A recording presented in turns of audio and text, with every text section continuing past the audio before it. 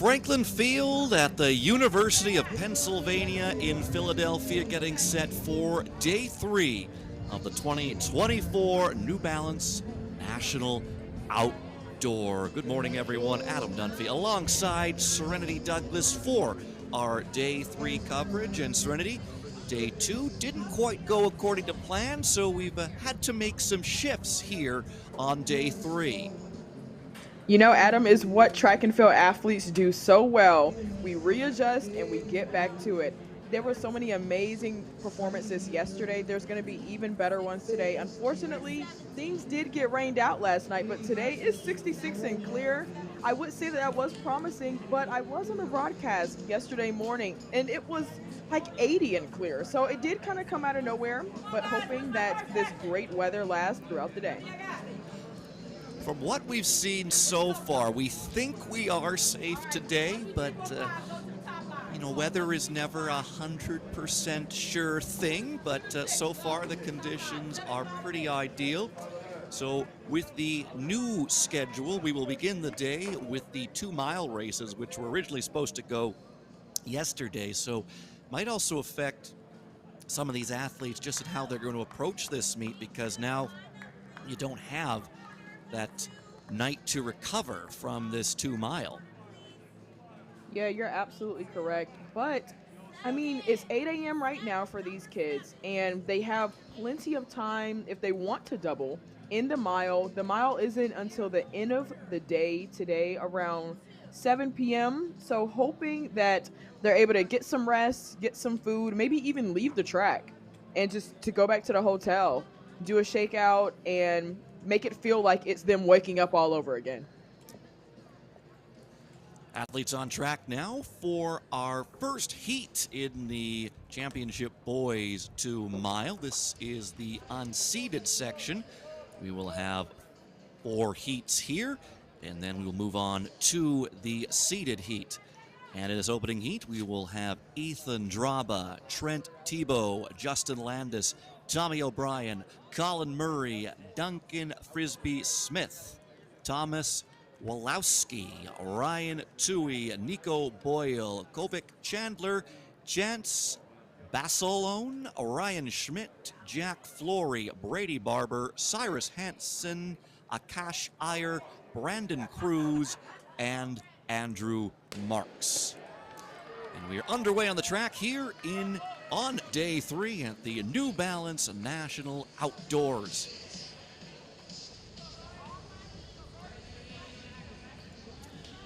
We have a couple of scratches here. No Ethan Draba, Brandon Cruz, or Andrew Marks. So perhaps just adjusting their plans for this weekend with the change in the schedule. The athletes will converge on the inside.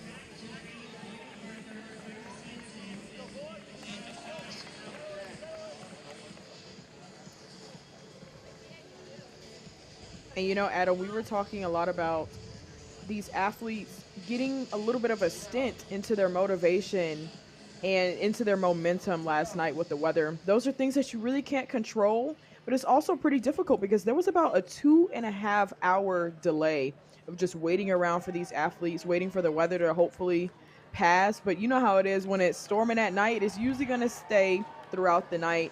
So hopefully these athletes were able to refocus in for this morning. Nico Boyle takes him to the first lap in 1:11:48. Justin Landis right behind him. Trent Tebow, Brady Barber, Chance Basolone. Those are your top 5 through the first lap. Nico Boyle, the senior out of Connecticut.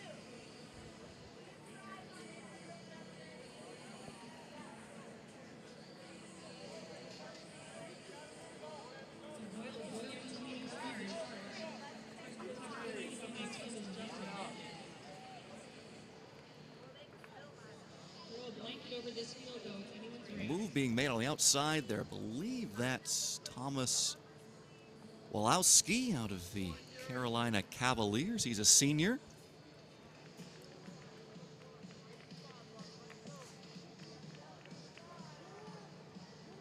still a very tight group as they're out across 3 lanes right now. And it is Wozlowski who now leads through 2 laps. He brings them through in 2:23.58.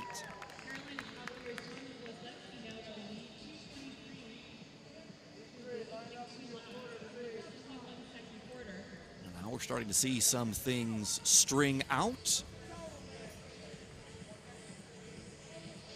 But still, no one has lost touch with the group. Tucked in there in second right now, Duncan Frisbee Smith.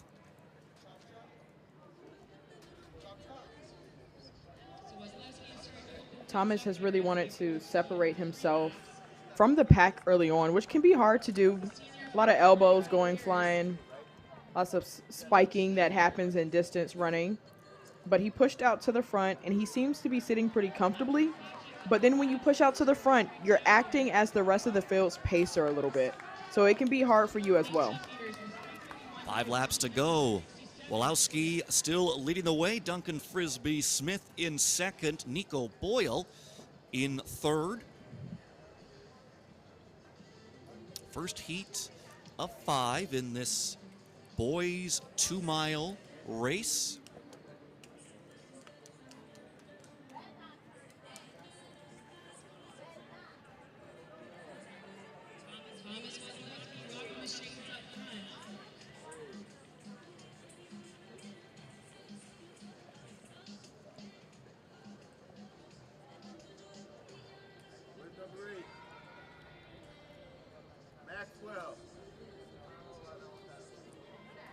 Coming up to the mile split.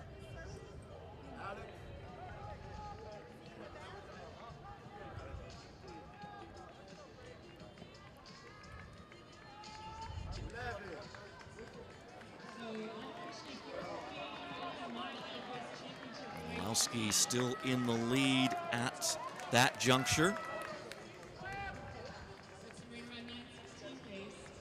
4:39.85 the opening mile. Duncan Frisbee Smith still in second. Ryan Toohey has moved up to third. Colin Murray, Nico Boyle. Those are the 5 athletes who come through the opening mile in the 4:40s.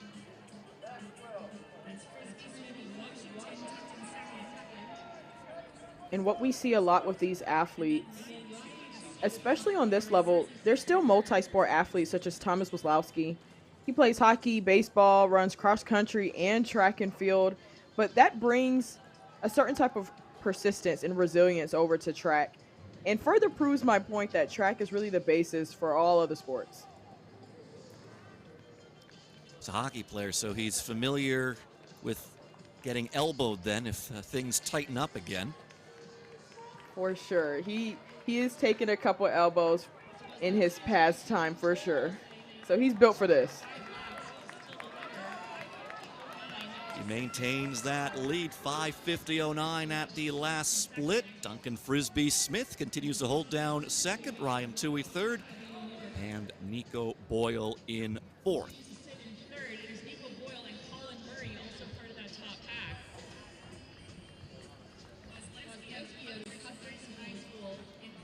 Wozlowski kind of bided his time through the opening lap, came through in 12th position. Then we saw him make that move to the outside, and since he did that, he has held down the lead. But Duncan Frisbee Smith also made a move to the outside. He's tucked himself into second place, where he has held on to that position for quite a while. Now we see if he's going to make his move into the lead as he moves to the shoulder momentarily of Wozlowski as they go 2 lanes wide. And now he will ever so slightly, now more so, pull into the lead, and we'll see what Wozlowski can do to counter as he's got a few challengers now. Well, Duncan Frisbee Smith now leading the way. Wozlowski back in fourth And Duncan was really just sitting on the hill of Wozlowski about 2 laps ago, so still steady playing it. And he started to just increase every single lap. It was very progressive for him. We have seen the distance kicks all the time, but this is a 2 mile, so this distance kick isn't coming as early as right now. It's still a progressive increase. So it's Ryan Toohey in second right now. Wozlowski now in fifth, but still within striking distance of that top group behind him. That's where the gap has developed. Frisbee Smith has a PR of 9:12.60 for 3,200. And they will hear the bell here. Duncan Frisbee Smith leading the way into the final lap.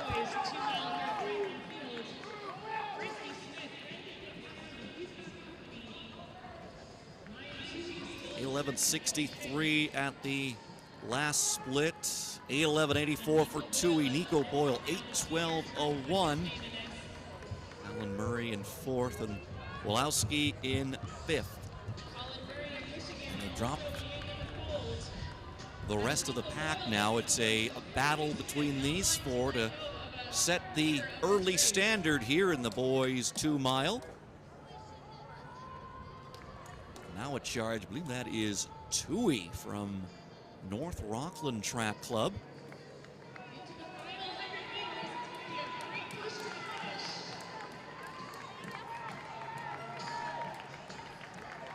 So it's opened up on the back straightaway, and we have our early leader, it was Colin Murray who made that breakaway. He posted time a 9:13.63.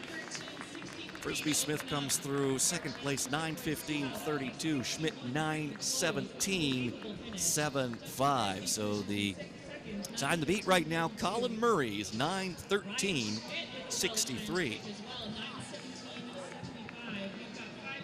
And you know, I was talking about that distance kick, and you saw it come alive that last 200 for Mr. Colin Murray.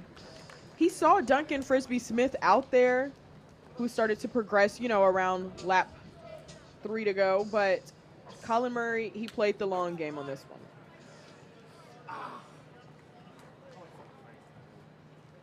Well, and the long game paid off for him. Now another long game develops as he has to wait and see what's going to happen in the next 4 heats here. There you see 9:13.63 for Murray. Duncan Frisbee Smith 9:15.32. Ryan Schmidt 9:17.75. Wozlowski, we saw a lead for much of that race. He will finish up in 9th place, 9:22.88.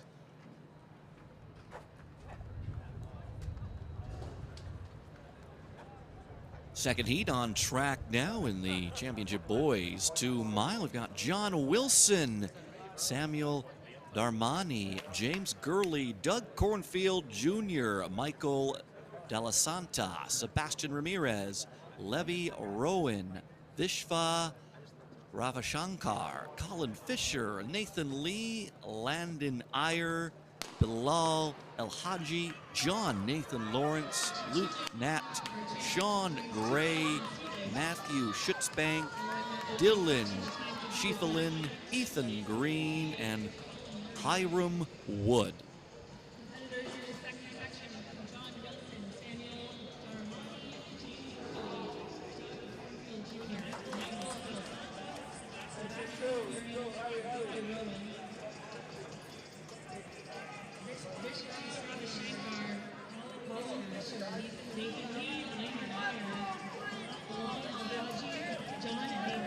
Out to the early lead, it is Sean Gray from Portsmouth Track Club.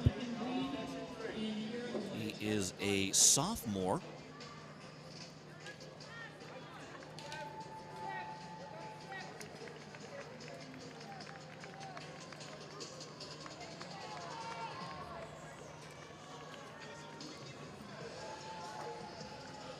And he's going to bring them through the opening lap.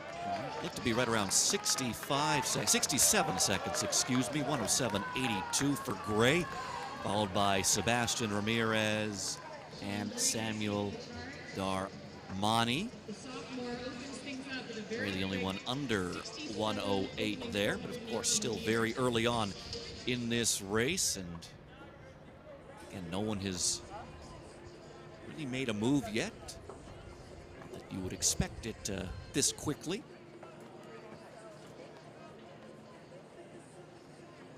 It's early on in the race and early on in the day.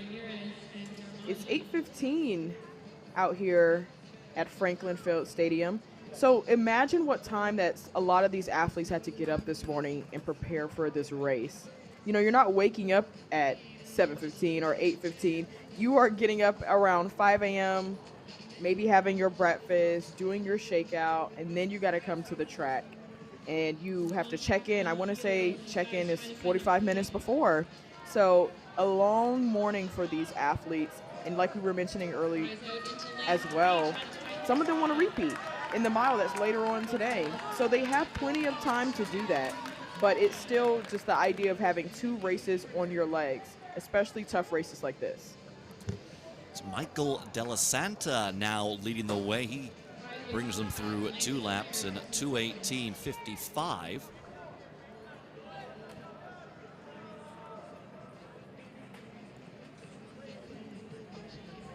So in the mix-up there, Landon Iyer.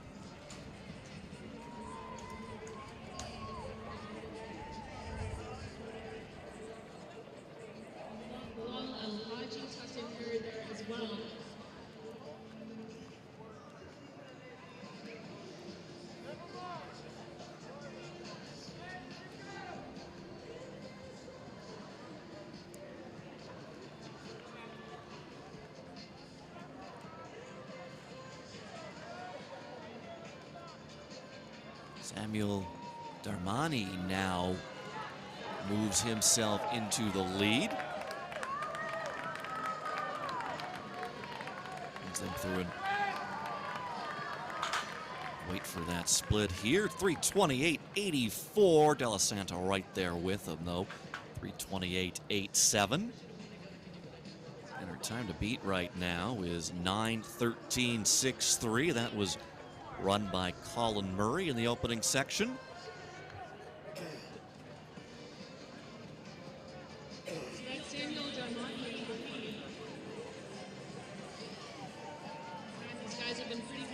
Darmani, a senior from the Springboro Club.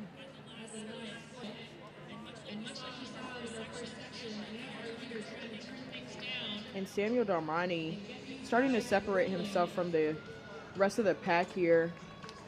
He's out there in front in the blue from Springboro out in North Carolina. And he has a mile PR, at least indoors, of 4:27. 2-mile PR indoors as well of 9:11. So he has this experience, but now he's getting some pressure. And that pressure is coming in the form of Levy Rowan, who is now moved into the lead. Rowan, a senior out of Missouri.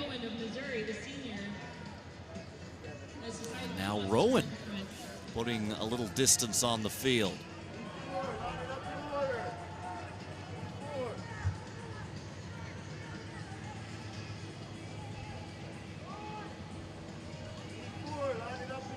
El-Halji has also put himself in the mix here, running shoulder to shoulder with Darmani right now. Now actually is pulled ahead of Darmani.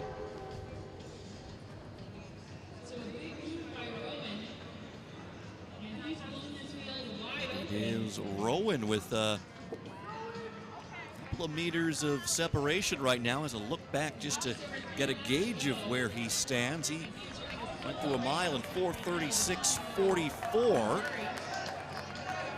5 laps in 5:41.64. El-Halji 5:43.25, and then Della Santa through 5:44.25.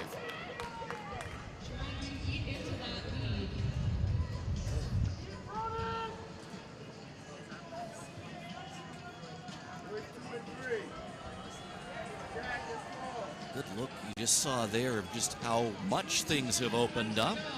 Rowan in the lead, El Hadji holding down second, and he's got some room to work with behind him, but we'll see what he's able to do to try and reel in the leader, Rowan.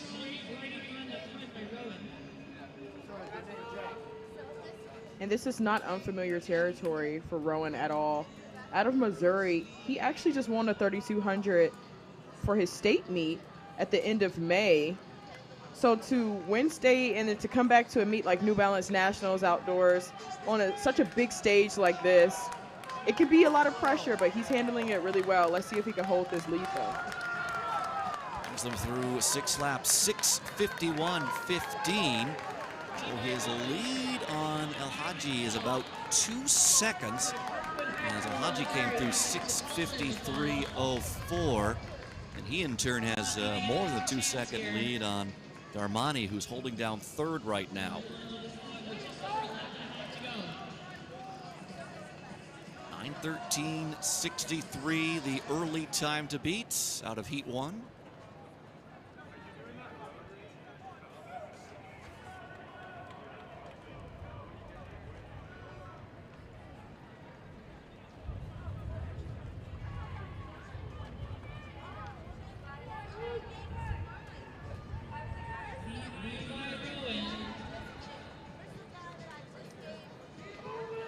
Lead for our leader Rowan just increasing as he is about to hear the bell.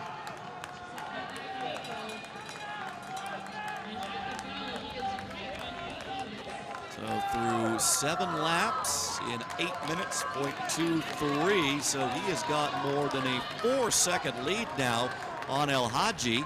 8:04.81 through 7 for the Latin Track and Field Club Junior. El Santa holding down third, 8:06.43, but he's got some company there. Sean Gray, 8:06.58.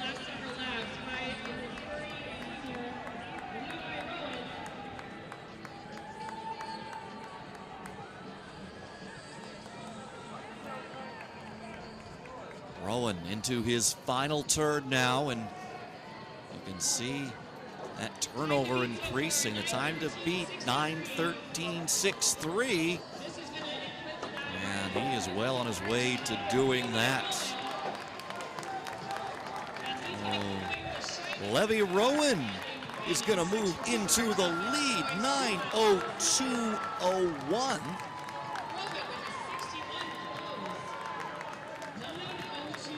And then it was Sean Gray coming in for second, 9:11.06. Stella Santa, 9:11.55. Ramirez, 9:11.84. Then El Hadji, who looked to be pretty strong there in second, ends up in sixth, 9:14.84.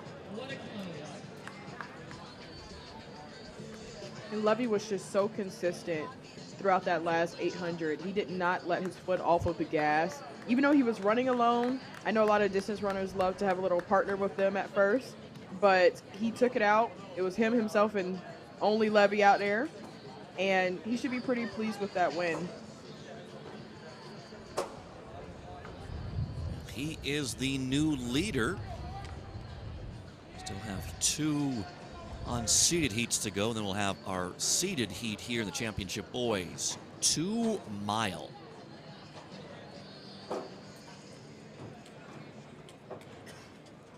Heat 3 on track now. We've got Braden Ebert, Caleb Prettyman, Ryan Sykes, Nate Carmody, Sam Scott, Maxwell Friedrich, Matthew Schroff, Alex Kemp, Connor Clifford, Caleb Tenney, Andrew Wilcox, Chase Burton, Blake Baker, Roman Sirpina, Connell Alford, Malcolm Oakes, Jake Pasalugo, and we have a couple of late scratches in Samuel Trumbull and Aaron Broderick.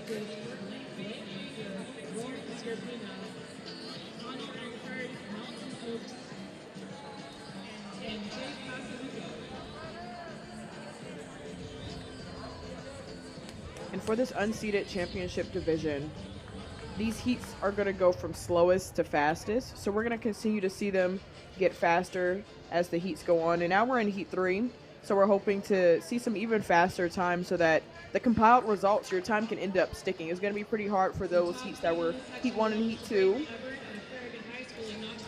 And then we have the seeded division right after this as well. Early leader Malcolm Oates out of Convent and Stewart Hall. He is a senior. He brings from through the opening lap in a 109.63. Caleb Prettyman second, 110.24. And then Connor Clifford, 110.31.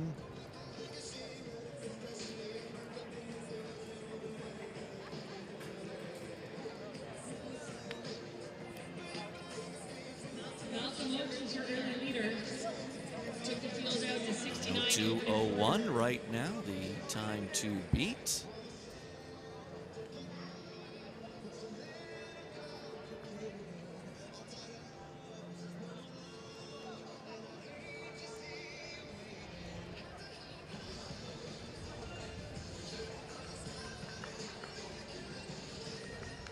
Caleb Prettyman sits in second at the moment. He's a senior. Oates continuing to lead the way here.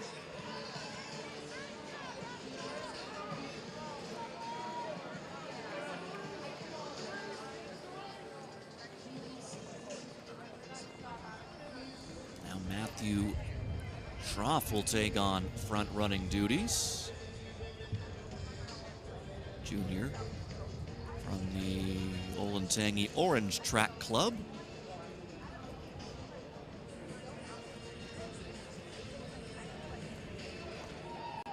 The junior Matthew Schroff now to the lead.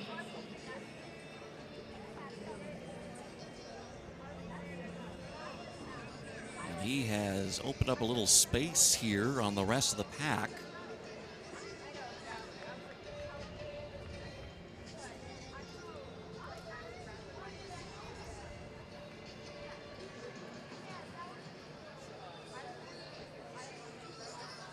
So rinse and repeat. We've seen this in the last several sections.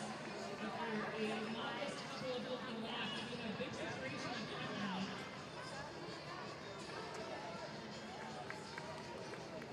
So Schroff going to work early here. See if he's able to maintain this pace and this position. 2:17.47 his last split. Excuse me, that was his split from the previous lap. Just waiting on confirmation of that third lap. And now he's got some company in the form of Connell Alford, senior out of Michigan. Those two up front. But a 10-year advantage over third.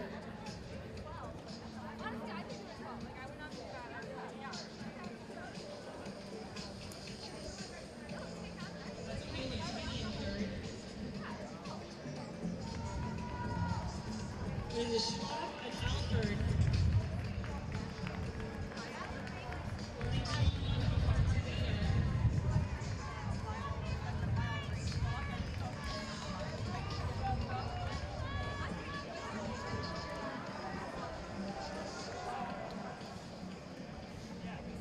Schroff brings them through a mile in 4:30.22.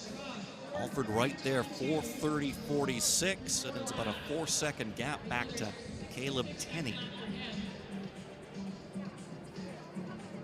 And Connell Alford out of Michigan sitting there in second. The senior, he's committed to Syracuse University, so he's not going to have to go too far from his home city of Michigan. Also, a pretty good distance program up there as well. Now, they've produced a couple decent distance runners.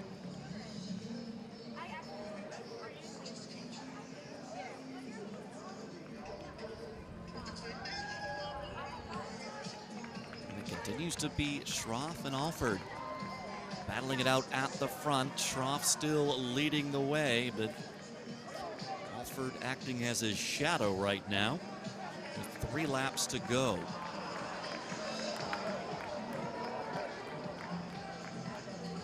5:39.54 for Schroff, 5:39.77 for Alford. And then Caleb Tenney running on his own right now in third. Tenney, a junior from St. Vincent Pallotti. That was Sam Scott. There is Sam Scott leading that chase pack at the Minneapolis Track Club. He is a senior.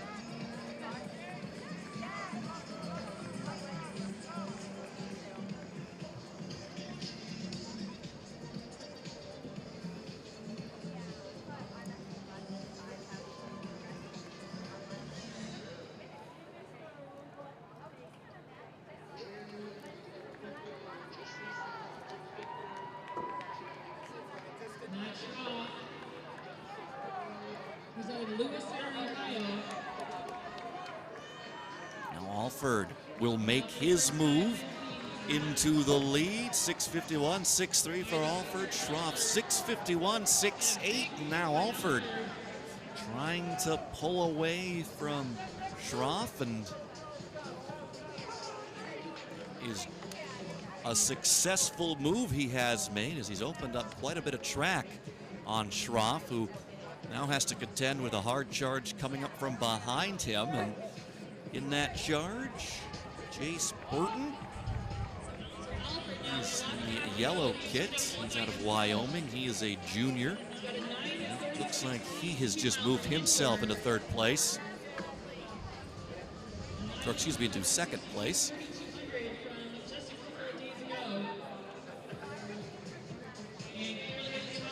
And look at the lead that Alford has just made between him and the rest of the pack. He's actually been seen on the USA cycling team as well. So he has plenty of leg strength as he heads into that bell lap. He comes through 7 laps in 8 minutes, .83. He's got about a 2.5 second lead now on Burton. Schroff fourth at that last split.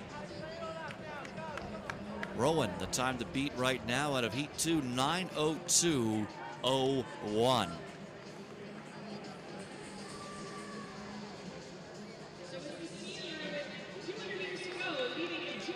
Alford isn't out of the woods yet. Looks like he's going to have to face down a pretty good charge here from Chase Burton. Ryan Sykes also in the mix. Sykes, Horace Greeley Track Club in New York. He is a freshman.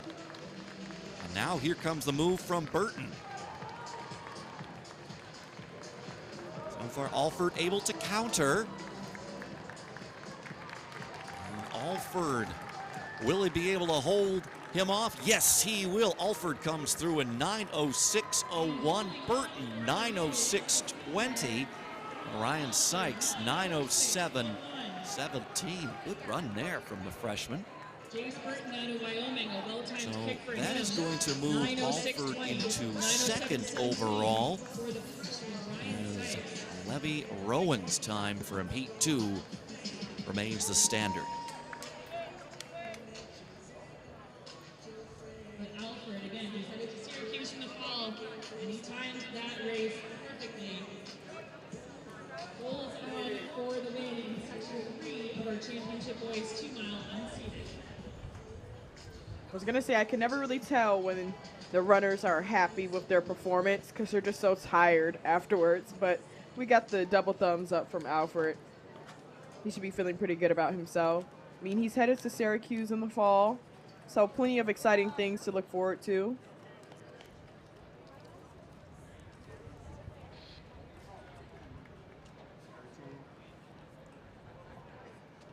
Heat 4 of the Championship Boys 2-mile unseeded section on track next. We'll have Caden Dendorfer, Jack Beckstrom, Paul Moore, Alex Fisher, Luke Pash, Grady Len, Brendan McMahon, Kyle Grove, Ryan Smith, Jackson Shodel, Henry Koike Sierra, Ryan Leslie, Douglas Antaki, Liam Jordan, Hayden Goodman, Michael Braun, Seamus Larnard, Claudel Cherry, and Silas Gartner. Silas Gartner, excuse me.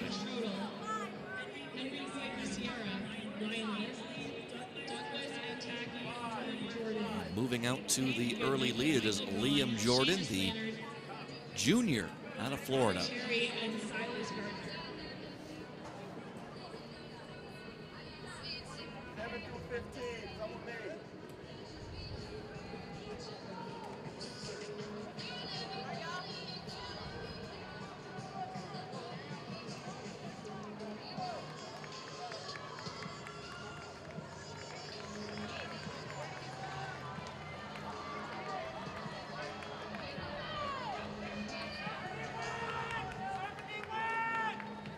That's Alex Fisher, the sophomore. Pardon me, it was Alex Fisher who got out to that early lead. It was 4, not 14. So Fisher brings them through the opening lap at 1:10.57. Right behind him, Jack Beckstrom and Caden Dendorfer.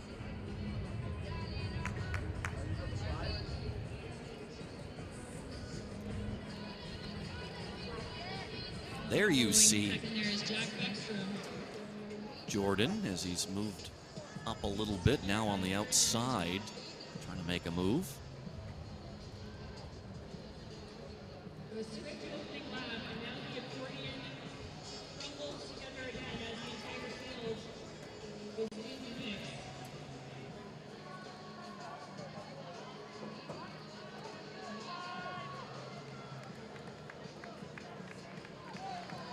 Fisher continuing to lead. He's followed by Beckstrom, and now the move made by Liam Jordan into second. Fisher through 2 laps in 2:20.11. Jordan 2:20.17.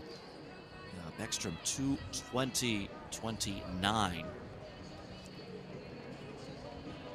It's Kyle Grove to the lead. Grove is senior out of Indiana.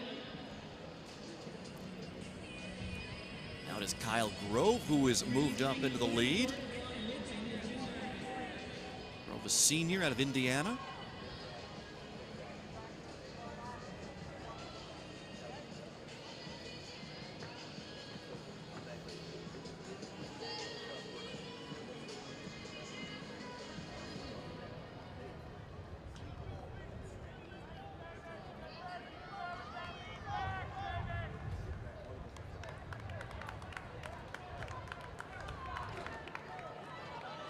So Grove deciding he wants to take control of this race.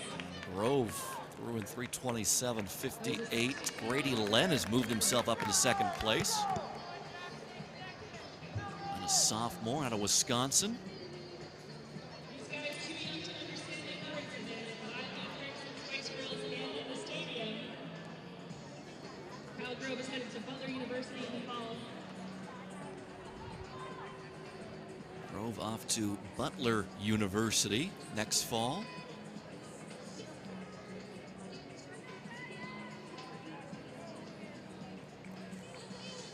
Time they're all chasing down. 9:02.01, run by Levy Rowan in the second heat.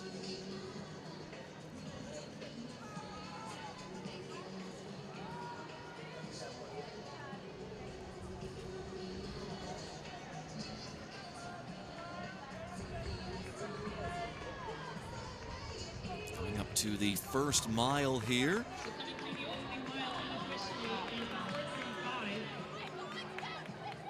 4:35. 4:37.10 is what Len brings them through in. 4:37.18 for Jordan. So there are at least 6, 7 through in the 4:37 range, as you would expect, as it's very tightly packed still towards the front.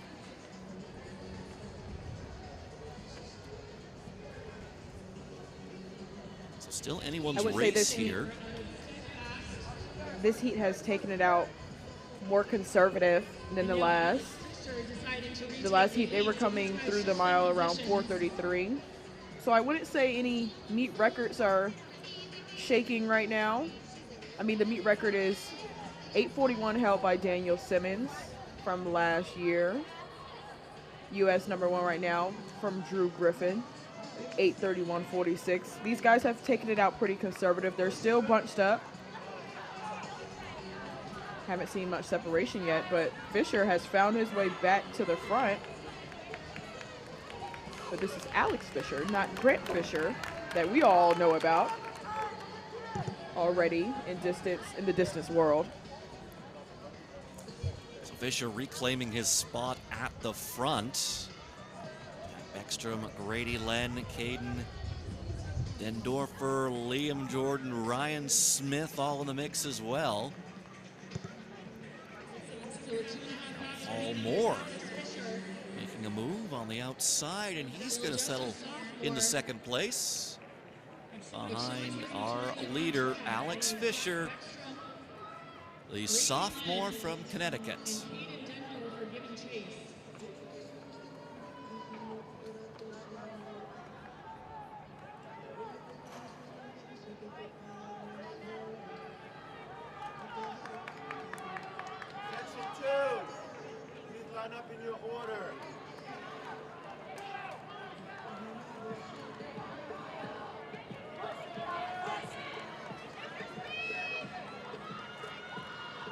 Fisher brings them through 6 laps, 6:52.30. Paul Moore from the Jackalope Track Club, 6:52.54 for second place. So he has moved himself up from 9th to 2nd.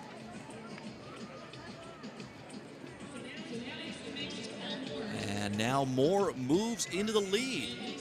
Moore, a senior.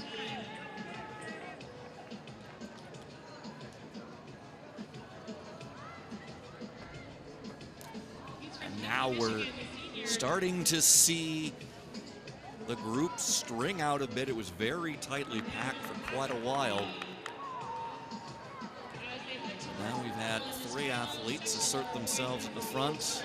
It's Paul Moore, followed by Alex Fisher, and they're going to hear the bell here.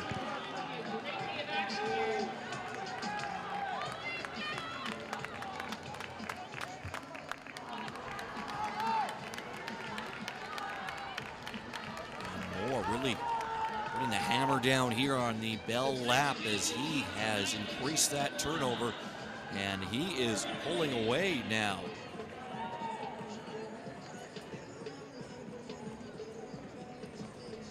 Fisher has fallen back into 4th place.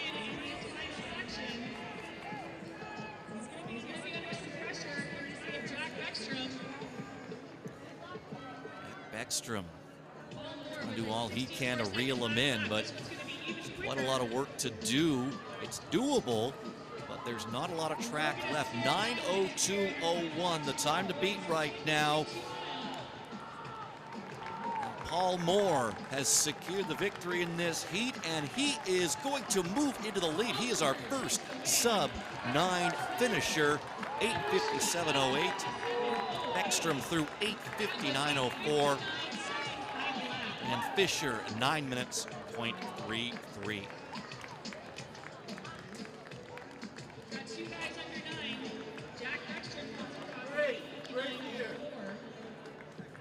And right at 9 minutes, Alex Fisher, still just a sophomore, rounds out the top 3 in section 3 of our unseeded boys 2-mile championship race.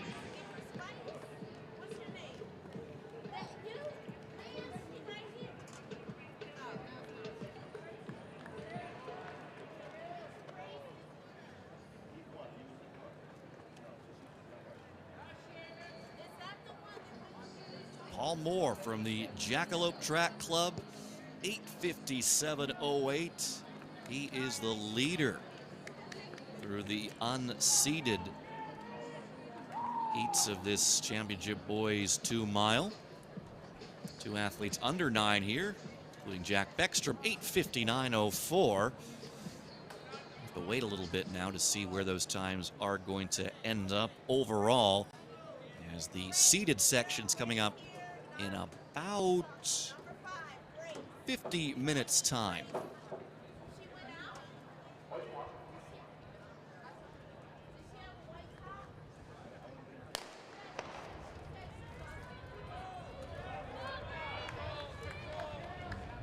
We're underway now in our girls championship 2-mile unseeded section. We have Grace Aldrich, Ann Catherine Brown, Jane Lynch, Lauren Augustin, Caitlin Jang, Ava Karuski, Whitney Bruch, Lillian Deskins, Cami Lowinger, Brenna Jord, Julia Radjenovich, Lauren Birmani, and Lainey Ali.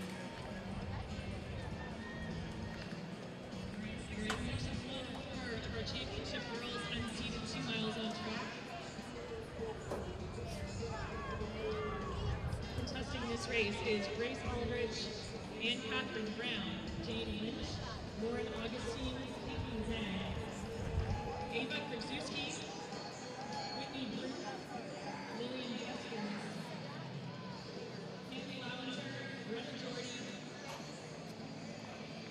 Julia Rajanovic, Lauren Vermani,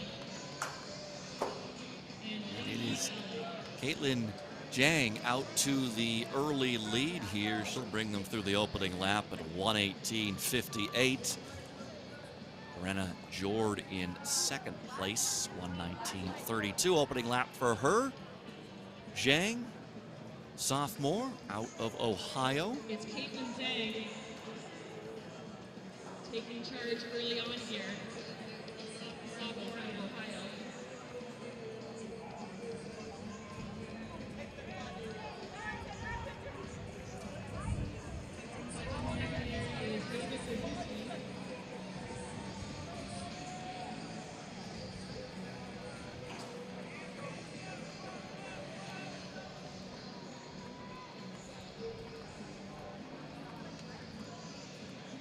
Now we see a breakaway of two athletes led by Jang.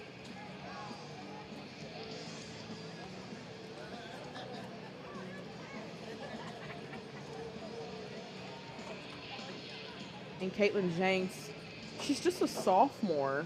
And to be in the championship division, I know that that could be pretty intimidating. And then to be leading it at that. But she just looks so bouncy, so smooth. It's always really hard to say, like, from the beginning if they're going to keep it. Because I have so much faith, but the pack looks far behind right now. But they will close eventually because that's just usually how distance races go. But she's out of Ohio, so she's traveled far and wide, and I think that that just speaks to how New Balance Nationals usually is. So many athletes from all over the country come here to race, here at Franklin Field, all the way in Pennsylvania. So it's great experience and great exposure. Absolutely, as you mentioned, she's a sophomore, so just really starting to probably experience just racing at these types of events. As he's got Ava Kazuski from the Good Night Track Club tucked in behind her. Kazuski, a senior.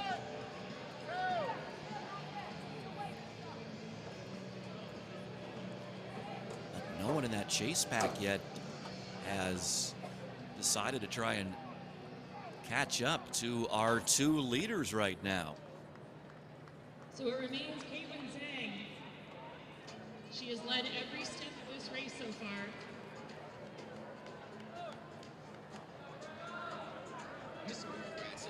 So a 4-minute point 13 split for Jang through the opening 3 laps. Zuski right behind her. Just only half a second back, and then there is a 3-second gap back to Brenna Jord of IMG Academy, another sophomore in this race.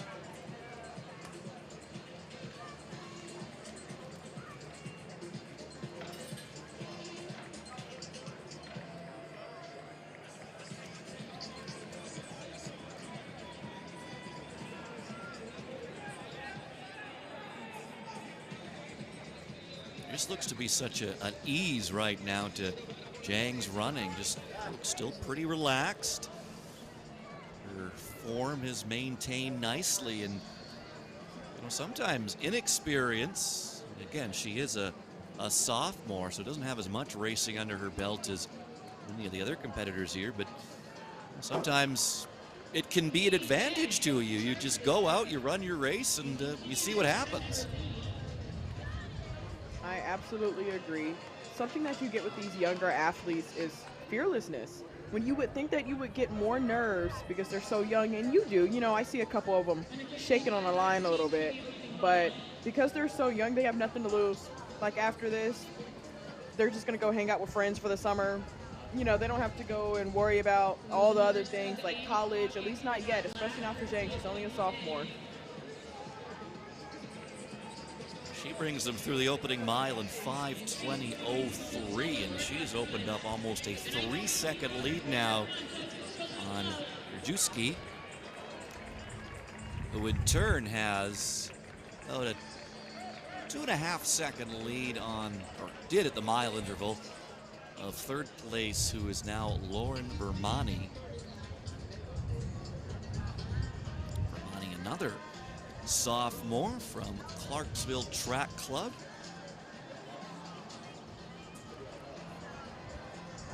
And this lead just continues to grow for Zhang.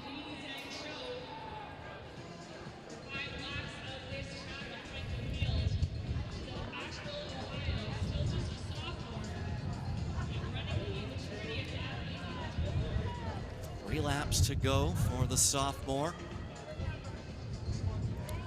6:42. And now she has opened up a 5.5-second lead.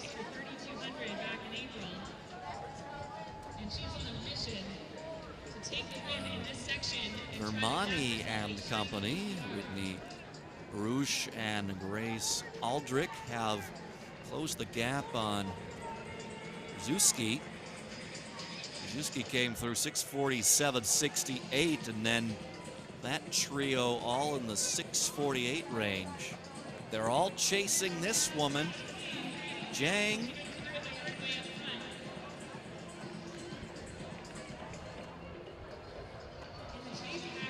Look at that gap. I love when they pan out because you can't really tell just from being up close on her how far behind this field actually is. She has nearly opened up by 100 meters, and she just is still so bouncy. My legs would be giving out from under me at this point. Somebody would have to scrape me off of the track, but she just looks so smooth. There is this nice fluidness to her stride, and it's clearly working for her. She now has 2 laps to go, 8:06.07 through 6 laps. And the lead now just around 7 seconds, and it is Lauren Vermani now who has moved into second. And she's being joined by Grace Aldrich, also 8:13 for her through 6 laps. 8:13.01 for Vermani, 8:13.34 for Aldrich.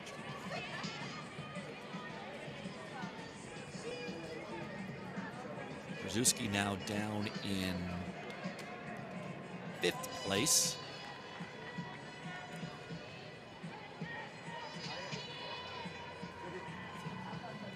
So 3 of the top 4 right now, sophomores. Grace Aldrich in 3rd. She is a junior from Coconut Grove Track Club.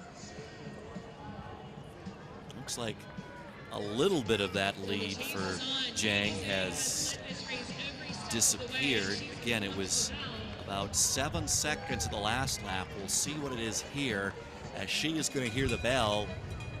9:29.36 for Zhang.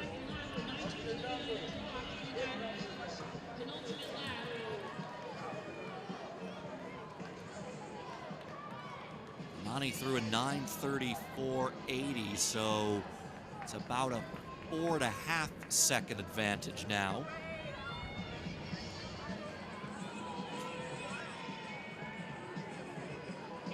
Still quite a bit of track to make up and less than a lap to go.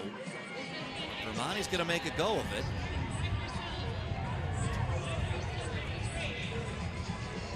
Might be too little, too late.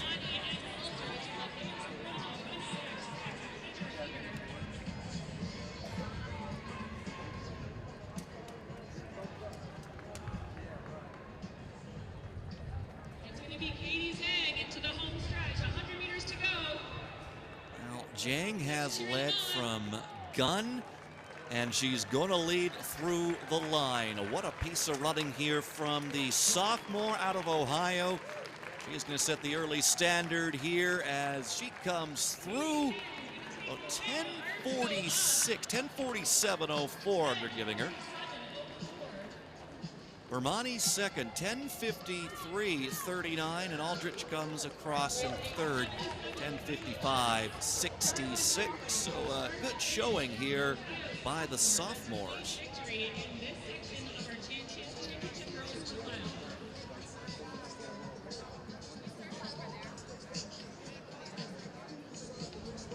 Great close there by Vermonti as well, 10:53.39.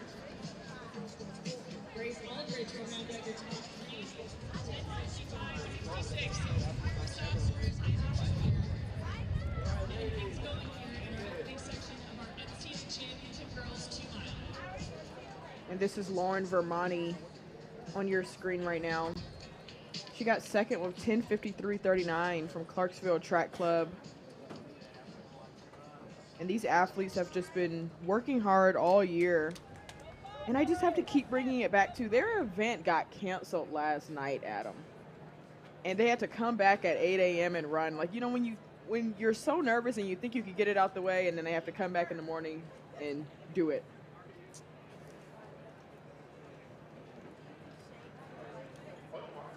Now you have your race plan, you've got your whole day planned out, and then Mother Nature decides to enter the fray.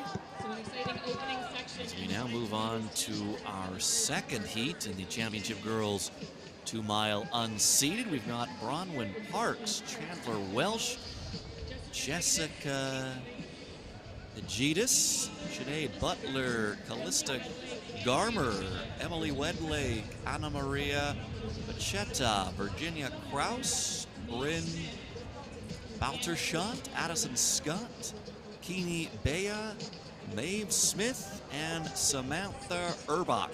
We have a handful of girls who did scratch, as you just alluded to, Serenity. The 2 mile was originally supposed to go yesterday, but the weather played a factor. There's a long break, and it was pushed to this morning. So some of these athletes perhaps just making some last-second adjustments to their schedule here at the 2024 New Balance National Outdoors. You're absolutely right. And I have to bring some recognition to the parents as well. What if they only got the hotel through yesterday? And then their race got canceled. So, like, what do you even do at this point? You either scratch or you pay for another day? That's tough. With a 77 opening quarter, she's part of that great elite program in Knoxville. Callista Garmer, our early leader. She ran 10:49.12 for She's a sophomore. She is from OC Elite. And already we've seen 2 groups establish themselves. It is Baltershot and Urbach giving chase. And Virginia Kraus Moving in asserting her to the lead. I believe that was Chandler Welsh out of North Carolina. She is a senior.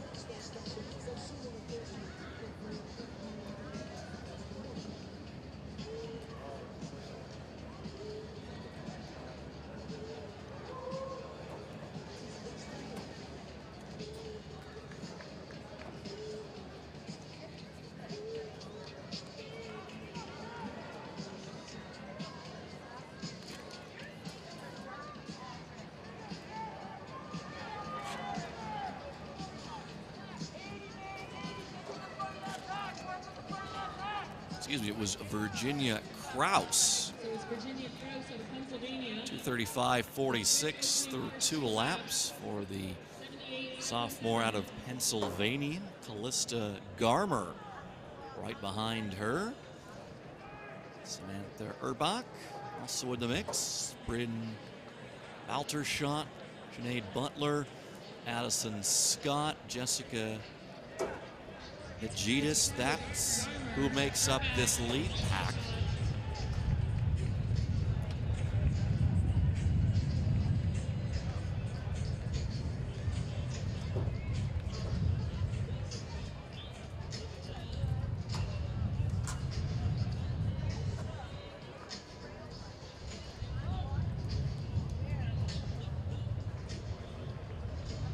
Time to beat right now, 10:47.04 from Caitlin Jang in the opening heat. It's a 7-athlete race as they approach the completion of 3 laps. Through 3 laps here, Kraus continuing to lead the way. 3:56.01 split for her.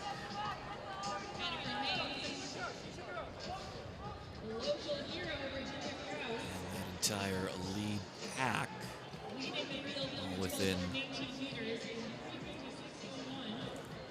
3:56.01. 3.5 seconds of each other. Actually 4 seconds of each other.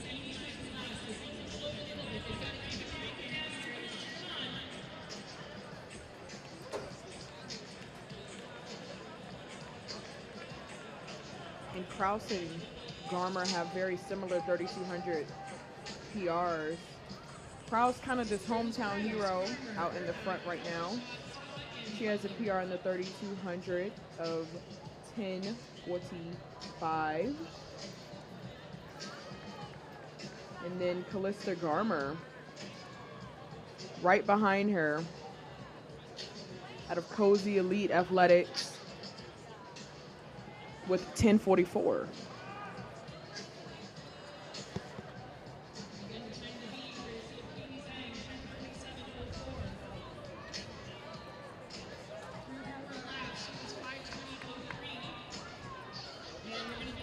And now it is Samantha Erbach who will move into the lead. Brings them through the opening mile in 5:17.44.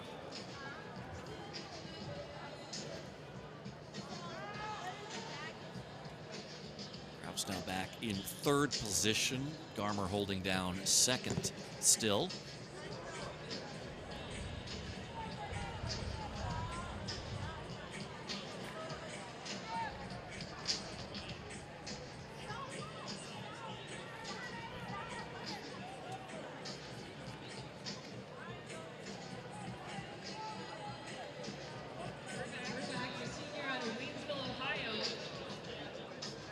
Kraus, we saw lead this race, now back in 5th place as our lead group of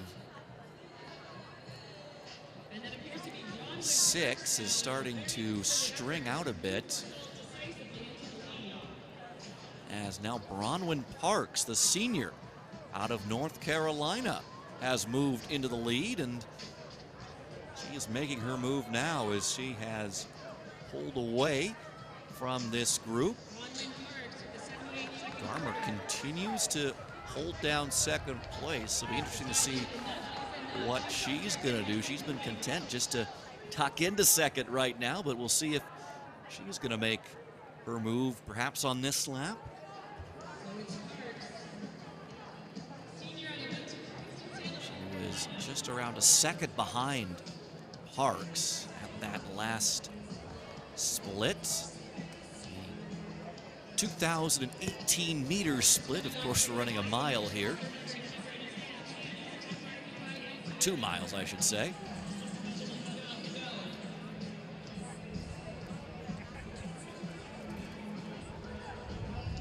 And Brown Parks out of North Carolina, she's going to be taking her talents to Cornell University.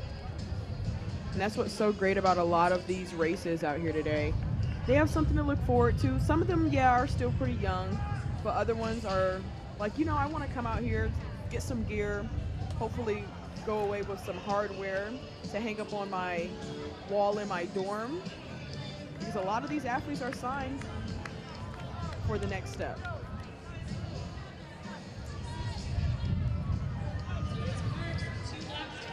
Parks brings them through 6 laps at 7:59.36.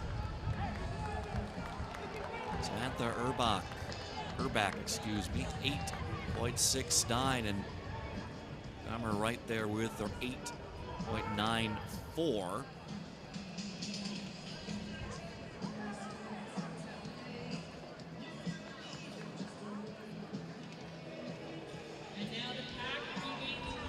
And now they have swallowed up Parks.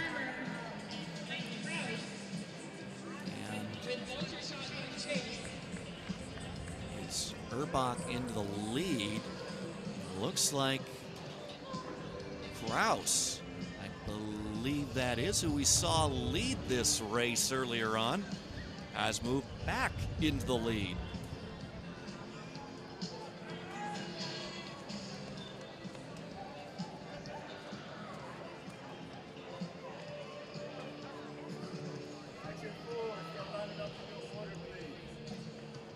Urbach has moved back into the lead now, so it looks like it's going to be a good battle between those two. And Garmer still in the mix here, as she has been throughout this race. 9:22.01 for Urbach, 9:22.45 for Kraus, 9:22.94 for Garmer. And Bryn Ballershot was 9:25.31, but now, as you can see, it's Urbach who's opening things up. You heard that bell, and that was the signal to go for the Waynesville senior.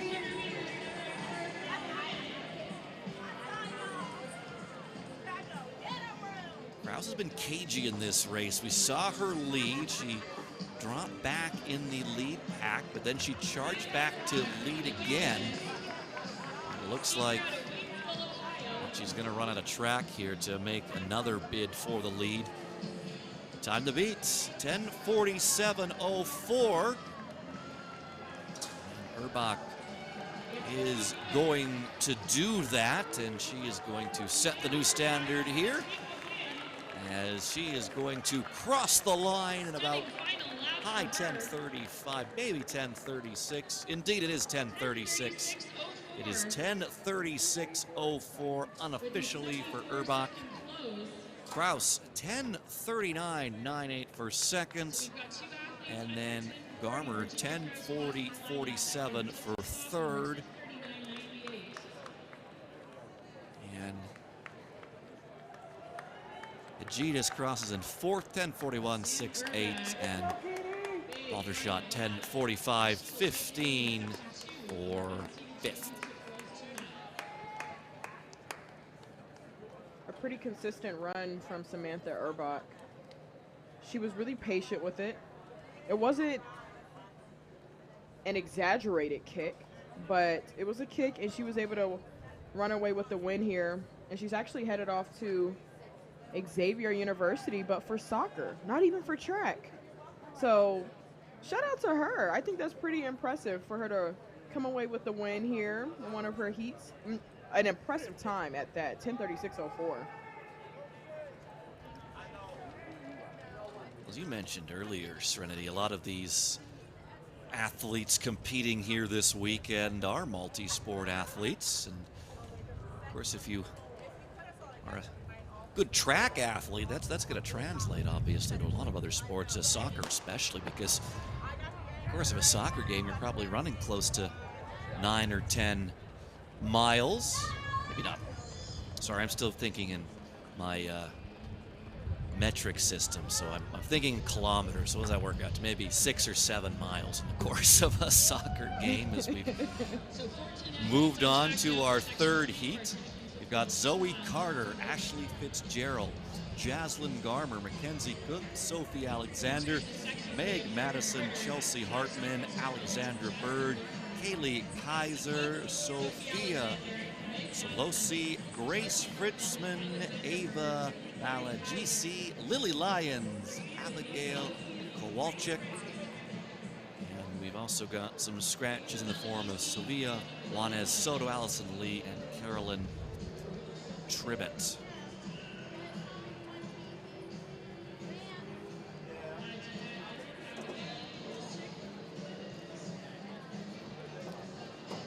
And an early move here. We have another Cozy Elite sophomore, Jocelyn Garber,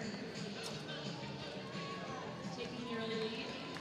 And it is Jaslyn Garmer who has made that early move. She comes through the opening lap at 1:18.61, so already opened up a second advantage on the field. And these girls are not messing around. 78 seconds for the opening lap for Jocelyn Garber. We just saw her sister in the last section.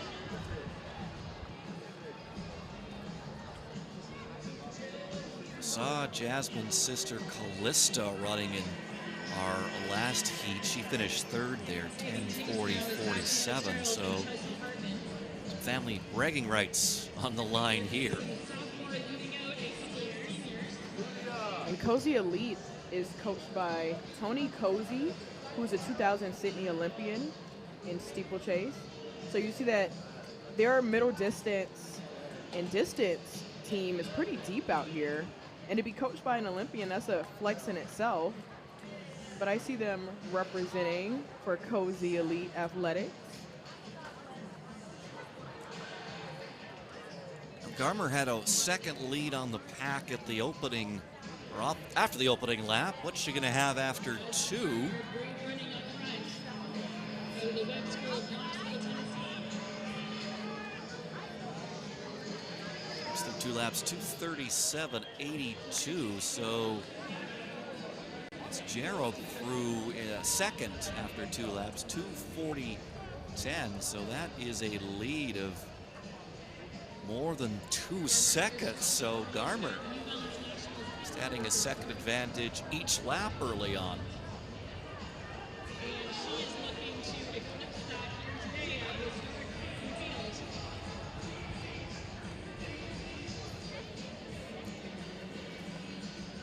Garmer, a sophomore.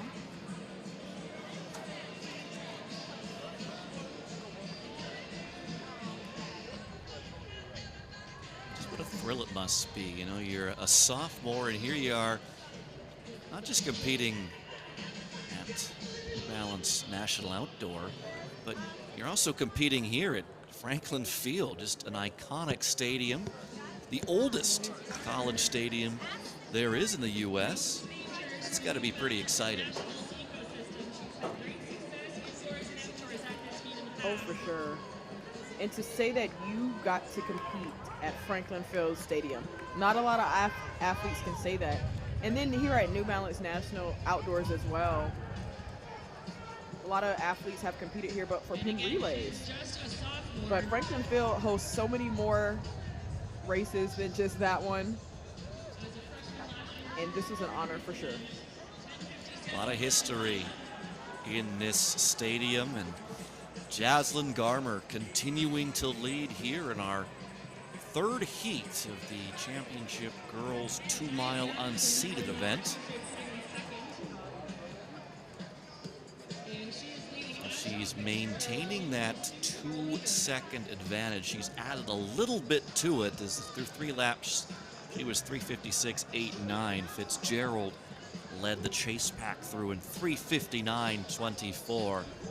So there is quite a few racers here who were on that 3:59 at that lap, but now the pack starting to creep in.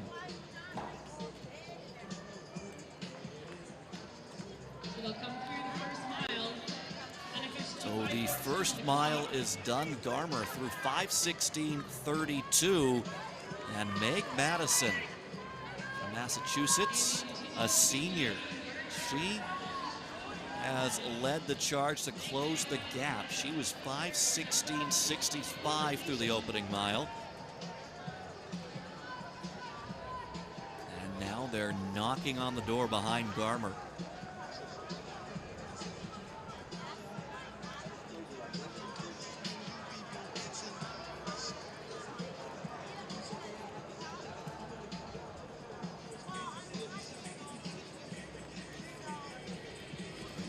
Continuing to lead, but that lead has dwindled.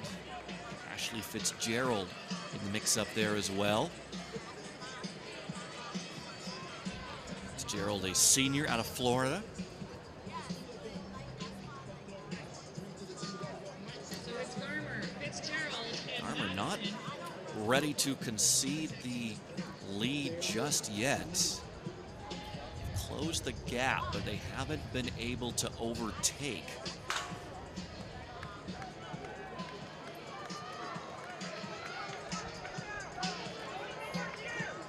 Fitzgerald looked down at her watch to get her pace.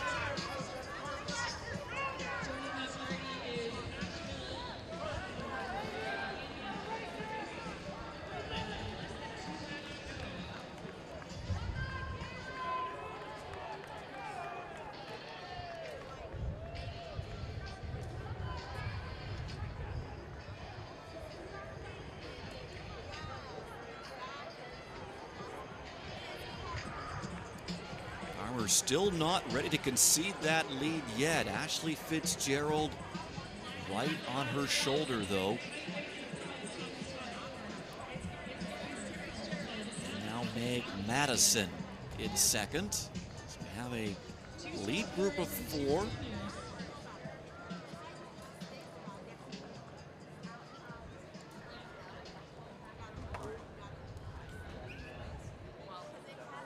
so our athletes will enter the home stretch for the penultimate time.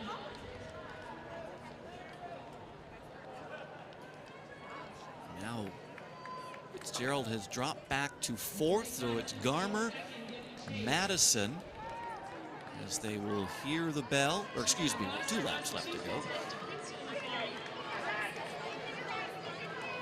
And it's Sophie Alexander right now, sophomore out of Asheville, running in 3rd. And Ashley Fitzgerald trying to stay up with this lead pack.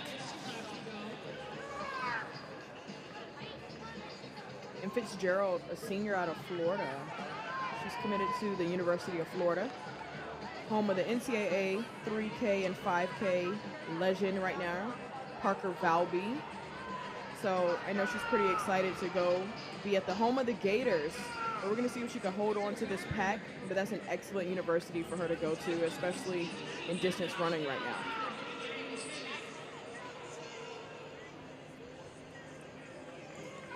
She's running on her own right now. She's dropped back from that lead pack, although now the chasers are right on her tail. But it continues to be Garmer out at the front. Meg Madison 2nd, Sophie Alexander in 3rd. That is your lead pack, and now Madison And now the athletes will hear has the to bell. make her move as they hear the bell, but Garmer able to counter that. Look back there from Alexander. Holding on to that challenge. Still try and stay with these 2 leaders.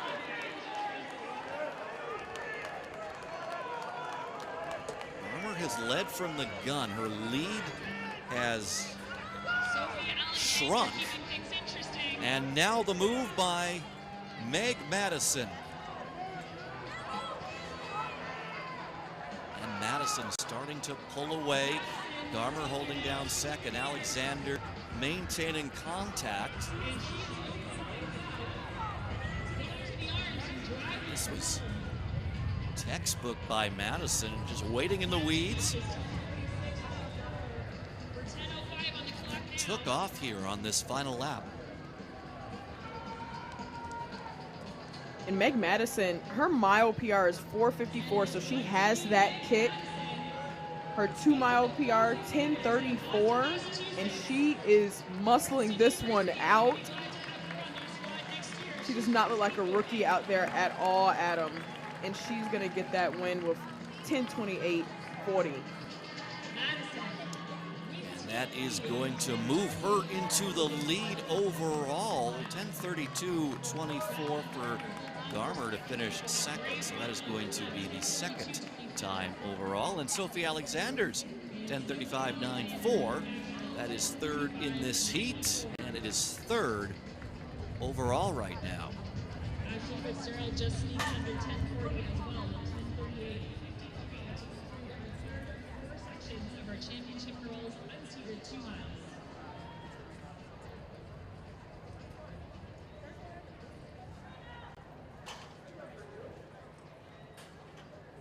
Great run from Meg Madison. I don't think I was expecting that one. She really came out of nowhere with the bright pink top. But in 2021, she was named Gatorade Massachusetts Girls Cross Country Player of the Year. So high hopes for her and for her future, but that was a great run from Madison, who is now in the lead. Our fourth and final heat on track now with the championship girls 2-mile unseeded. We've got Sadie Adams, Anna Carruthers, Lucy Cook, Blair Bartlett, Julia Score, Evelyn Rogers, Claire Peterson, Natalie Barnard, Juliet Forstrom, Karina Bird, Dana Lair, Elizabeth Butler, Molly Weithman, Ellie Velasquez, Charlotte Tewksbury, Lily Strabel, and Selma Anderson. Evelyn Rogers, Claire Peterson, Natalie Barnard, Juliet Forstrom, Karina Bird, Dana Lair, Elizabeth Velasquez.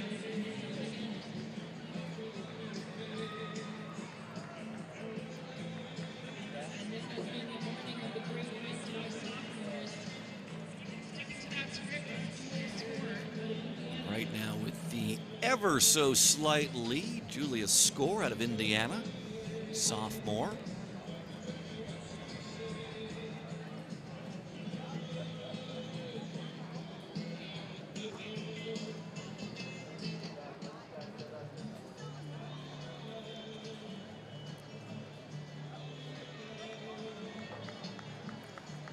They're running 3 wide right now at the front.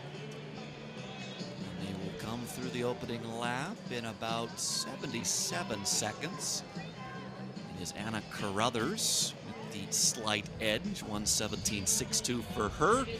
Score 1:17.67. Blair Bartlett, 1:17.81. And then Juliet Forstrom, 1:17.98 is also in the mix. Lucy Cook, Dana Lair, Natalie Barnard, Evelyn Rogers, Selma Anderson, although at this point, pretty much the entire field is in the mix as we just have one big group right now.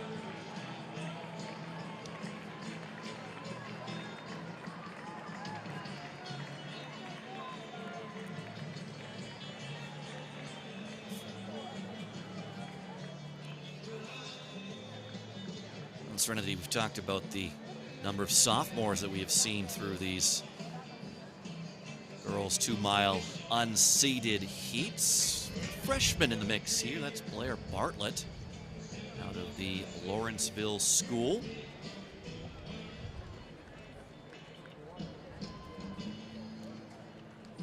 I mean, the only way to get the good experience is by running on meets like this, levels like this. You kind of just got to throw them in the fire and just see how they do. You might as well just rip the Band-Aid off.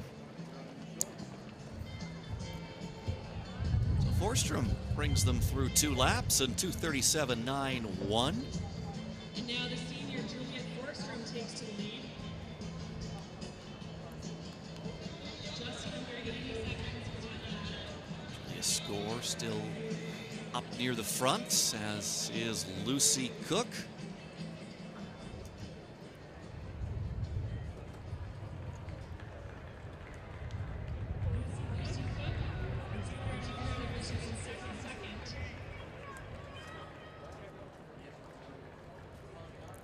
This heat, though, the polar opposite of what we saw in the last heat.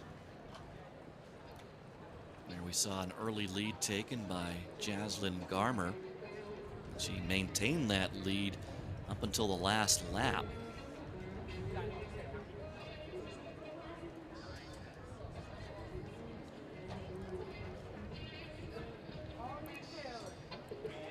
Right now we have a group that are all about within 2 seconds of each other as they come through 3 laps. It's Julia's score with the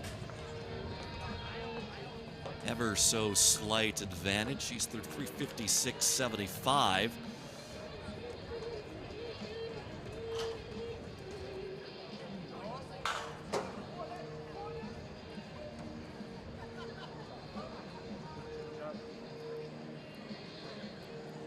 So it's Julia's score out of Indiana.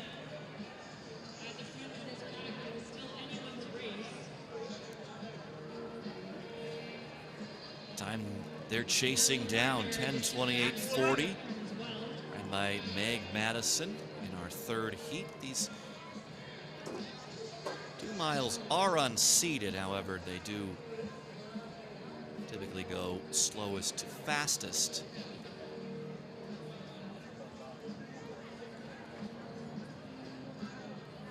Ellie Barnard leading the way now as they come out of that corner. And Barnard trying to create some separation here as they approach the first mile. Get their first mile split here to be around 5:15, 5:15.19. They come through in. Our current leader, Meg Madison, saw her come through a mile in 5:16.65, so about a second and a half under that right now.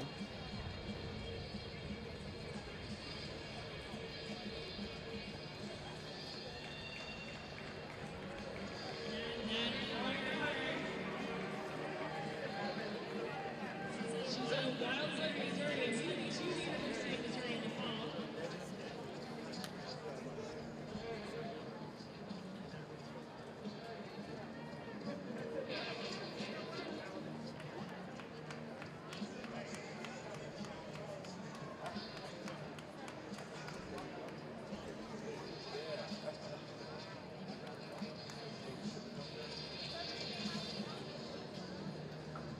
Barnard continuing to lead things here, senior out of Missouri. Still in the mix as well, not wanting to let go of his pack. And Barnard has been having a lot of success lately. Like you were saying, she's out of Missouri. She just won her state meet not too long ago. Early last week, a lot of these athletes have just continued to race. She walked away with 3 state titles. She broke her own 3,200 meter record that she set last year.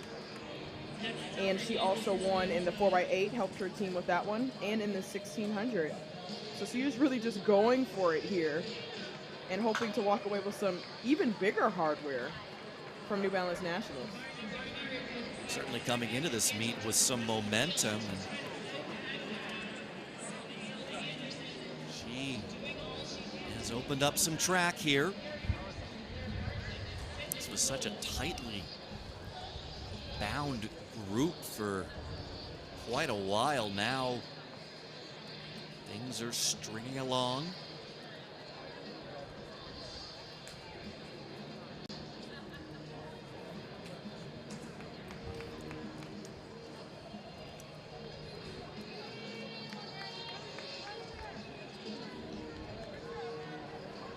Laps left to go. 7:49.41 through 6 laps for Barnard. Selma Anderson in second. 7:51.13. She's running right now with Claire Peterson.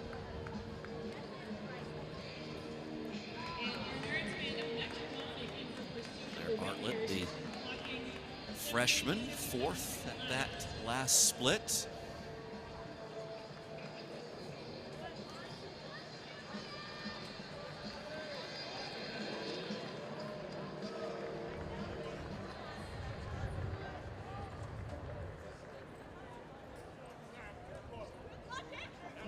Barnard just increasing her lead here as they enter the corner.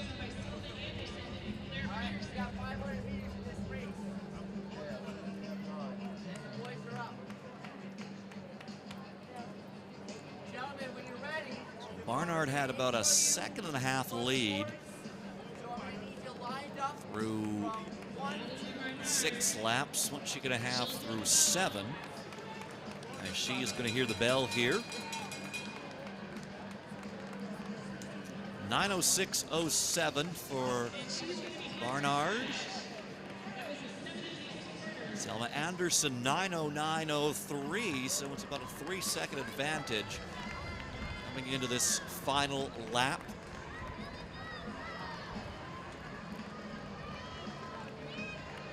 Anderson trying to pull away from Evelyn Rogers now. Barnard, Anderson, Rogers, and Peterson.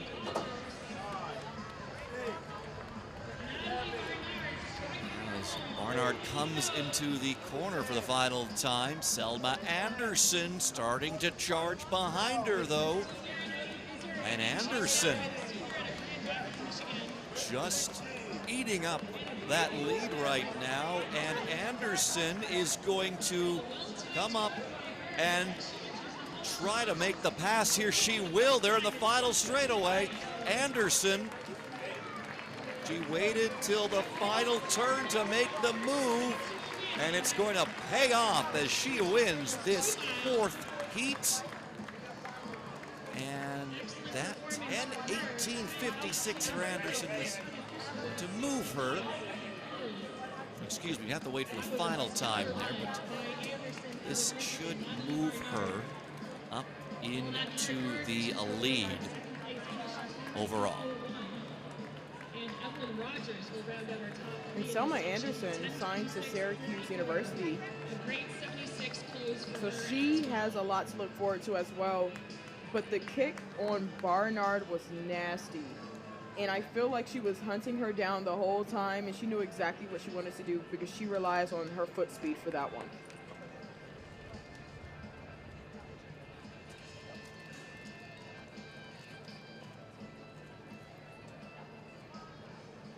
Just waiting to confirm the final times here. All right.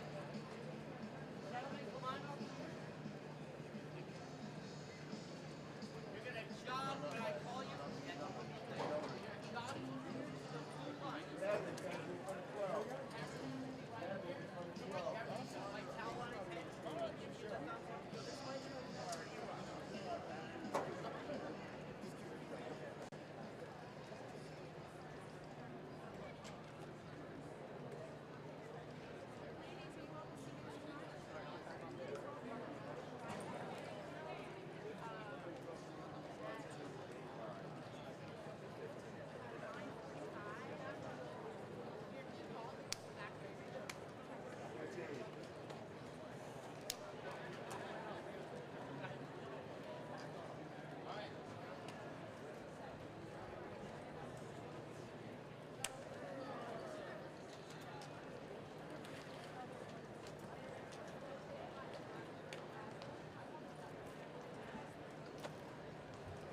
All right, folks, it's been a great kickoff to the morning, and after a delay last night due to weather, we have our 2-mile championship races on track and hot so far, and they're going to stay that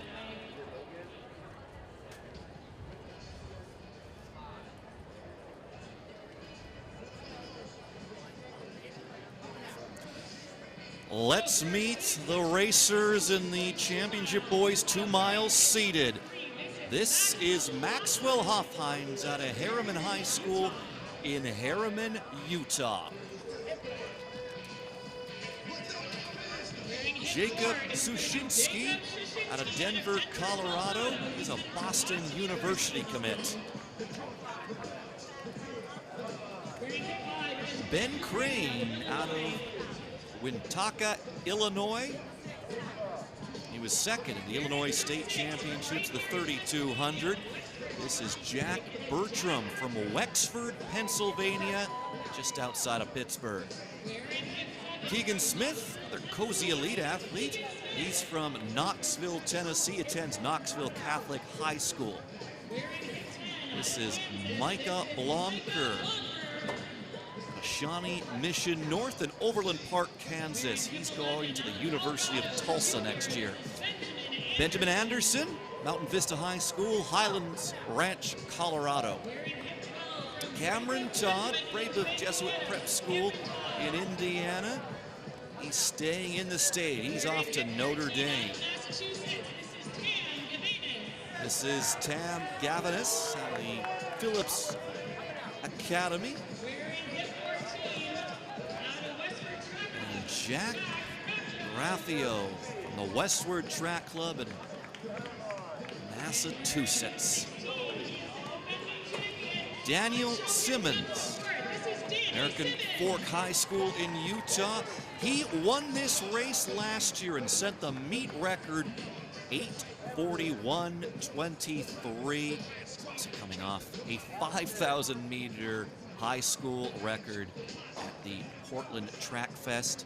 He broke the previous record by 9 seconds.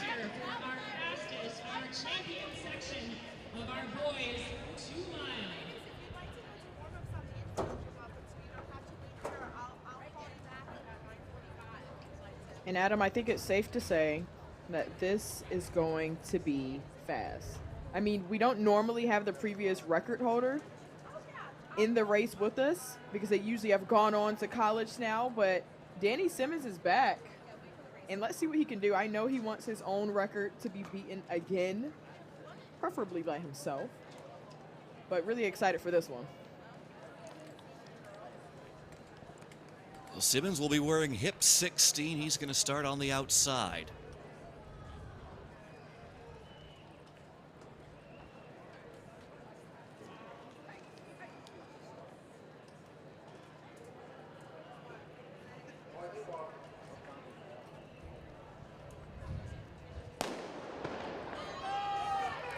And we are underway. Championship Boys 2 mile.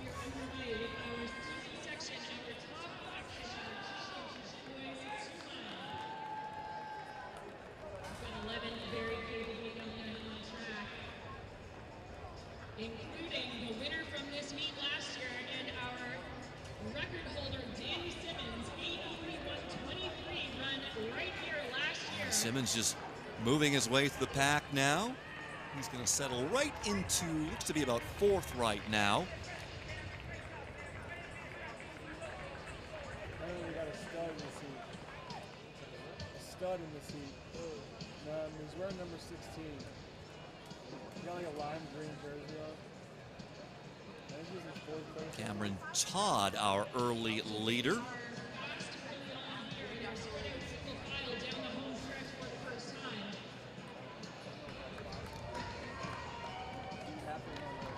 On an 8:51.73 personal record. That came courtesy of a 3rd place finish at the New Balance National Indoor earlier this year. So he brings them through the opening lap at 1:07.59. Simmons 4th at the first lap. After the first lap, 1:07.97.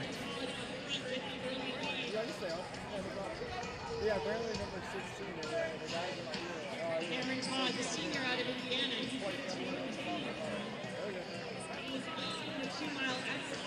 Now Simmons into 2nd place.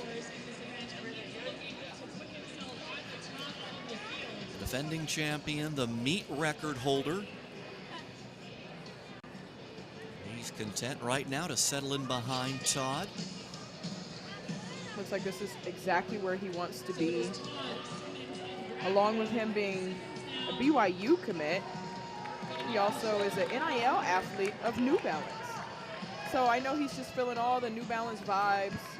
You can go ahead and claim that, you know, this is his meet to win, as he is going to go ahead and take the lead now.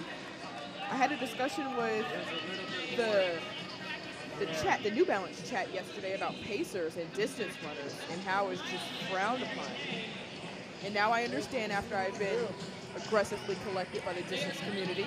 But it looks like Danny Simmons is just using Cameron Todd as kind of like his pacer as well, just sitting right on him. Danny Simmons up front, sharing that lead with Cameron Todd, the two seniors. Well, now they are shoulder to shoulder, Todd and Simmons. Simmons off to BYU, Todd off to Notre Dame. Getting the job done as we approach the completion of 3 laps.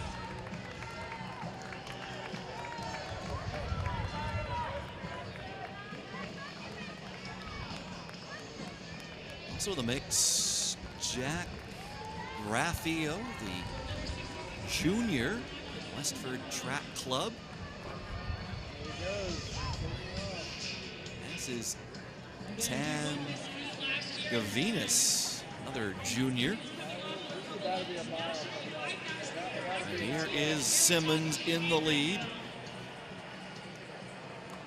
Danny Simmons missed the Olympic standard, or Olympic trial standard, excuse me, by less than a second in the 5,000 meters.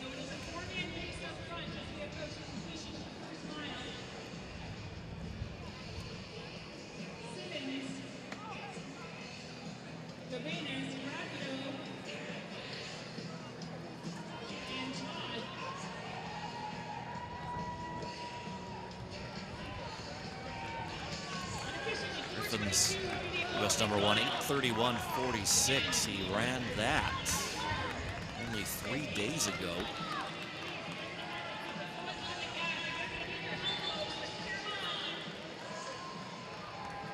So they go through the opening mile in 4:24.21.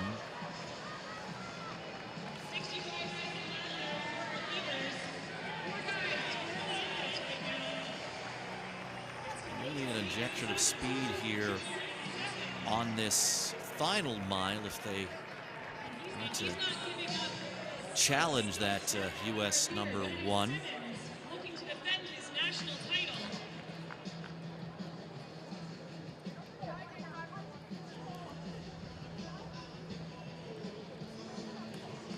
Todd has dropped back into 4th place. It's Gavinas who's running in 2nd.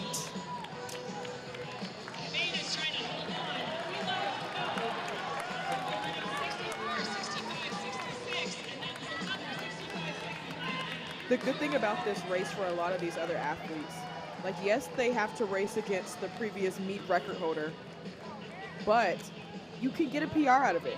If you try to go and sit on Simmons' heel, you can get a PR, possibly even become the best in your state out of it. And that's one of the positives of it, because it looks like Daniel Simmons is starting to pull away a little bit.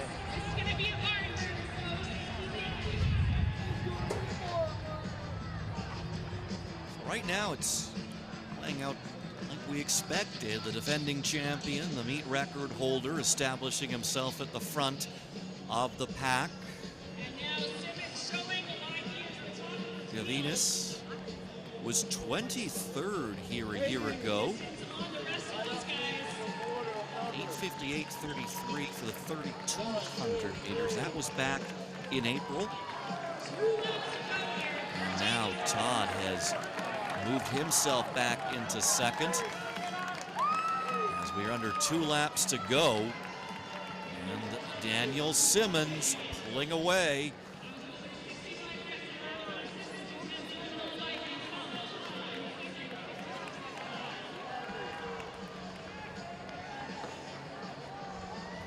Way this would be to cap off your high school career, back-to-back New Balance National Outdoor Championships.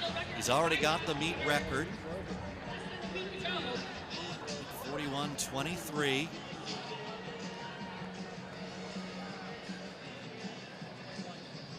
You know, Adam, it used to be cool to just collect medals, but now these athletes have just been collecting records. To get the high school 5K record just a couple of days ago, Getting a win is not enough for these athletes anymore as he is headed into his bell lap.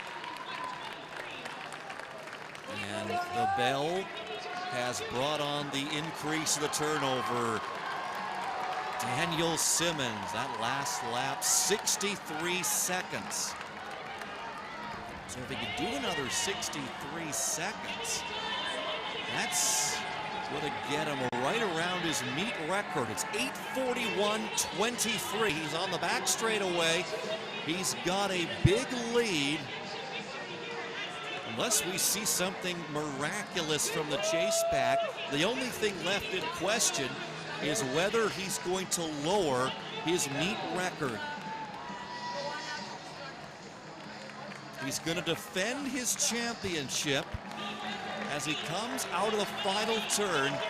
He's now racing against the clock. 8:41.23.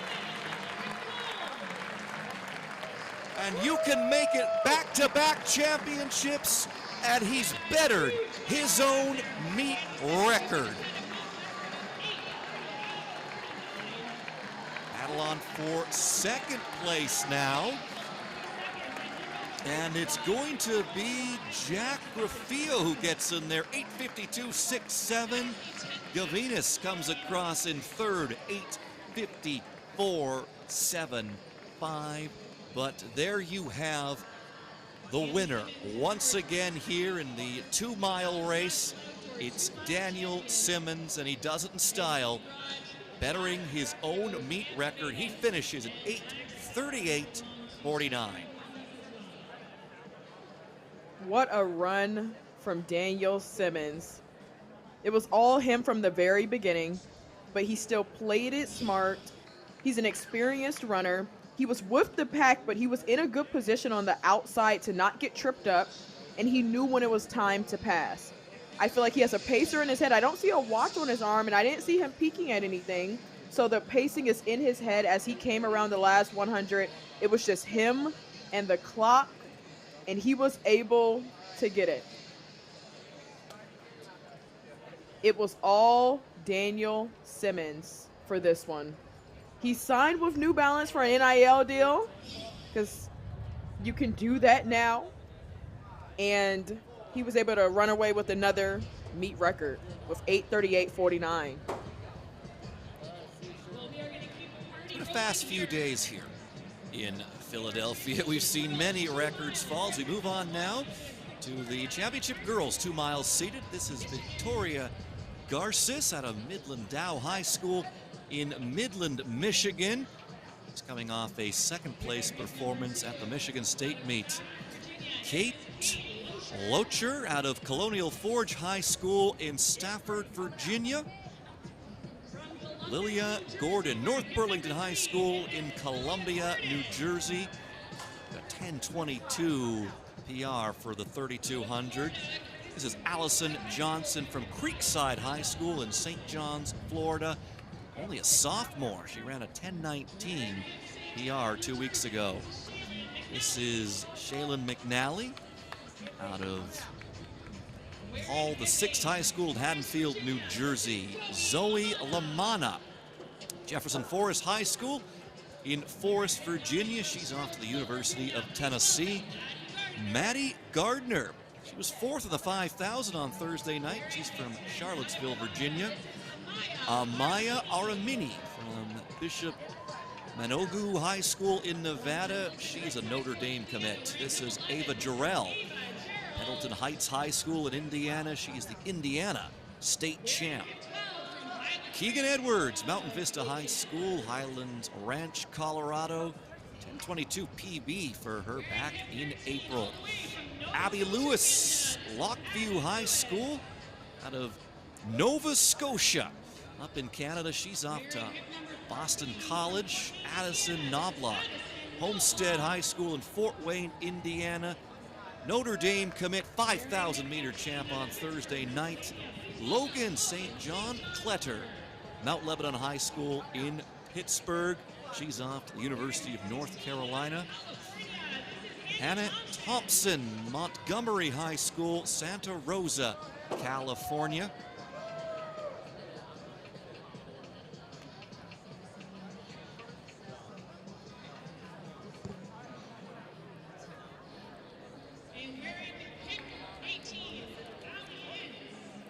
was Allie Ince out of Normal, Illinois. She's an 800-meter specialist, but she's moving on up for this race. She is University of Oregon commit.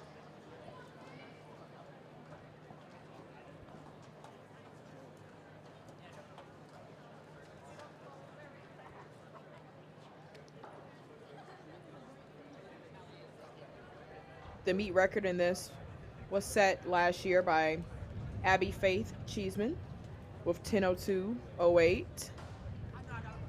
And we have a high school record as well with Mary Kane set back in 2013. But right now, U.S. #1 is held by Allie Zeeland, set just a couple days ago.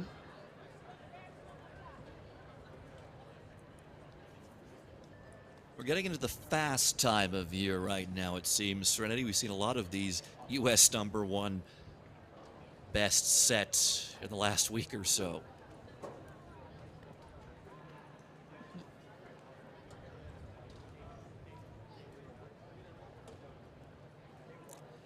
Just a quick correction for Allie Ince. She will be pacing this event.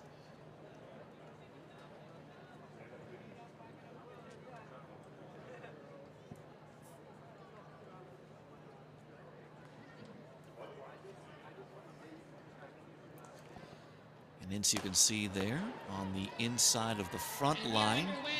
She is in the blue kit. And we are underway, the championship girls 2-mile seated.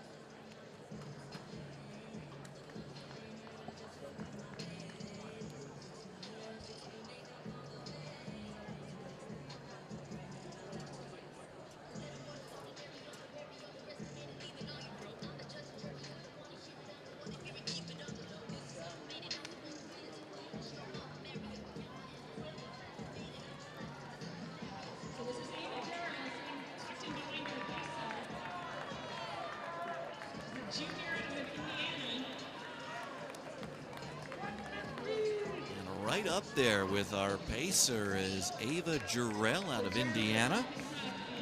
She is a junior.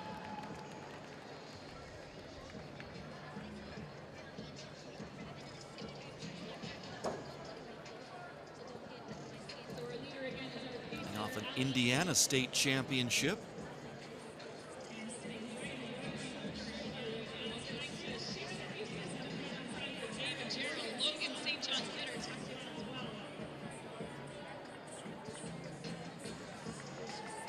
You see a lot of girls pushing to those outside lanes just to try to get a better position before they really set into the pace that looks like it's going to continue at least around this curve.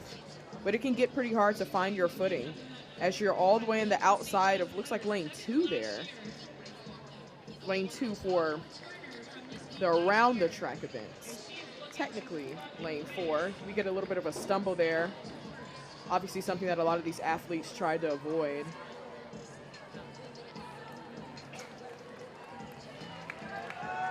So they go through the opening 2 laps to be around 2:33, 2:34.14 for Jarrell as Ince brings them through in 2:34.05. Once again, more of an 800-meter specialist, so we'll see when she is going to step off the track here, but Jarrell has been right up there with her for much of this race.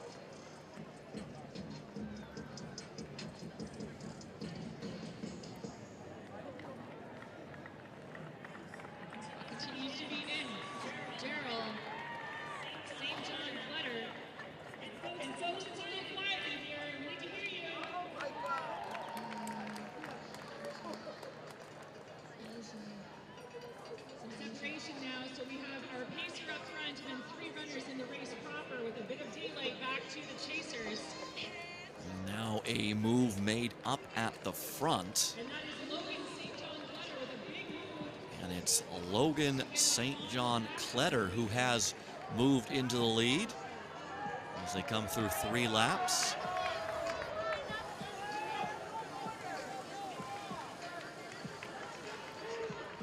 Not quite a home meet for Kletter, but not too far. Goes to Mount Lebanon High School in Pittsburgh. And she will be off to the University of North Carolina next year. And you know, Adam, we were speaking about how this event got canceled last night. I'm like, what do you do? Do they still have the hotel? But she might not have that problem. Not sure how close that is to the stadium, but at least she's still in state compared to a lot of these other athletes. Makes things a little easier.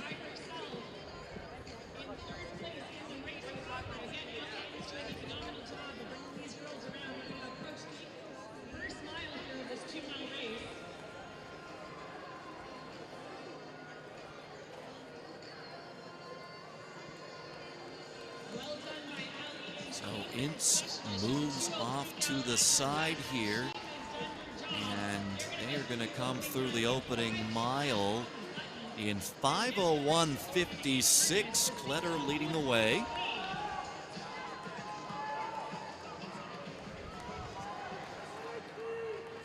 And the meet record, Abby Faith Cheeseman, 10:02.08. That was set last year, so opening 5:01.56 for Kletter, so that's in play right now.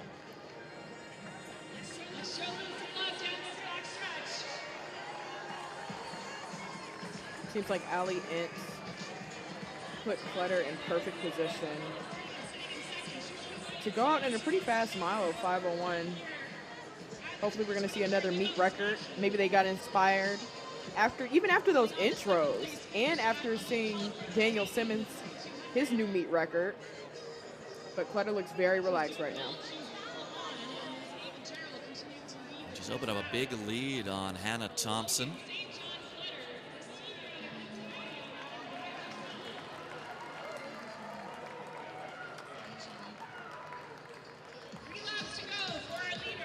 Three laps left to go for Kletter.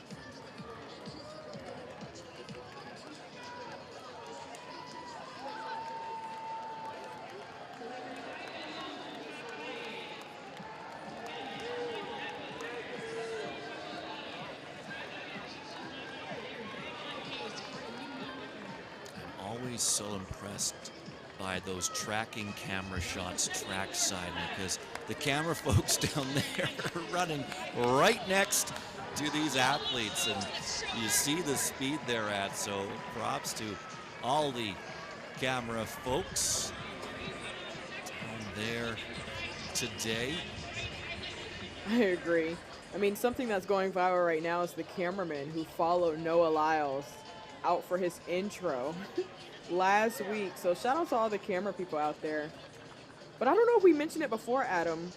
We see how the Franklin Field track is set up a little bit different. So it looks like they're running out in lane 4, but it's their lane 1 for all of the events that go around the curve. It just helps the structure of it. So it can be a little confusing sometimes to look at, but it helps the cameramen. At least they have space to run and follow these athletes.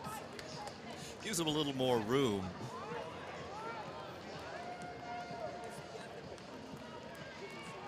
This continues to be the Logan St. John Kletter show.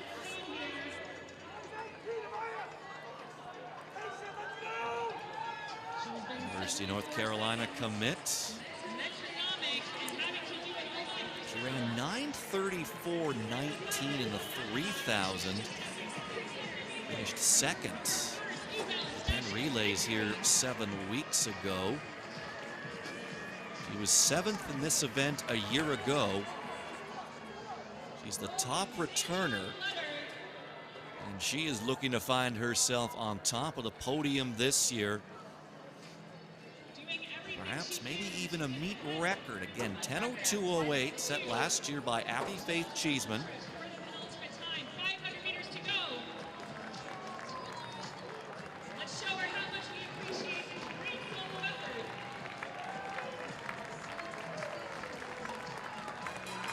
Laps have been in the 75-second range, 75, 74. We've seen some 73s. That one's 75.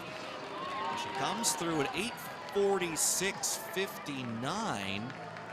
So that championship record still very much in play. Her lead for Thompson now is about 13 seconds, 13 and a half seconds. No, 13 seconds. I'm not good at math, I apologize. But what I can tell you is this is all Logan St. John Kletter as she comes to the turn for the final time.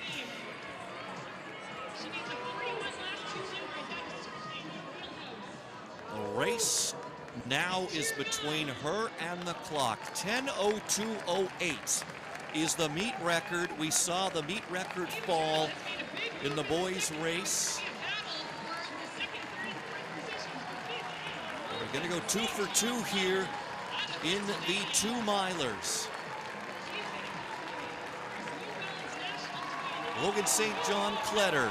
She's going to take the victory, and she's going to take the meet record. 9:58.44. She gets it to under 10 minutes. And Adam, to think that she was 7th in this event last year, and to come back as the meet record holder, it's amazing to see.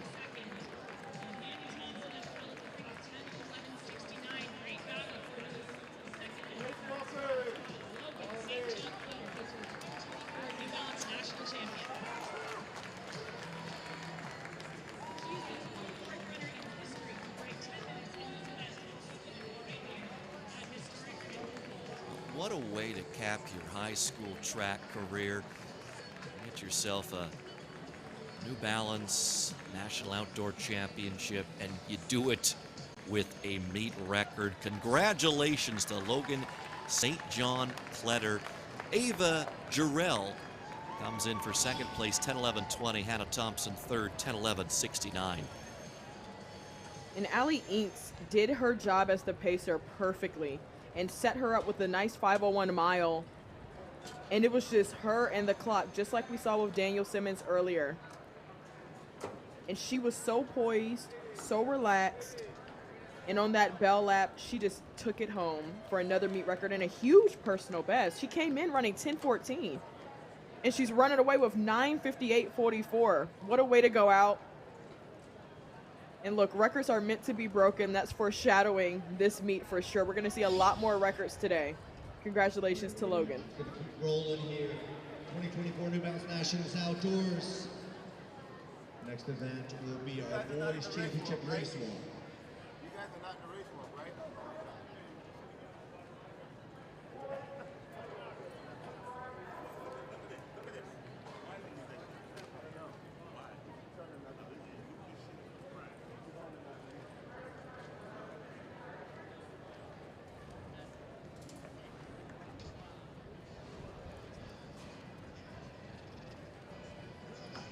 All right, here's our competitors, the Boys. Moving on now Championship to 1-mile the racewalk. championship boys 1-mile racewalk. Pit This one, is our Rowan defending champion McDonald. And meet record holder, Rowan McDonald. He is the defending champion and a meet record holder. Walked 6:55.38 a year ago. Colin Graham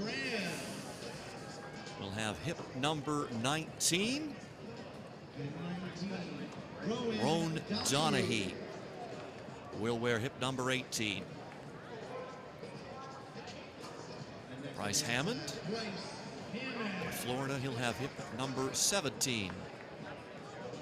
Hans Baki, out of Maine, will have hip 11.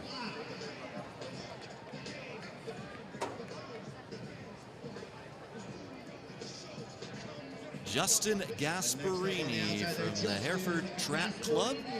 He is a senior. He will be wearing hip 12. Alexander Pierre from South Portland. The junior, he will be wearing hip 11, or hip 14 rather, excuse me. John Heffernan out of South Portland, another junior. He will be wearing hip number 13. Phineas Schurer, he will be wearing hip 12. He is a sophomore. Oliver Sikora will have hip number 10.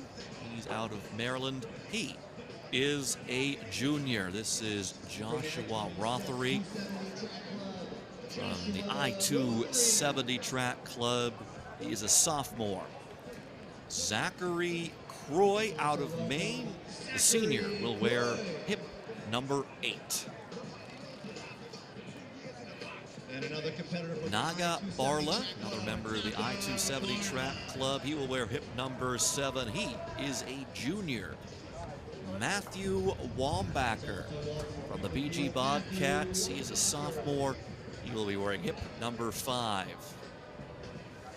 Bryce Upton from the Noble team, he is a junior. He will be wearing hip number 4. His teammate Brian Moran to his inside, he'll have hip number 3. He is a senior. And Ian Poulin,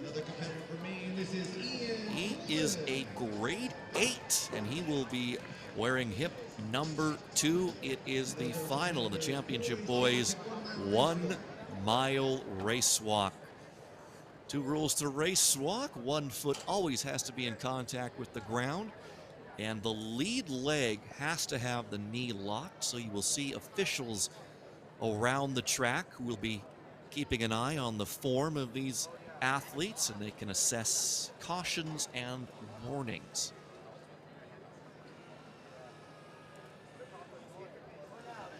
It's so much more technical than people think.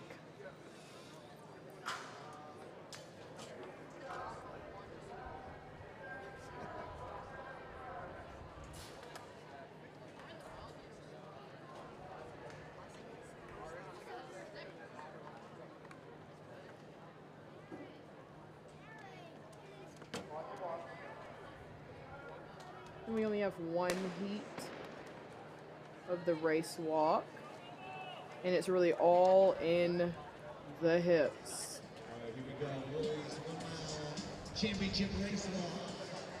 Again, 20 competitors. And right now, we're going to send it on to the infield.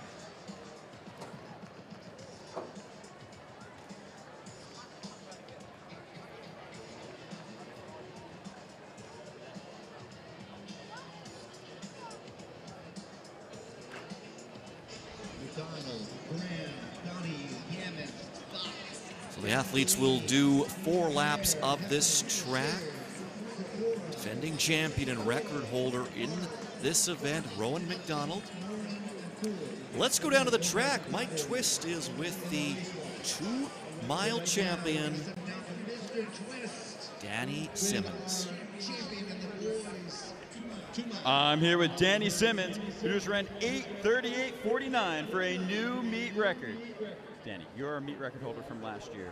What's going through your mind when you're on the starting line? Well, I want to get out strong, but not too fast. That's basically the main thoughts that are holding me, and I think that's kind of what happened. And now, what goes through your mind? You're pushing to the front of the race on lap number 3. You take over the lead. What are you thinking? Well, I want it to be a fast race. I want it to be something honest and real. And so when I was there, I was like, okay, I got to start making this hurt, because this is only a 2 mile. I gotta start pushing the pace. Absolutely. And you made it hurt, and it paid off. A new meet record here at Franklin Field, New Balance Nationals. What do you have coming up next?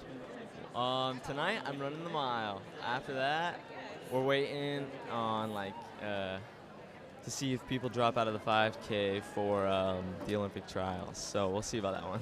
We'll have to keep an eye on that. Good luck. Congratulations, Danny Simmons. Danny Simmons defends his title in the 2 mile, betters his own meet record, and hey, to celebrate, why not run the mile later tonight. Of course, this 2 mile was originally supposed to go yesterday. The weather came into play, but didn't seem to be bothering Danny all that much. Not at all. And the fact that he said, I'm just going to try to go and make it hurt because it's only 2 miles. I would be hurting by the first 2 laps. So shout out to Danny Simmons. But, I mean, when you're the 5K record holder as well, things like that don't hurt as much until you really try to push the pace. The championship boys 1 mile race walk on the track. It was Colin Graham with the lead after the first lap. Rowan McDonald, the defending champion, also in the mix.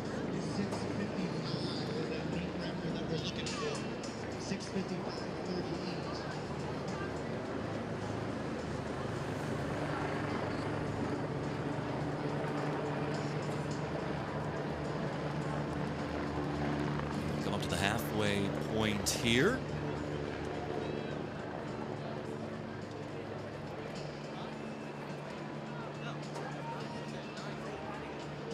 And it is Colin Graham still leading things. Rowan McDonald right there behind him. I think so.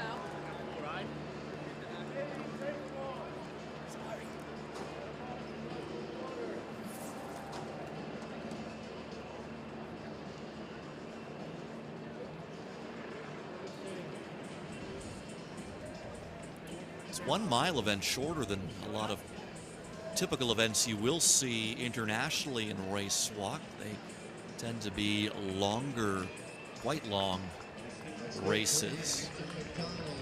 Formerly the 50K was in the Olympic program, and it was the longest race of the Olympic program, but they've since moved to a 20K and now a team event, and that team event will debut at the upcoming Olympics in Paris.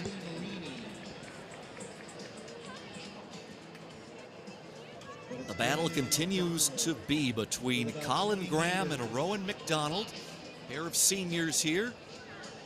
McDonald looking to defend his New Balance national outdoor title.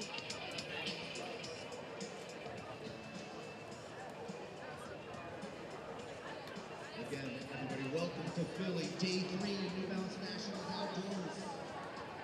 After that little rain delay yesterday, this place was on fire last night. Definitely highlighted by that 995 by Christian. I'll hear the bell here. 1 lap left to go. Facility record, which was unbelievable, and they just carried through the rest of the night. Graham and McDonald continue to go shoulder to shoulder. 8:34.20 for a national record. About an hour or two after that, 995. So it was a really, really hot night. And then this morning, you've already seen 2 meet records in the 2 mile. And here's Graham and McDonald pushing each other. And now it's McDonald just edging himself into the lead.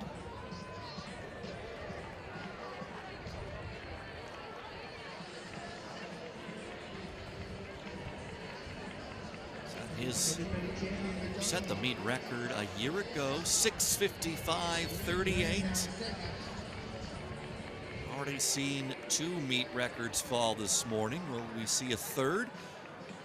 He's into the final turn now. And he's pulling away from Colin Graham.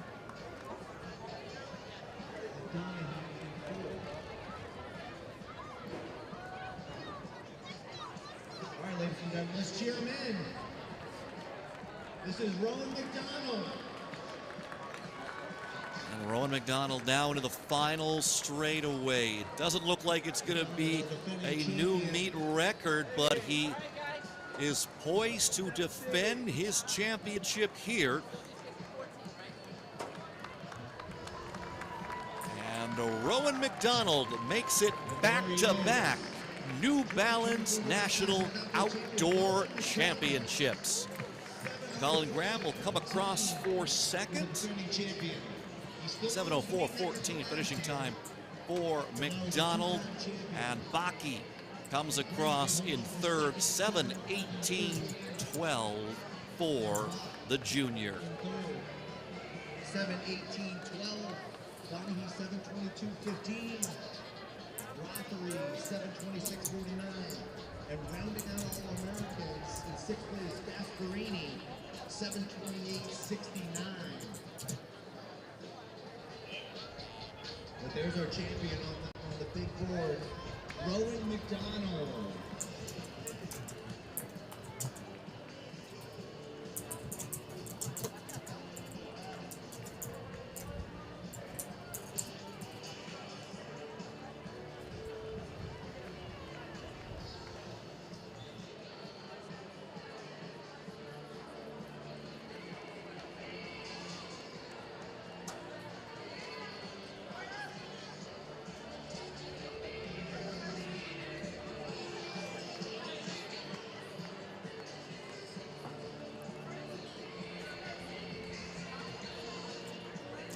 Rowan McDonald goes back-to-back here in the boys 1 mile race walk.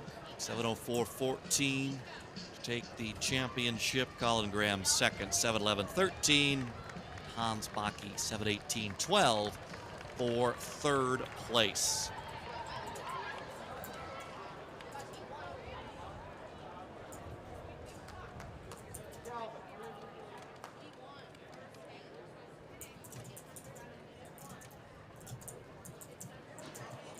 Next up will be our championship girls 1 mile race walk.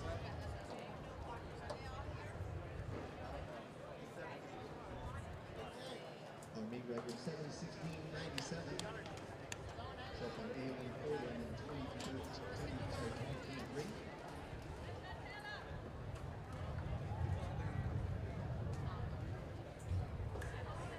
We'll have 16 competitors.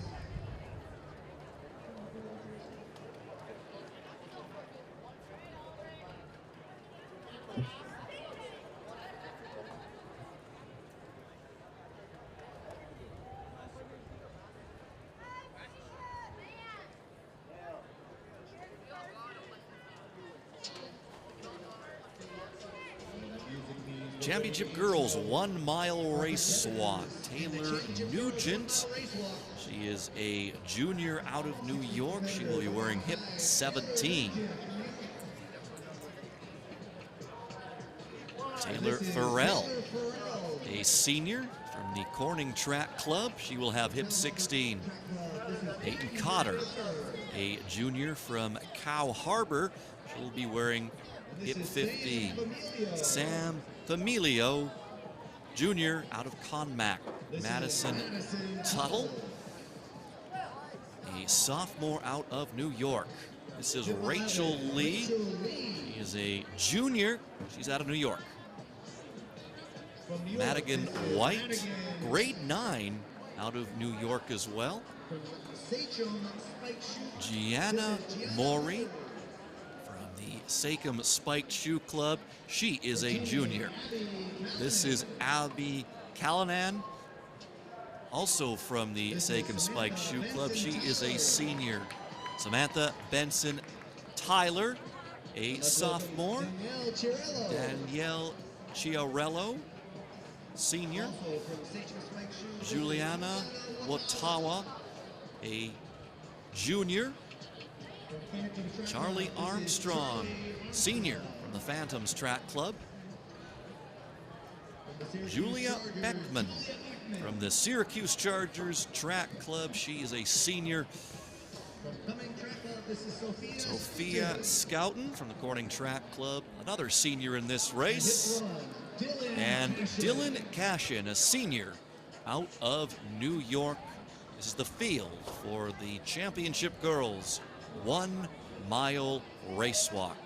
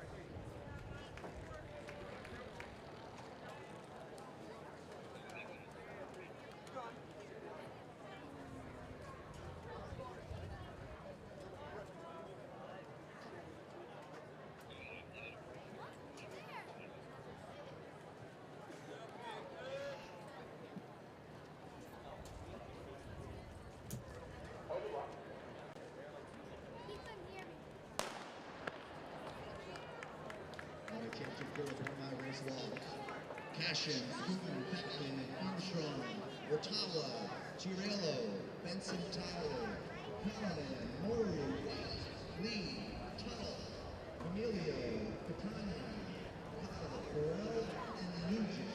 And Adam, you have some experience with the race walk. We were talking off air, so I'm really putting you on the spot here. Yes, me I was a about- race walker back in the day. That was Back where in the my day. most notable athletic achievement came from. We'll get back to that in a second. Let's go back down to the track. We're going to join Mike Twist, who is with our 2-mile girls champion. I'm here with Logan St. John Kletter, our new meet record holder with a time of 9:58:44. Congratulations. Now, you told me this is your first race where you went out with the rabbit. How does that change the strategy? Yeah, Allie was so helpful in the first mile. I really didn't have to think at all, so it gave me more energy to have in the second mile. So, yeah, very thankful that she decided to do that. Absolutely.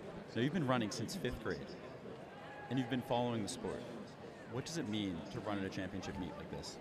It's just amazing. I've always dreamed of a moment like this, so just to be able to accomplish it in my last high school race is just so amazing, and I couldn't ask for anything more. Absolutely.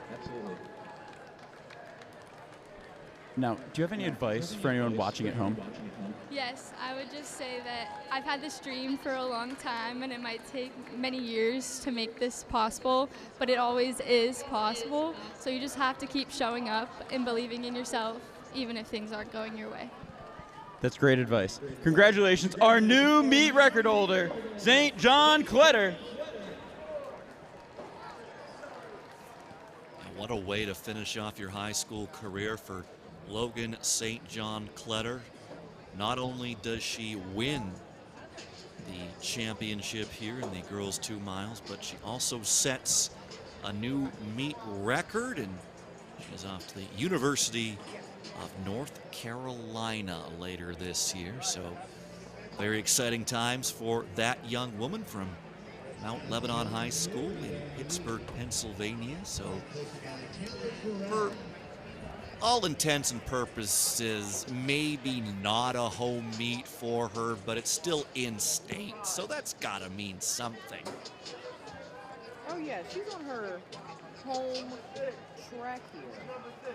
I know she's feeling a little bit of that pride, for sure. And even what she said, you know, things may not be going your way right now, but things will get better. I mean, she got 7th last year, and now she's the meet record holder.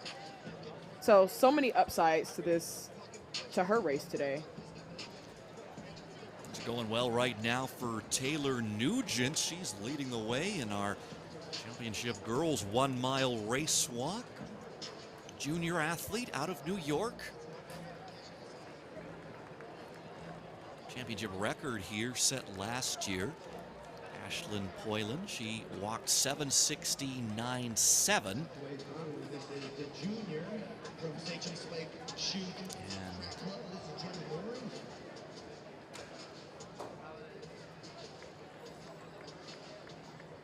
to apologize, that's Gianna Mowry from the Sackham Spiked Shoe Club.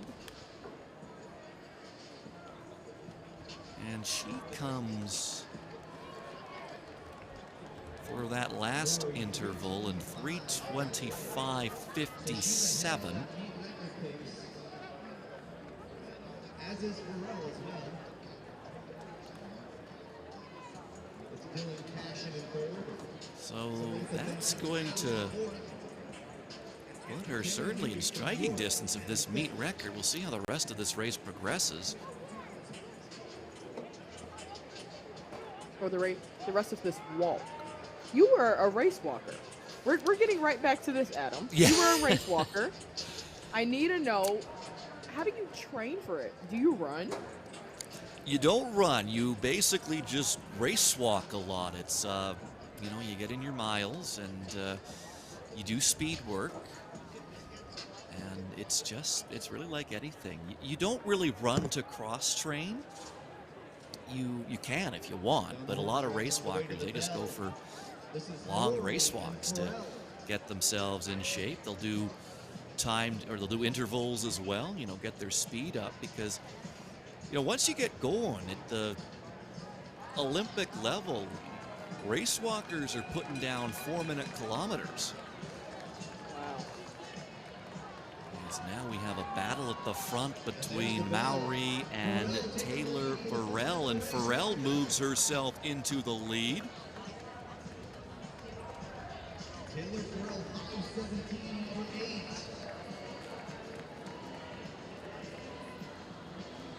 Gloria, 5:17.55. Both of them at meet record paces with 300 to go.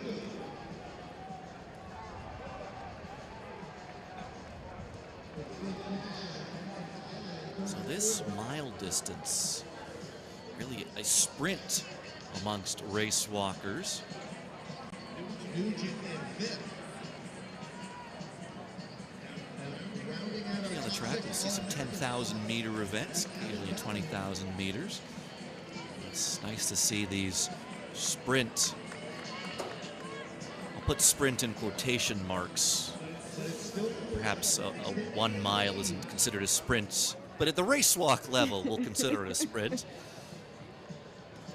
I mean, I feel like the race walkers are just in a world of their own that a lot of the rest of the track community, they don't really understand all too well.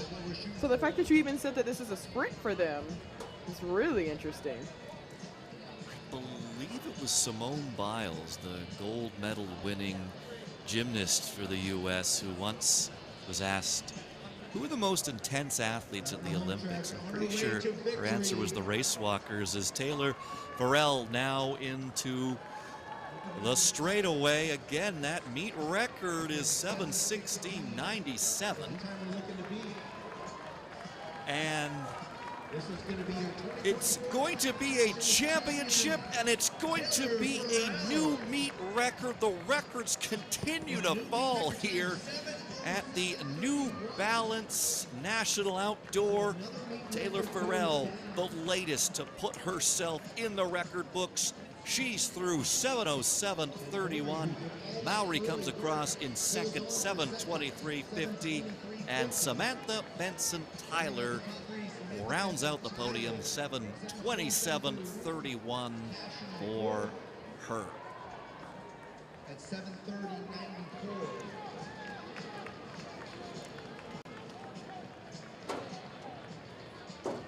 Taylor Nugent, 7:45.61. Again, Serenity, math is not my strong suit, so bear with me here, but we've had Nor is mine. 4 events, right? And we've seen 3 meet records fall. Pretty good start. Oh, that's an excellent start. It makes me even more excited for the rest of the day.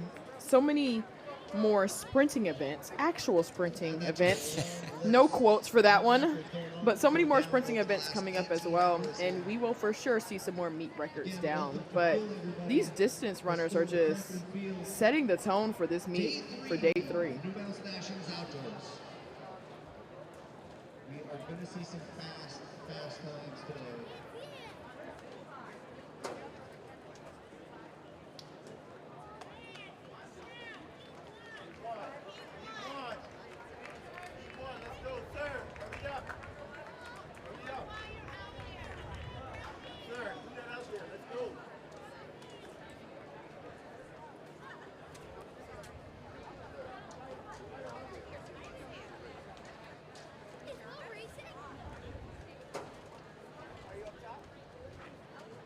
Next up on the track is the middle school girls 800 meters.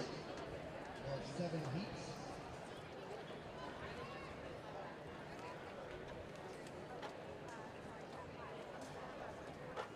So of course that official relay time is 9:05. So the fastest time ever run by any athlete at the 100 meters at Franklin Field.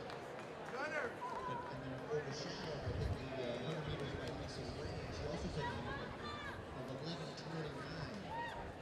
So both the 100 meters were down last night. And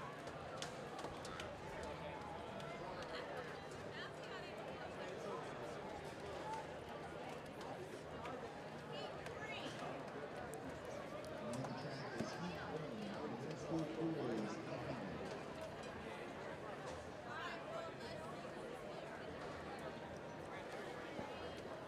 Next on track, the first heat of the middle school boys 800 meters. We're going to have 7 heats in this event. And this will be a final on time overall.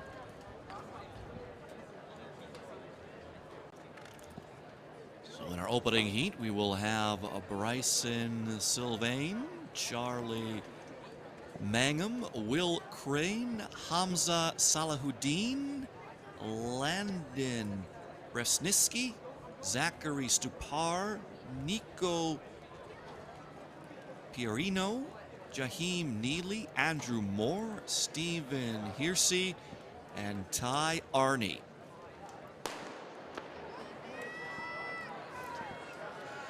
And we're underway in our opening heat of 7 in the middle school boys 800 meters. Mango, Crane, Salahuddin, Brefinski, Stupor, Carano, Neely, Moore, Kersey, and Arnie.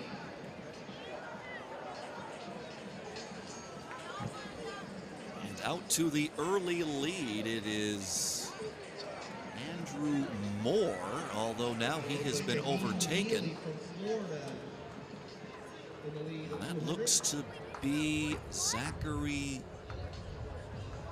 Actually, don't quote me on that yet. Just got to get a good look at that hip number. In fact, that is Jaheim Neely out of Florida, grade 7. And of course, now after I say that, we've had another move at the front. And as they come to the opening 400 meters, everything will start to fall into place.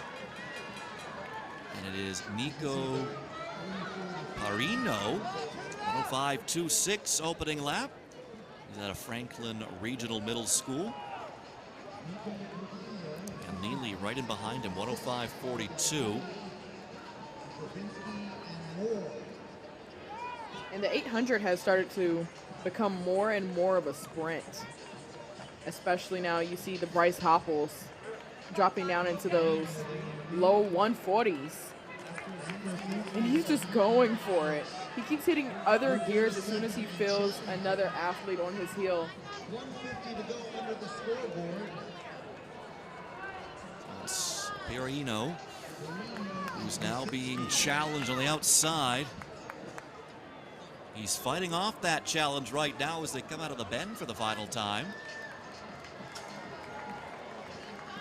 And he is going to put down the time to beat early as he comes across in 2:10.55.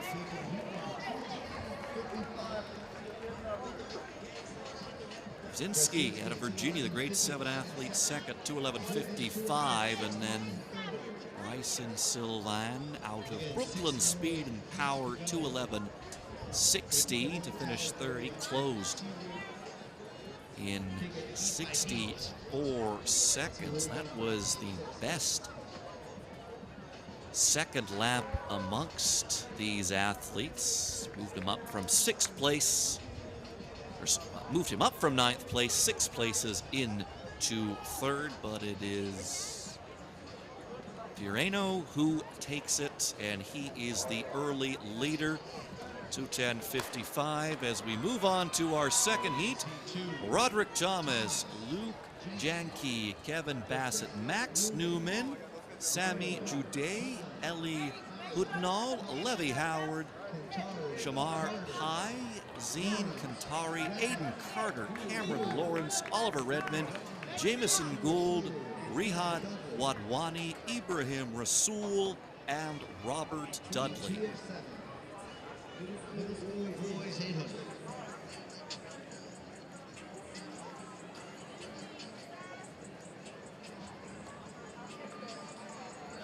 And this is a final. It's a timed final, so we should continue to see these races get faster and faster as the heats go on. This is just heat 2 out of 7, so it's going to be pretty difficult to get your time to really stick in those compiled results to podium. And in order to podium, it's top 6 as they're heading into that second lap. It's Cantari who brings them through in just over a minute. Cameron Lawrence in second. He came through in 60.91 seconds, but it's Cantari now increasing his lead as they run on the back straightaway. Cantari with 200 to go. And Cantari getting his reps in this weekend. We saw him in the middle school mile just yesterday as well.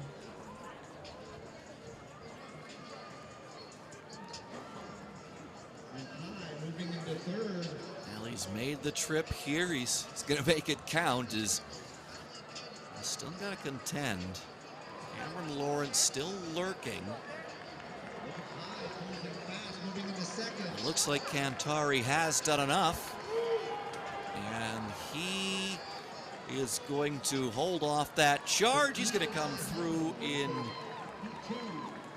maybe about 206.07 for Cantari. We're waiting for them to sort out the times there. So we opened up in a minute. That last lap, 66 seconds, but he did enough to come through in first. Cameron Lawrence, 207.30 for second. Levy Howard, third, 208.91. So right now, Cantari moves up to the top of the leaderboard through 2 heats. Cantari out of Ithaca, New York. And a little correction on my end. He ran in the mile day 1. So he's for sure getting some reps in. Like you said, they're making this trip worth it.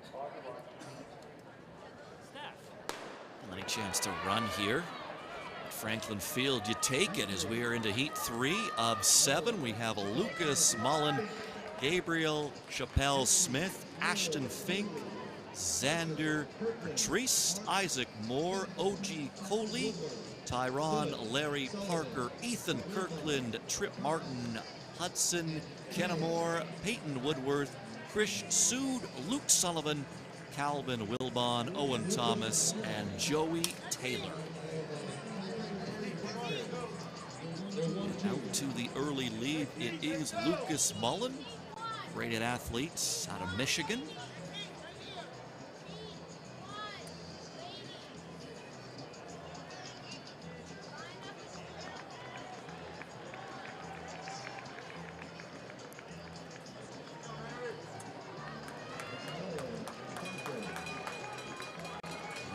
Going to bring them through in just around 60 seconds, 60.19. Tyron Larry Parker right there as well, as is Trip Martin.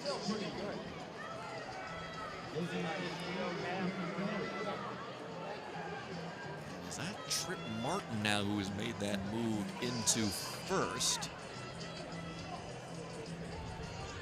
Martin representing Without Limits Triangle out of North Carolina. They have a pretty big running club out there. They run in Triangle Park. And his kick was aggressive as he's coming around the last 200 now. Looks like he made the move at the right time. Martin leading.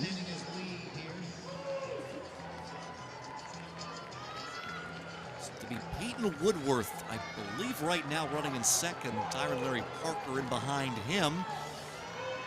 But this is Trip Martin who is going to cross the line first, and he's going to do so right around 2:05. 2:05.11 for Martin.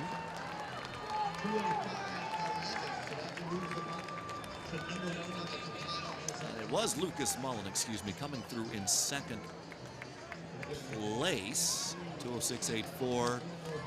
Larry Parker through 2:07.79. So it'll be Martin moving to the top of the leaderboard right now through 3 heats of 7 in the middle school boys 800 meters.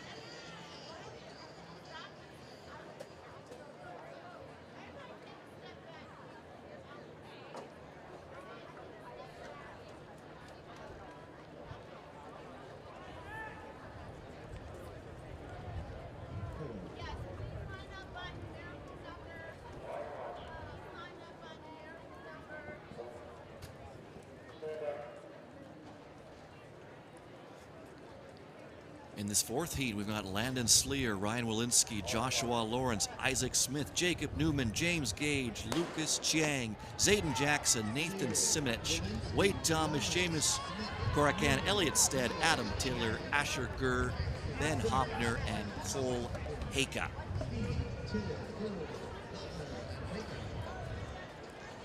And let's go down trackside and join Mike Twist.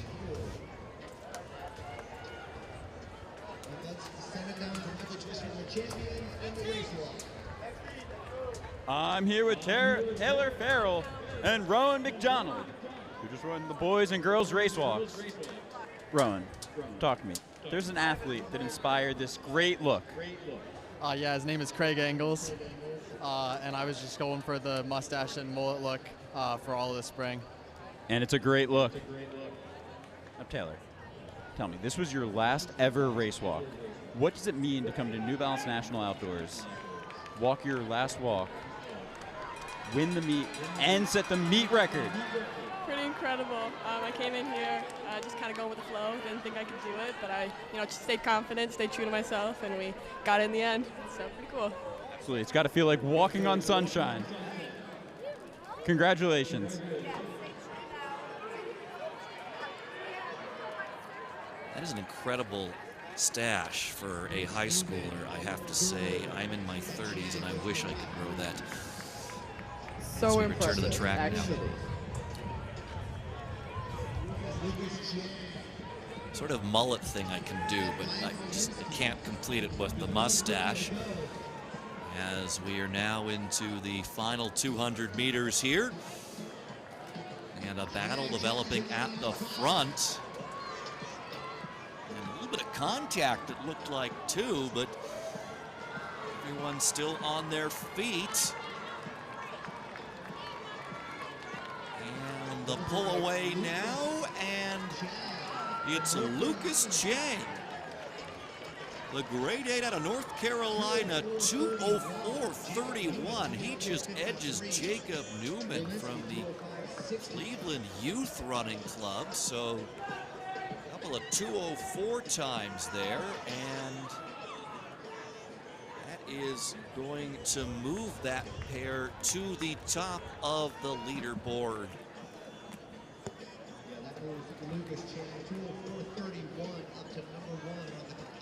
And Adam, we've been seeing a whole lot of meet records go down today.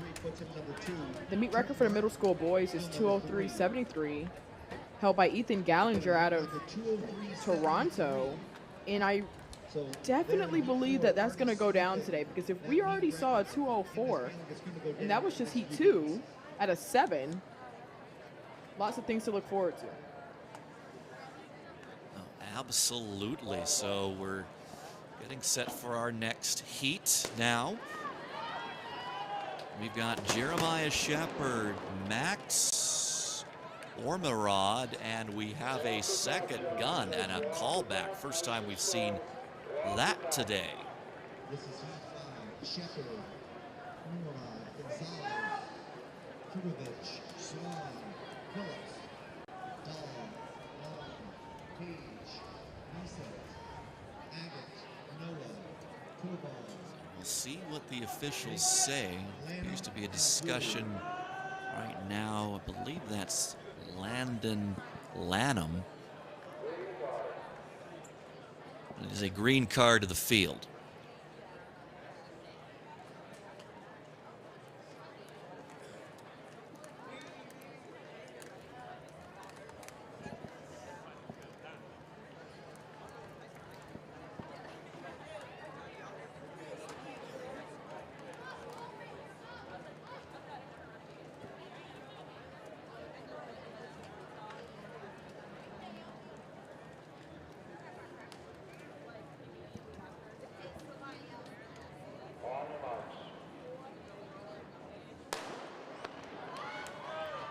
A little bit of movement, but not enough to call them back again. So we have Shepard, Ormerod, Lucian Gonzalez, Luke Turbovich, Ulrich Swan, Evan Phillips, Hudson Dahl, Cody Lamb, Caden Page, Khalib Nisset, Hudson Ogget, Donovan Noah, Max Tabar, Roger Minks, Landon Lanham, and Jackson Gould. This is heat 5 of 7. And establishing the early lead, it's Caden Page from the Conshohocken Electric Force team. And Page in grade 7, but now he has been overtaken, and he will go through the opening lap in around 62 seconds. It's Jeremiah Shepard brings them through in 101.94. Again, the meet record is 203.73.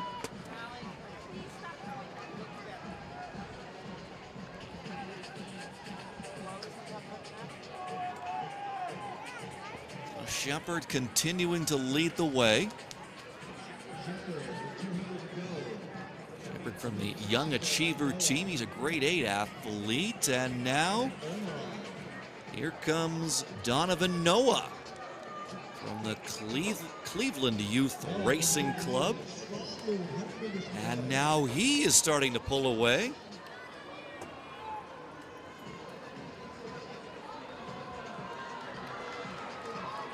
And it's going to be Noah. What's the time going to be, though? Donovan Noah crossing in 2:04.54. So that is going to put him in 3rd place overall through our 5 heats. 2:07.48. That time puts Noah 3 in the final results list. And like I said, that meet record is 2:03.73. So it is absolutely in reach. I don't see heat 6 or 7 going any slower than 2:04. They've just been steady getting faster and faster. But it's actually still Lucas Chang who's leading. He was out of heat 1.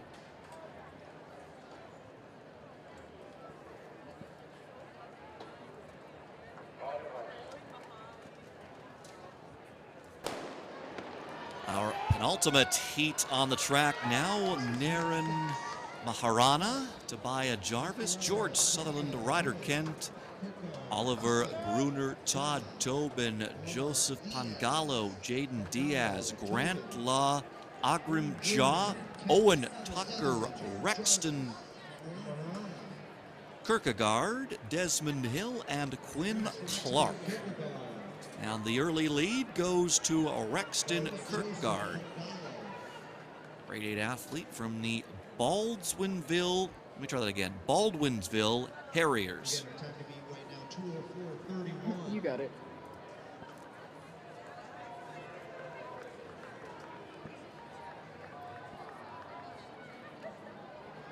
Time to beat, 2:04.31 from Lucas Chang. He opened in 61 seconds, and this group also threw in 61 seconds as Angalo moves into the lead, but it's only momentarily.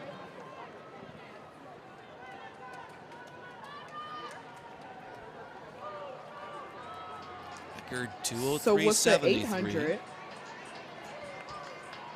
with the 800, that first lap is to really set yourself up for the second lap.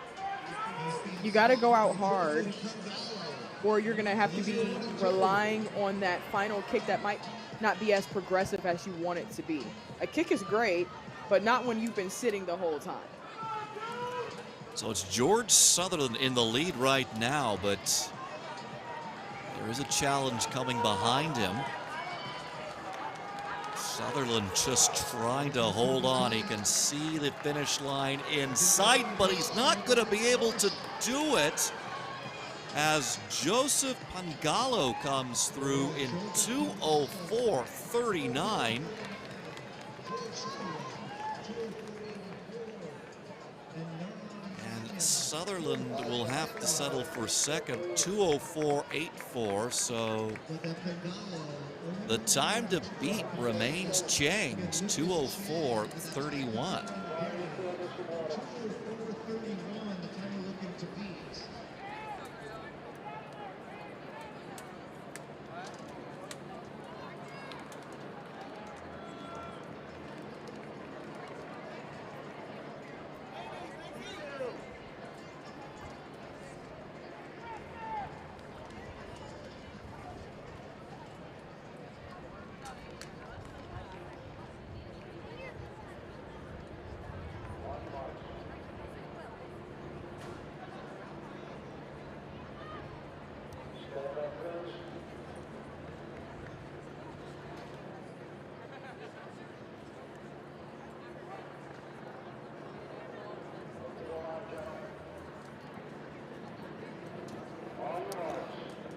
Final heat of the middle school boys 800 meters on track. Now we have Wesley Rogan, Colton Watson, Donnie Wright, Caleb Tripaldi, Gunnar Hamet, Archer Rolfe, Camden Shields, William Van Etten III, Ruel Newberry, Bryson Anderson, Caden Mowry, Marshall Brown, Charles Stone, Eli Aitken, Stephen Lundeen, and Jari Pierre.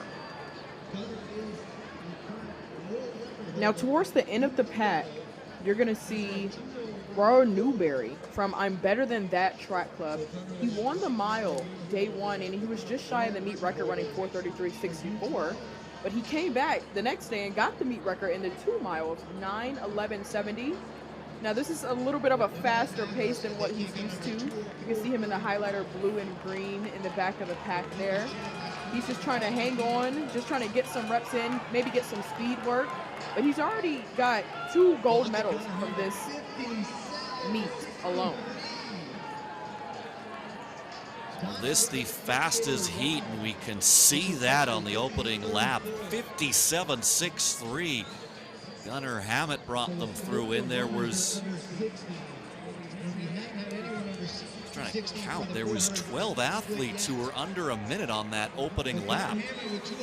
And the meet record, 2:03.73. The time to beat right now to win, Lucas Chang's 2:04.31. We have ourselves a race here in the final going. Hammett still leading the way. Colton Watson trying to make a move on the outside. Hammett fighting it off so far. Into the final straightaway. Hammett, has he done enough?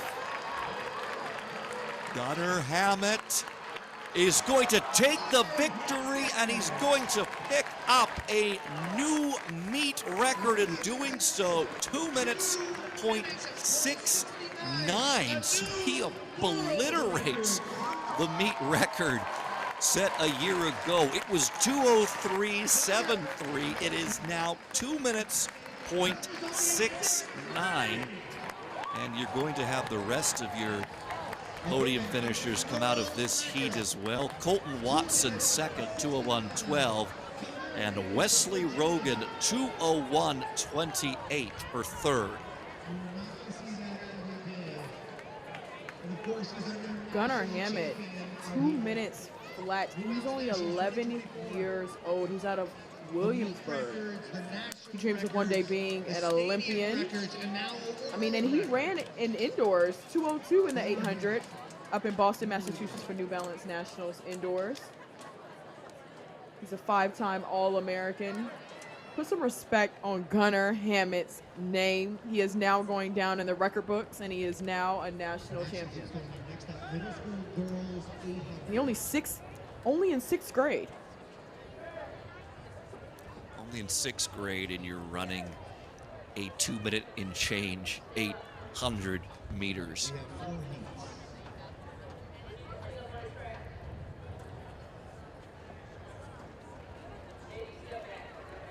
Move on now to the middle school girls 800 meters. We will have 4 heats here.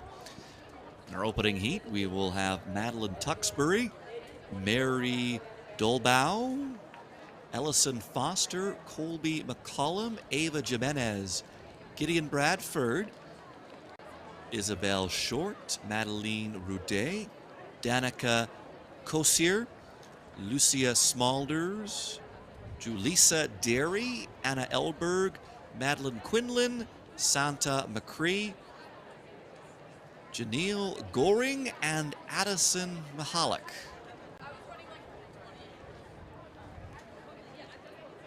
The athletes do some final stride outs.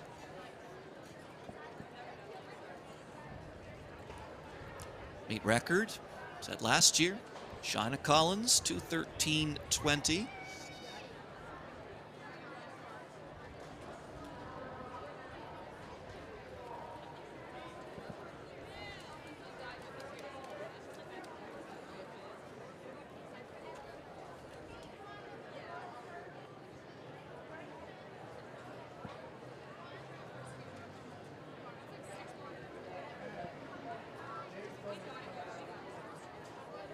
I feel like we need a meet record counter. What are we at, 5 right now? I think we're at 4 today. We saw both 2 miles, one of the race walks, the women's or the girls' race walk event, and then we just saw the middle school boys 800 meters. So I'm going to start a tracker here. So we're up to 4. 4 meet records, and we're only about an hour and a half into day 3. It's not even 11 a.m. yet. You know, we thought that a lot of the athletes would be not motivated anymore, or maybe it's just, it was such a break in momentum yesterday with the rain and everything, but these athletes are doing the quite opposite. They're like breaking free out here. Like, we were so ready to run, and here we are racing. I mean, the weather delays didn't affect these 800 runners necessarily, not this event, but just the idea that, you know, some unfortunate things may have happened. It moved the schedule around a little bit. It can get in your head, but these athletes are handling it like pros. Although it looks like there is some water delay, as you can see right now in lane 4. Looks like a puddle's developed right at the finish line there, so they're trying to clean that up. So that's the reason for the delay right now.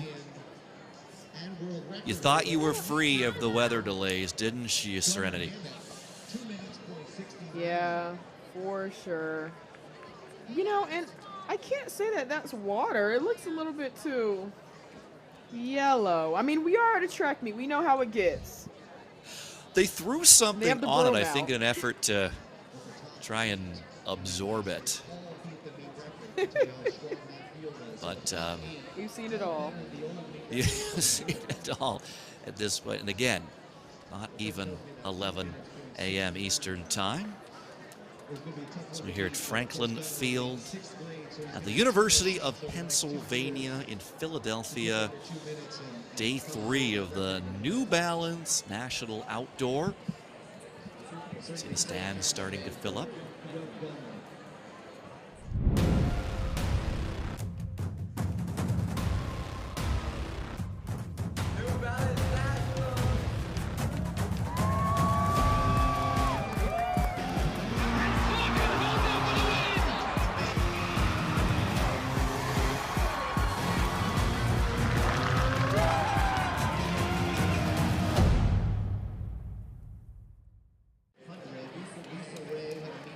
Welcome back to Franklin Field at the University of Pennsylvania in Philadelphia.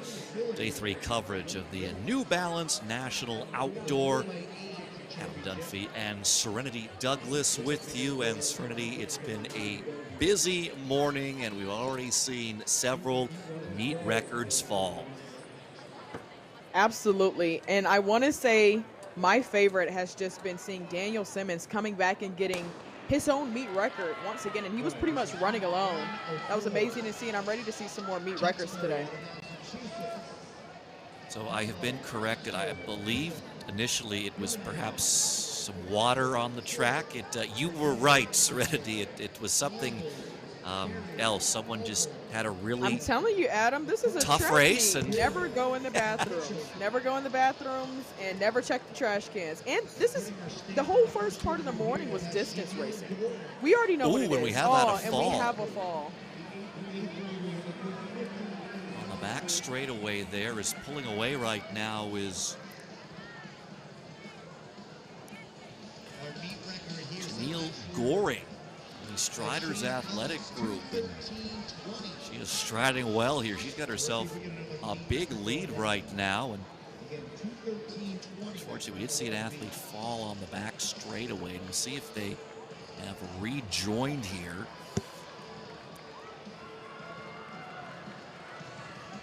Goring going to take them through the opening lap in about 69 seconds. Yes, 69.72.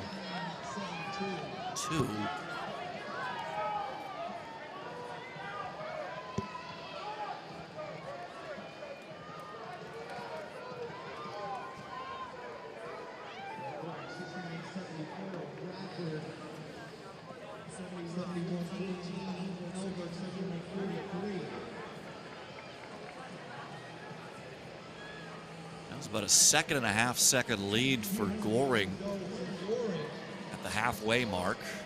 As she comes into the corner for the final time.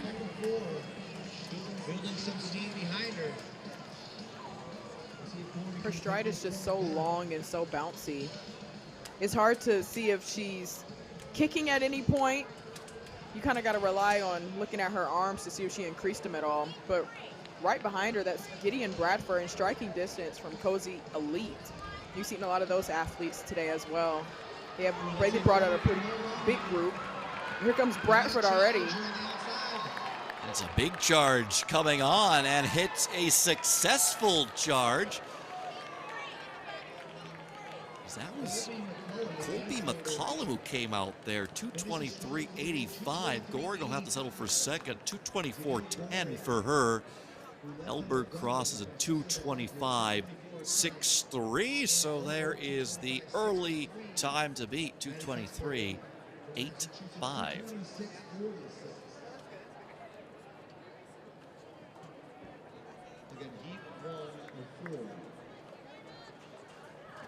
Middle school girls 800.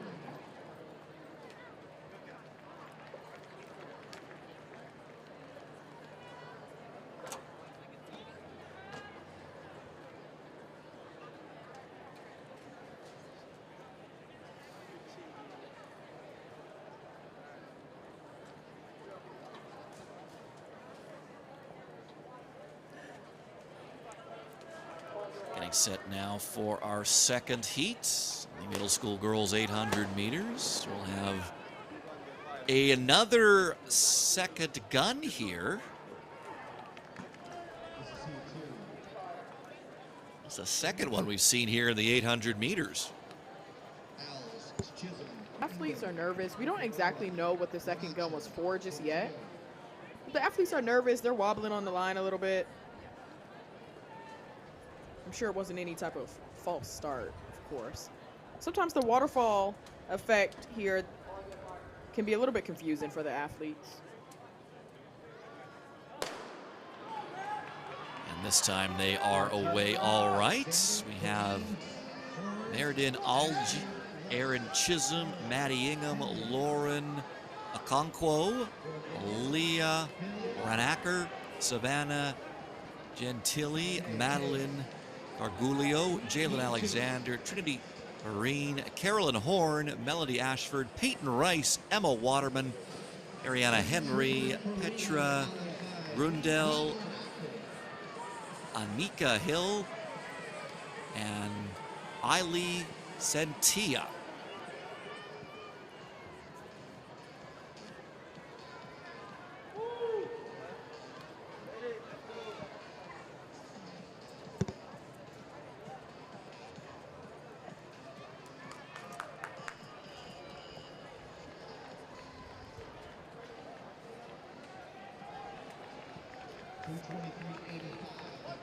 And they are going to come through the opening 400 meters in around 66 seconds.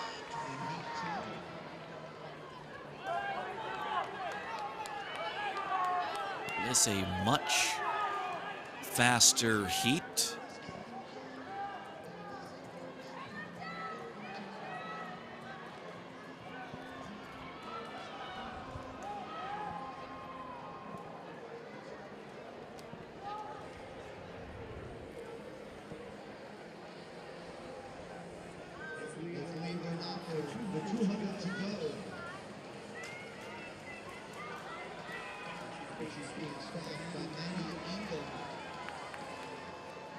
So it's Leah Renacker leading the way.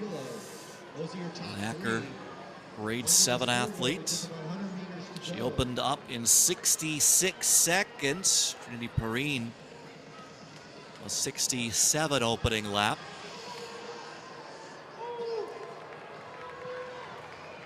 Renacker is going to move herself to the top of the list right now. She comes through in 2:18.37. Maddie Ingham will cross in second, 2:19.78. And Meriden Alge third, 2:20.91.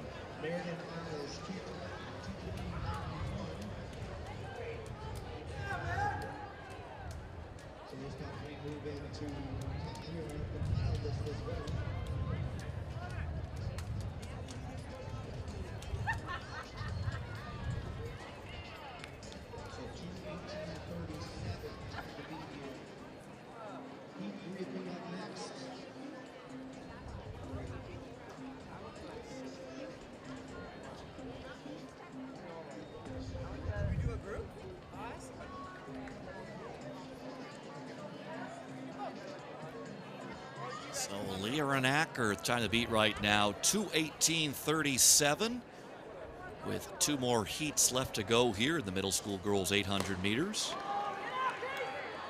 We have Casey Carney, Peyton Wagner, Naomi Cheasley, Madison Brown, Anna Blodgett, Ava Burns, Bridget Courtney, Evelyn Yunkin, Molly Mako, Julia Norris, Liana Griffin, Haley Mancini, Anna Block, Isabella Sullivan, Grace Kraftchick, Addison Johns, and Annika Kindord in this third heat. And it is Casey Carney leading things right now from a Lakeland Track Club. She's a grade 8 athlete. She's being followed right now by Naomi Cheasley.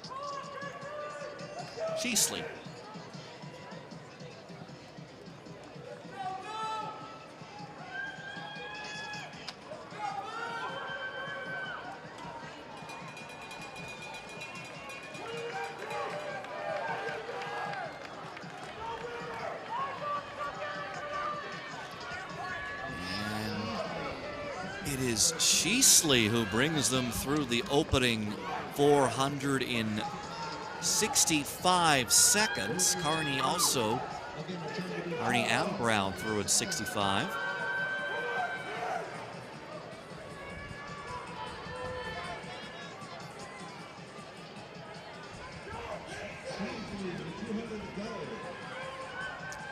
And Cheasley now into the final 200.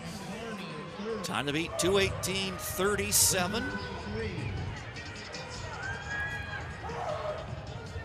Madison Brown, though, really charging here in the turn, and Madison Brown is going to move into the lead. And she is going to hang on to that lead as they come out of the corner. Madison Brown, grade 7 athlete. Cheasley's gonna try to challenge her. She's doing that, but it will be Brown hanging on and crossing in 2:15.64. And she is the new leader. Cheasley's time puts her second overall. That's 2:15.82.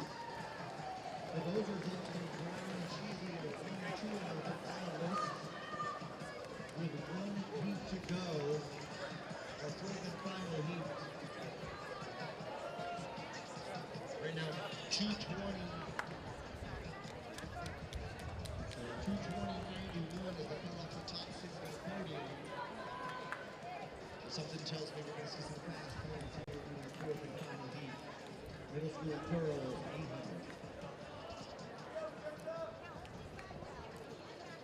800. Beautiful conditions today here at Franklin Field, and well, I hope I haven't jinxed that, Serenity, because I know it started off nice yesterday, but it didn't finish that way, did it? It definitely did not. I was not expecting the change of events. But we have another meet record holder. So make sure you get your meet record, counter out, Adam. It's Caitlin a step from Without Limits Triangle. She set a meet record yesterday. It was her own meet record already in the 2-mile. So she will be wearing hip 2 in this fourth and final heat of the middle school girls 800 meters. She's joined by Janae Coleman, Morgan Means, Daria Lamakina, Bailey Guckian, Krissa Woods, Olivia Solomon, Sophie Menker, Dylan Hosty, Isabella Daly, Avery Grant, Jade Walker, Abigail Dunn, Jada Davis, Lauren Foley, Nia Rugari, Alexandra Scapatisi, and Brooklyn Brown.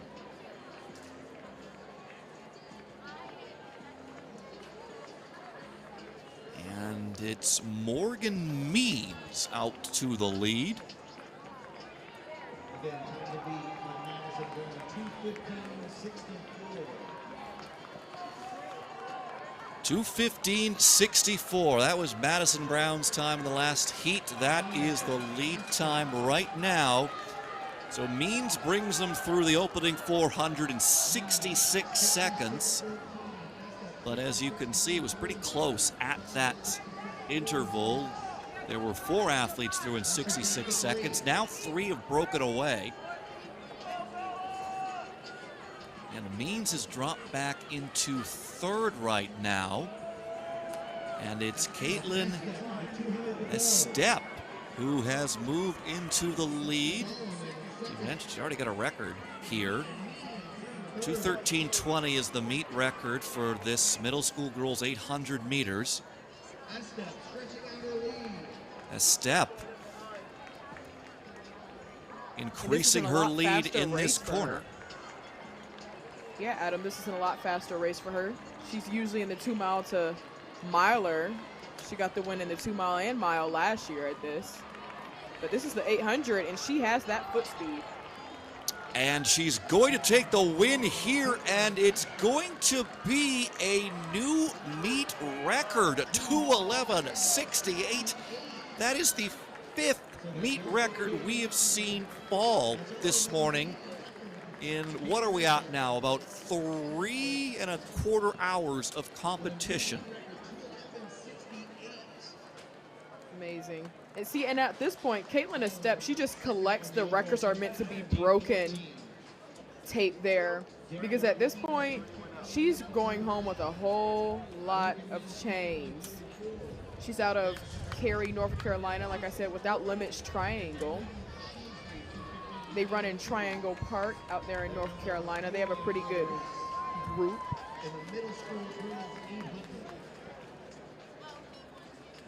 Well, she's got enough of those records are meant to be broken banners now. She could probably use them as blinds.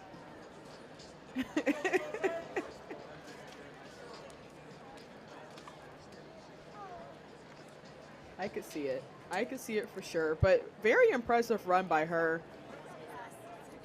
We had pretty high hopes for Raul Newberry in the boys 800. But he usually runs 5Ks and up.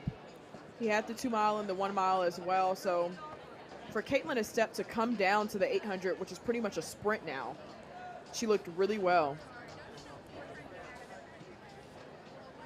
And speaking of sprints, we're going to be moving on to the girls' freshman 100 hurdles pretty soon.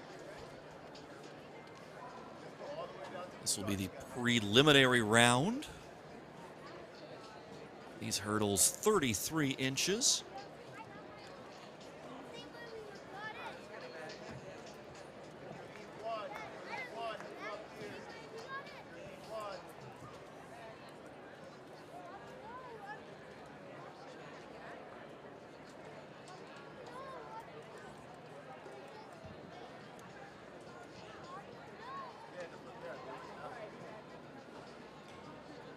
championship girls high jump, 1 meter 58.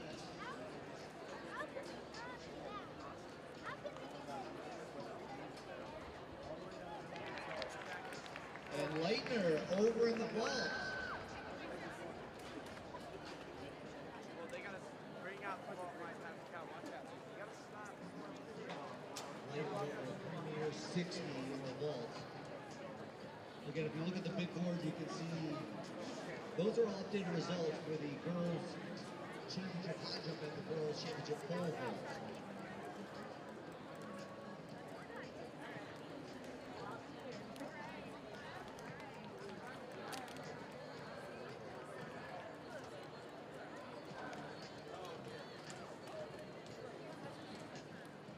And the next event on the track is going to be the freshman girls 100-meter hurdles.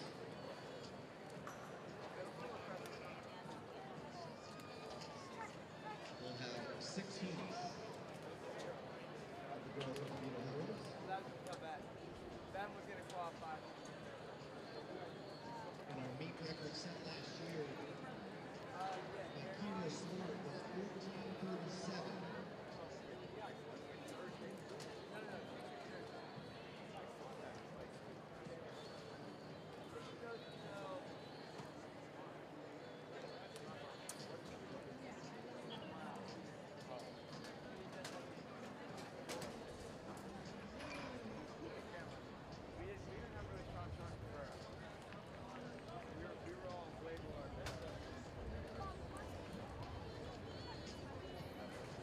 Turn our attention now to the infield. Let's go back down trackside. Mike Twist has the middle school 800 champs. Caitlin and Gunnar. I'm here with Caitlin Esep and Gunnar Hammett, who just won the middle school 800 meter. How's it feel to have a new meet record? Feels great. A meet record and a world record. How does it feel? Feels amazing. Congratulations to our middle school champions.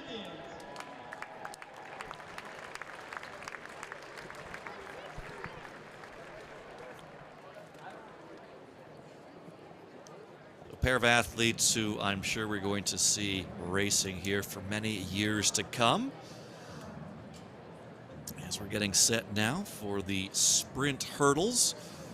And we will begin with the freshman girls 100-meter hurdle prelims.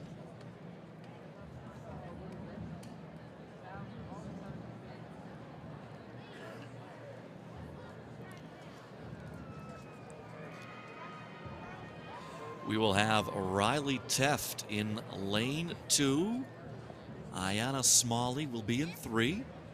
Ava Carr in 4. Skylar Brittman in 5. Hayden Higgins in 6. Esther Fernandez in 7. And Renee Amazato will be in lane 7. Lane 8, excuse me.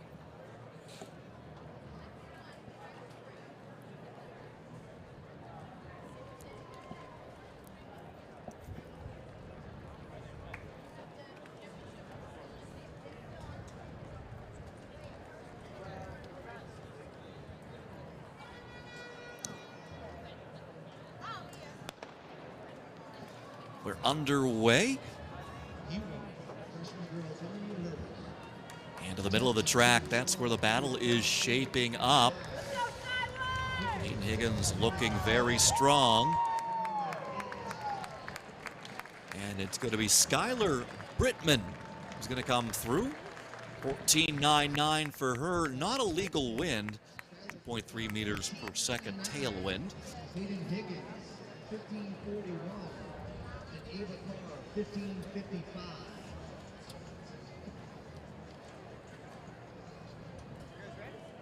Well, now that we're dealing with the straightaway events, they're going to have to be pretty conscious of the win.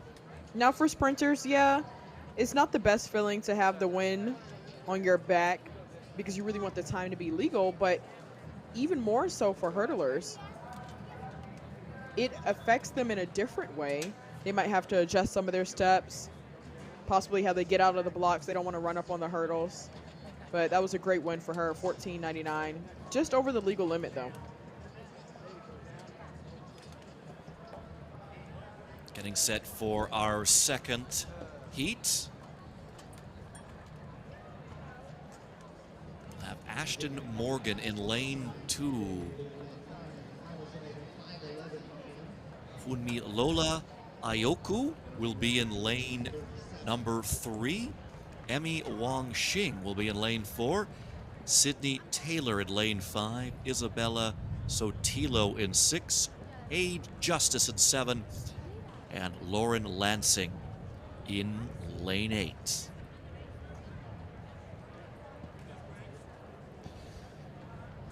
So we will have 6 heats, and it's going to be the 8 fastest times through these 6 heats that are going to move on, and we have an early jump there by Ayoku in lane 3. And immediately it's a red card for her. I thought maybe she would protest it, but it was pretty clear, without a doubt, what was going on there. That's unfortunate 8. for the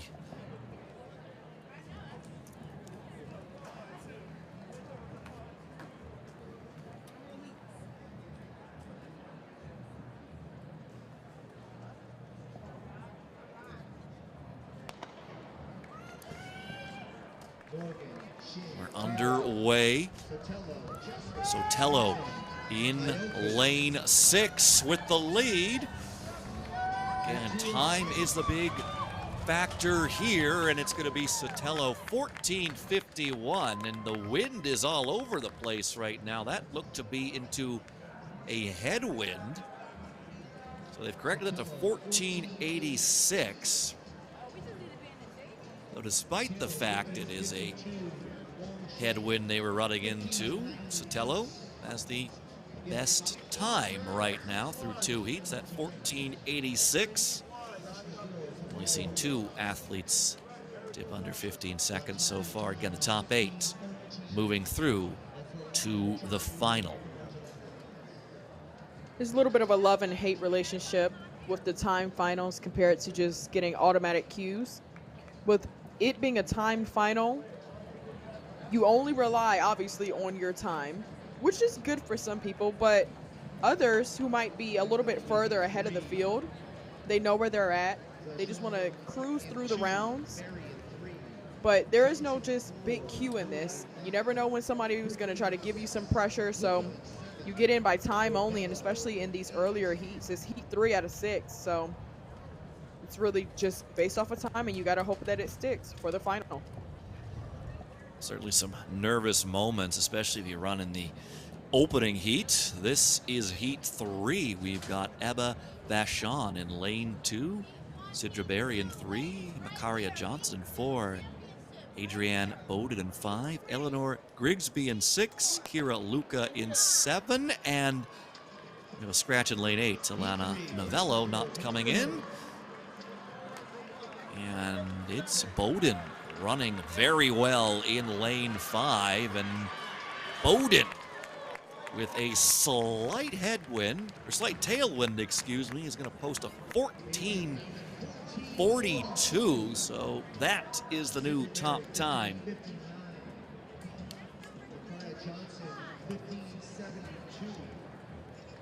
She just walked off so easy. Like, okay, not for get ready for later on. Well, she thinks she's done enough. Looks like she has right now, 14:42. So that's more than 4/10 of a second better than we've seen so far. So right now the bubble time is 15:72. That was Karia Johnson's time as we move on now to heat 4. We'll have Lucy Cote in lane 2, Alana Dennis in 3, Sarah Murphy's in 4, Amara Krabi is in 5, Aaliyah McDonald's in 6, Davia Crow is in 7, and Brianna Burrell is in lane 8. Heat 4 of 6 freshman girls, 100-meter hurdles.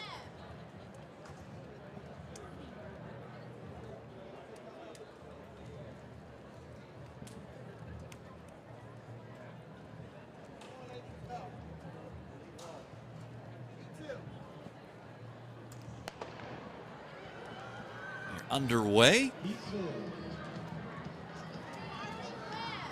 And in the middle of the track, it's Grabi with the advantage.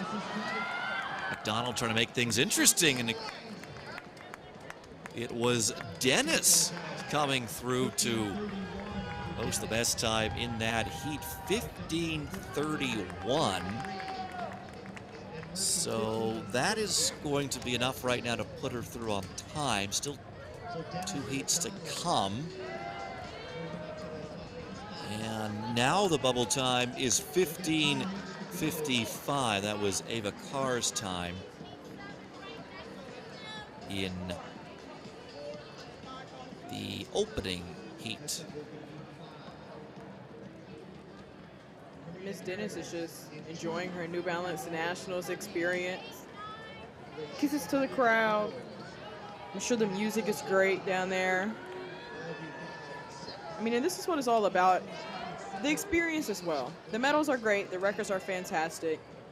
But, you know, you can say that you competed in New Balance Nationals. The book bags are cool, too. Walking away with some New Balance gear.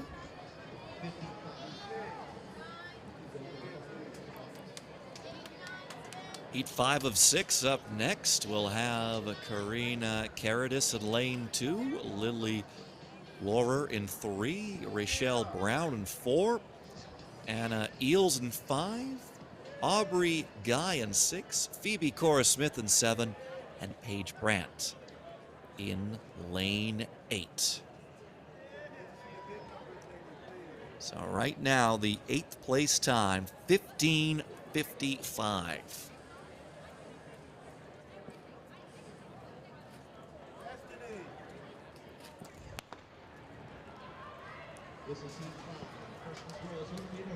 A good burst out of the blocks by Guy in lane 6. She's battling it out right now with Eels to her inside. And Eels is starting to pull away, and it will be Eels posting the top time here in Heat 5. It's a 14.93 with a legal tailwind. So 14.93 will get her through now as it stands. Of course, one more heat to come. 15:32 finish for Guy, so right now that moves her on. And Brown through in 15:88, so that's not going to be quick enough.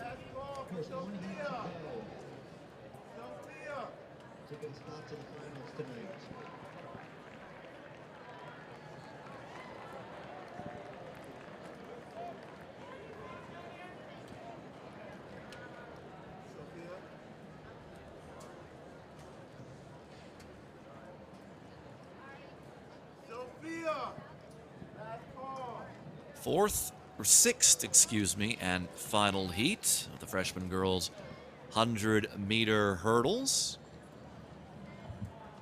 We'll have Elise Mosley in lane 2, Nyla Fair in 3, Morgan Holly in 4, Salai Russell in 5, Brinsley Hiscox in 6, Adriana Crabtree in 7, and Victoria Zandon in lane 8. Right now, the 8th fastest time is 15:41.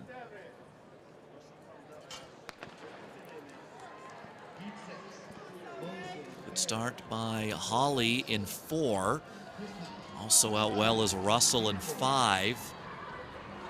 And it is Holly and Russell still going toe-to-toe, and bit of a stumble there. Looked like Holly hit that last hurdle pretty good, but she was able to stay on her feet.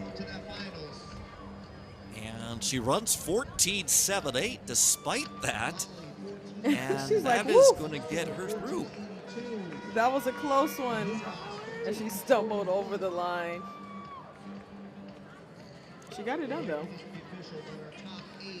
She did, and that could have gone very badly, very quickly for the young achiever athlete, but stays on her feet and comes through in 14.78. And that last heat, the beneficiaries of a pretty good tailwind of 3.6 meters per second, but we have our 8 qualifiers. Adrian Bowden, the best time, 14:42. Joining her in the final will be Morgan Hawley, Solai Russell, Isabella Sotelo, Anna Eels, Skylar Brittman, Alana Dennis, and Aubrey Guy.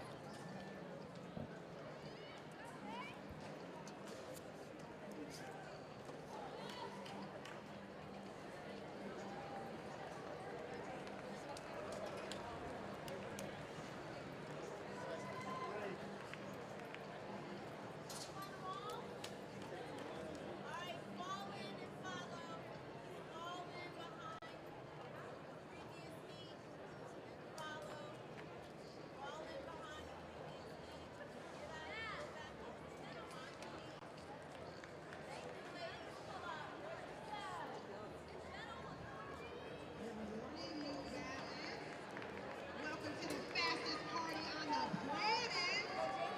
Championship Girls 100's underway. Keep your eyes on the track. It's your girl, Kat Scannon.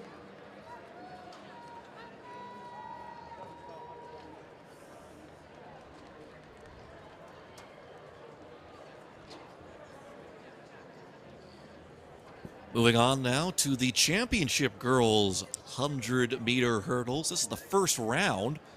We're going to have 11 heats. We've got Ella Steele Douglas in 6, Cameron Panasoto in 7, and Olivia LaBelle in 9. And it is Steele Douglas in 6 who is going to post the best time here. Steele Douglas, the Canadian, 14:34. So she's going to put a big Q next to her name.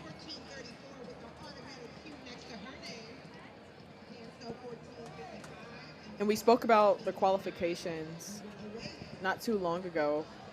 Time final versus big Qs, especially for these older ladies, they're going to like the big Qs a little bit more. We're going to see the indoor 60-meter hurdle record holder later on in the heats, Taylor Cox. And like I said, the athletes who are miles ahead of the field, I know they get really happy with the big Qs because they get to probably chill in these rounds. There's not as much clock watching as you continue to keep your eye through the heats. And we're on to our second heat now. We'll have Isabel Wheeler in lane 2, Demira Williams in 3, Carrie Vanoy in 4, Akira Harris in 5, Zoe Ziegler in 6, Kayla Rory in 7, Amina Roan in 8, and Jada Watson in lane 9. Although it looks perhaps lane 3 might be open now.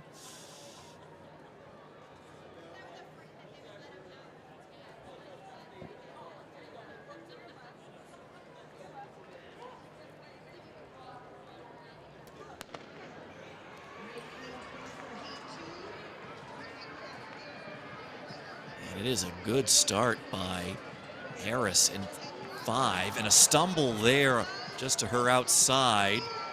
And Harris is going to get the big Q, and unfortunately, it was, I believe, Ziegler who hit that hurdle.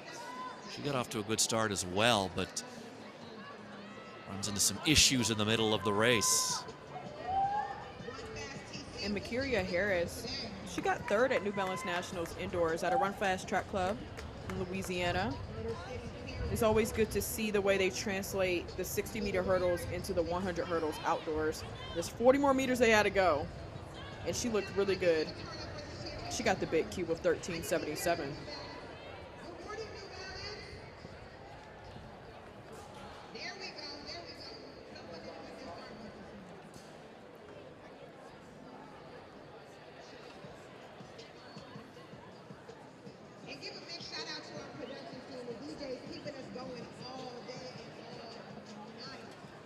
Heat 3 of 11 will have Akila Green in lane 2, Ariana Allen in 3, Annika Scott in 4, Nyla Christian in 5, Maya Rollins in 6, Gabby White in 7, Kaylee Powell in 8, and Anna Wiley in lane 9.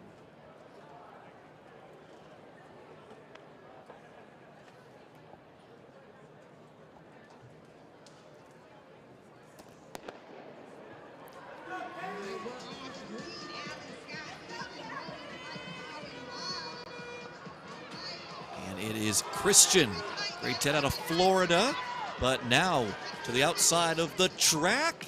Looks like it was Maya Rollins who got in there first, so she grabs a big Q, running 13:88. Maya Rollins was rolling. We saw her in the sprint medley relay yesterday, and it's always really fun to get your day started with a relay instead of your own individual event. Feels like it's less pressure because it's for somebody else. It's for your teammates. And she had an amazing start from the very beginning, and she just powered through for the rest of the race. And she's sitting in second right now with 13:88 right behind Harris. We'll see her again in the semis later on.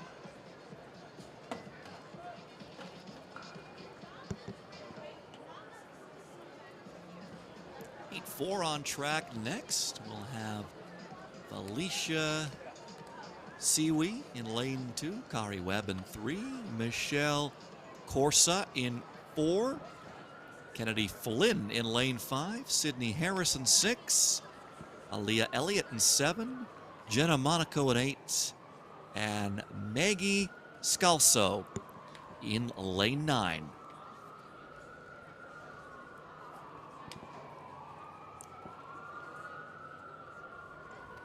And keep your eye on Kennedy Flynn in the middle of the track out of Bullis. She was 7th in this race last year. And Bullis is always bringing the talent out to New Balance Nationals Outdoors.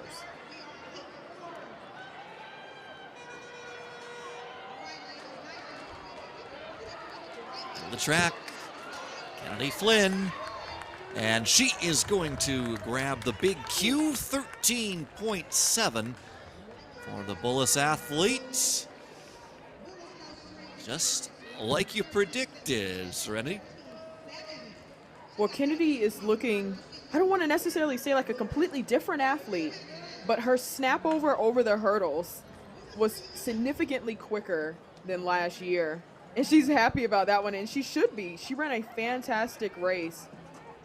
She was very low over the hurdles as well. We've been getting a little crosswinds, headwind, tailwind a little bit, but she was able to handle it really well. Obviously hoping to do a lot better than just 7th place from last year. And you see her teammate. Bullis brought out so many athletes that they have about 4 different uniforms, because I'm sure we're going to see her teammate Quincy Wilson, the 400-meter phenom, later on. We see him in the yellow uniform a lot. But Bullis out of Maryland has always brought out amazing talent. I mean, they're home to Masai Russell, the 100 hurdle phenom right now. So especially for these hurdles, representing for Bullis is always a plus for them. At 13:70 that Flynn just ran, the best time we've seen so far, as we move on now to Heat 5 of 11. Cecilia Kings in lane 2, Ariana Thomas in 3, Ariana Garcia in 4, Cassie Hopkins in 5, Abigail Dennis in 6, Aubrey Harris in 7, and Alina Juarez in 8. And some trouble in the middle of the track there for Hopkins. She's unable to finish. And Abigail Dennis is going to grab the big Q here in a time of 14:12 for the New Jersey senior. It's unfortunate what happened to Hopkins. You know, that's the hard part about hurdles. When you get the best start of your life, that's sometimes like a bad thing because you're coming up on the hurdle so quickly and you're not able to recover as fast. But, you know, it's different from that in a 100 where, like, if you're going fast, and that's a great thing. But in hurdles, you're kind of like, oh, gosh, what's happening? I'm coming up on these hurdles a lot quicker than I'm used to, because she got a fantastic start. She wasn't able to react fast enough to that.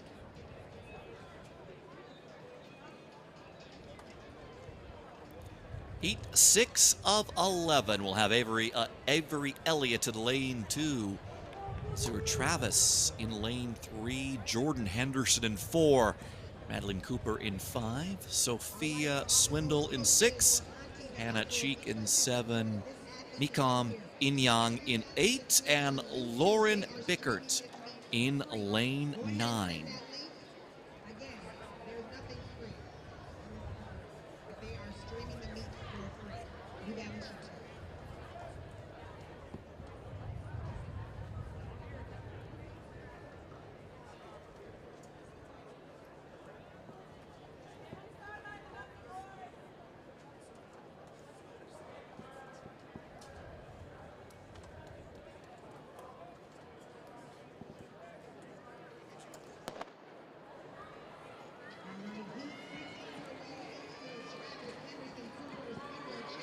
And it's Madeline Cooper out of Georgia in lane 5 with the lead. It's a pretty healthy lead, too, and she is going to grab a big Q here.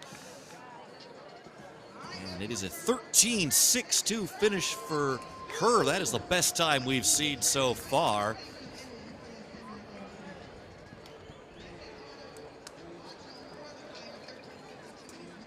Cooper, the junior out of Georgia.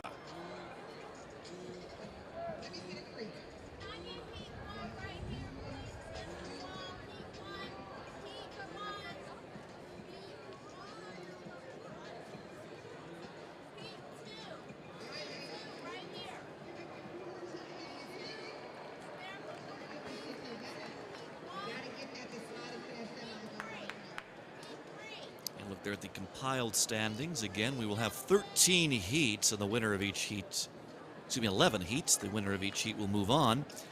And then it'll be the next fastest 13 times. So we are on to heat 7. And we're going to have Nyla Jones in lane 2, Mariah Taylor in 3, Parker Steele in 4, Michelle Smith in 5, Destiny Coleman in 6, Maya Rich in 7, Elizabeth Yaboa Cody in lane 8, and Lily Eagleston in lane 9.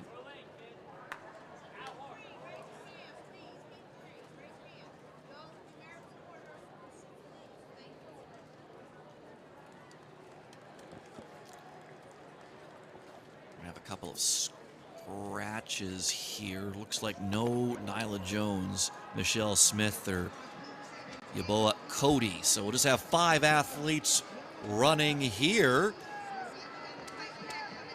And Eagleston running well on the outside, but now it is Destiny Coleman who comes through for the big Q. She does that in 14:45. And Rich in second at 14:68. And that race into a very slight headwind. It's the first headwind we've seen so far in these championship girls 100-meter hurdles.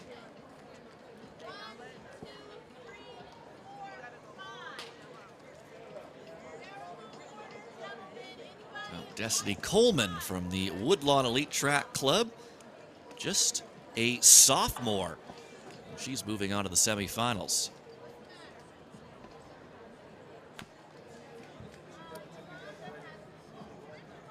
Heat 8 of 11 on the track next. We'll have Shamika Samuel in lane 2, Alexa Adams in 3, Selena Carlisle in 4, Taylor Cox in 5, Aaliyah Turpin in 7, and Mia Lee Bowens in lane 8.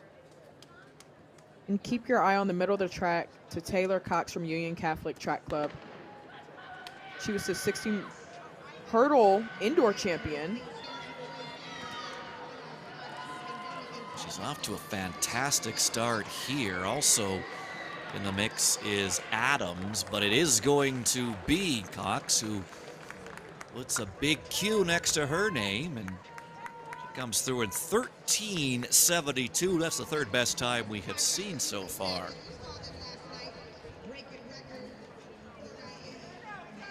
I'm excited to see Taylor in that final. Like I was saying, she has the New Balance Nationals indoor meet record in the 60 hurdles with 8:11. She's a fierce competitor. We'll see her crossing the track, of course, in first, if everything permits it. And she likes to throw a little shh when she celebrates. So we'll be seeing her later on.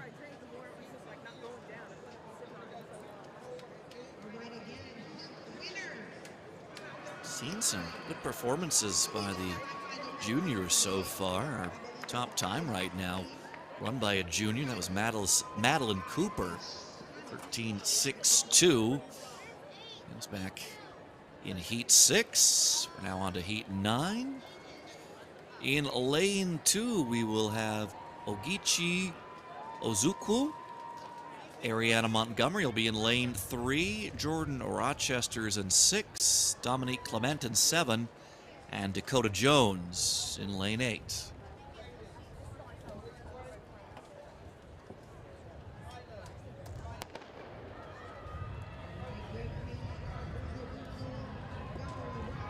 Montgomery got off to a good start in 3, but now here comes Rochester in 6, and Rochester is going to grab the win and grab the auto qualifier spot out of heat 9.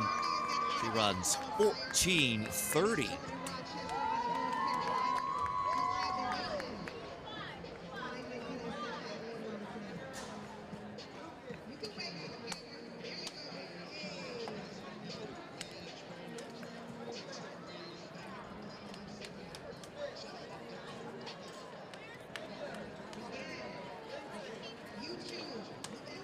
Rochester, a junior, North Carolina.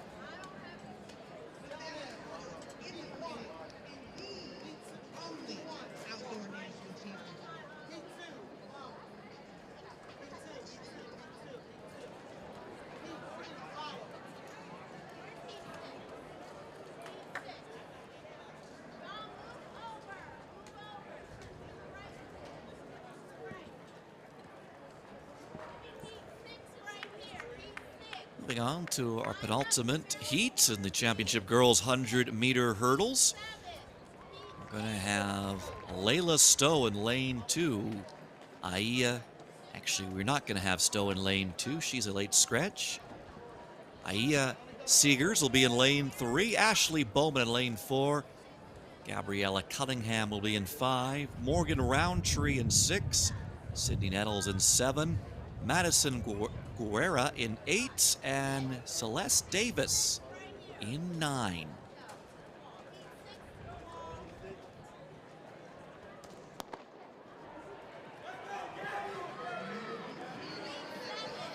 Roundtree to a good start in lane 6. She's got Cunningham right there, though, and Cunningham now pulling away.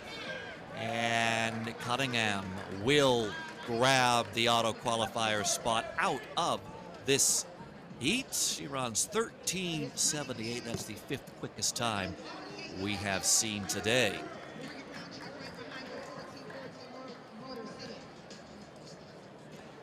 Now a bit of a smile from Cunningham as she's moving on to the semis.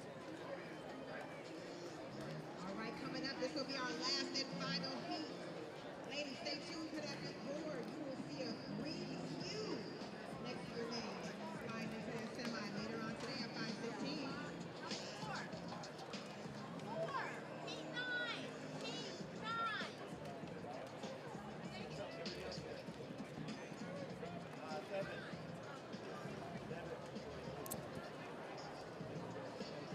Heat 11 of 11 of the championship girls 100-meter hurdles. First round on track next. We're going to have Emanuela Idozian in lane 2. Divine Bamegboya in lane 3. McKenna Barnett in 4. Brittany Jennings in 5. Rakea White in 6. Kimbriel Winfield in 7. Jamison Love in 8, and Riley Coates in 9.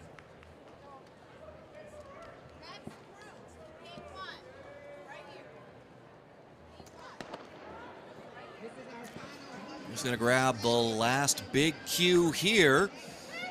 And it's Jennings making an early bid for it. To her inside, Barnett running well. But it is going to be Jennings who will grab that auto qualifier spot. She comes through in 13:71. That's the third quickest time through these heats. She is moving on. Barnett runs 13:93 for second. And that is the fastest time among the non-winners, so she's going to move through.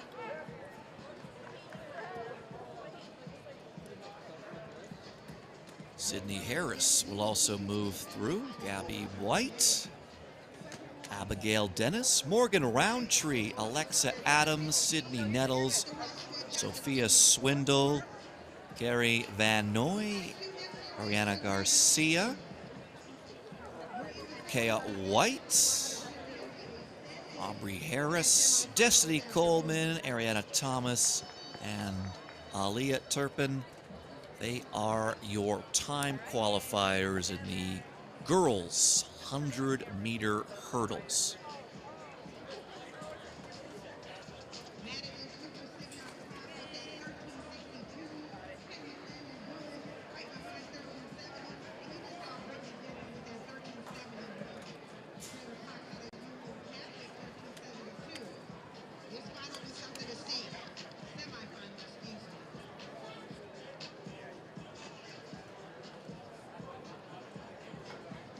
Congratulations, lady. Way to slide on into that semifinal this afternoon.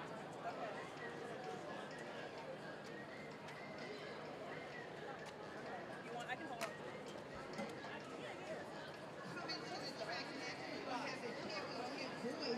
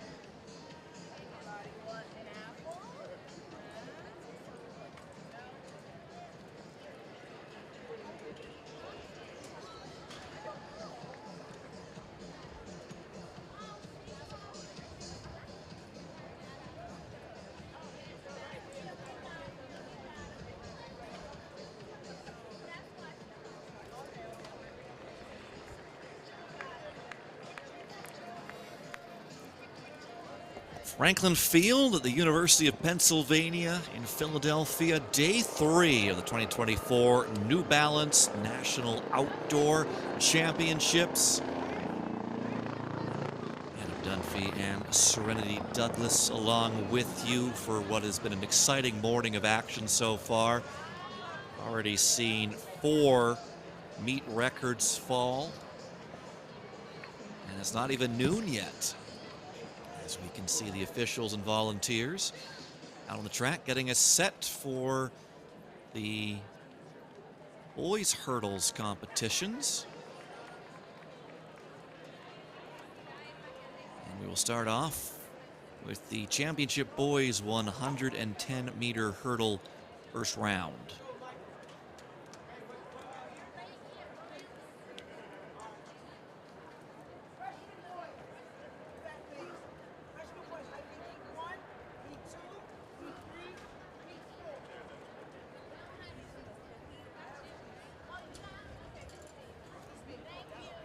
We will have 9 heats. The winner of each is going to move on to the semifinal, and the next best 15 times will join the winners.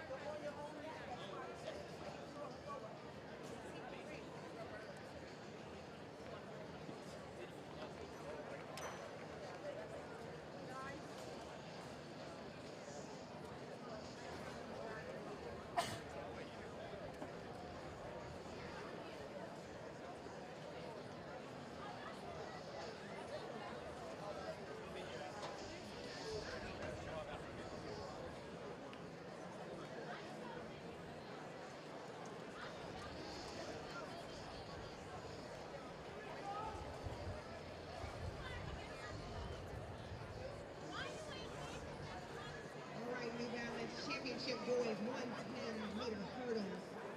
Gotta appreciate we're trying to stay on this time schedule. Welcome to the fastest party on the planet. We got 9 heats. Same rules apply, fellas. Hear me. Same rules apply. With your heat winners automatically slide into that semifinal later on this afternoon in the top 13 times.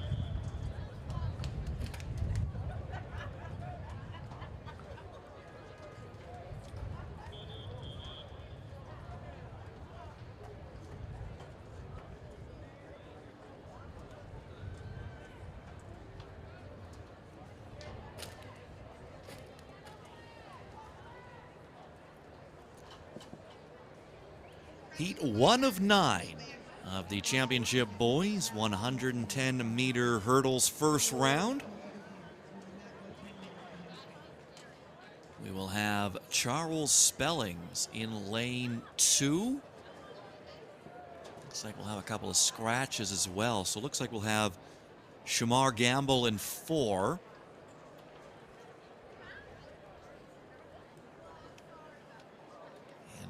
Doesn't look like,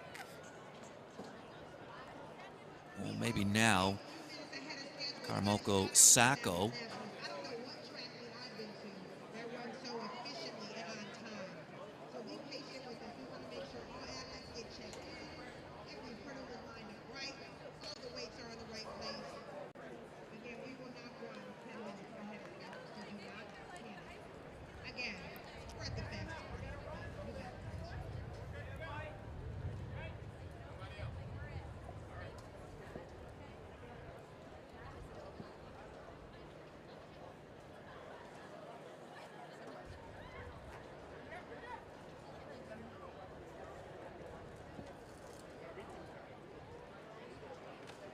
Now here comes the starting block out for lane 5 for Sacco.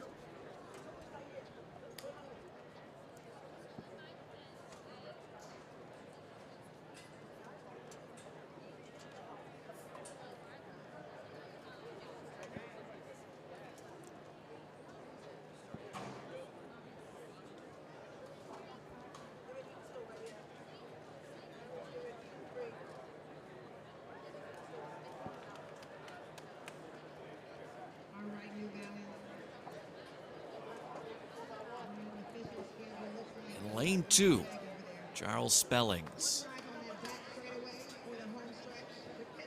In lane 4, Shamar Gamble in lane 5. Carmako Sacco in lane 6, Elijah Williams. And in lane 8, Grayson Riggins. Heat 1 of 9 of the championship boys 110-meter hurdles first round.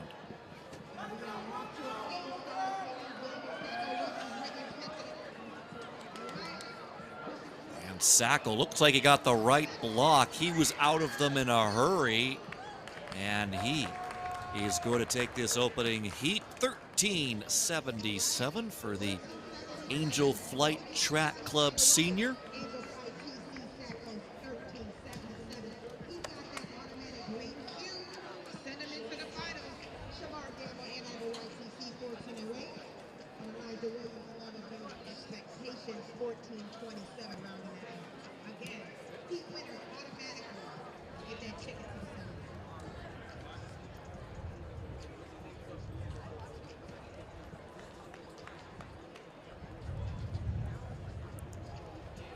The second heats will have Kashawn Allen in lane 2. Joseph W. Williams will be in 3. Command Felder will be in 4.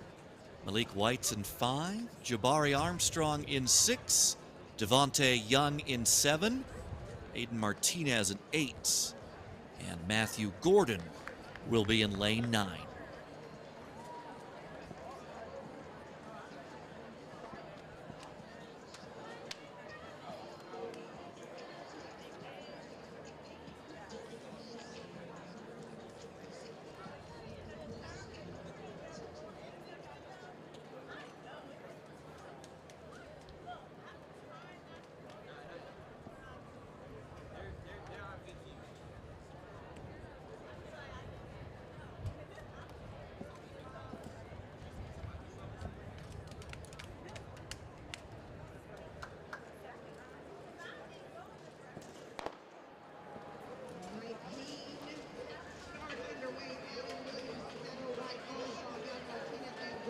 Malik White in 5. Battling it out with Armstrong to his inside, or his outside, I should say, and it will be Armstrong getting in there for first place and the big cue that comes with it. So Armstrong, 13:86, White, 13:92.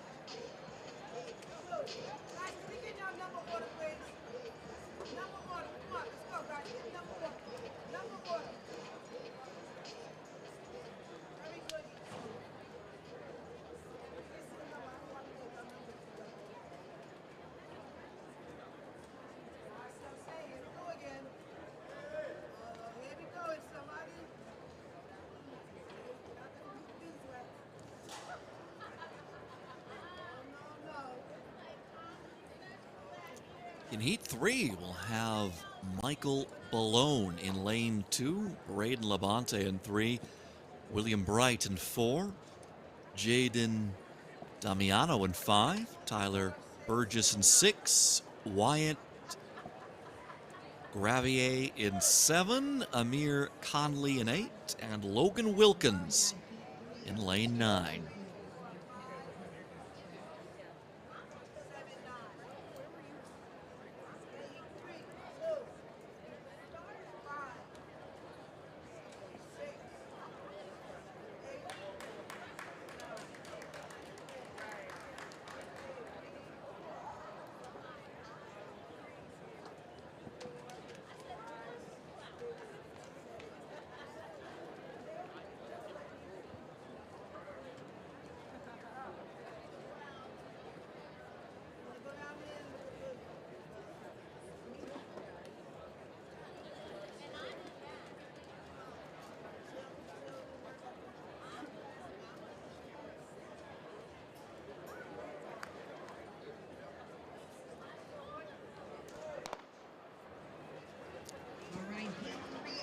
Underway in Heat 3. And it's William Bright looking strong in lane 4.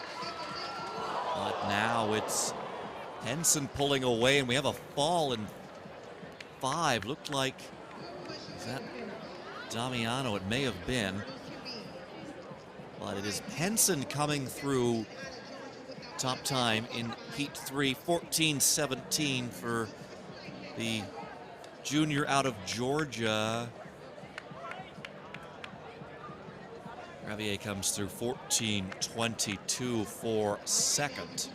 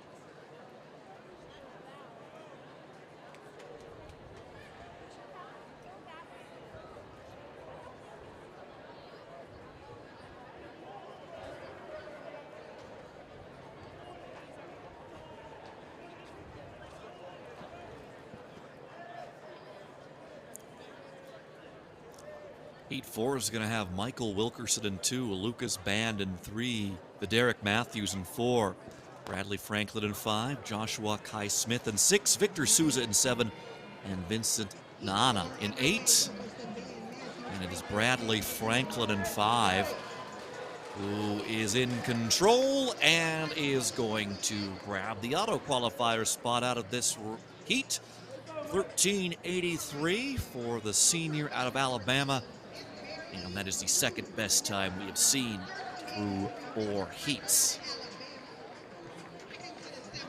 And Bradley Franklin, he actually got the 60 hurdle New Balance Nationals indoors title of 7:61. He has the height and he uses it to his advantage. Looks pretty happy with that one as well. We'll see him back for the final.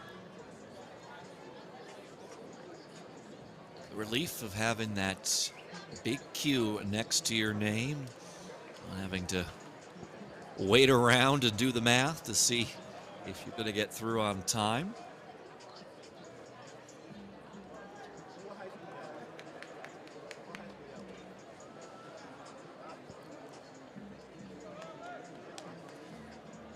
Moving on to the semis, obviously will be the winner of each heat, then it'll be the next best 15 times as we get set for Heat 5.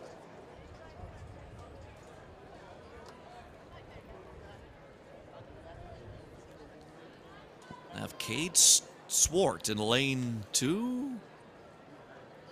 Nakarion Beeson in 3. Elijah Dotson in 4. Anthony Waterman in 5. Isaiah Washington in 6. Nadir Langston in 7. Tonavila Hicks in 8. And Harry Mamalu in lane 9.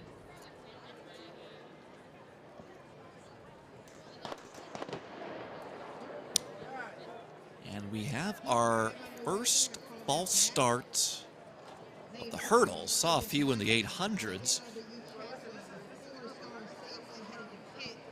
And it looks like we might have at least one scratch on the outside, perhaps even 2. Don't see anyone in lane 8 or 9, so it looks like no Hicks or Mamalu. And it is Dotson who is charged with the false start in lane 4.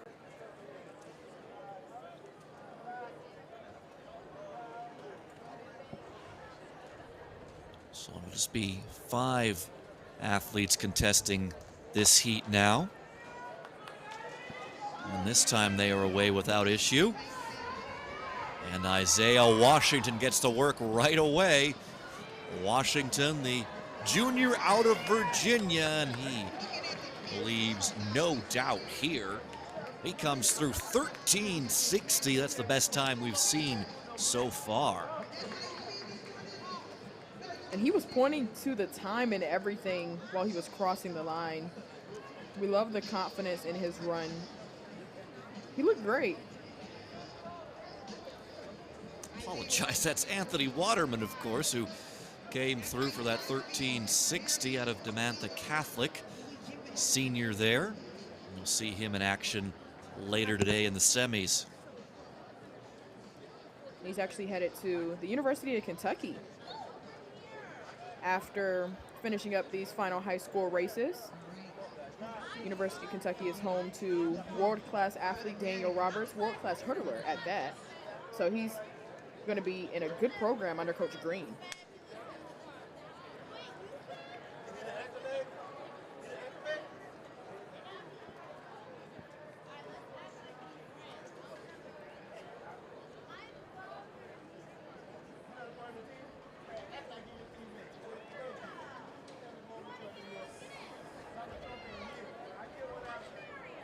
Championship boys 110.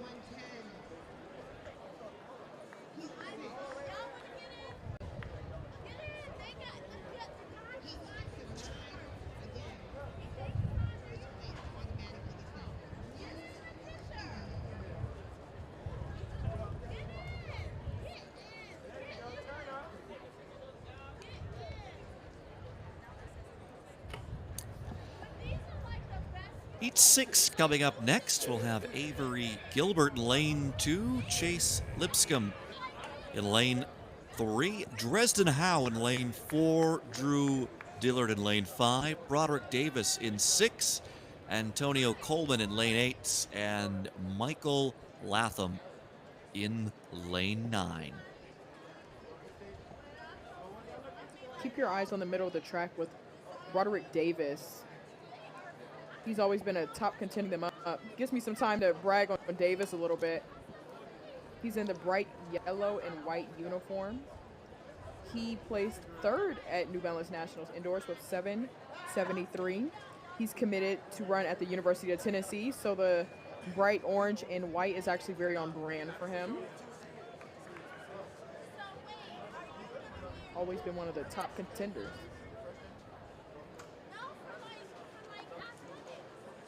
So it was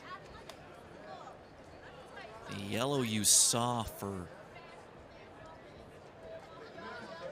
Davis, who just had a bit of a stumble while he was getting set in his block. He's back in now, and they are away clean. Good start by Dillard in lane 5. He's battling it out right now with Davis. And Dillard now pulling ahead. Dillard, a tall athlete, so smooth over those hurdles that he comes through in 13:75. Yeah, and it looks like he can't believe it for a second. He's out of Archbishop Carroll, which is in D.C. These athletes coming from all over. You know, while we're bragging about Davis, let's brag on Dillard a little bit as well as they congratulate each other. Dillard is actually committed to the University of Iowa. That's where he'll be going in the fall. But for right now, he's still repping his Archbishop Carroll for the Big Q. He's going to be going there for jumps and hurdles. And he's using those long legs to his advantage. Similar to, you know, another world-class athlete. I don't know if you've heard of him, Adam, but Grant Holloway has really long legs as well. He's not bad.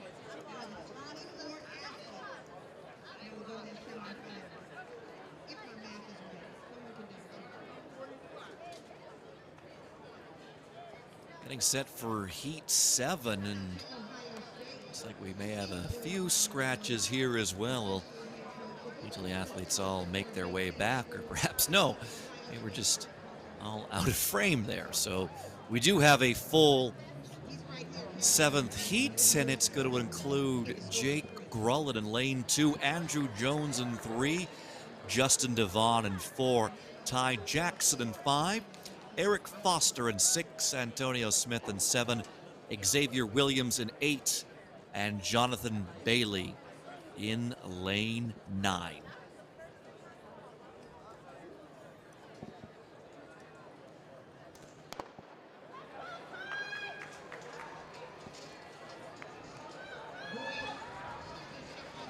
Three-way battle going on in the middle of the track right now.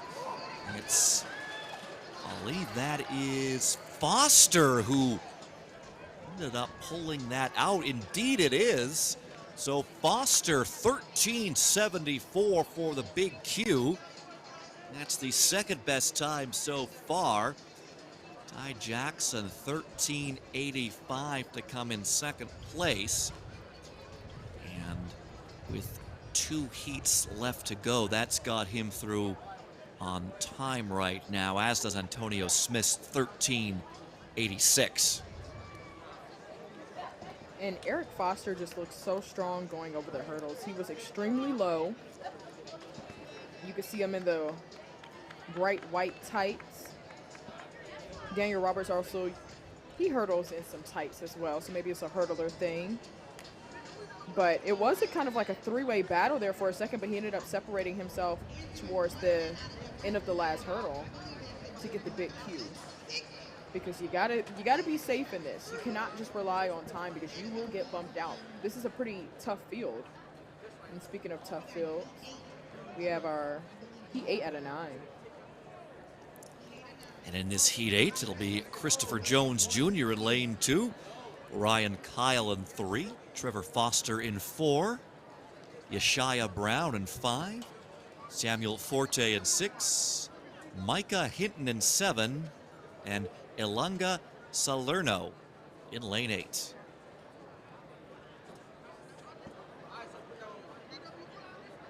And keep your eyes in the middle of the track to lane 5. That's Yeshaya Brown. He's used to this stage as well. He got 5th last year and 2nd at New Balance Nationals indoors. And he just exploded out of the blocks. As did Hinton in lane 7, but now it's Brown getting up to speed. And it will be Brown who is going to grab the big Q, coming through in 13:84.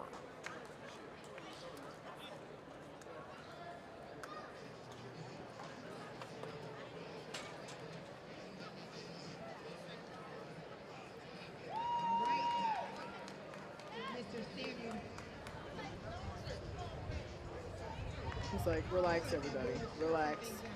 I still have a semifinal to go through. Just gonna go get some rest, hopefully, and come back for those semis. He's got the spider kit going on there.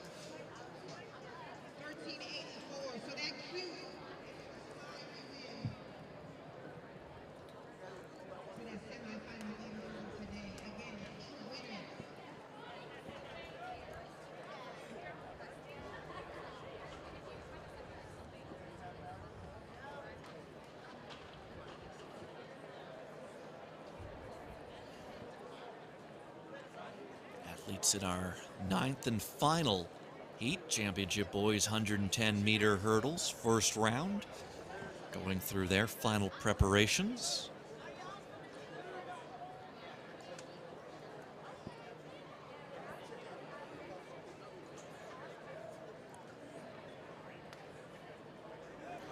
It'll be Bo Harkleroad in lane 2, Kieran Barnwall in 3, Corey Greenfield in 4, Miles McFarland in 5, Owen Langdon in 6, Alexander Hollemam in 7, Jason Miza in 8, and Jason Kaiser in lane 9.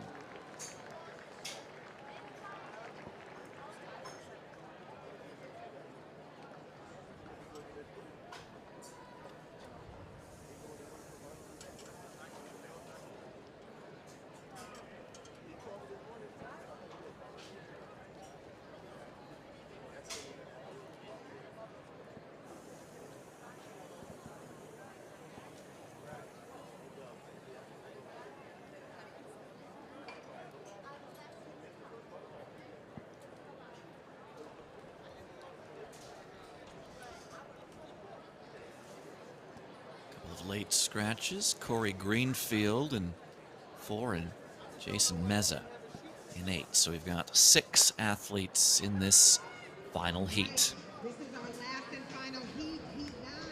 These fellas are looking for that automatic. Miles McFarland battling it out with Holomom, and it's very close. It looked to me like Holomom may have just out-dipped at the line, and indeed, that is what happened. He runs 14 seconds flat to pick up the big Q. McFarland just behind him at 14:02, but it's going to be enough to get him through on time.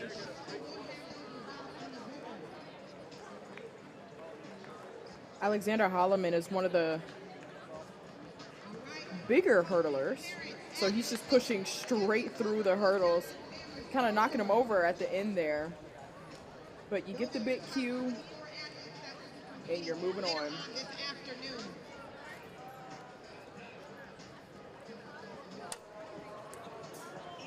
There you see semifinalists who are moving on.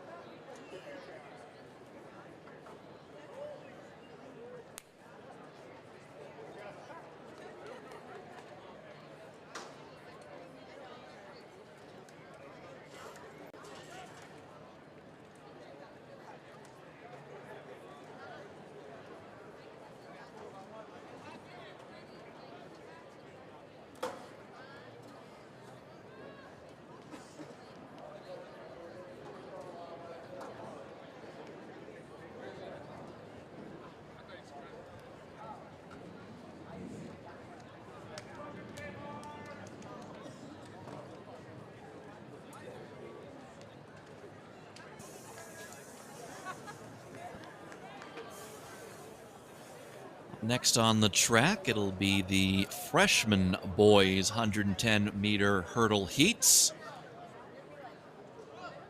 These will be straight times, top 8. Moving on to the final. Have 4 heats. In heat 1, we'll have Tyler Beck in lane 2, Austin Barrett in 3, Jake Ritkowitz in 4, Noah Maldonado in 5, Michael Perry in 6, Anthony Vale in 7, Jeremiah Hudgens in 8, and Charles Britton III in lane 9.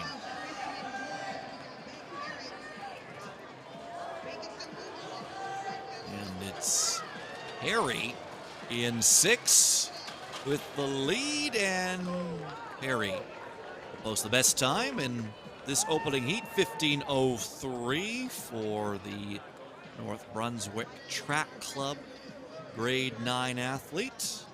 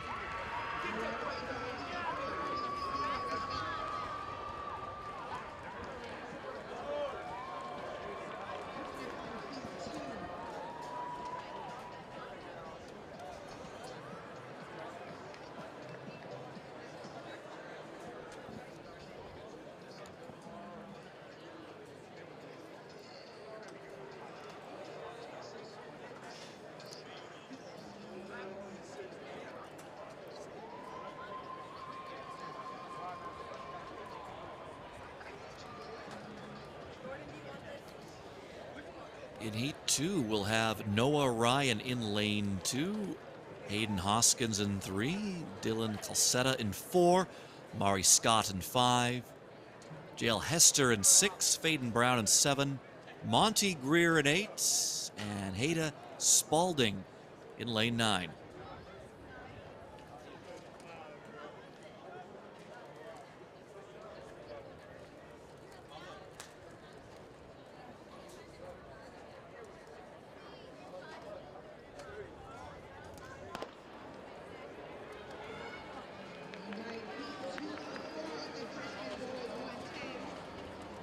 Maurice Scott starting to pull away. Tall athlete from Mark Trail. And he is going to run 14.70 here.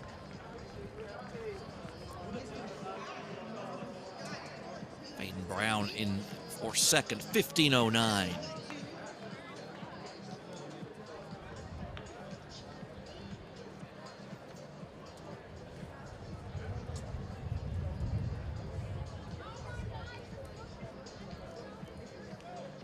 So Scott, the best time right now, 14.70. Right now the bubble time, Charles Britton III is 15.66, the 8th fastest time.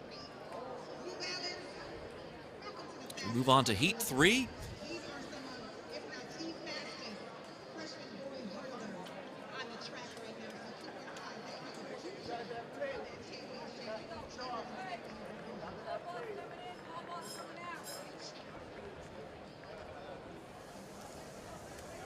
This Heat 3 of 4.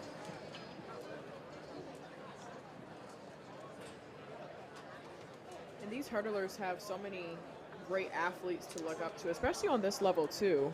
Yes, they're just freshmen, but that championship division was inspirational in itself. But obviously the Grant Holloways, the Daniel Roberts, the Freddie Crittentons, across the board in Team USA, we have some tough hurdlers to beat out.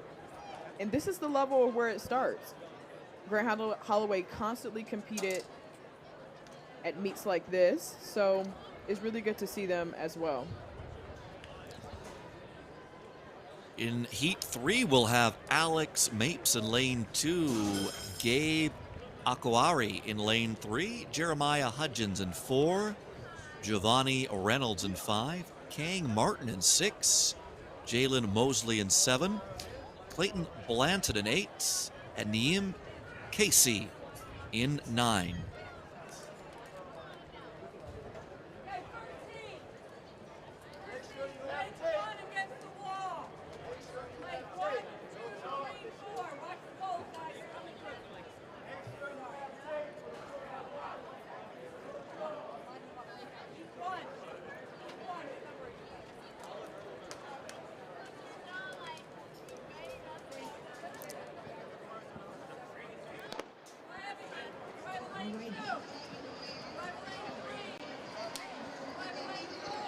It's a good battle right now, but starting to pull away is Reynolds, and it will be Reynolds through in 14.70. So that is the new best time, but we have to go to thousandths of a second to determine that, as Amari Scott also ran 14.70. The nod goes to Reynolds at 14.694.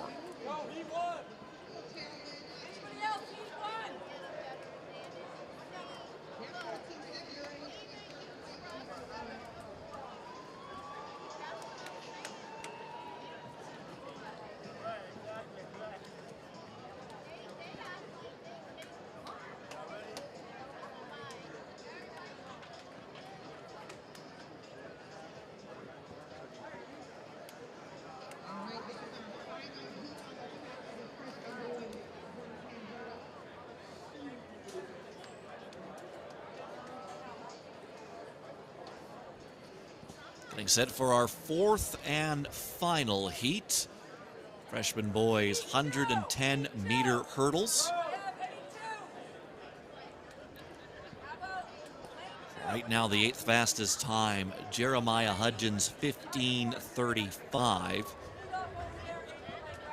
And in this fourth heat, we'll have Alexander Nikolov in lane 2, Hayden Bearden in lane 3, Hayden Jackson in lane 4, Mason England in 5, Maxwell Wise, in 6, Christian Doss in 7, Shakuru Makichi in 8, and Noah Maldonado in lane 9.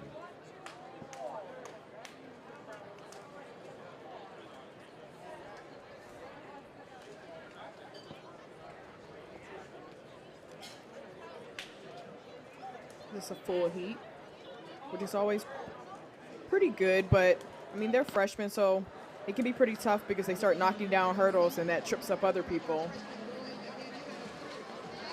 And it is England out in front. And England had a little issue with that last hurdle. He took it down, but it didn't really cost him anything. He comes through in 15:18, and that is going to be enough to move him through. 15:45 for Maldonado to finish second. That is not going to be quick enough. I may have jinxed that heat a little bit. Sorry, guys. We saw, I think, 2 falls. Lots of hurdles hit.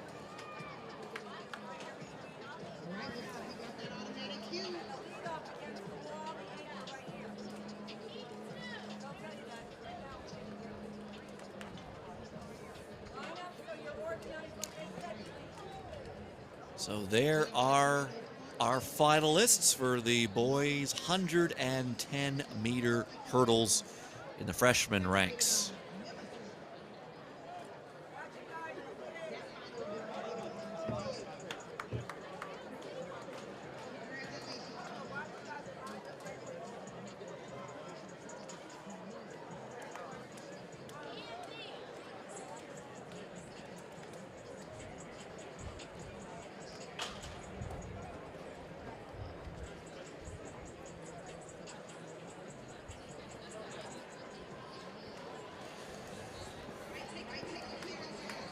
Now the mad scramble begins to take the hurdles off the track, so we'll have a bit of a break here on the track, and coming up at about 15 minutes time, we move on to the 4x100 meter relays, and we will rejoin you then.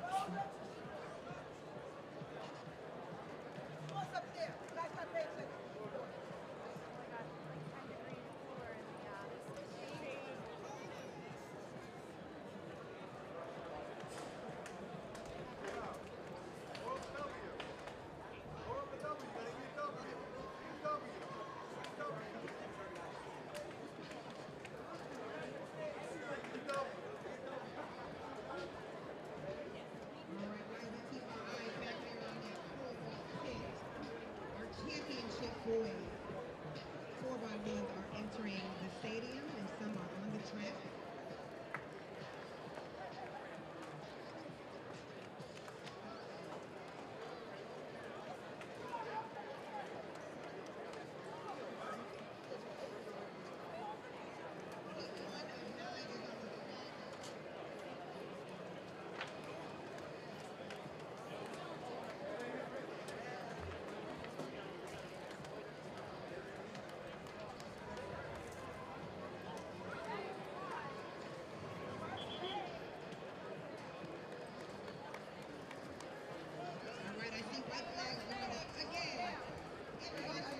Thank you for joining the only outdoor national, New Balance National, right here at the famous, historic, legendary Franklin Field.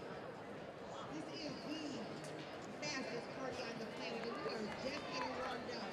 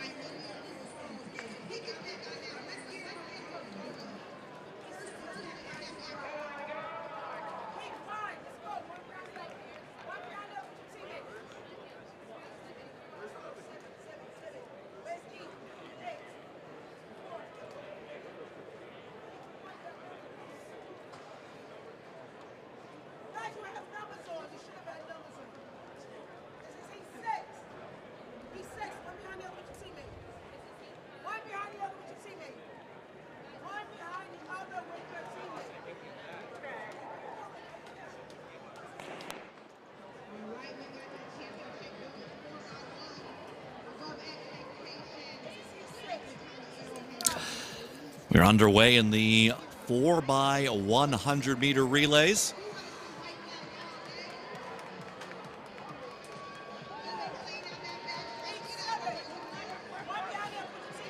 And above expectations in lane 2, Franklin County High School in 5, Arrowhead High School in 7, Mervo Elite in 8, and the Huron Tigers in 9. And it's a battle right to the end here. And it's the Arrowhead, looked like it. They came through there, 41.95 for the first place finish here. 40, it came down to thousandths of a second. Mervo Elite second, and then the Tigers threw in 42.18. So it came down to 2 1,000ths of a second to separate Arrowhead and Mervo. Thank you, Candace. Continuing with the championship boys, 4 by 100 meters.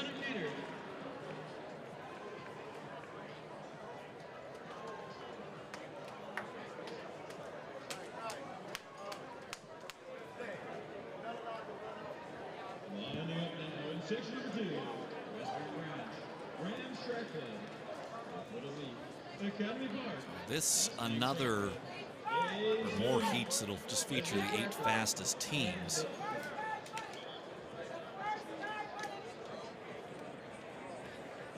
So in our second heat, we'll have the team from Western Branch in lane 2, Micah Hinton, Antonio Smith, Adam Mohammed, and Kanik Baines. Rams Track Club will be in lane 3, Andre Jackson Littlejohn, Jarrell Rollins, Alex Nguyen, and Joseph Akara. Lifewood Elites in 4, Lance Sweatman, Chris Thomas, Ashton Adeyemi, Nicholas Washington. Academy Park is in lane 5. They have Ibrahim Jabi, Kamir Jones, Maurice Richardson, and Sean Moat. And we've got 2 scratches in the form of Western Branch and Rams. So we got a Zoom Track Club in 7 with Jameer Lockett, Jeremy Dixon, Latavian Braxton, and Maurice Streeter. And also track clubs in 8, Christopher Brooks, Sincere Fontaine, James Hoffman, and Matthew Yen. Milton Track Club in lane 9, Zakai Perkins, Ferris Collins, Charlie Heffron, and Jacob Daly. And the key for these relays, especially for the 4x1, you gotta have clean handoffs. The handoffs can throw everything else off. Y'all can be the fastest team out there, but if you're fumbling with the handoffs, then you're not gonna get anywhere because this race is too quick. You will be left behind if you don't get it done as seamless as possible.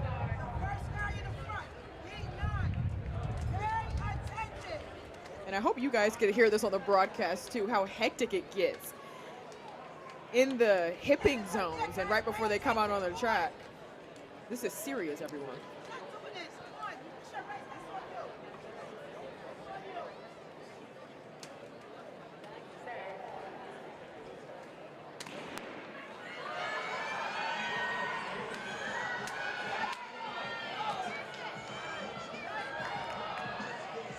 Let's start on the outside of the track there. There's the team from Wesley Track Club. At that handoff, looks like now Milton Track Club.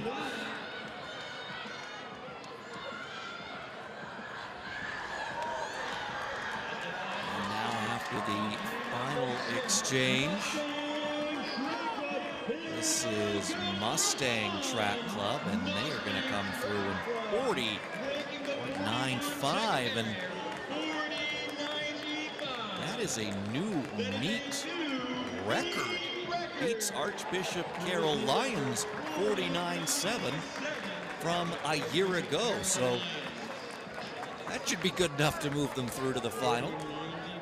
I mean, like I was saying from the very beginning, you need to set up your teammates so that you could have races like that. And the handoffs were too clean, and they came away with the meet record. I'm sure Archbishop Carroll will have plenty to say about that as they're in Heat 4.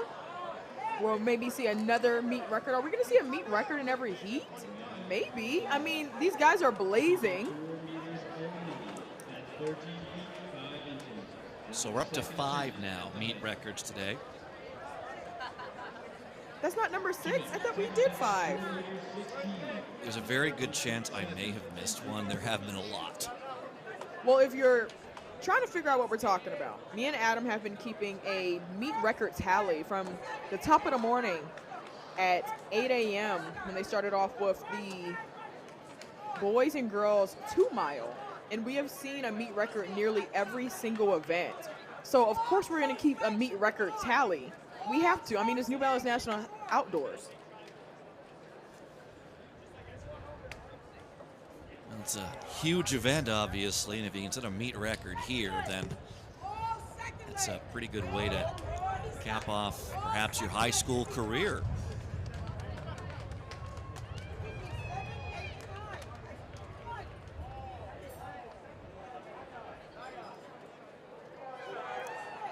So we're getting set for Heat 3 in the Championship Boys 4x1. We've got the CSP Track Club in Lane 2, the Enloe Club in 3, Middletown Track Club in 4, Mascouta in 5, Colonial Forge Track Club in 6, Dunbar Track Club in 7, Raiders Track Club in 8, and Berrien Springs Track Club on the outside in Lane 9.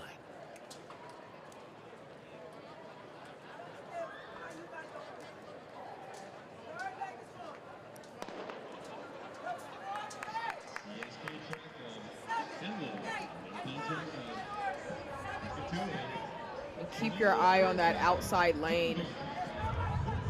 That looks like it was Dunbar Track Club that handed off first. But don't forget about those inside lanes that are inside of the rail. They're coming up strong as well. But that's all Dunbar Track Club. And like I was saying, those handoffs are seamless. But to his inside, that's Colonial Forge Track Club in the green and white.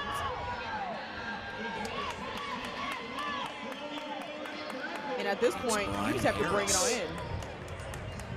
Ryan Harris doing that for Colonial Forge. 40.98.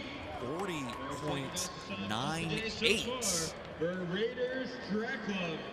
Dunbar Track Club 41.74. Currently sitting in the third qualifying spot. And that is just 1/100th of a second off of the meet record up until 5 minutes ago, which we just saw go down from Mustang Track Club, who ran 40.95. Meet record before today was held by Archbishop Carroll Lions. Set last year, 40.97. I think it's safe to say, Serenity, that this is shaping up to be a very exciting final. Absolutely. I mean, we already saw a meet record go down by Mustangs Track Club, but the reigning meet record holders, Archbishop Carroll, they're now in this heat. So they saw that go down, and they're like, bet. Well, we'll see here if they can punch back. They'll be in lane 6. They're joined by Motor City Track Club in 2, I-270 Track Club in 3. Tennessee Regional Track Club is in 4. Sycamore High School's in 5. Chicago Kenwood in 7. Blythewood Elite in 8. And the North Brunswick Track Club will be in lane 9. Keep your eyes on the highlighter arm sleeves there, right in the middle of the track. Lane 6, at least for me, it used to be the golden lane, so it's a pretty good lane for them. As long as they can have the clean handoffs, their speed will handle the rest. It's Michael Perry. He's going to lead things off for North Brunswick in lane 9.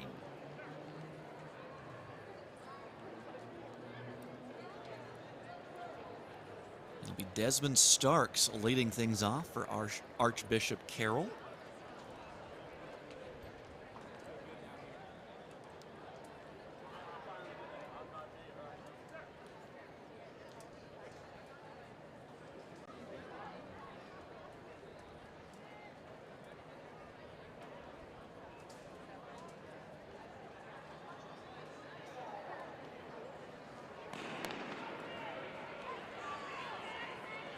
That leadoff leg. Lane number 6, Archbishop Carroll trying to regain that meet record.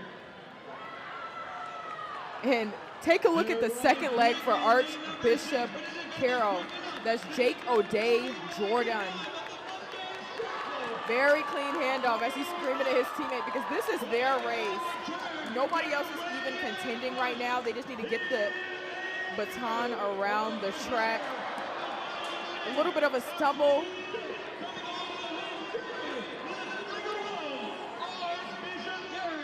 49.5 is the new meet record. And they won't take it back here. They're through in 41.21, but of course, likely going to be seeing them in the final. That's the third fastest time we've seen so far. For sure going to see them in the final. They just have to clean off that final handoff. It was clear as day that that's probably where some of the issues were, especially not dipping under that 41 mark. But we're going to see that second leg, that monster second leg at that. Jake O'Day Jordan later on contend in the 200 and the 100. So he's just now getting his day started. So move on now to Heat 5, 5 of 9. We'll have the West Side team in lane 2, the Indy Tigers. They're going to be in lane number 3. We'll have the Peak Track Club in 4, Hayes in 5, Speed University in 6, Danbury Track Club in 7, Elizabeth, New Jersey Track and Field in 8, and the Blue Mountain Eagles in lane 9.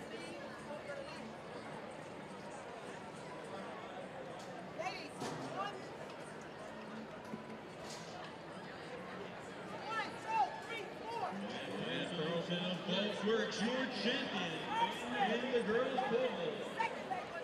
You cleared 4 meters and 09. 13 feet 5 inches for a new meet record. Congratulations, Lillian Carlson.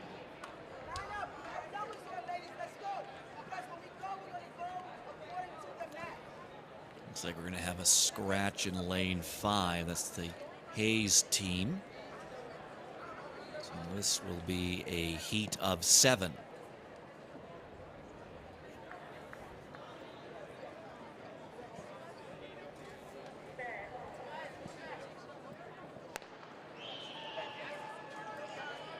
On the track now, heat number 5. Indy Tigers. Still pretty even right now as they're handing off to second leg. And right as I say that, he said no sir ski. Out of lane 6, that's Speed University. The name is fitting.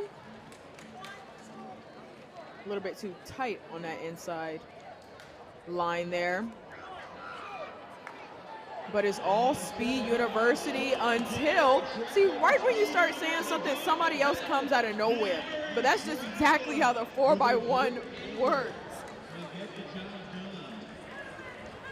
That is the team from Danbury Track Club, 41.86. It was a masterful final leg ran by Mackay Henry. So that is good enough as it stands right now to move them on, but we still have a few more heats to go.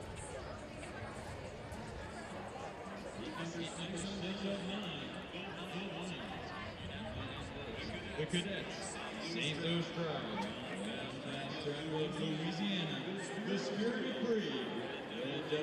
We're going to see a lot more of these athletes later on in some of the other sprinting events, like the 100 and the 200. Like I was saying before, it's always good to get it started with, you know, just a little relay, something to get the blood pumping, something fun. It's always a little extra motivation, especially at the high school level, I think, to, you know, race with your track team, race with your high school. It gets the adrenaline pumping just even a little more so than you would in an individual race. My adrenaline is pumping from here, so I know that theirs is down there on the track.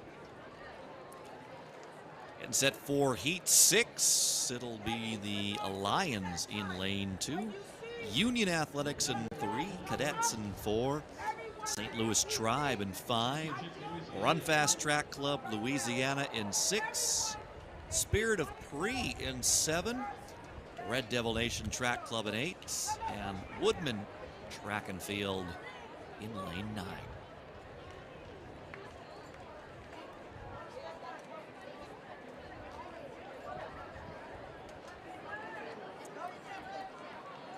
Looks like the Red Devils are going to be a scratch.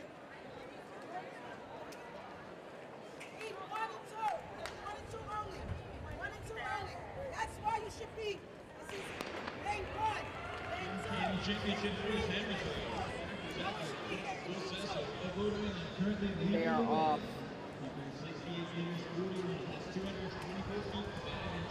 Still pretty even.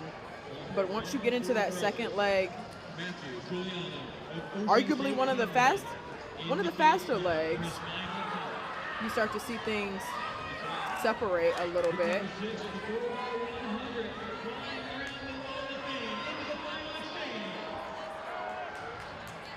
That's lane number 7, the Spirit of Free. But that's all Run Fast Track Club out of Louisiana to take that win.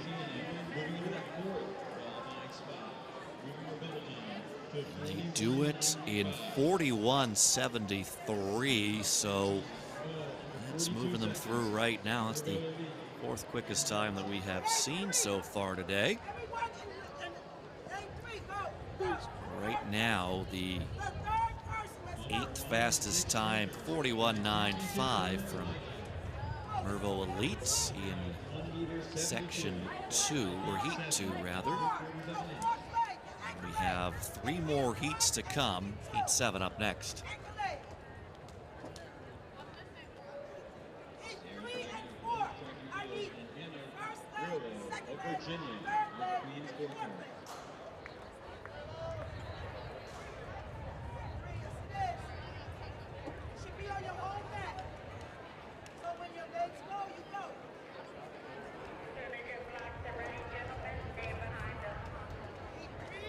I hope whoever we hear right now, the athletes are listening.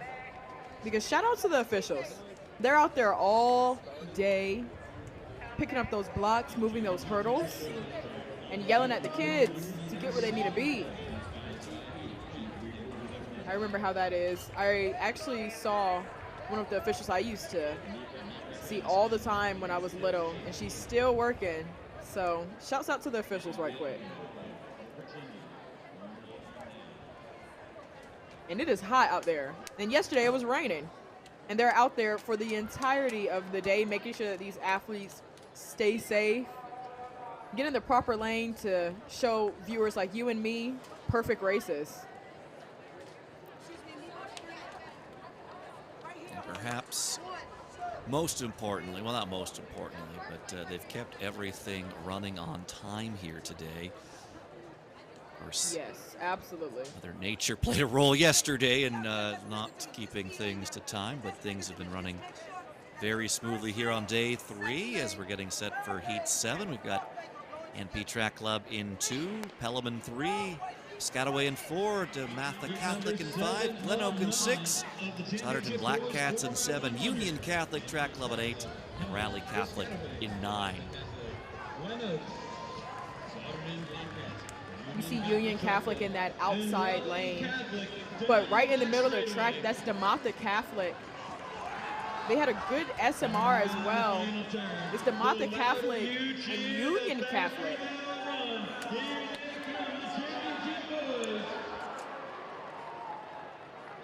That anchor leg.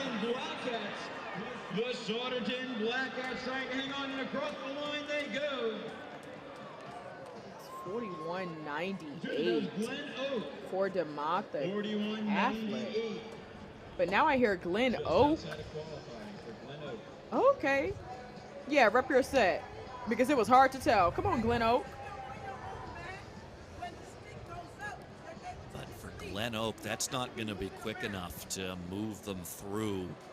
41.98, that is the 9th quickest time we've seen so far. And with that, Zachary Del Sasso of Rhode Island is your boys hammer throw champion. His best of the day, 68 meters 41. That's 224 feet, 5 inches.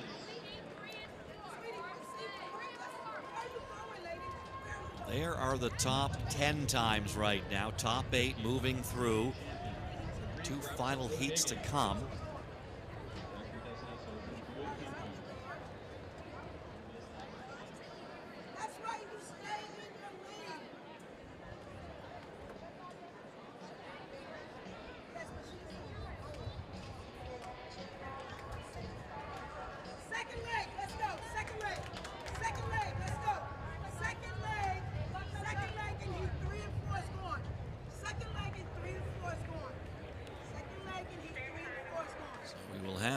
Raider Nation Track Club in 2, West Orange Track Club out of New Jersey in lane 3, Deptford Elite in 4, LaSalle Academy Track Club in 5, Windsor Track Club in 6, South Dade Express Track Club in 7, Horace Greeley Track Club out of New York in 8, and the Baldwin Indians in lane 9.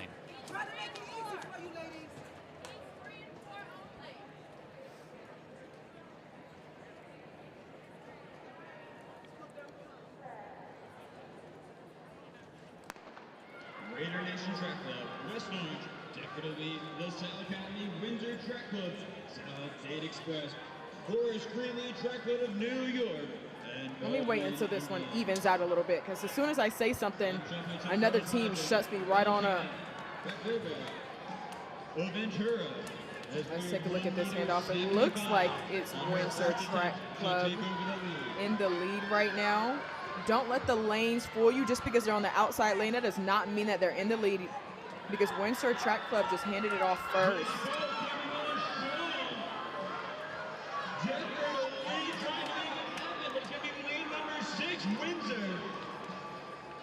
Windsor Track Club winning it, 42.05. It is Windsor Track Club who comes across the line in first, 42.05, but that's not going to be fast enough to move them on to the final. That's the 10th quickest time we've seen so far. And there is still one section, one heat, I should say, remaining here in the Championship Boys 4x100 meter relay.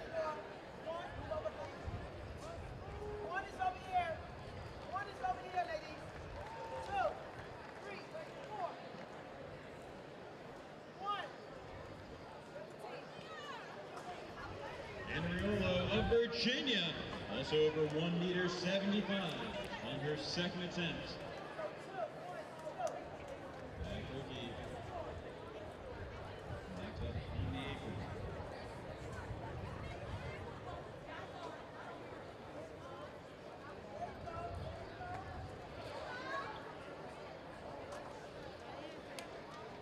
If my eyes don't deceive me, Adam, we have McNarmer Mustangs.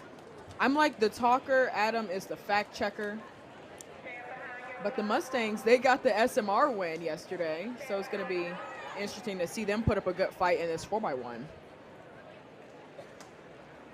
If I'm the fact checker, we're in trouble. Okay, I was right. Okay, see, right in the middle of the track. They will be joined by Glassboro Track Club, be in lane 2, Needham Track Club in 3, Colonial Forge Track Club in 4, McNamara Mustangs in 5, West Springfield Track Club in 6, North Rockland Track Club in lane 7. It'll be the Crusaders in 8, and E-Hall in lane 9. It is heat 9 of 9. Championship Boys 4x100 meter relay. The bubble time is 41.95. Track and field up and over 1 meter 75. 5 feet 8 in 3/4 of an inch. Mr. Stagger Breaker At least 3 competitors attempting the meet record. out of lane 7 there. That's North Rockland Track Club. On the track, as per track But it's still pretty even as we're going to hand it off to the final leg. But you can't miss the bright pink. And E-Hall. That's lane number 6, West Springfield. 41-32. Moving to the 4th qualifying spot. North Rockland into the 5th. 41-55, and the Crusaders. And they just secured their spot in the final with 41-32. West Springfield Track Club. You don't get to choose your heats, and it's always pretty nerve-wracking because you're just running off of straight time. And you saw all of the other events; they got it started pretty fast today. But they were able to do it, and there goes the Heat 9 results. So in the end, 3 teams come out of that Heat 9 to move on to the final. You got West Springfield with their 41-32. North Rockland, 41-55. That's going to get them through. And then the Crusaders at 41-81. They will get the 8th and final qualifying spot as you see everything confirmed there. Danbury just outside. 41-86 finish for them.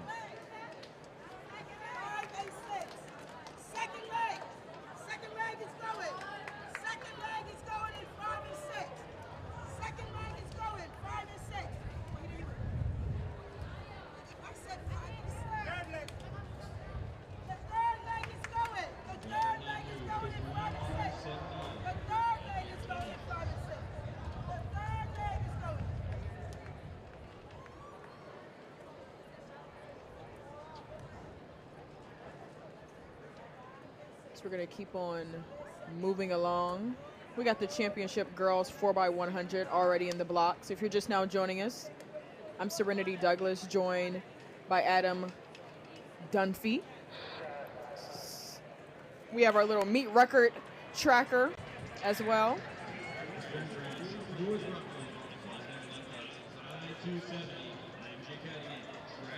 University, Lions Track Club in Boulder City.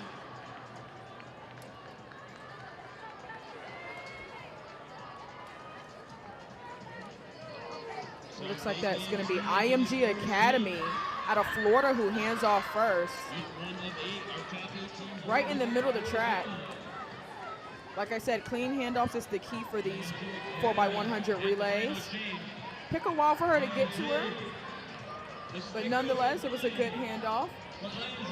Looks like that's Sydney Harris.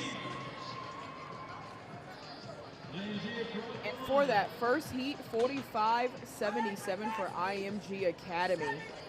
Actually, 45-82.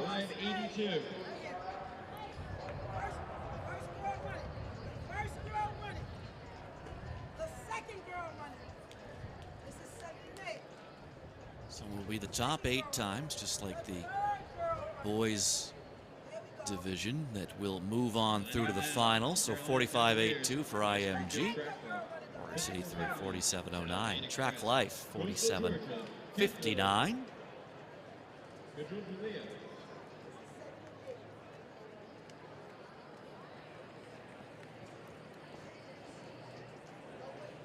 Two now on track. It'll be the Carolina Cavaliers in lane 2. West Springfield Track Club in, excuse me, the Cavaliers will be in 3. The West Springfield Track Club will be in 4. Episcopal Academy Track Club in 5. South Dade Express Track Club in 6. Coastal Georgia Track in 7. Ketwood Track Club in 8. And Kujitolia Track Club in lane 9. The meet record was set last year by Bullish Track Club out of Maryland with 45-63. The high score record back in 2019 was set by DeSoto with 44-44, blazing.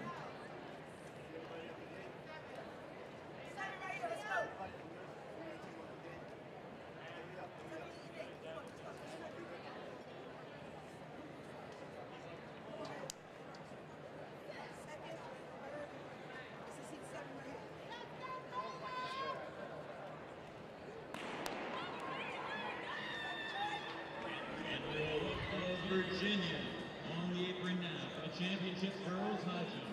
1 meter. It's a clean start. 5 feet 10 Going into the first exchange, I don't see any batons flying anywhere, so seems like it was a pretty good handoff.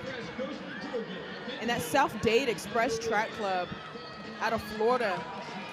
And Adam, I know that you're from Canada, but if you know anything about American sprinters, they're gonna come out of Florida for sure, as we're about to head into that final exchange.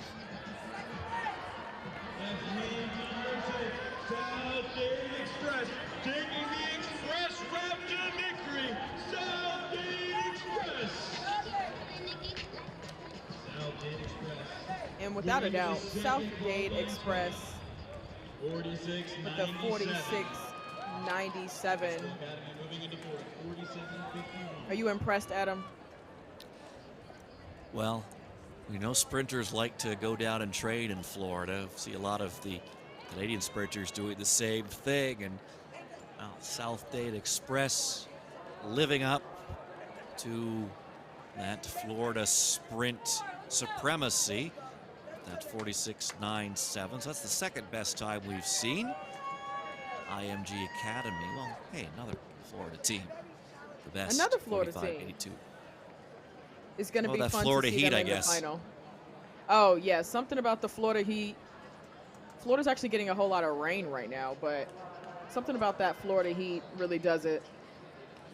And I also have to mention, we might be seeing not B teams necessarily, but some alternates in there, because a lot of these athletes are racing in the 100 and the 200. They have so many events, and these teams are deep with athletes. So you put in the alternate for the prelim. Like, I'll come back for the final, because South Dade has actually gone 45.8 so far this year.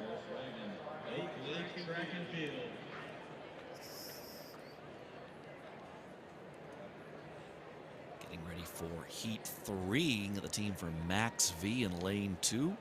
Parkland High School in Pennsylvania is in 3. Jackson Track and Field's in 4. Guilderland Track Club in 5. Dunbar High School is in 6. The Cheltenham Striders are in 7. The Running Lions are in 9. And Jackson Track and Field and Ridgeview will scratch in lanes 4 and 8, respectively.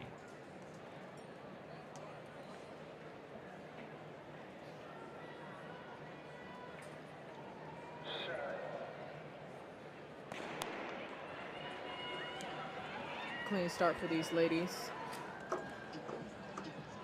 As we're now in Heat 3 out of 8 for the championship girls 4x100. Top 8 times go. Nobody gets the big Q. And right in the middle of the track in lane 6 in that bright pink, that's Dunbar High School.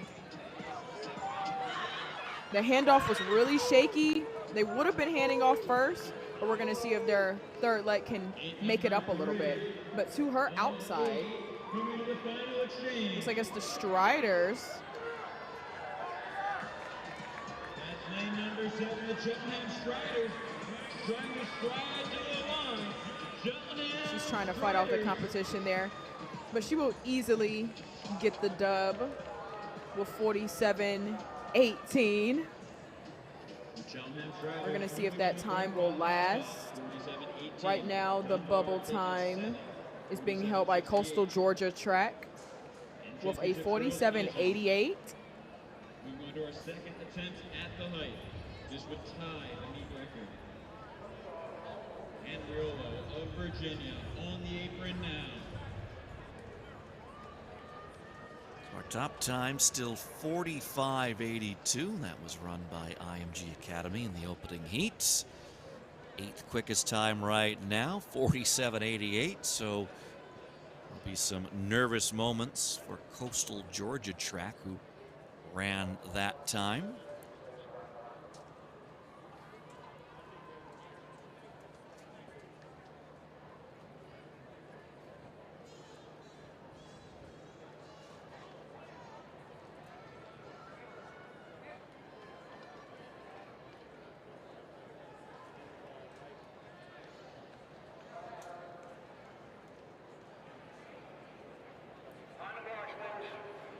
Set for Heat 4.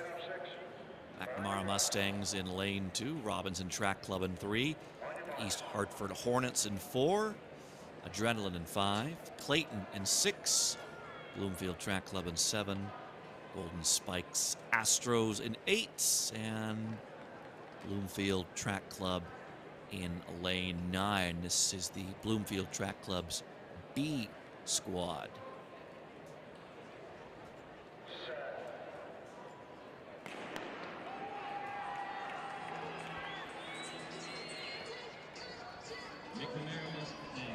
And Clayton Track Club out of lane 6 came in with a 46-14. You see that they handed off first. They're in the highlighter, light blue and green there. She's about to hand it off to her third leg. And they are in the lead right now. And their handoffs have been the cleanest. But right to her inside. Looks like that's Adrenaline. And they handed off first to the last leg. Oh, that's actually Clayton. Excuse me. Looks like she's running into a little bit of a headwind, too. 47.05. They will not have to sweat making that final at all. That puts them up to the number 3 time.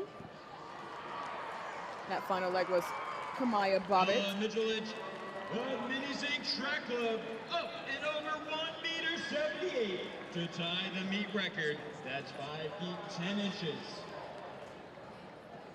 She's the only competitor over 1.78 meters, putting her into the outright lead. The American of Wisconsin, currently sitting in 5th place. Going out, out for the gate. Guy has to open the gate for it. Heat 5 next up on the track. Championship girls 4x100 meter relay.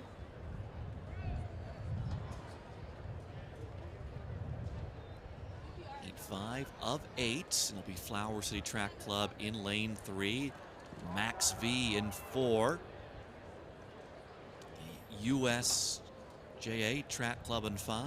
McDonough in 6. Lane 4 Track Club in lane 7. Academy at Palumbo in 8, and Radar Running in lane 9. Keep your eyes on USA JA. That's for USA Jamaica Track Club. They're in lane 5. City Track Club, Max V. USA JA Track Club, McDonough, Lane 4 Track Club, Academy at Palumbo, and Radar Running. Our 5th of 8 preliminary heats in the championship girls 4x1. But that is all lane 6 out of McDonough, but to her outside. Lane 4 Track Club. But goodness, what a third leg out of McDonough.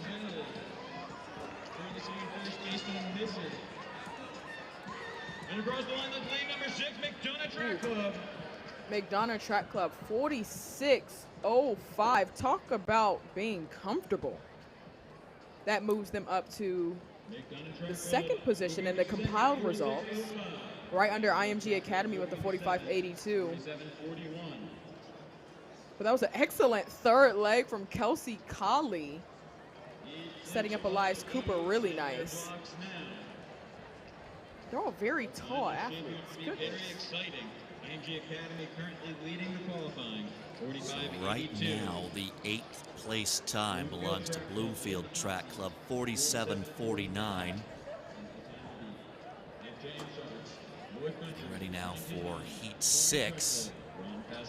Louisiana, Union Athletics, Westfield Track Club, and Angels Track Club. We'll have the FJM Sharks in lane 2, North County in 3, Huntington High in 4, Salon Track Clubs in 5, Run Fast Track Club Louisiana is in 6, Union Athletics in 7, Westfield Track Club in 8, and the Angels Track Club in lane 9.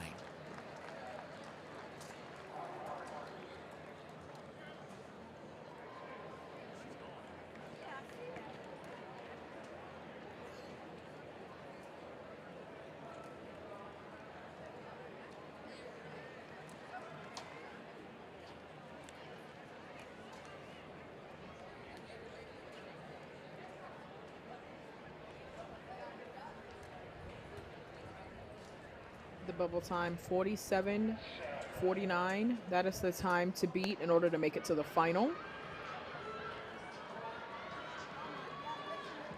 But they are off. And immediately breaking that stagger. That's Westfield Track Club.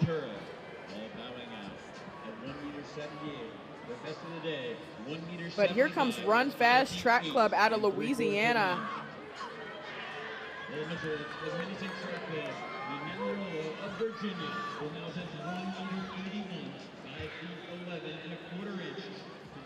But now to the outside once again. That's Union Athletics. Run Fast Track Club to her inside.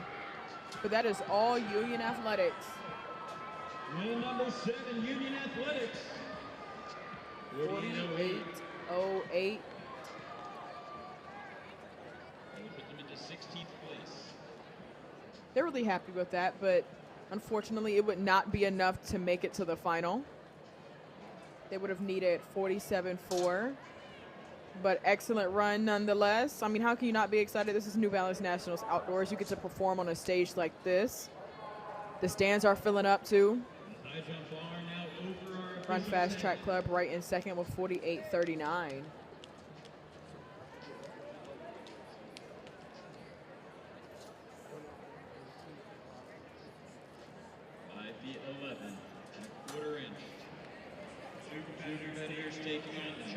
Heat 7 of 8. St. Vincent Pallotti in lane 2. DF3 Stars in 3. Classical in 4. Windsor Track Club in 5. Union Catholic Track Club in 6. Woodlawn Elite Track Club in 7. South Shore High School in 8. Haddonfield Racing Club is in lane 9.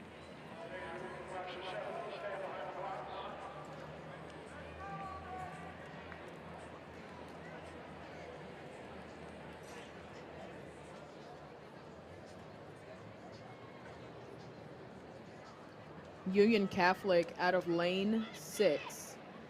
They ran 46:19 to win Championship of America in Penn Relays. Jesus, at Penn Relays, which is on this track, Franklin Field Stadium.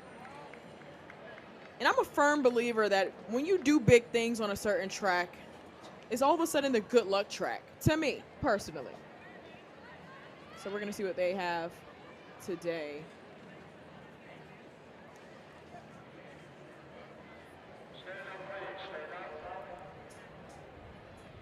All time right now, 47:49. That was Bloomfield Track Club's time. And that in Heat 4. You're going to see Union Catholic out of lane 6 with the light blue. They're out of Jersey. Another Union Catholic native. It's the 400 hurdles world record holder. Sydney McLaughlin. You might have heard of her. Another great season. Absolutely. And already, you don't see it very often, but you see it sometimes. She made up the stagger immediately. That was Sydney Chadwick heading off to Natalie Thompson. And this is Union Catholic's race. They are blowing the field out right now. It took a little too long to give the handoff. She didn't want to run out of the zone, so she stopped, which was smart of her. They are still in the lead right now, but it's a little bit tighter. And I know that shook them up a little bit. But now is into that fourth leg.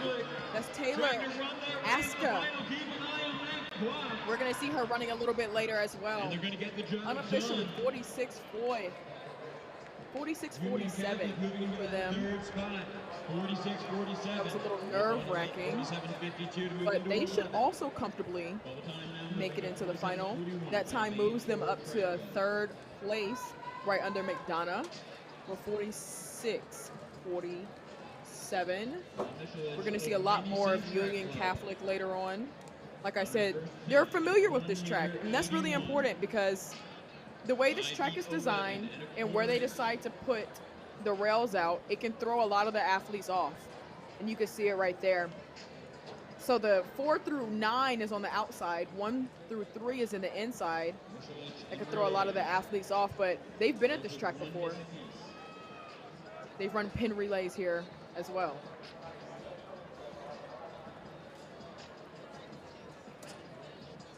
So come to our final heat. In lane 3, it'll be Tub Gator. In lane 4, WHS. Lane 5, West Warwick Track Club. Lane 6, Archbishop Carroll. In lane 7, Gaithersburg Elite. In lane 8, Blythewood Elite. In lane 9, the DC Cadets.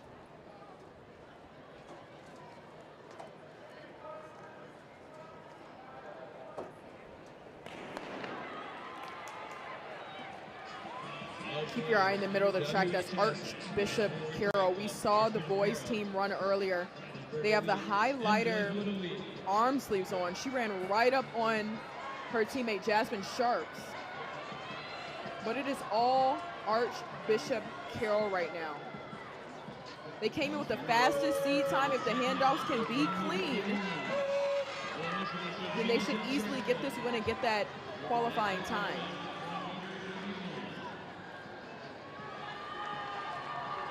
Handing it off to Solomon with the bright pink hair. And she's taking this thing all the way through the line. Keep your eye on the time. 45.87. One of 2 teams to even dip under 46 today. We saw it in the first heat, and now we're seeing it in the last. It's going to be great to see Archbishop Carroll and IMG Academy go head-to-head. And we're going to keep our eye on that meet record as well, Adam. It's 45.63. Bullis had it from last year. I didn't see Bullis today, so it looks like it's going to be all Archbishop Carroll, IMG Academy, and the rest of the field for this final. Archbishop Carroll and IMG Academy. So it's going to be 47-18 times and better. We're going to move on to the final. The Cheltenham Striders collecting that 47-18 time. And joining them, as you can see there, will be Border City AC, Clayton, South Dade Express Track Club, Union Catholic Track Club, McDonough, and Archbishop Carroll and IMG Academy. One more attempt at 1 meter 81. 11 1/4 inch.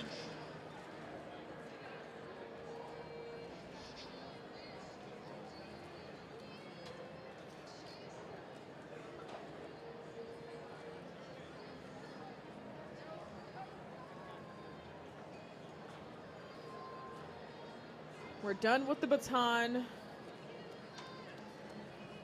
from those ladies for now.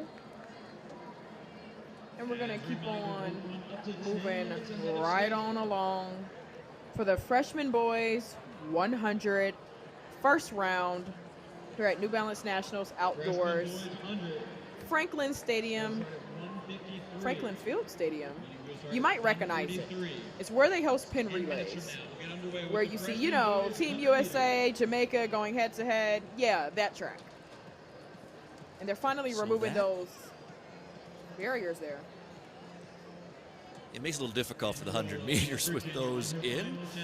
And that 100 meter is scheduled to start in about 20 minutes time. So we will return for coverage at about 1:53 p.m. Eastern time right here from Franklin Field.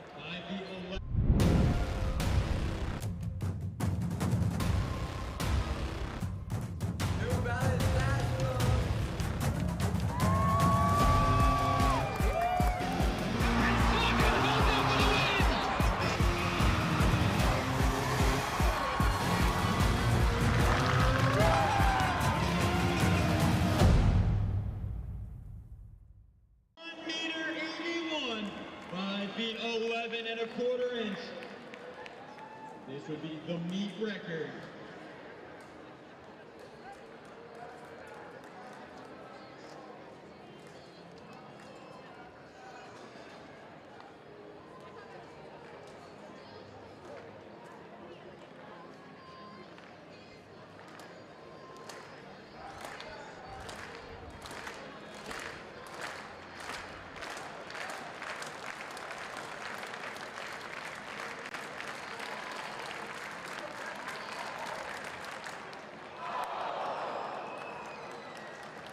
Eligible to Mini St. Track Club, narrowly missing 1 meter 81, which is your national champion, tying the meet record of 1 meter 78. That's 5 feet 10 inches.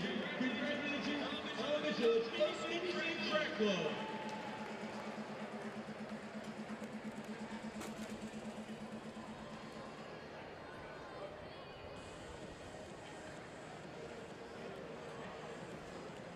Now on our finals in the freshman girls triple jump. Competition heating up. The two particle are at 11 meters 21 or better.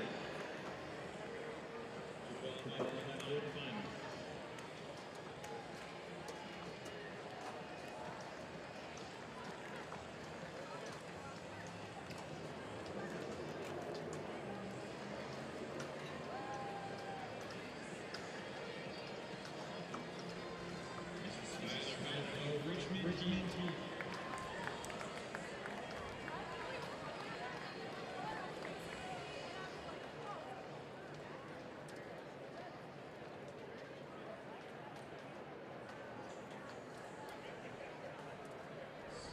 Skylar hoping in Richmond Heat.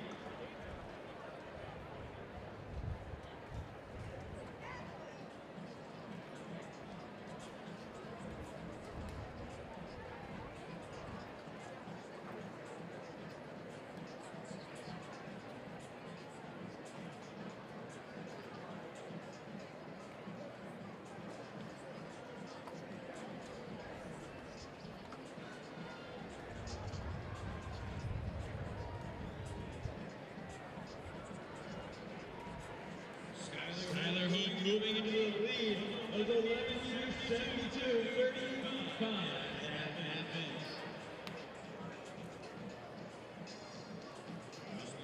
Of athletics.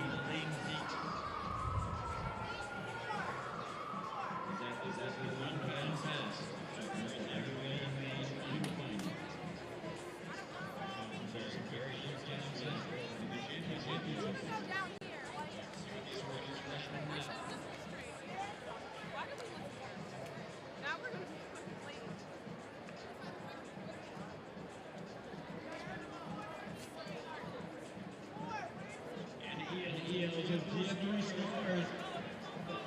Is going to jump into the lead, 11 meters 92, 1.25 inch.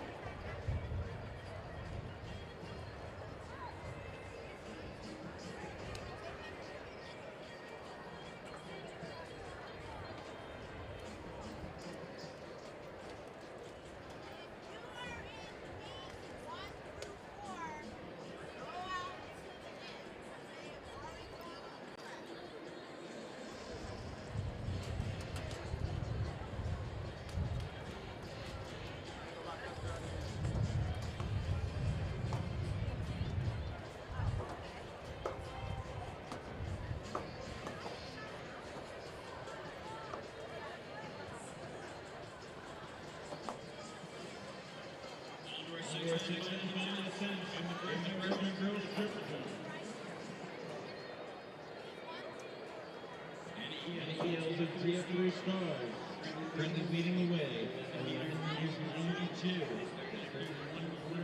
inch, coming in 10th.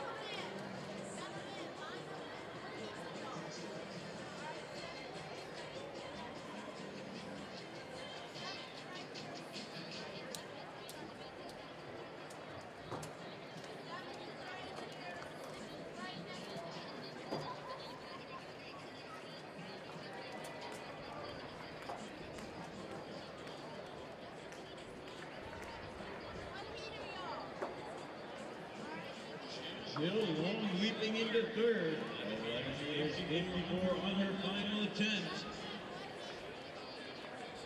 That's his rhythm, the freshman boys triple jump.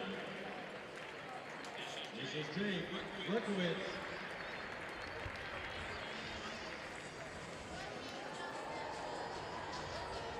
Novio rhythm AOA in the Benson girls triple jump.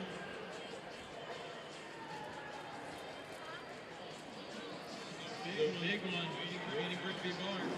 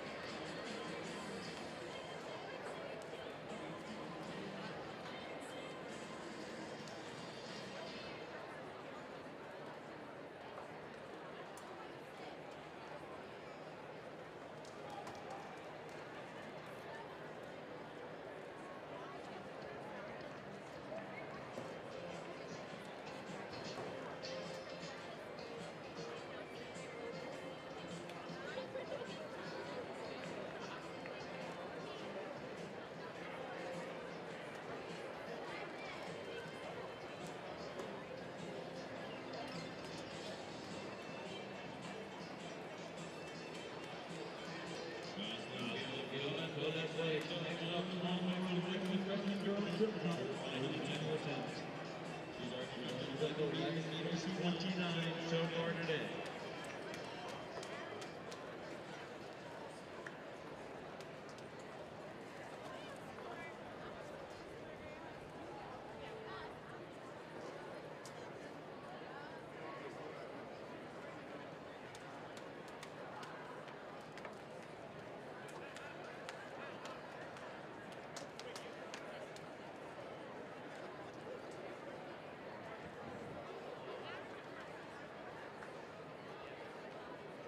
Caitlin Gill, 11:32.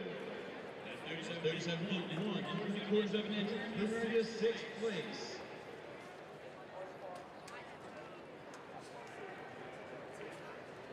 Match her rhythm. Is your current leader, Anna Gill of DF 3 Stars. Charging down the runway. A hop, a skip, and a jump into the pit.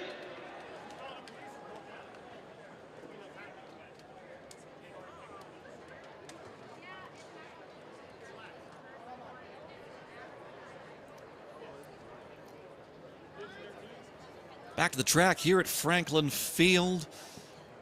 Getting set for the first heat of the freshman boys 100 meters.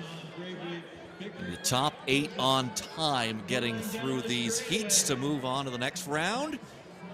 And it's going to be a Matthew Gregory, a 10.82 finish for him in lane 1.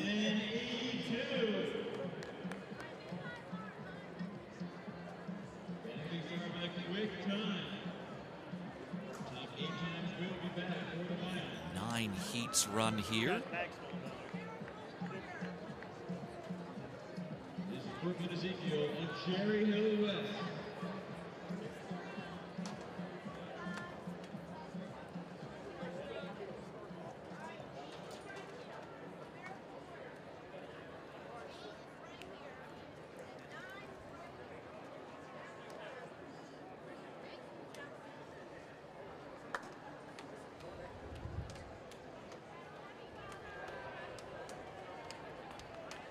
There's 10 meters 45 of Brooklyn Ezekiel. On the runway now. So Andy Reynolds of Western Branch. We too will have Cameron Pay in lane 2. Aiden Talley will be in lane 3. Yasir Murden in 4. Christian Jackson in 5. Ian Israel in 6. Charles Bayfeld in 7. Alex Patterson in 8. And Oliver Holowicki in 9.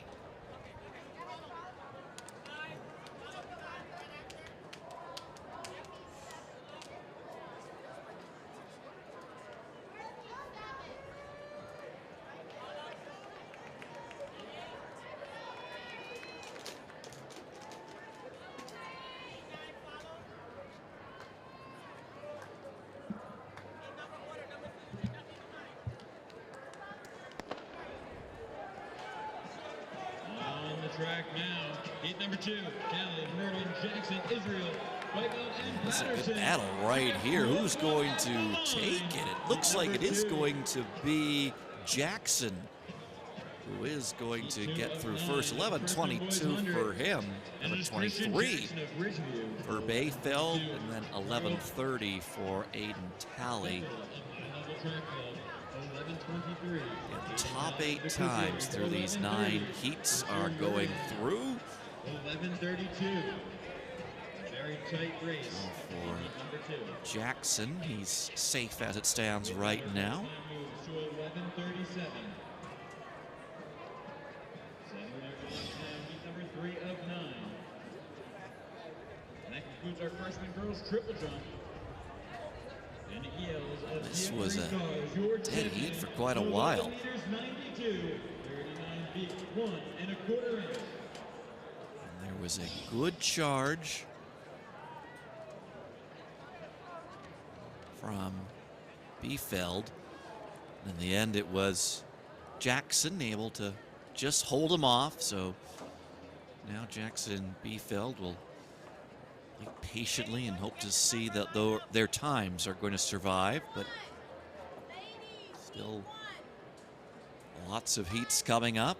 Heat 3, we're going to have Isaiah Wells in lane 2, Jan Mason in 3, Jake Brown in lane 4, Alik Brown in lane 5, Kashawn Haynes in 6, Jude Faiza in 7, Cade Morris in 8, and Kevin Reeves in lane 9.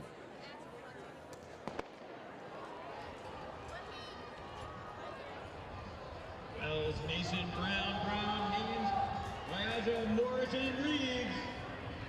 And it's Hard to tell on the live look. Leek Brown, lane 5, coming through in first place.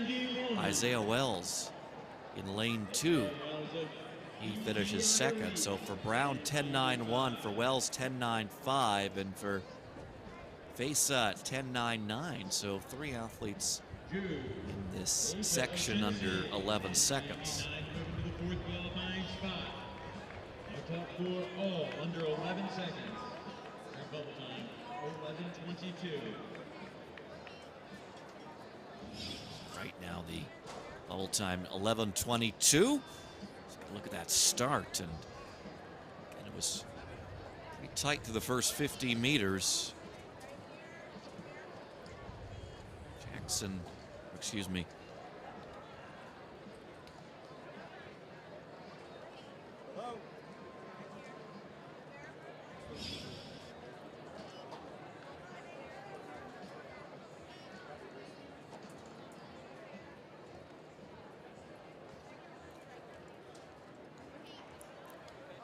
Heat 4 on track next. Noah Collins Howard will be in lane 2. Marquise Mabane will be in 3.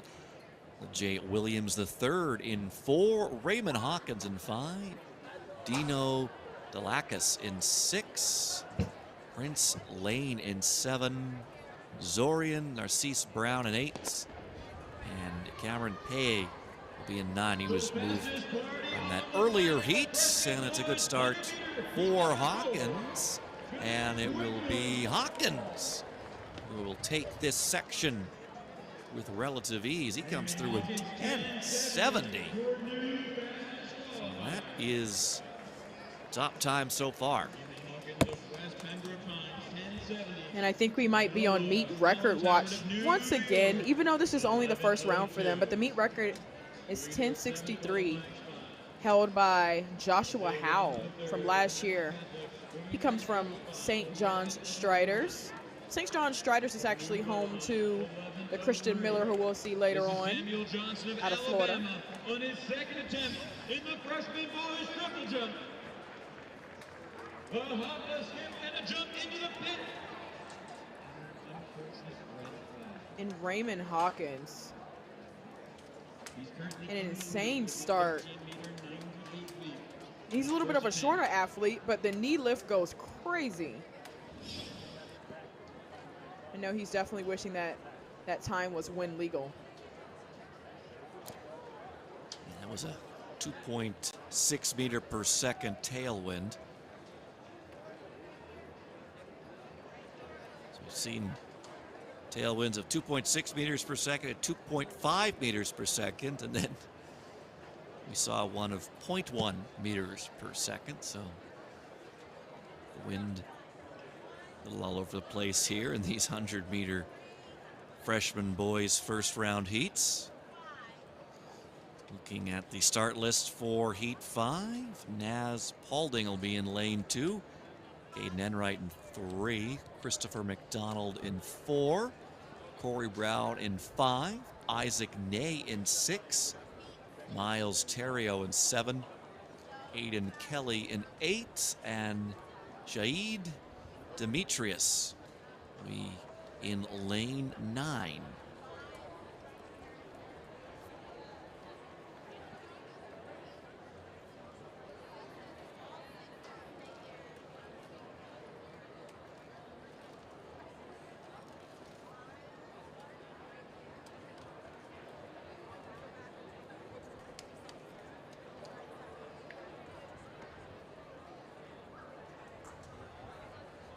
The bubble time 11:03 by LJ Williams III. That is the time to beat.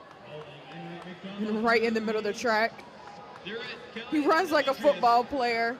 And that highlighter yellow there, that's Corey Brown with 10.97, 2.1 tailwind.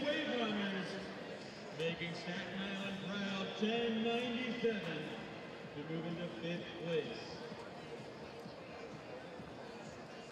The wind on that 2.1 meters per second. And that moves him into the 5th position in the compiled results. Raymond Hawkins of West Pembroke Pines still leading qualifying from 10.70. 2.6 meters per second tail. Just outside of wind legal there.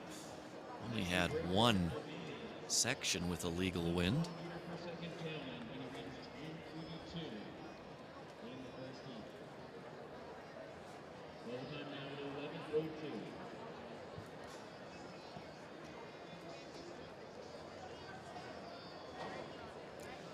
Heat 6 up next.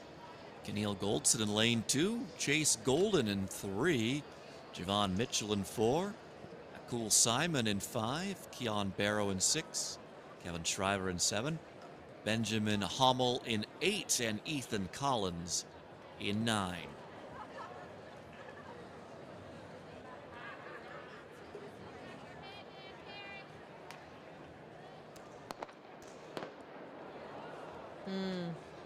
They're going to call them back. I did see some movement. I'm not going to be a snitch here, but I did see a little bit of movement in the blocks. We can't see just yet what type of card the official is holding up. Looks like it's a green card. It is a green card. The field will stay intact. Good news for those of you who don't know. The callings, green is good.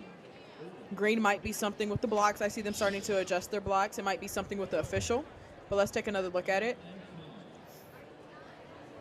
Yeah, you can't really tell. I mean, these are young guys, so they are a little fidgety in the blocks anyway, but it looks like Keon Barrow at a lane 6. Looks like his block slipped a little bit, but nonetheless, they are back at it. Hopefully, all of them can exude the same force, even a second time around.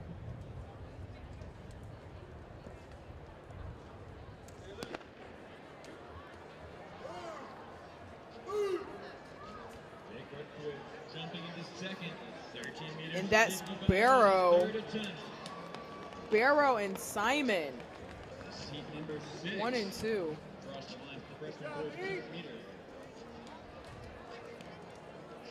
We're going to wait for those results to compile on our side, because it was definitely a tight one.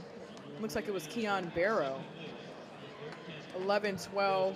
That will not be good enough to move on to the final. The time we were looking for is 11:02. Great run nonetheless.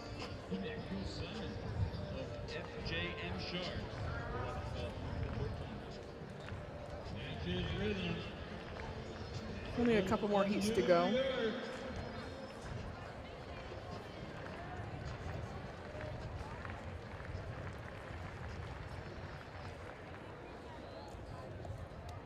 As it stands now, if you run sub, or you have run sub 11, you're moving on. He's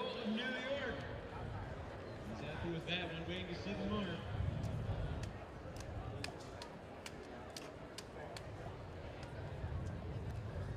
Look there at the close finish in that last heat.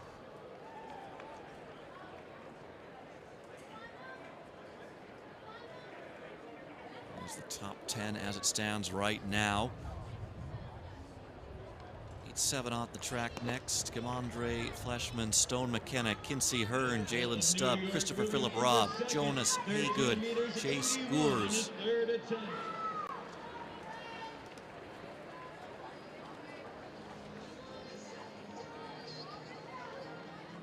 Looks like an 11-10 out of Jalen Stubbs. Into a slight headwind. It was a great run from him, but unfortunately it would not be good enough to make it onto the final. Once again, we're looking for 11:02. That was run some of the earlier heats. We had multiple 11:2s. And there you see it. Raymond Hawkins still holds the #1 time going into the final of 10:70. It's a blazing time, just off of the meet record, which is 10:63. And he got a fantastic start. He stayed low to the ground. He went through his dry phase. He really didn't come up until about 40 left. And it got pretty tight there at the end as well.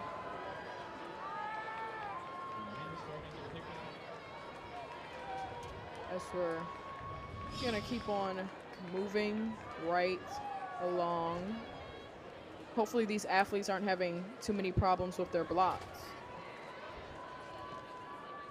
You mentioned having to run better than 11:02 right now, and there are multiple athletes who have run 11:02, Kane Morris and Noah Collins Howard.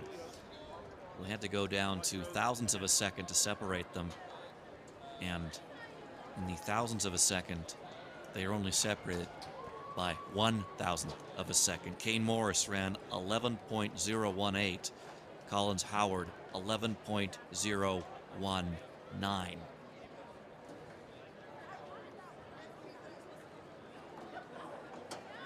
And in this next heat, Heat 8 of 9, we'll have Cadell, Barford Stockling, Zion Allen, Alrito Dasgupta, Stanley Smart Jr., Alex Takash, Connor Nealon, and Nasir Hayton.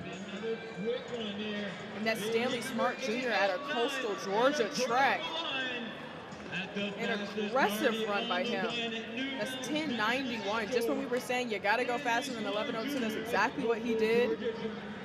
But these are sprinters. They're dramatic. You can't really tell if they're happy or sad. Like, was that a good clap or a bad clap, Stanley? But his time is win legal. He will be going to the final. That 10:91 moves him up to the 4th position. Of Michigan in the hot seat, 11:02. That was a blazing start from him. And he's just so powerful out of the blocks. He stayed low to the ground, and he executed that race perfectly. Let's take another look at that. He was out of the blocks first, and he stayed low. He's one of the taller athletes, so it can be a little bit harder for him to be as low as he was. But he put his shoulders down.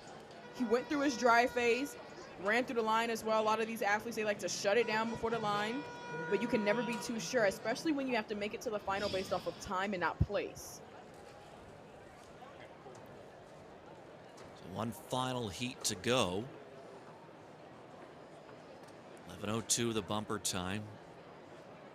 Or technically 11.018 the bumper time, as Noah Collins Howard has just been bumped out by 1/1000th of a second.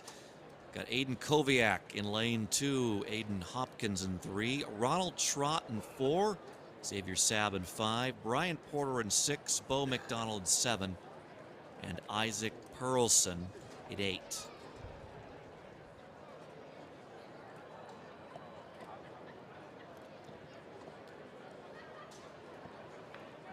And the pressure is on for these athletes because it's only off of time.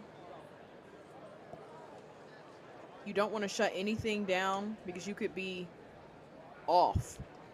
But you do have the advantage of seeing how fast everybody else has already run as well. Just hoping that you can run faster as you're getting into those blocks. They always say try not to think about a time, but it's hard not to when you're in the last heat. They should be able to guess what type of time they have to run. It should be sub 11 to make it comfortably. And in that black and white, that's Xavier Saab at a Glassboro Track Club, right in the middle of the track. And he did not let off of the gas at all. 10:96 from Xavier Saab.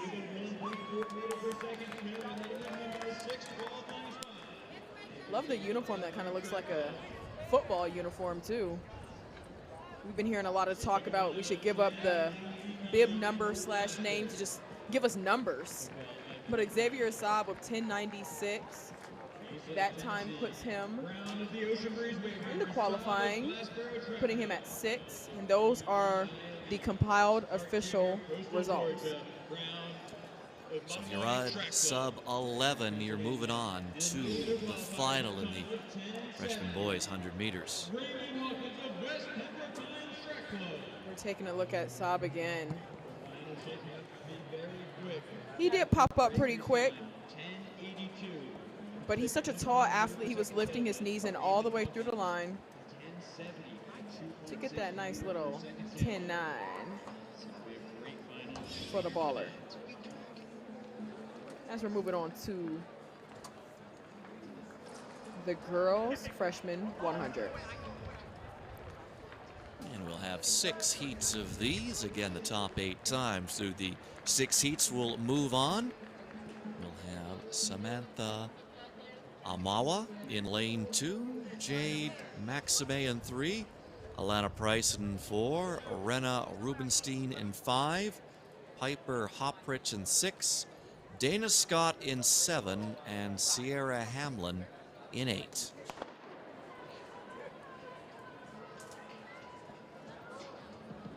And that's Rena Rubenstein.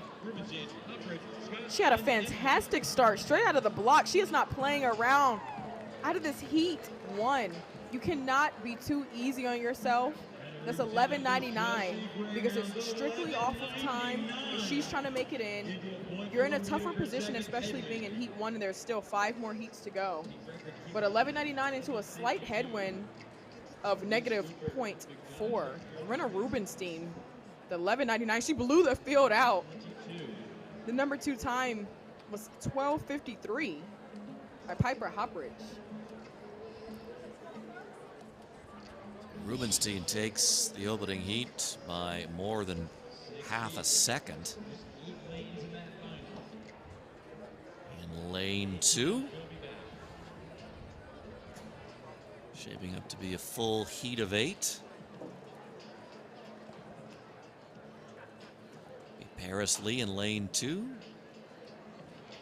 Adrian Lee in 3. Tammy Ellis in 4. Maya Bolden in 5. Myra Summers in 6. Jacqueline Reed in 7. Mariah Wilson in 8. And Taylor Kofer Walcott in lane 9. The freshman girls have a meet record of 11.52 set by Elias Cooper. Back in 2022, we saw Cooper on the 4x1 not too long ago. She's not a freshman anymore, though. She's in the championship division. A lot of the officials are telling these athletes, you got to get your hand off the line, which can be kind of distracting, but just want to make sure everything is clean, such as this start. And that's Summers with a fantastic start, but she's battling with Maya Bolden to her inside. A great run, 12.27 from Maya Summers. Maya Bolden with 12.34 right behind her. Maya Bolden of WHS, 12.34. Moving to third qualifying spot, Jacqueline Reed of Parsippany, 12.49, pick 4.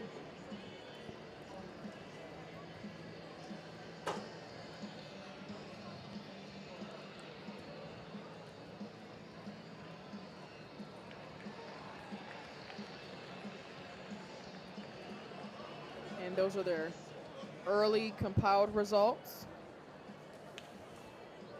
Rena Rubenstein is still leading right now with 11.99. These ladies are getting pretty good win so far, unlike the men.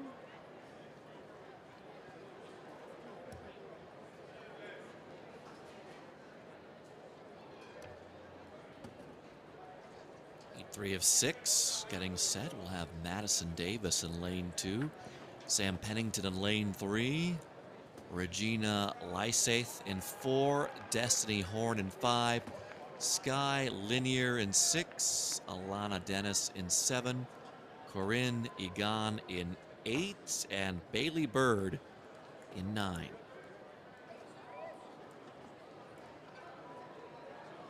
We have 3 scratches now out of lane 2, 4, and 9.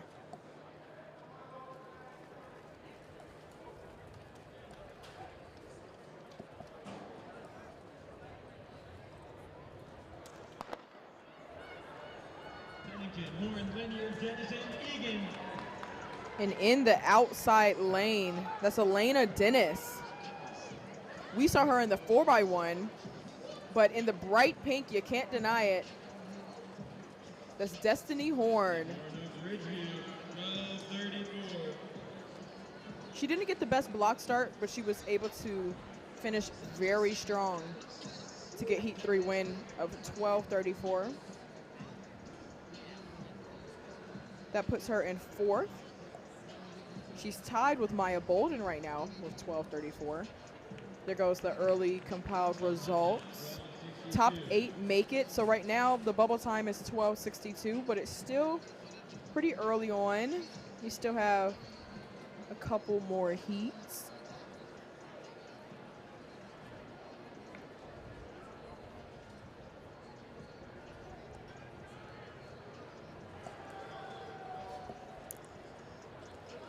This is heat 4. It'll be Brielle Seeberger in lane 2, Amira Hobson in 3, Ariana Gary in 4, Grace Bethel in 5, Marcy Patia in 6, Cherish Banks in 7, and Mia Anderson in lane 8.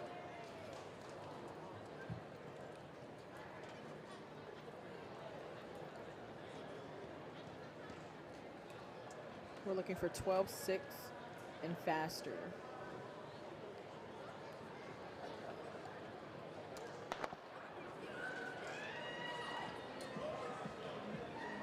And popping straight up. That's Grace Bethel from Awesome Athletics. 12:13 winning heat number 4. Very tall athlete. She popped straight up out of the blocks. She said, I need to see exactly where I'm going immediately to get to that line. 12:13 from Grace Bethel. Dariana Gary with 12:57. And Grace is now 2nd and going to the finals.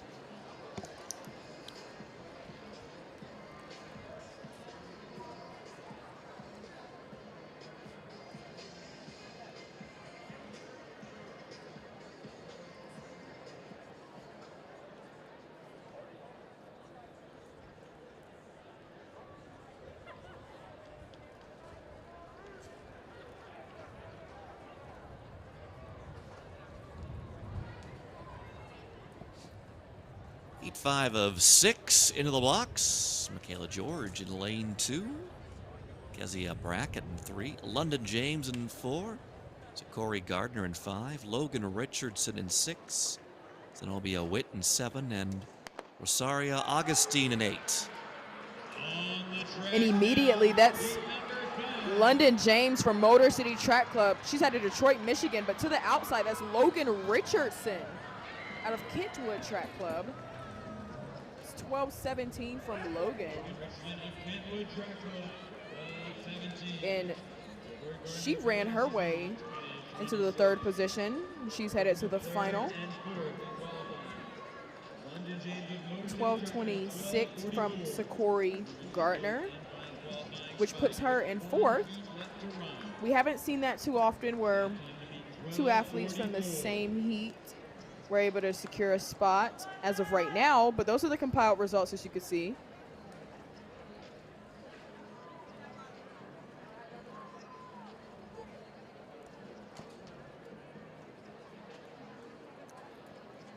So just 1 heat left to go.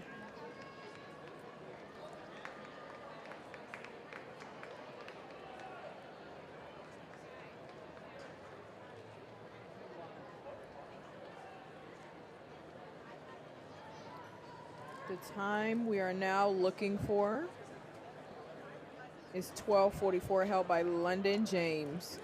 Heat 6 of 6. Hunter Cochran in lane 2. Aubrey Guy in lane 3. Jalisa Judd in 4. Sapphire Brown in 5. Ada Joseph in 6. Skylar Brittman in 7. London Cromartie Patterson in 8. And Gabriella Anadibi in lane 9. Cochran, Guy, Judd, Brown, Joseph, Brittman, Patterson, and Anadibi. And take a look in the middle of the track. That's Ada Joseph from Bullish Track Club. It just got increasingly louder in the stadium because that is the Bullish crowd that they always bring out to the New Balance meets. Straight out of Maryland. Ada Joseph with 12:17. Sapphire Brown right behind her with 12:32. That's an excellent run by her.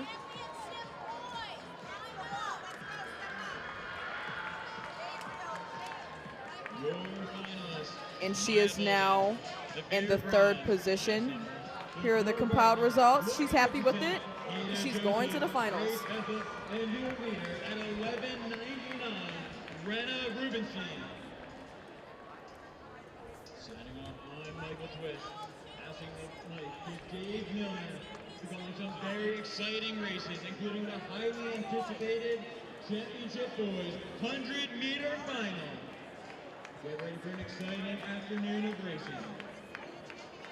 All right, thank you, Michael Twist. That was a smooth handoff. Our next race on top is the Boys Championship 100-meter final. We're going to stay in the sprints.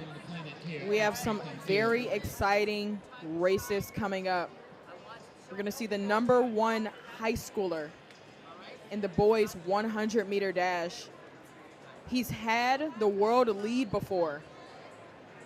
Yes, in high school, the world lead. And in the semifinal yesterday, he ran 9:96. The man, the myth, the legend is Christian Miller, which is coming up momentarily.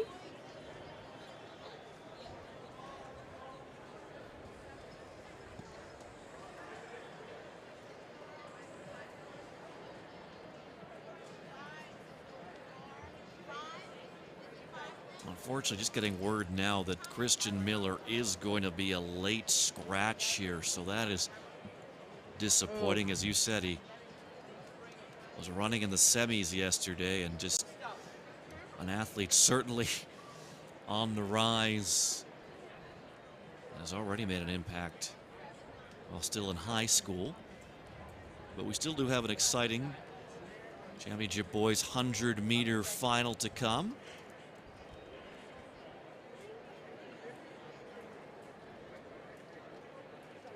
You know, I can't say that I'm surprised that Christian Miller did decide to scratch out of this. He plans on trying out for the Olympics. So, you know, I have to preserve those legs. We're not sure if we'll see him in the 200 later on, but the crowd has formed here at Franklin Field Stadium for the 2024 New Balance Nationals outdoor meet. We've seen so many meet records already. Adam, what's our meet record count at so far? Okay, I've still got it at 5. I do probably have to go back and check my math there. I'm just trying to do it off the fly, because what did we see? We saw both 2-mile records go down. We saw one of the racewalks. We may have seen 2 800-meter records. Maybe I am a little off. No, that's 5, right? Yeah, it is 5. So look, we're just going to go with allegedly 5 meet records so far. We'll go Can 5 confirm with 5. an asterisk. So we go back and confirm it ourselves.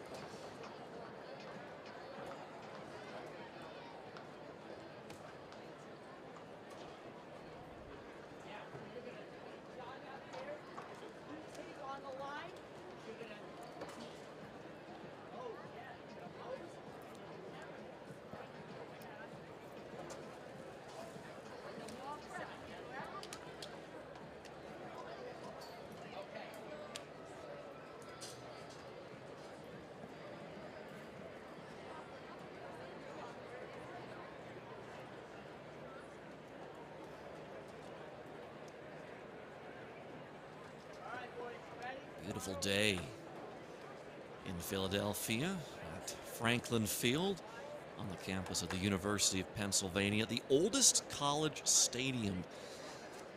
It is still hosting events. Day 3 here of the New Balance National Outdoor Championship. So we're getting set now for the Championship Boys 100-meter final. And here are our runners. Occupying lane 2 from Harrisburg, Pennsylvania. Here's Gabriel Scott from the Capital Area Forerunners out of Harrisburg, Pennsylvania. Running in lane 4, all the way from Plantation, Florida. Samari Sanders, American Heritage High School out of Plantation, Florida. Johnny Dwyer, Washington Township High School in Sewell, New Jersey. He is off to Penn State next year. And this is Janelle Harris out of T.W. Andrews High School in High Point, North Carolina.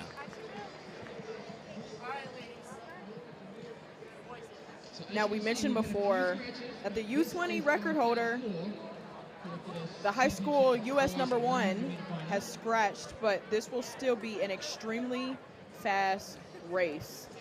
We have the best of the best in this. Super excited for it. Hopefully we're going to see some more meet records. You never know. Christian Miller was never just running all by himself. He for sure had competition, and it was from these guys.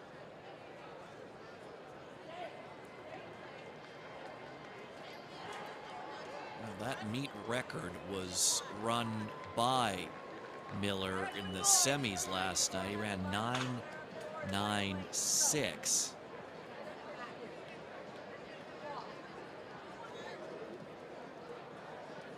He also has the high school record, which he ran this year. That was 9.93. So that also the #1 time in the U.S. this year, but now an opportunity for these 4 athletes to make their mark here with the title at the New Balance National Outdoor Meet.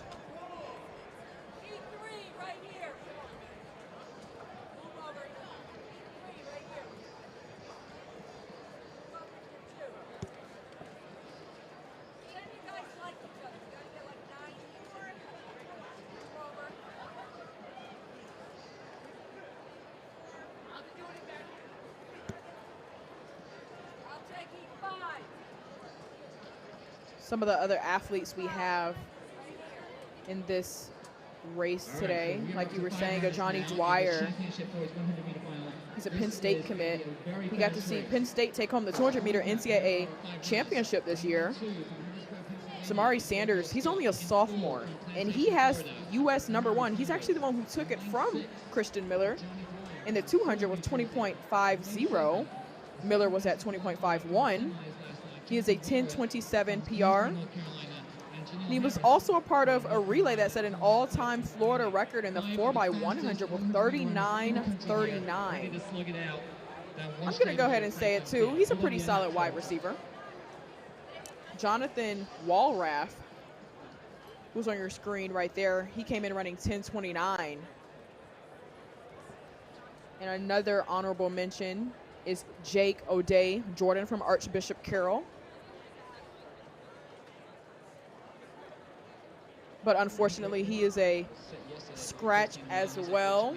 I think a lot of these athletes would like to preserve their legs, maybe for the 200 that they have later on, maybe even just for Olympic trials or other plans that they have. We saw Jake O'Day Jordan in the 4x100 earlier. But I'm going to say keep your eyes on Zamari Sanders in lane 4 and Ajani Dwyer in lane 6. Gabriel Scott in 2, Samari Sanders in 4, Johnny Dwyer in 6, Jonathan Walrath in 7, and Janelle Harris in 8. It's the Championship Boys 100-meter final.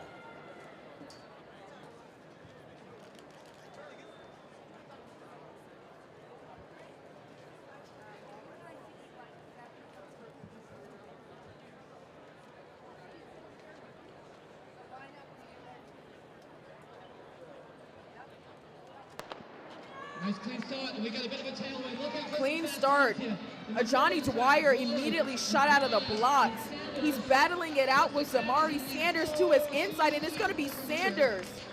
That's 10:27 from Zamari Sanders from American Heritage High School. He's fired up about that one, and he should be. Gabriel Sott came through with second with 10:37, but it was all Zamari Sanders. And he's just a sophomore. He matched his personal best. Hopefully we're going to see him in the 200 later on. Number 6 in the nation for win legal 100 meters. And number 6 in the nation. And luckily is win legal. Something that all 100 runners hope for. And Zamari Sanders just had himself a really good race. There goes the final results. Gabriel Scott second, 10:37. Johnny Dwyer third with 10:38. It was a tight race. But look at Sanders. He had a fantastic start along with Dwyer to his outside. But he stayed down. He kept on pushing. He's able to run away with the win with 10:27.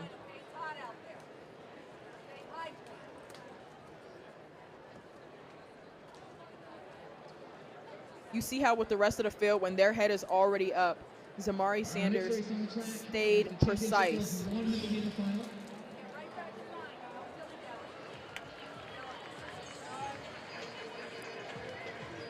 Sanders takes the time at 10:27, Scott second, 10:37, and Dwyer third, 10:38.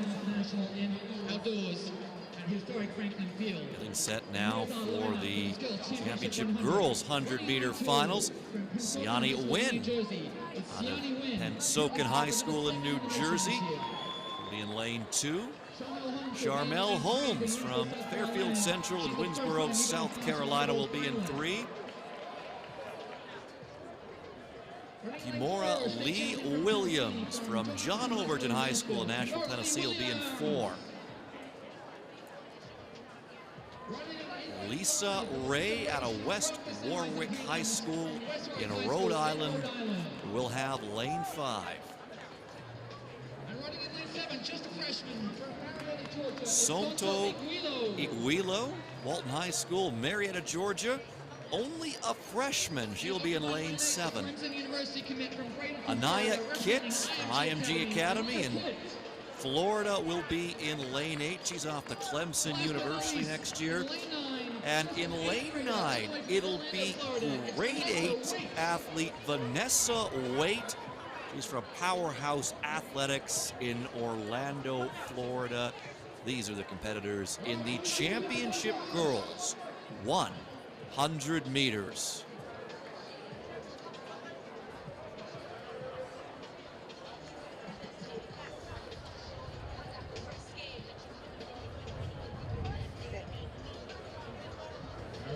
Unfortunately, might be a scratch, but we do have our 200 meter under 20 world record holder. That is Adiaja Hodge, so I wonder if she's perhaps just coming in late. Yes, she looks like she's just getting her shoes on. We did see her down as a scratch, but it looks like she is going to take part.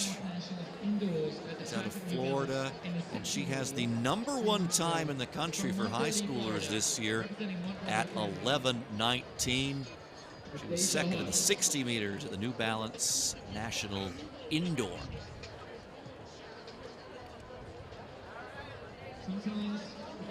And Adasia Hodge, fantastic runner out of Mount Verde Academy. So that lineup once again, from lane 2 into lane 9.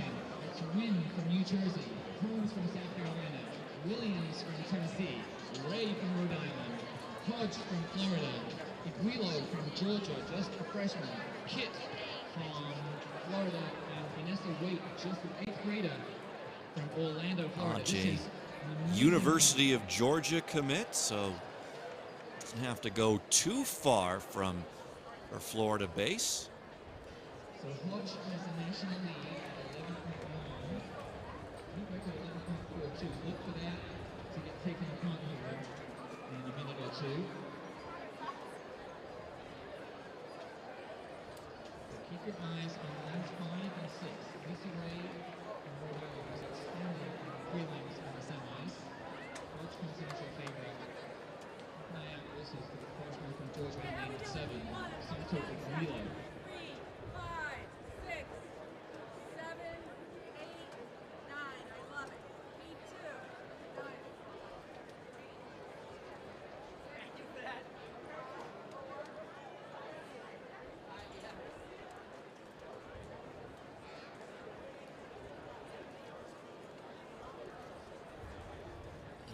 Siani Wynn in lane 2. Charmel Holmes in 3.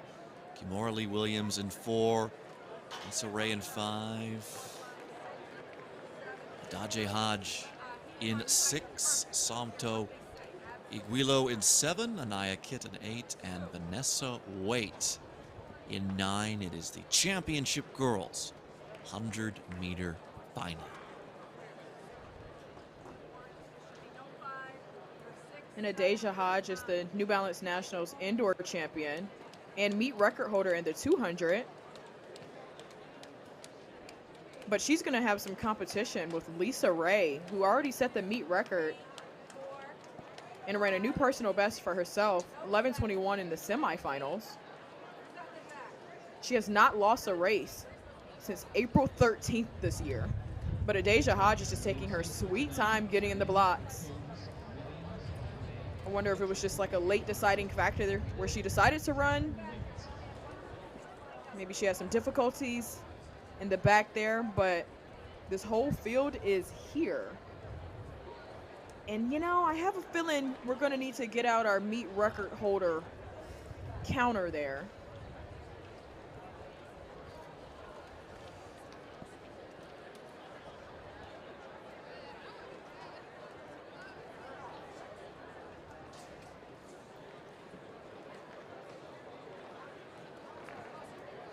Right now, we're just waiting for the championship girls 100. Adasia Hodge is a UGA commit, similar to Christian Miller, but she represents the British Virgin Islands.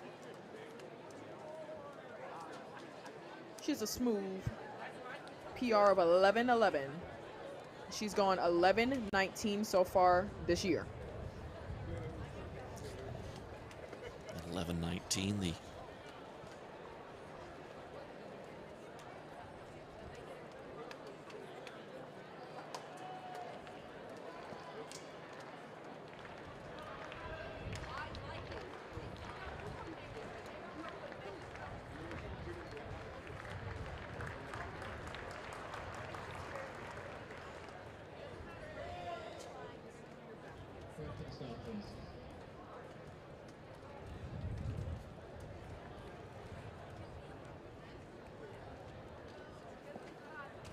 Keep your eyes on the middle of the track.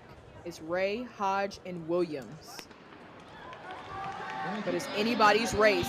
Lisa Ray with a powerful start already. She has gotten the lead on Adasia Hodge. That's all Lisa Ray. Keep your eye on the time. Unofficially, 11:28. Now 11:26 for a new meet record. She broke her own meet record anyway. But fantastic run and execution by Lisa Ray. You are now a national champion out of West Warwick Track Club. She hasn't lost yet, and she was not going to lose in this one. She's ready for the camera right after that fantastic run. Looks like Adasia Hodge finished in 3rd. Siani Wynn finished in 2nd with 11:49. But this race was all Lisa Ray from the very beginning. Let's take another look. Right in the middle of the track in the highlighter with the arm sleeve. She drove for a bit there, but as soon as she got up, her knees were lifting and powering all the way through the line. She is now your new national champion, new meet record holder.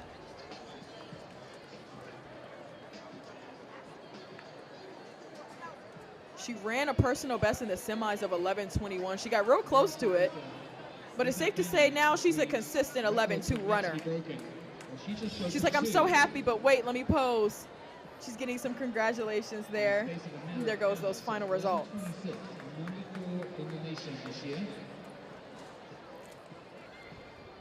Two good days here for Lisa Ray. Set the meet record yesterday and breaks it today to win the final here, 11:26.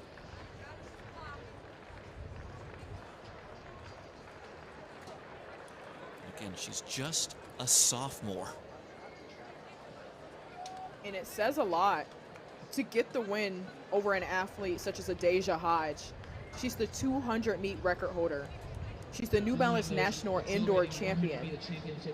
She's the reigning 100 New Balance Nationals Outdoor Champion.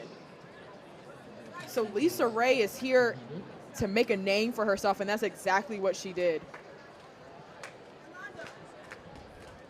Lots of field event action going on right now. Currently, in its early stages is the championship boys pole vault.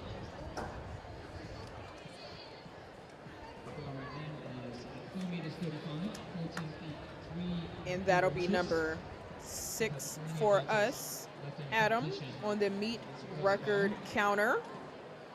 I'm adding it to the tracker. World Championship hammer is about halfway through. Current leader.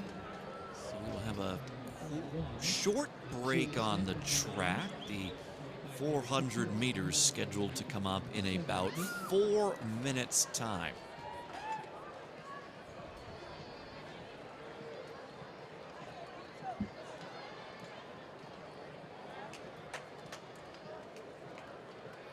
Boys freshman triple jump approaching its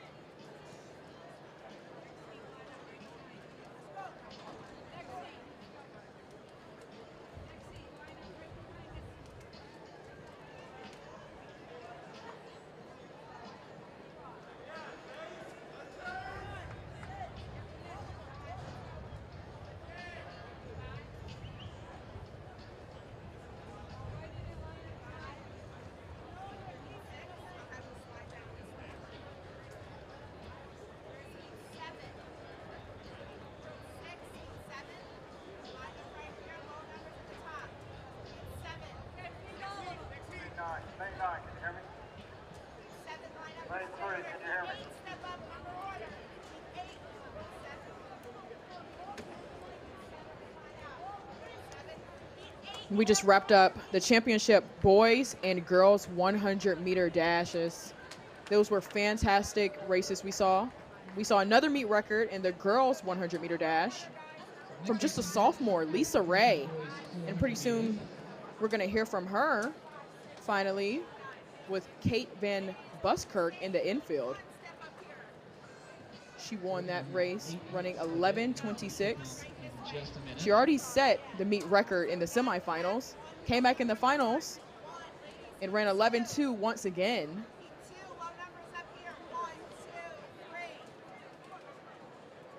We're adding her to our meet record counter up here. Once again, I'm Serenity Douglas, joined by my guy, Adam. We've been calling races since 8 this morning. But it's been well worth it. That meet record tracker up to 6 now, and we still got some time. We've got the 400 meters to come, and these are going to be timed finals. But certainly more exciting racing coming up, and then a bit of a track break, and then move on to some more finals after that break.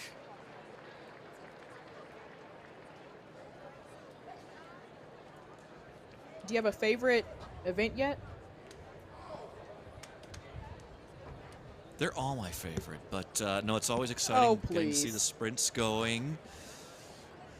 And obviously we've had some really exciting 2 mile, 2 2-mile races. We saw the record set in both the boys and girls races.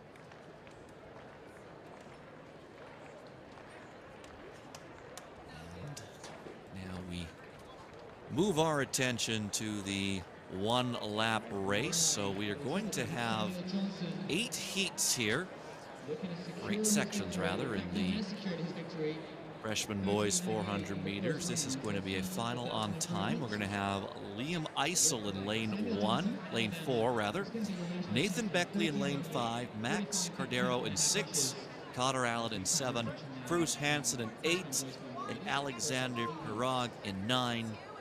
That will be the opening section here.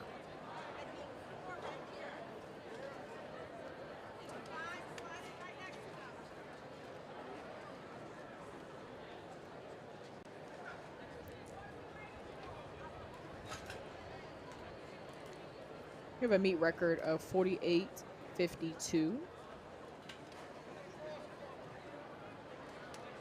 Set last year by Abaz Hunter. And if you're wondering why we continue to talk about records, it's because these kids continue to break them.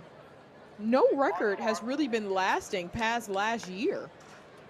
Don't quote me, but it feels like every event has at least been in the watch. I think I saw one so far that had a 2022 record. And that's saying something. That was 2 years.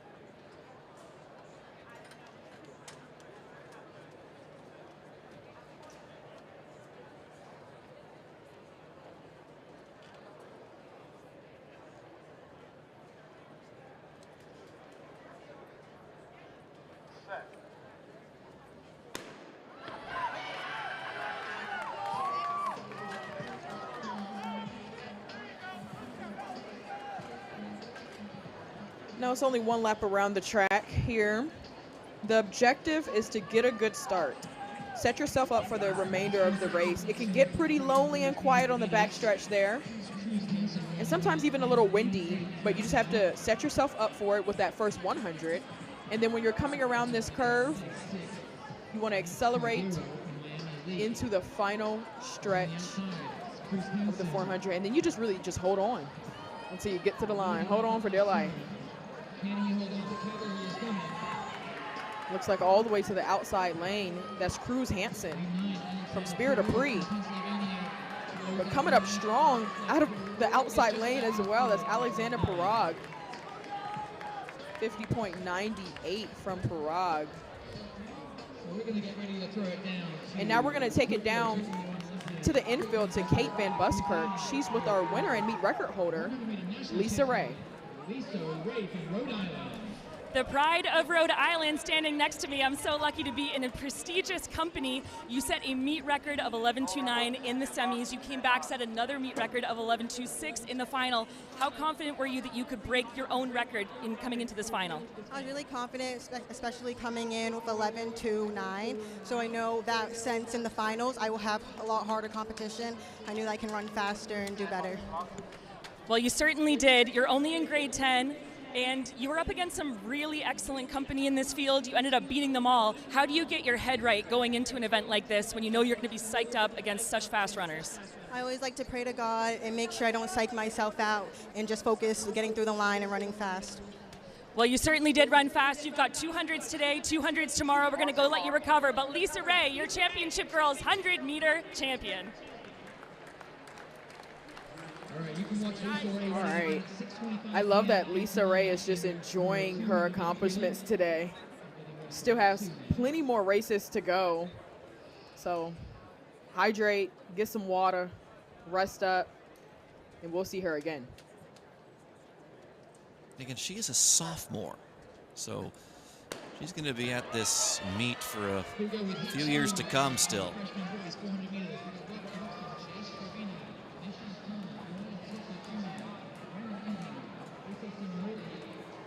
We're on heat 2 out of 8 for the freshman boys 400.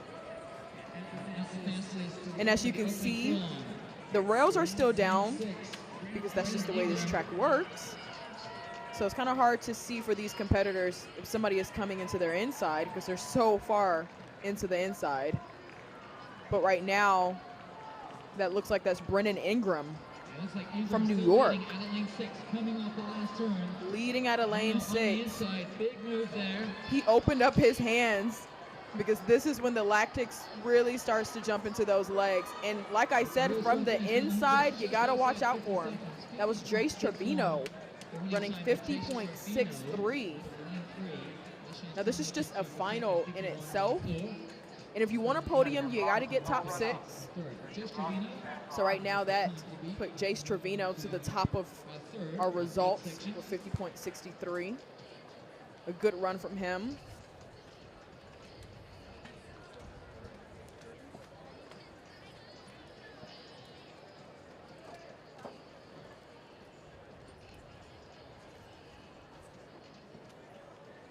So 2 heats or 2 sections down, 6 remaining. In this freshman boys 400-meter timed final.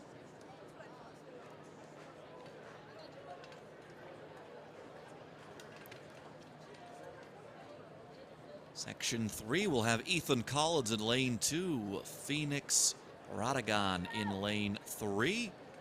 John Frolich in 4, Jackson Alves in 5, Miles Cash in 6, Quinton Clemens in 7, Zamarian Lawson in 8, and Caleb Smith in 9.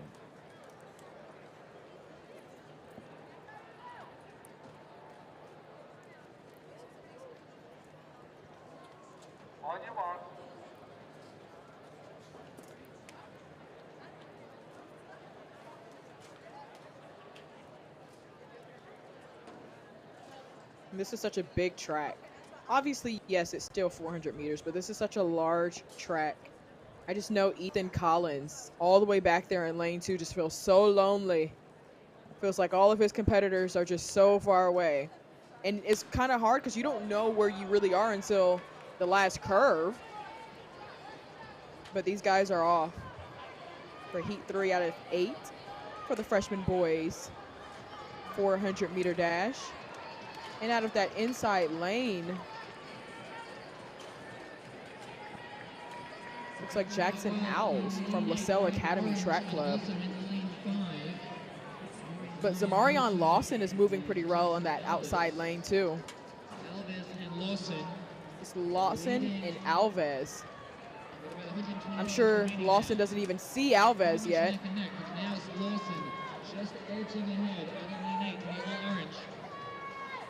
But it's Lawson powering through. He basically didn't see anybody this whole race except for Caleb Smith in lane 9. But that was a fantastic run from Zamarian Lawson to be running as blind as he was up there. And now he has shot himself to the top of the list with 50.10. The second time being Miles Cash with 51.40. So great run from the South Dade Express Track Club athlete.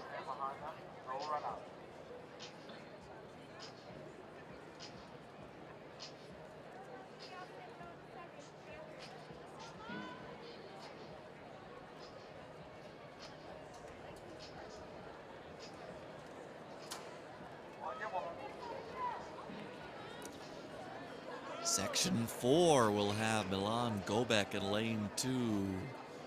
Hale Benson in 3, Orion Brown in 5, Caleb Ross in 6, Miles Terrio in 7, Jace Webb in 8, and Arthur Jones in 9.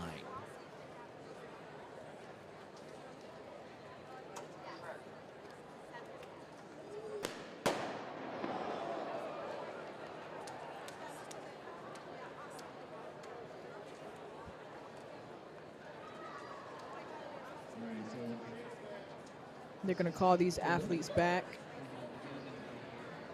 Not too sure what happened yet. Hopefully it was just a matter of some blocks. Maybe they heard something in the crowd. But you never want it to be one of these athletes. But I see them pointing to Caleb Ross from Michigan. Oh, man. Looks like Caleb Ross is out. They hadn't even given him the flag yet. They just gave him the finger. And that hurts to see.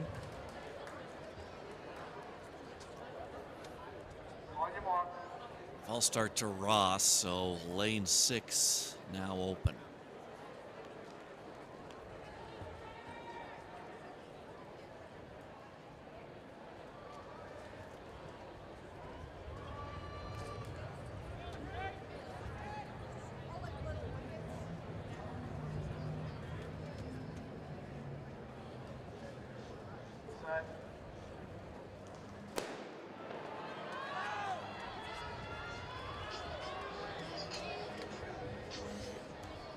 And great start from the Nagmara thing. Miles lane 7.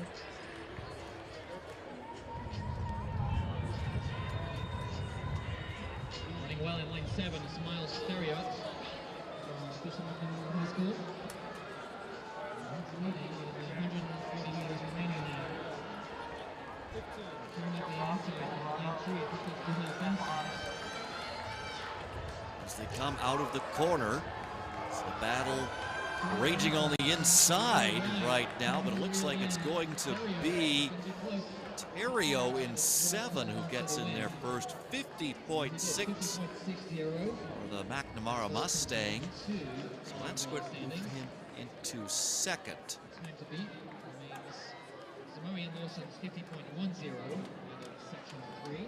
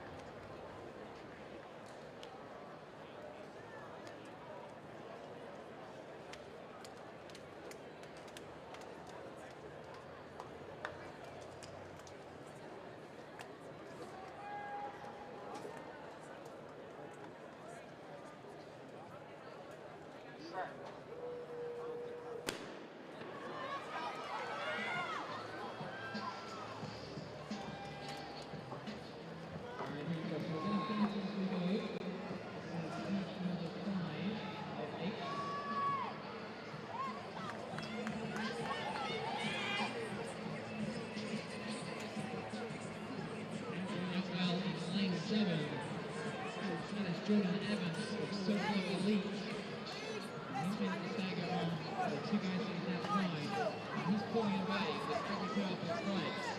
Jordan Evans running away with section 5 here. And he's got about 10 meters daylight between him and the rest of the field.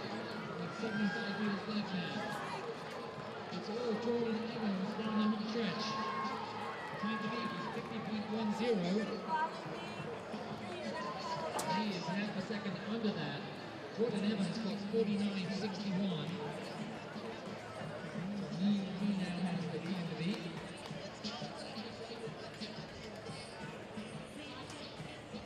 EST's our time for section 51.25 and then Hayden Hurley 51.56. But Jordan Evans, 49.61, goes up to the top of the list in the overall standings as we get ready for heat number 6.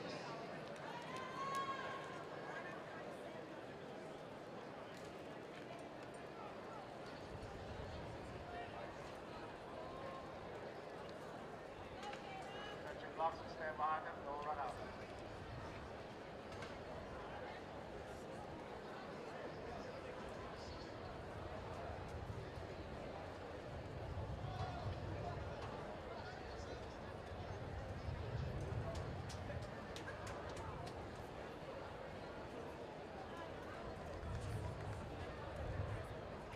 On your mark.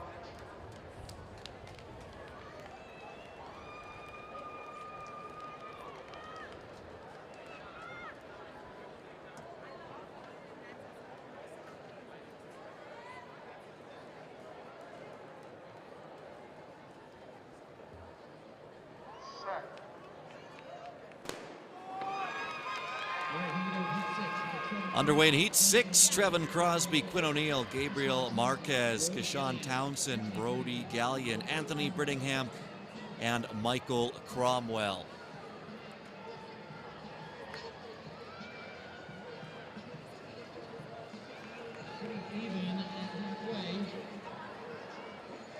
To beat Jordan Evans 49-61. Came in the last heat. Crosby's moving well on the inside in 2. Or excuse me, that's Quinn O'Neill in 3. And it is O'Neill. Nope, it's Marquez in 4. And it's going to be on the outside, Cromwell going 50.91. So that's going to move him into 6th place. So the leader continues to be Jordan Evans.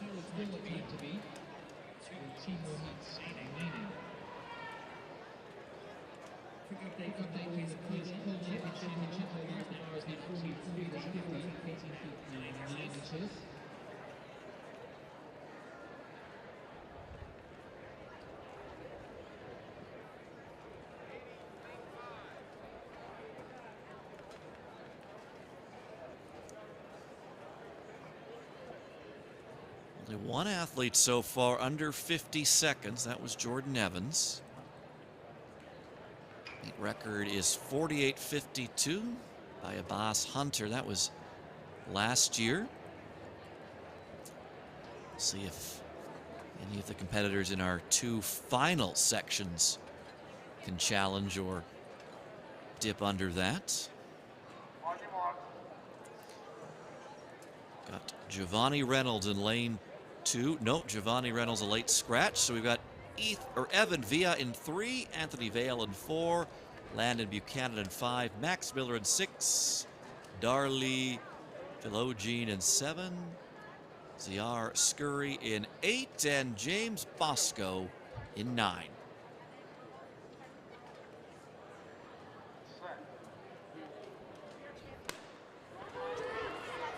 These athletes are off. Looks like they got some cloud cover for them, which is good, because we're out here running a 400. It gets hot. It looks like it's still pretty even going around the first curve. They're starting to separate himself just a little. That's Max Miller. He got a good start, but it's still kind of hard to tell who's in the lead now.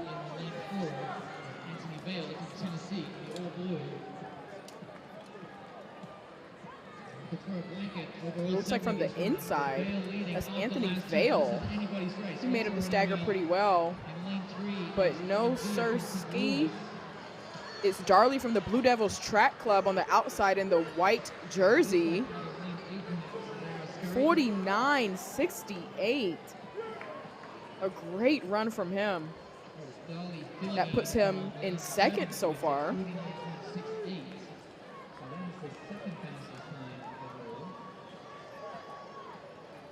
Jordan Evans still has the time to beat. Heat 5, and that time is 49.6. So we have a second athlete under 50 seconds now. Still Jordan Evans leading the way with 1 section left to go. Occupying lane 2. Dewan McKenzie from Newburgh, New York goes in 3. Darius Reed from Pittsburgh, Pennsylvania is in 4. Nathan Schmidt from Fishers, Indiana is in 5. Cameron Homer from Potomac, Maryland, representing Bullis High School, goes in 6. William Sharp from Covington, Georgia is in 7. In this 8th and final section, we'll have Larry Davis in lane 2, Dewan McKenzie in lane 3, Darius Reed in lane 4, Mason Schmitz in 5, Cameron Homer in 6, William Sharp in 7, Marcus Mabani in 8, and Isaac Ney in 9.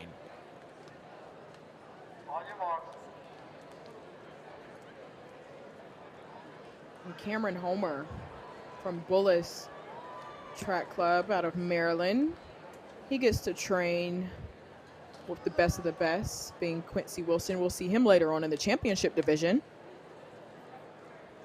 Cameron Homer is in lane 6. This is the final heat of the freshman boys 400.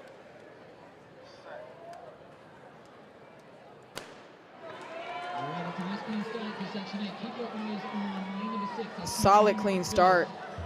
And look at Cameron Homer on that outside lane, making up the stagger already. He's putting himself in perfect position to run away with the personal best here.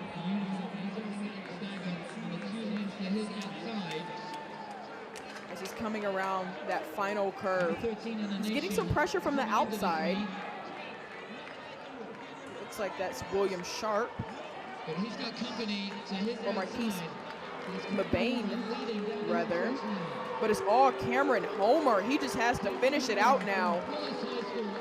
Looks like he's running into a headwind on that home stretch. But it'll be all Cameron Homer. 49.02. And he takes the win for the final heat. And unofficially, he is the national champion for the freshman boys 400-meter dash, with Jordan Evans sitting in second with 49.61 for the compiled results.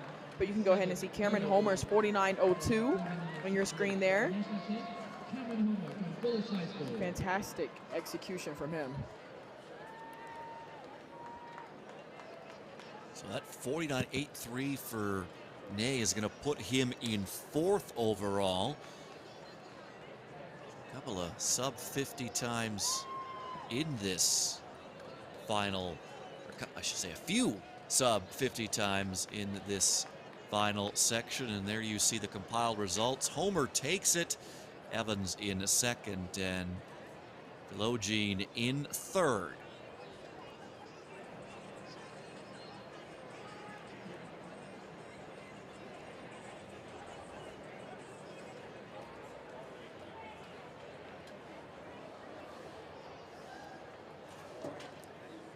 We move on now to the freshman girls 400 meters. We will have 6 sections. This again a final on time.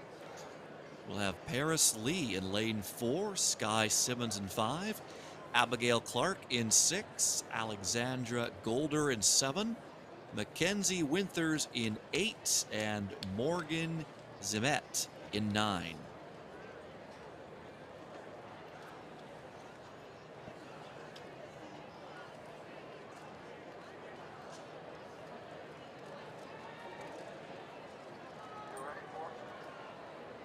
Set, sure.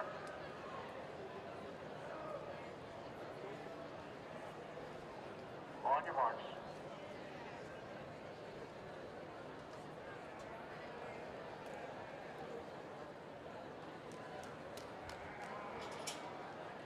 These freshman girls 400.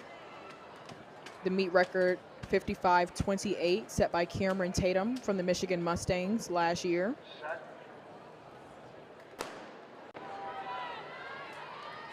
These heats usually go slowest to fastest, but you never really know. But these girls are off. And already from that inside lane, that's Paris Lee from St. John Striders. She knows that she has to get a good start since there's nobody else behind her.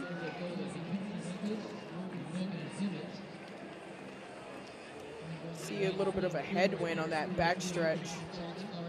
But out in lane 8, Mackenzie Winters took it out strong as well. But now so many girls trying to compete. Paris Lee is still up there and she's still looking strong. But this is Alexandra Golder of Hall Track Club. She's gonna take it through the line, winning this one. 58.81 to set the tone for these freshman girls 400-meter dashes. And these are all timed finals. So if you want to get on the podium, you got to run your heart out because you never really know what the girls in the heats after you will run. Push off. Stand behind the blocks.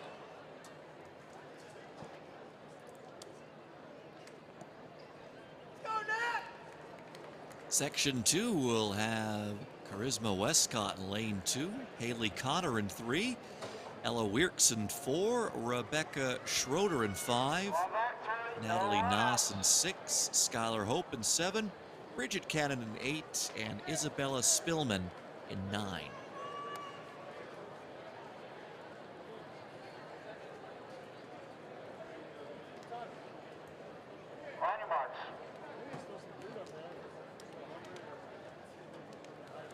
And this is heat 2 of the girls' freshman 400-meter dashes. You know, Adam, we were talking about earlier, these young athletes have so many professional athletes to look up to. Sydney McLaughlin-Lavroni just running 48. We'll even throw in Nikisha Price from Arkansas, just ran 48.8 as a world lead at first, and then Sydney came back and ran 48.7. So that is now the new goal. I remember when I was running, I mean, the goal was, what, 50? 51 on a good day. Now it's 48.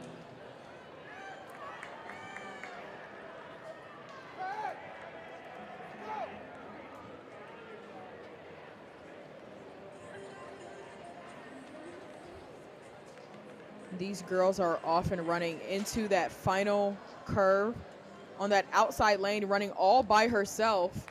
It's hard to see if anybody is catching you, or hard to feel it as well, because it is such a large track. It's Isabella Spillman, because now she's going to have some company, some unexpected company, and it's coming in a double. And these girls are headed down the final home stretch. That looks like it's Skylar Hope.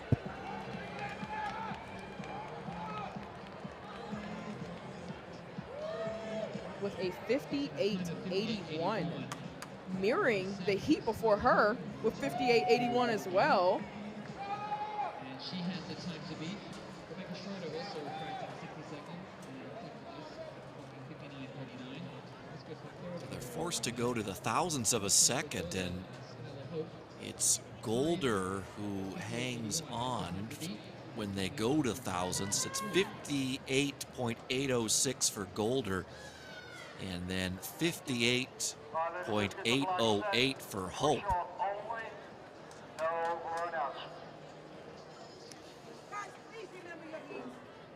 Section 3 on the track now. It'll be Samaya Bovell in lane 2, Paige Evans in 3, Salil Kelly in 4, Jada Hawkins in 5, Anila Robinson in 6, Hunter Cochran in 7, Kiana Tate at 8, and Jordan Burr in 9.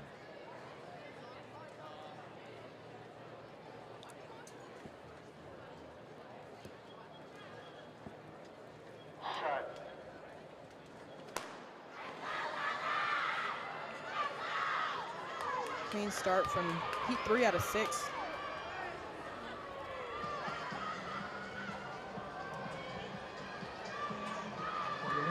Up there all by herself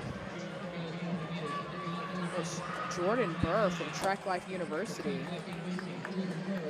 But making some good gains as well, Hunter Cochran. And Anila Robinson from Michigan to her inside. And this is when those outside lanes start to get all that company. This is lane 6, Anila Robinson in the bright pink jersey. Straight out of Michigan. And this is going to be all Robinson. Hoping that she can get to the top of that list, and that's exactly what she does. 56.75. And this was a very fast heat. She's very happy with that one. And Kiana Tate in second from the Carolina Rockets with 58.21. She shoots to second. But that was all Anila Robinson. She was patient with it. She got out strong. And the 400 is a lot more technical than a lot of people think. You got to play it right, and that's exactly what she did. She's definitely going to be a top contender. Even though she was just in section 3, there's still 3 more heats to go. she puts up a pretty good time. Watch your blocks, you said. Stay behind the blocks, please.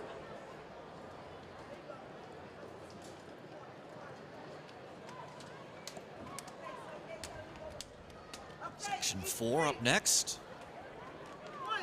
We have Brooklyn Lutz in lane 2, Addison Landowski in 3, Aaliyah Rogers in 4, Taylor Gaines in 5, Grace Niembo in 6, Alicia Okan-Ukwo in 7, Sky Simon in 8, and Amaya Henderson in 9.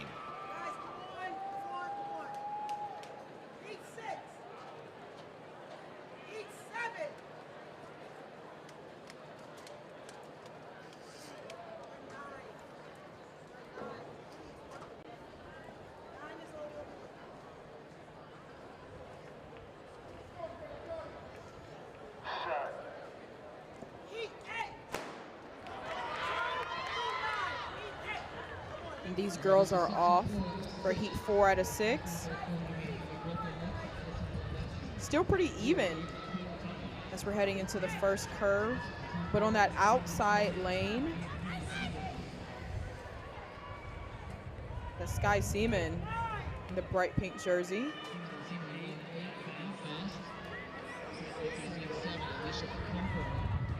She got out hard, now she's cruising. She's getting some pressure from the inside.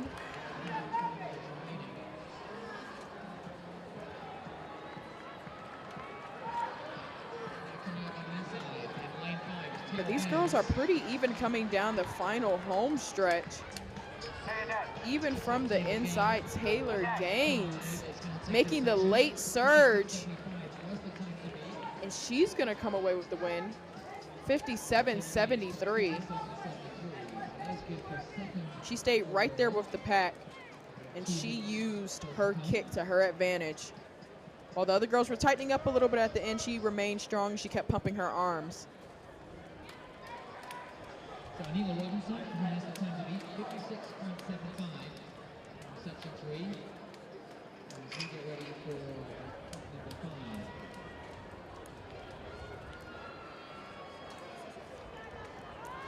Down to our final 2 sections.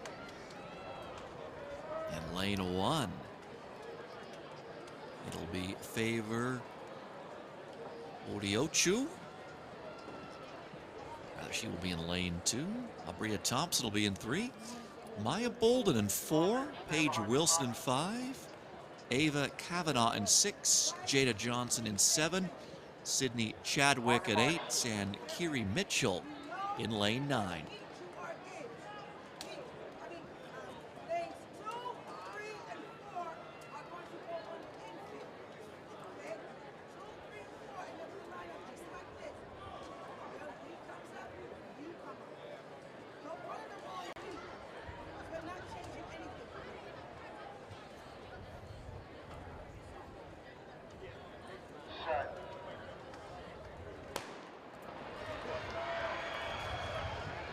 These ladies are off heat 5 out of 6.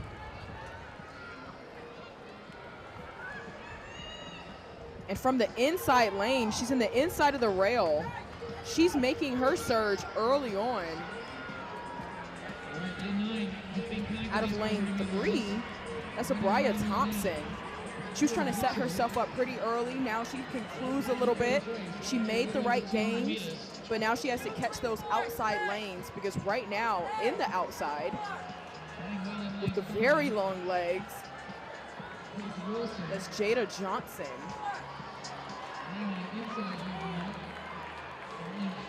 But like I was saying about those inside lanes, here comes Bullis. Fighting and clawing. They're on 2 opposite sides of the track, and it'll be Jada Johnson. She held on 55.86. She was just shy of that meet record of 55.28. A fantastic run from her. She had more in the tank. She just could not see anybody to her inside. But she ran that race very well. She executed it perfectly. All right, ladies and at the blocks, no runouts. So she is the new leader with one section left to go.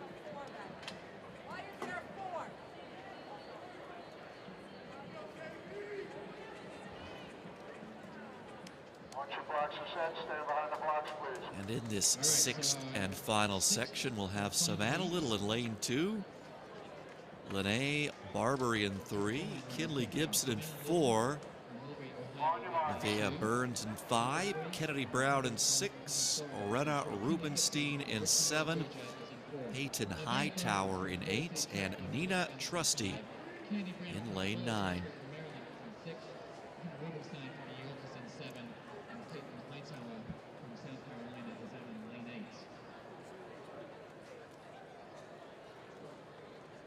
Set. So the new record is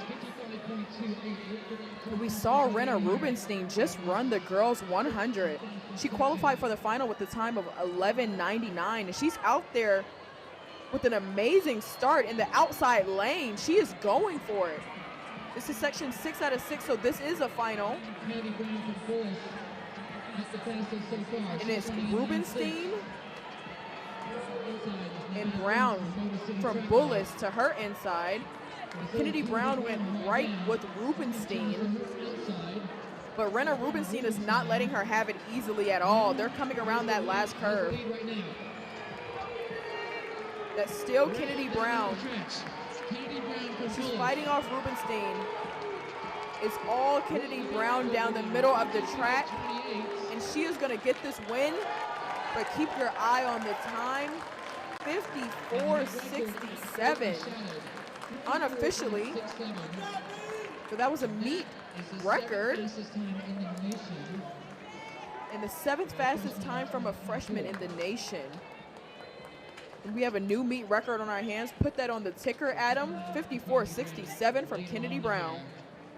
We're up to 7.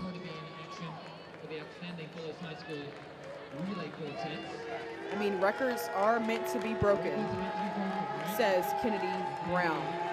54.67 with Nevaeh Burns 55.55 in second. And she's going to get second overall as well. Peyton Hightower 55.65 from that final heat as well. Rena Rubenstein, a fantastic run from her. We saw her in the 100. She's going to get 4th. So yet another title will be taken back to Potomac, Maryland for the Bullis High School Trophy Cabinet. And Bullis Track Club out of Maryland. They are known for their 400-meter runners. We're going to go ahead and tease what we got coming up pretty soon. They have the best in the nation, Quincy Wilson, over 400 meters. We're going to see him in the championship division pretty soon here. But more meet records will be falling for sure. I can say that confidently now. I mean, me and Adam, we've been since 8 a.m. seeing meet records fall left and right. We've seen 7 as we consult our handy meet record tracker. And we move on now to the championship boys 400 meters. This will also be a final on time, and we will have 14 sections. And leading off in our opening section, we will have Zion Omatisa, Aiden Petterkin, Omatisa in 4, Petterkin in 5, Michael Winfield in 6, Avery McRae in 7, Julian Robertson in 8, and Aiden Henley in lane 9.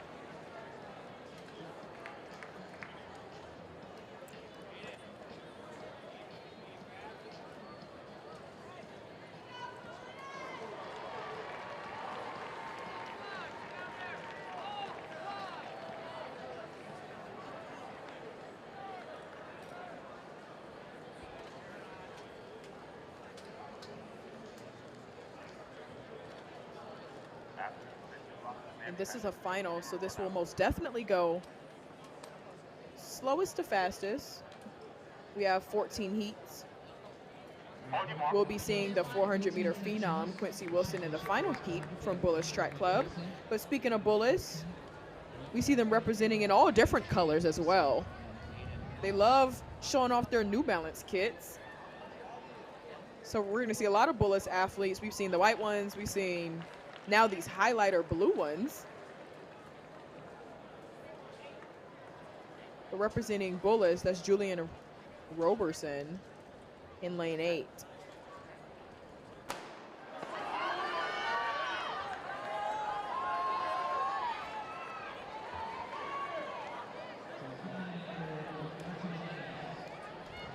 And they are off. And right off of the bat is Julian Roberson and Aiden Henley on those outside lanes battling out. But don't forget about South Dade Express Track Club. That's Avery McCray coming to their inside. So while those two athletes are worrying about each other, he's worrying about both of them. Because here he comes. That's Avery McCray from South Dade Express. But Julian Roberson has that kick. But now coming in the inside, that's Aiden Peterkin. And that's going to be a very tight finish. We're going to have to wait for these results to populate. It looks like it's Aiden Peterkin from Black Diamond coming in the inside with 48.50. And that's now U.S. number 1.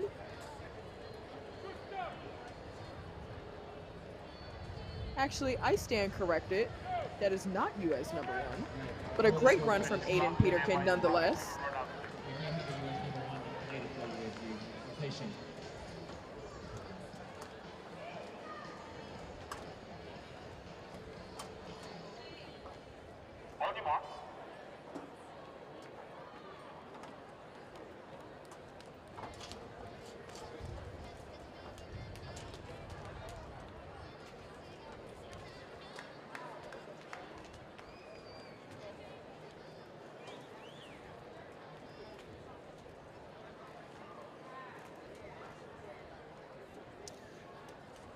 We are ready for Heat 2 of 14. Kofi Rossi in lane 4, Ben Wheeler in 5, Kingston Evans in 6, Jackson Miller in 7, and Isaiah Young in 9.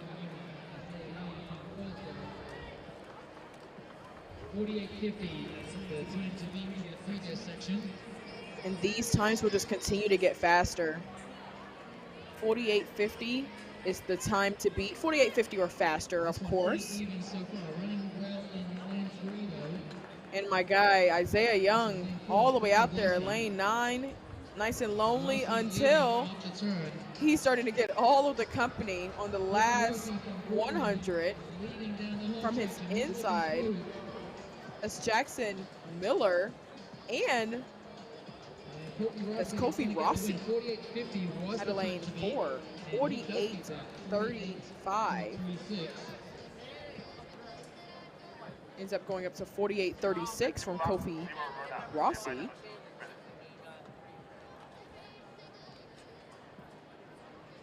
Brooklyn Junior that gets the win. 48.36 is the time to beat now as we move on to heat number 3.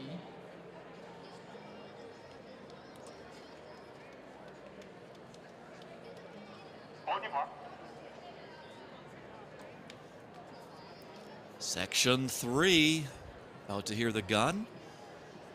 Gavin Pelzel in lane 3, Lorenz Forsman in 4,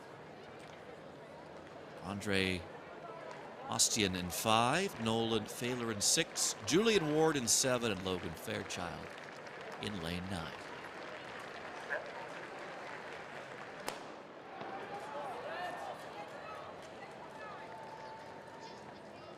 And these guys are off. When you're in these early heats, I mean, with heats like 14, it's pretty nerve-wracking. You want to put up something good if you want to make that podium. So for a lot of these guys, they're going to have to run a personal best. And from the inside right now,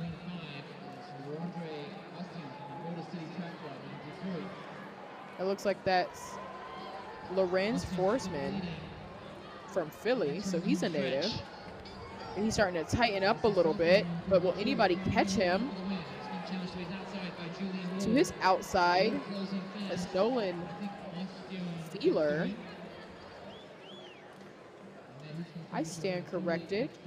That's Rondre Ostion from Motor City Track Club out of Detroit, Michigan. 48-44 for him. And he's a character himself. It's a good run for him.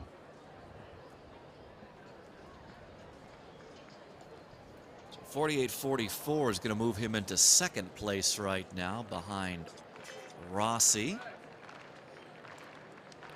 As we get set for section 4 of 14. Mari Barrow in lane 2, Kaiser Dunbar in 3, Garrett Brennan in 4, Jacob Gilbreth in 5, Jordan Tuck in 6, Jonathan Charlie in 7, Noah Harris in 8, and Khalil Bryant in 9.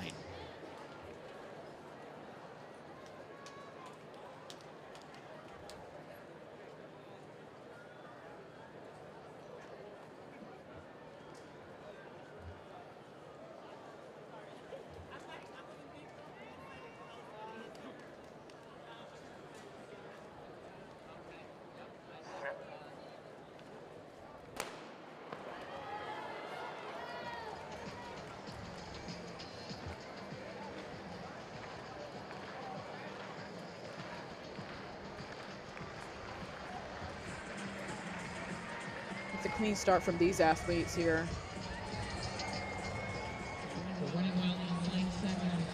It's Jonathan Charlie from St. John's Striders out of Florida. But they're coming in strong in the inside of that rail. But it's all Jonathan Charlie so far. But keep your eye on Kaiser Dunbar from New Orleans Metro Stars in the inside. The Dunbar breaking down, and it's all Charlie. But now trying to make a late surge. That's Noah Harris, but from the inside, Garrett Brennan. That one was a tight race, but it'll be Garrett Brennan with 48-84. Garrett, are you tired, Garrett? Oh, there he goes. Finally, Garrett Brennan, 48-84.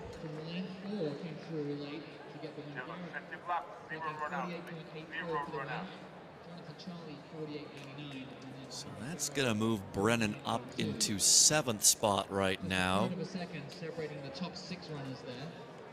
Kofi Rossi. So Rossi still remains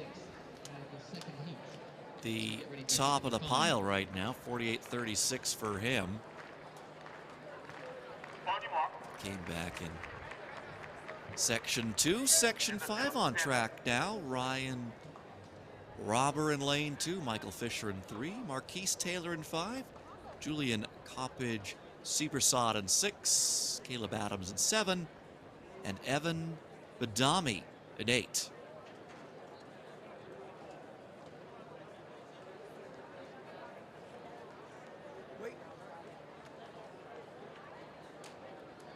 On your mark.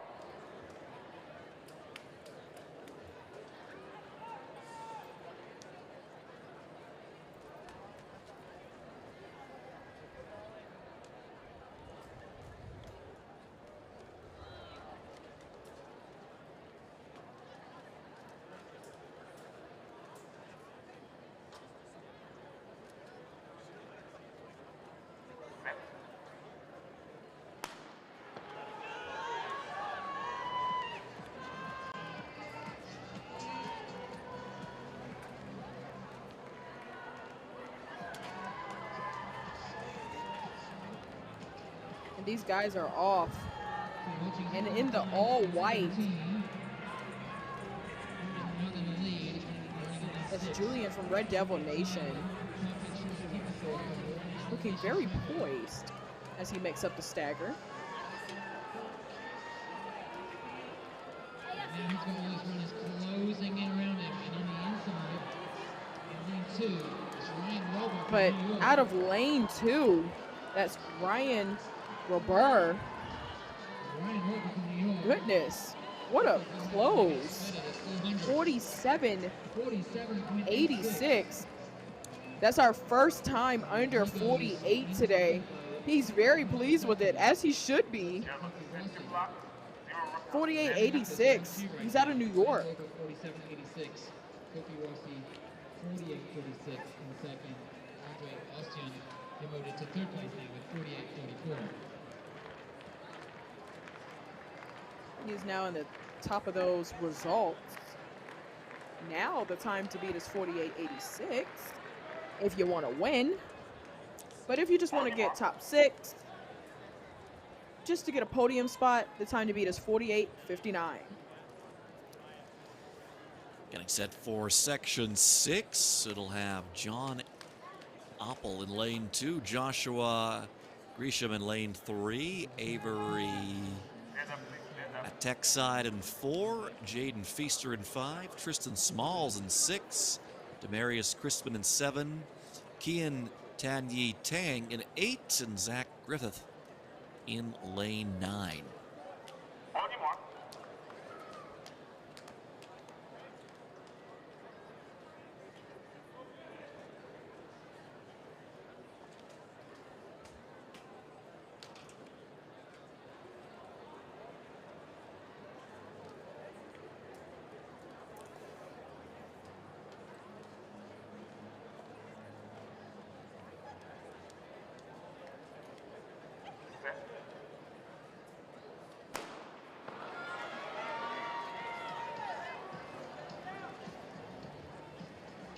And they are off for section 6 out of 14.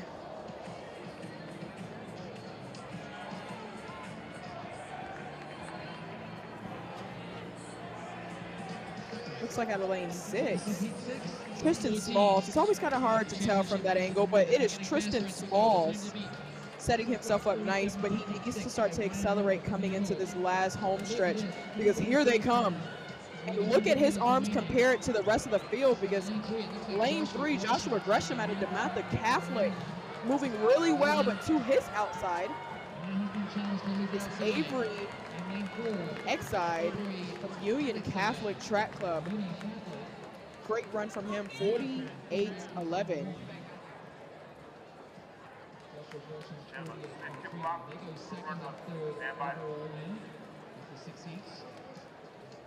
Time to beat still remains Ryan Roba, 47.86. So that's going to move him into second. Almost halfway through. Correct, Adam, it sure is. Finish with something pretty special in heat number 14.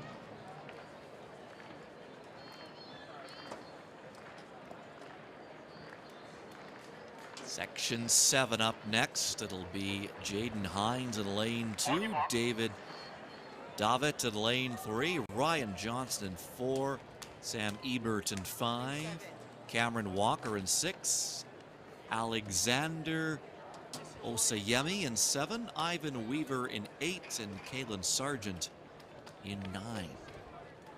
Time to beat remains the 47.86 from Robber in heat 5. 15 feet and 3 inches. Across the tank going on. Meanwhile, on the track, we are. And these guys are off. Immediately, you see him in the dark blue on the outside lane. That's Alexander Well in lane 6 so far. Osayemi. Walker from Finland Ross High School. But out of lane 6, Cameron Walker made up the stagger on him. But if you're going to make your way up there, you got to move. If you're going to pass, you got to pass. But that's way easier said than done, because look at Mr. Speedy Gonzalez, Sam Hebert from Wisconsin, making the late surge and taking it. 48.45. I would argue to say that he could have gone out a lot harder. Officially 48.07. So Ryan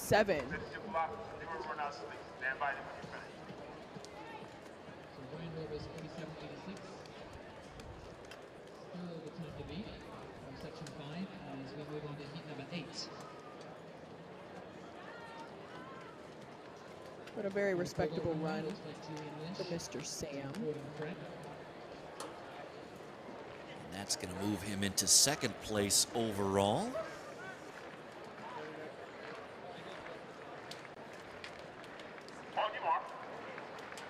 Section 8. Safi Reed in 2, Chase Burke in 3, Brendan Robinson 4, Nathaniel Johnston 5, Dante Long in 6, Henry Shaib in 7, Gavin Villa in 8, Joshua Davenport in 9.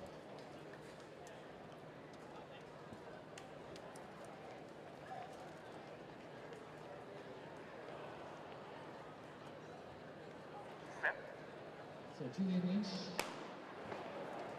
unsuccessful at his fourth attempt, 465. And these guys are off with a very clean start.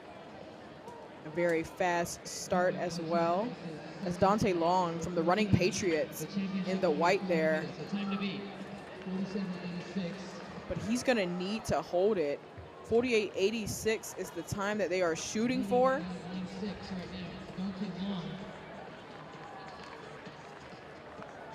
But that's all Dante Long. Hitting another gear, but he needs to watch out because his inside, Nathaniel Johnson, but no, it is all Dante Long. And now this is when the monkey has jumped on his back. We call that monkey lactic acid, unfortunately. But still a good run from him. Bow, bow. He's still happy with it. 48.23 for Dante Long.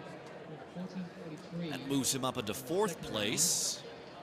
And he increased to 1450 in the third round, extending his lead. That's 37 feet and 7 inches in Old Money. Now he feels the effects of the 400.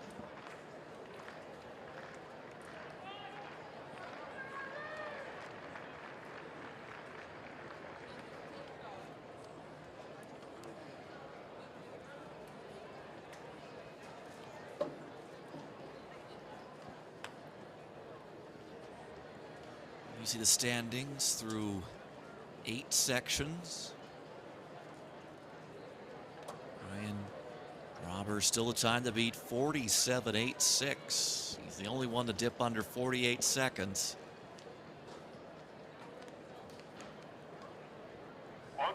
Six sections still to come. Next up, section 9, Kalen Combo in lane 2.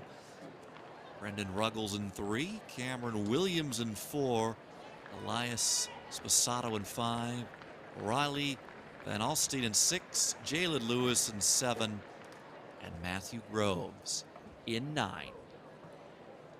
So Nolan Johnson the third, and PG Academy, so take his third jump. And Cameron Riggs for short. These need to improve 89 centimeters to make the finals and get a full Clean start for this field.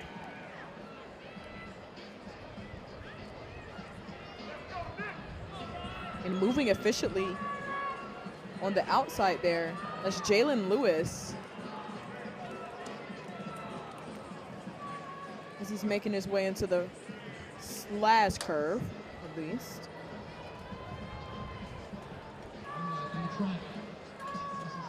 But Matthew Groves was trying to move with him, but now to the inside of Jalen Lewis is Riley Van Alstine. Riley with the shades, but it looks like he will be out-leaned by Cameron Williams. 48.63 by Cameron Williams. Out-leaned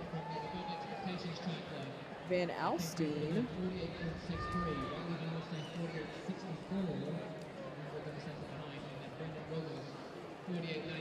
Still, Ryan Ravis, 47.86 from Heat 5 is top of the heat. Williams 48.63. That'll take him to 13th place.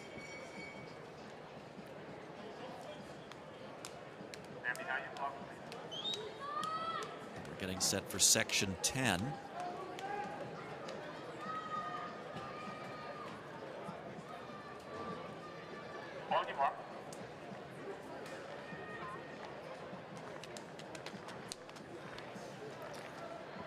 In lane 2, it'll be Connie Smith. Lane 3, Damon Ferguson Jr.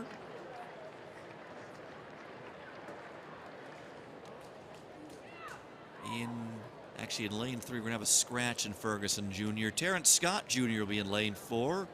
Lucas Figueredo will be in 6. Brendan McCabe at 8. And Flynn Arnold in 9. And we are underway in section 10. Just 5 athletes contesting this section.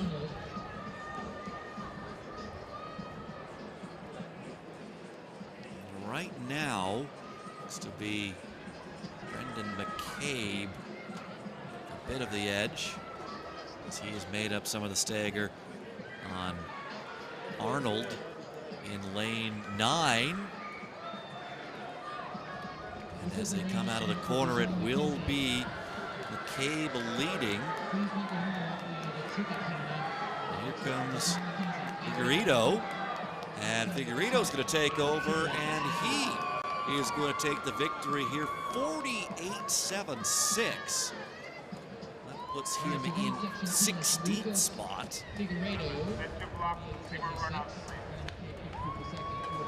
Continues to be the 47.86 of Ryan Robert that leads the way.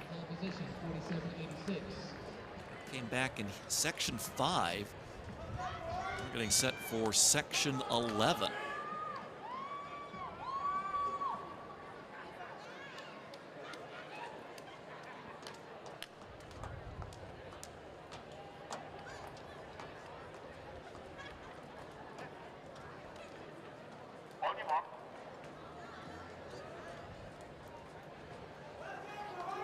In section 11, we'll have Kahari Wilbon in lane 2, Denham Holt in 3, Jakai Robinson in 4, Dallas D'Souza in 5, Jaden DeLeon in 6, Deshaun Barry in 7, Patrick Hilby in 8, and Furious Trammell in lane 9.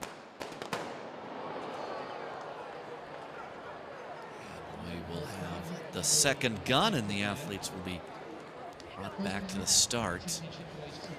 Nothing initially seemed to stand out in terms of early movement, but the officials will now confer. It is a red card to DeLeon in lane 6.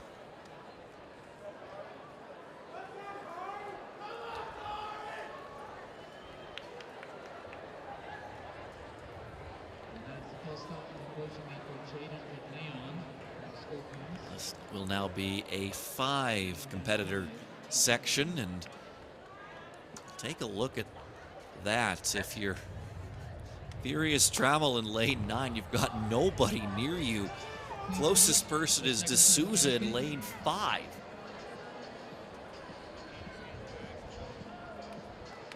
That is a tough one for these athletes, especially to come this far and to have a false start like that. But some of the athletes, they do just scratch, but pretty huge gap. You don't know if it's because they're running fast or is it just because there's so many empty lanes between these athletes. But out there all by himself, Trammell. Love his first name, Furious Trammell. He does not look like he's getting any company just yet. They are moving well in the inside of him, but it is all Furious, the fast end of Furious, who dips under that 48 mark for 47.62.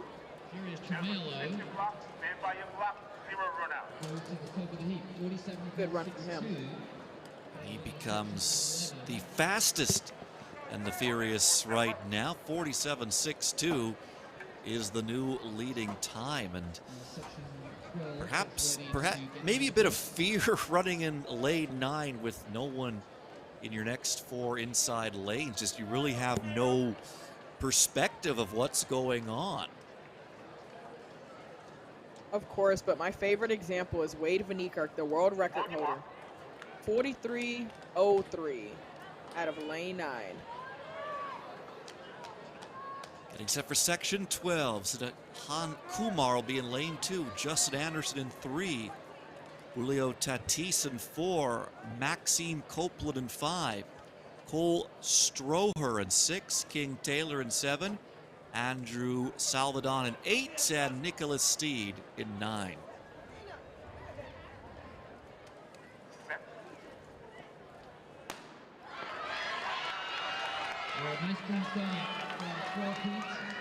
Nice clean start. And these guys should be a faster heat. They've been getting faster as we've been getting deeper into the heats, and now this is heat 12. But moving out of that inside lane, it's kind of hard to tell, but the Mustangs are on the outside moving as well. Julio Tatis is in that inside lane in lane 4.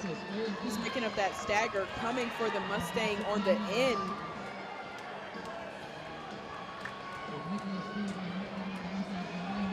But Nicholas Steed is holding on. And he has been getting the pressure from all angles, and it looks like he will be out-leaned by Andrew Salvadon. 47 flat.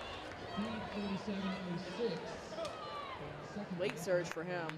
And then 47.06 from Steed. And then 47.30. That was a very fast heat, and it's only going to get faster. So top 3 you see there from that section are now the top 3 overall.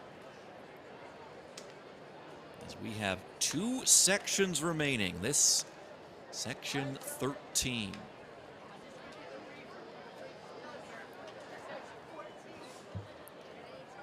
It'll be Joshua Stolarski in lane 2, Elijah Hernandez in 3, James Long in 4, Jordan Johnson in 5, Lamont Johnson in 6, Curtis Bain in 7, Javion Green in 8, and Trevor Wilder in lane 9. The new time to beat, 47 flat.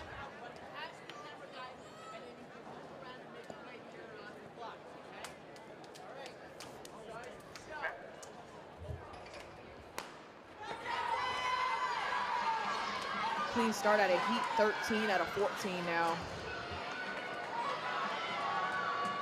But it's all still pretty even as we head into the backstretch. And then looks like an athlete has pulled up. That's Trevor Wilder from South Carolina. He pulled up on the backstretch, but South Dade Express is making good gains. That's Curtis Bain. And then to his inside, Lamont Johnson from Harbor Elite. And then to his inside is Jordan Johnson from the Jaguars Track Club. He got out of that stagger, and he is taking this lead right now as long as he can fight out Lamont Johnson to his outside. Now we are talking. We're dipping under the 47 mark. Jordan Johnson, that's 46.89. A fantastic run from him. And then Lamont Johnson, a good run from him as well, 47.09 from Harbor Elite. But it was all Jordan Johnson.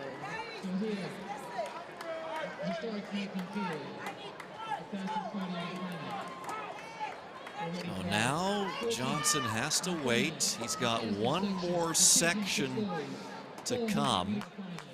And we'll see if that time will survive, but it is our fastest section.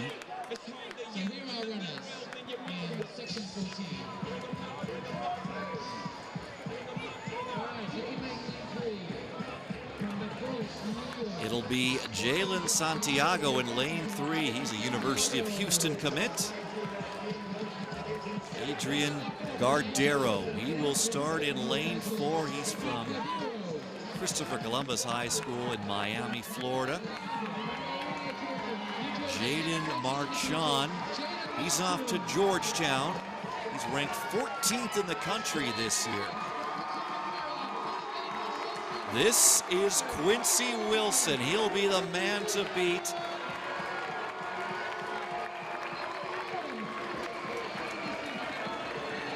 Mateo Medina out of Ohio. He was second at the 2023 USTAF National Junior Olympic Championships. Ade Lloyd out of Rosemont, Pennsylvania. be in lane 8, and this is Coulter Maya. He will be in lane 9. He is a native of Lindale, Texas, but the eyes will be on lane 6 here, Serenity. The national lead is 45 Quincy point Wilson, 17. he's tied for number 8 in the U.S. high school history with a 45-17. Now that could have been a contender 2 weeks ago in Hayward with the NCAA championship, but he is only a sophomore for Bullish Track Club, and they always bring out the biggest crowd. The nicest uniforms too, I must say. He's also a New Balance NIL athlete, and he's known for his rather interesting form with his arms, but look, he gets the job done every single time. Now, another athlete in this field who has dipped under 46 is Mateo Medina. He ran 45.88, which put him 6th in the nation just last week. But all eyes are on Quincy Wilson. We have not seen him yet, not even in any relays, not doing a 4x1, nothing. This is his first time making his appearance on the track. This has been his only focus for a long time now. He's the New Balance National Indoor Champion as well. And this is going to be a fast one. We are on meet record watch. He already has it. Actually, the meet record was set last year with Tavon Underwood with 45.82. Quincy Wilson's PR is already faster than that. Let's see if he could dip under 45. I hate to put the pressure on him, but, you know, we're greedy as track fans out here. Well, we want to add another tick to our meet record tracker here. Wilson, he's around the fastest time in the country this year, 45.17. He did that beginning of May.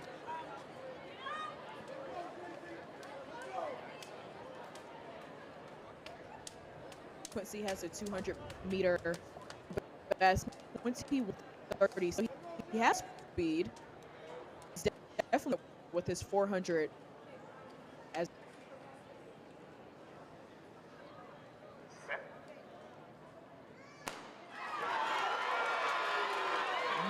nice clean start. Keep your eyes on the middle of the track. He is wearing pink from Bullish Track Club. That's Quincy Wilson, the 400-meter phenom. He has already made up the stagger on this field. Like I said, he's known for the arm movements, but he gets it done.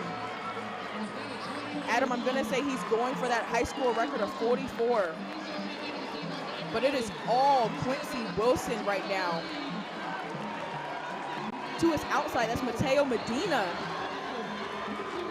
But all eyes are still on Quincy Wilson. He's now coming down the last home stretch. Keep your eyes on the time.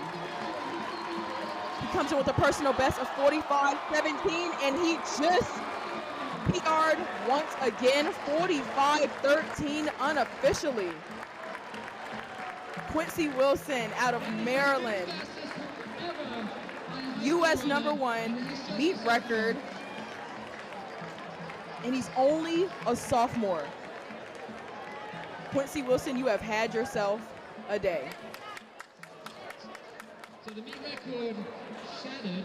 Well, I will add another check to the meet record tracker. We're up to 8. You're up to 8. Look at the way he executes his races. Like a veteran, but he's so young. He has cleared the field already. Pushing himself down the track, it was just him and the time. He kept hitting multiple gears. I did not see him tighten up not one time in this entire race. Quincy Wilson has such a bright future. You see him there. Records are meant to be broken. Like I said, New Balance Nationals Outdoors has just been foreshadowing all of these meet records that we've been seeing all day. 45.13. They brought a lot of those banners because they've had to use them a lot today.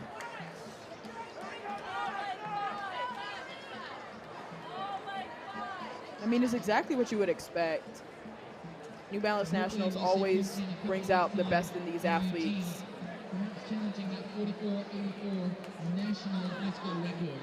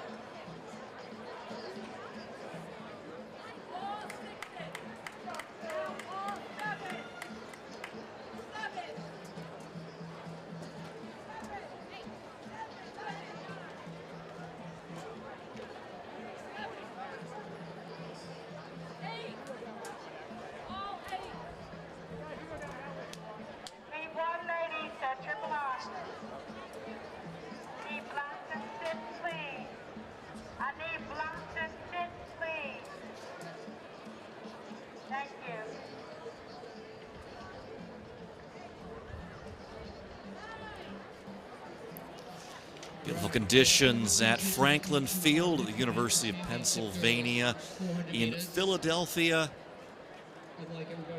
Day 3 of competition here at the New Balance National Outdoor Championships continue. Adam Dunphy and Serenity Douglas with you. Waiting on the arrival of the athletes for our next event on the track. That's the Championship Girls 400 meters. We've got 9 sections slated to go there. This will be a final on time. And I wonder if perhaps we shall see another meet record set. We've seen plenty of them already today. We're up to 8 just on the track, and we have our athletes competing in the first section out now.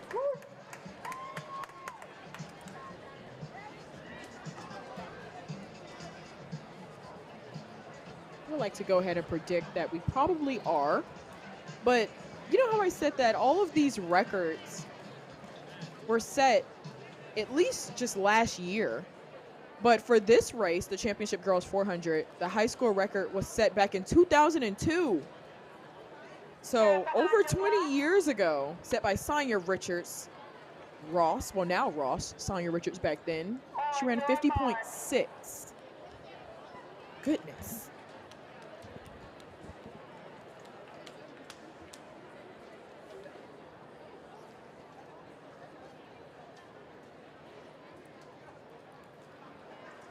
So in the opening section, we're going to have Rihanna Scott in lane 3, London Johnson in 4, Natasha Mosley in 5, Kiara Archer in 6, Keelis Hunter Young in 7, Sarah Labor in 8, and Isabella Murray in 9.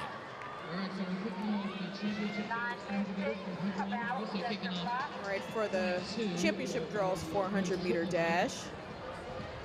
In the outside lane there, looks like Sarah Labor, but it's still kind of tough to see. Nobody has really broken up the stagger yet. But as I say that, from the inside, that's London Johnson. Let's see if she can continue to move really well. She's going to have a lot of work to do because she's really in the inside lane. She has a lot of athletes to catch. But on the outside, that's Isabella Murray out of Union Catholic Track Club.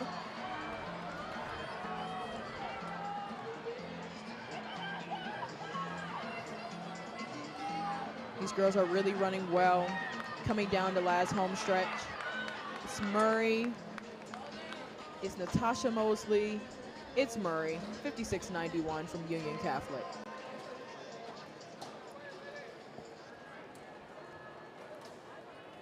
She sets the early standard here at 56.91 clocking.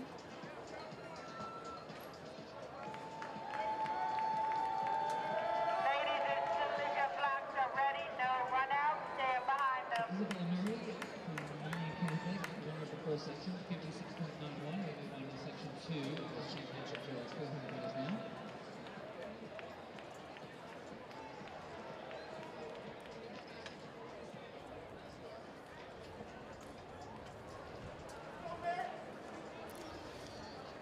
Section 2 will have in lane 2 Cariona Lewis. Dahlia Beasley will be in 3. Anil McIntosh in 4. Brooklyn Harris in 5. Amber Wimbish in 6. Brooke Cochran in 7. Kenya Merritt in 8. And Olivia Hudson in 9.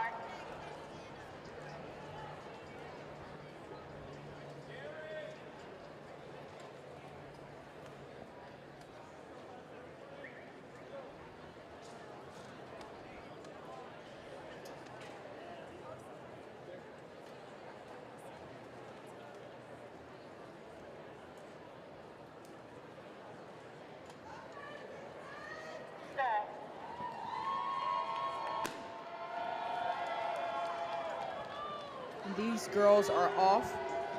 We had 2 scratches in this, so there's a pretty big gap there. But on the outside lane, out of lane 8, looks like it's Kenya Merritt with Woodlawn Elite. She got out well. Let's see if she can maintain her lead, because from that inside lane, she's had a lot of work to do being that far away. Of the championship girls 400 meters. Looks like that's Delilah Beasley. It looks like Dahlia Beasley. Delia Beasley. She's muscling down the last home stretch. Going to take this section. And she's going to take section 2 out of 9 with ease, relatively. And she dips way under the 56 mark. She ran 54.83. She should be very pleased with that run. Out of that inside lane, nobody was behind her, so it could have felt like she was running out of lane 1, theoretically. But great run from her. All right, the pride of Bullis. As you said, Dave, it is Quincy Wilson's world. We are just living in it, and we're lucky to be here with you, sir. As you just heard, a new meet record, blazing fast time. You must have known you were ready for something special today. Honestly, just coming out here, I haven't ran in a month. A lot of different things have happened in the last month. Less of practice. I was able to come out here and give my best effort, and I gave y'all something special. And I'm not gonna lie, the support of the fans helped me get to the time I ran today. Y'all hear that? I think we need to give him a big shout again. Let's cheer for Quincy Wilson. And we heard we're going to see something special. This young man is going to be on the Olympic trial start line in a week's time. Are we going to see a sophomore at the Paris Olympics this year? Of course, of course. All right, give it up one more time for the winner of our championship 400, Mr. Quincy Wilson. Thank you, Kate, and thank you, Quincy. It's always great to hear from young talent like Quincy. He said he just wanted to give y'all something special to watch. Well, Quincy, you always do. And that was a fantastic run from him earlier with the 45.13. Section 3 of our championship girls 400 meters on track. Next, we'll have Kyla Williams in lane 2, Alexandra Lee in 3, Anaya Hedspeth in 4, Nicole Repka in 5, Jillian Stevens in 6, Simone Hamlar in 7, Olivia Ocaro in 8, and Justice McDaniel in 9. And that's Olivia Ocaro out in lane 8 at a Winslow, making up the stagger quick, but now it looks like she's letting off of the gas a little bit, because now in her inside, so you're watching heat 3. She's about to get some company. Strong too. Look at the arm movement of Okoro compared to Nicole Repka, or Jillian Stevens actually out of lane 6.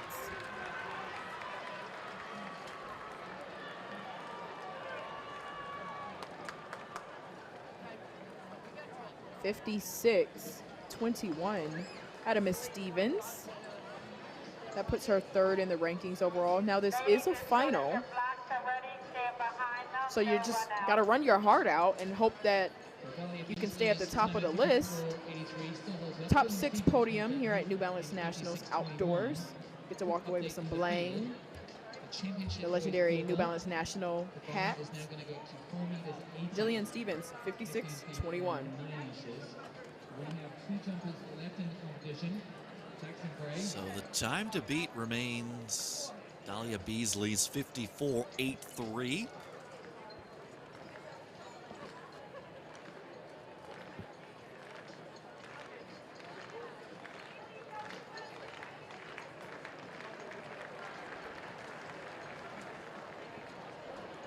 And in section 4, we're going to have Shelby Sanders in lane 2, Kayla Gordon in 3, Kendall Barnhart in 4, Haley Donovan in 5, Jade Sanders in 6, Gia Clay in 7, Morgan Hayward in 8, and Gwendolyn McDaniel in lane 9. Pennsylvania senior, duking it out here for a championship title. As we get ready for section 4 of the championship girls 400 meters. Clean start for section 4 now.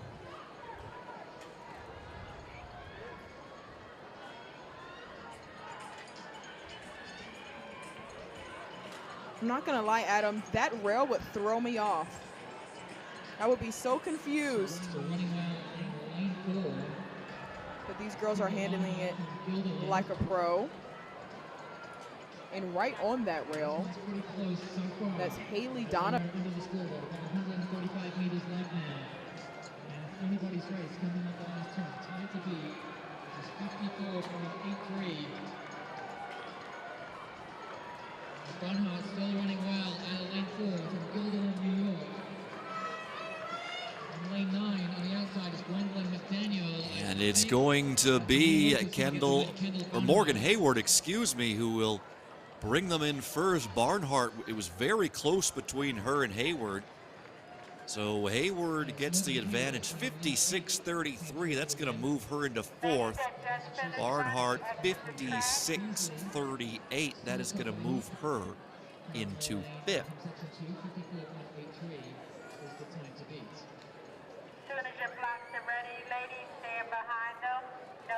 So Dahlia Beasley, this time has survived through 4 sections.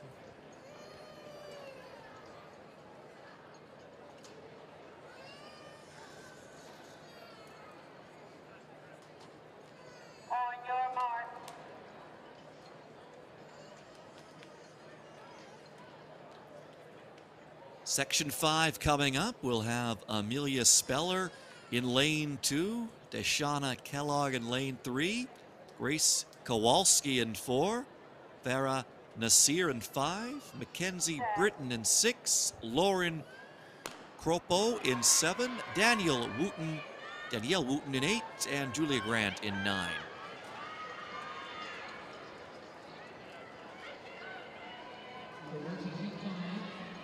The championship girls 400 meters, very fast in this one so far. In lane 7, Lauren Kropo.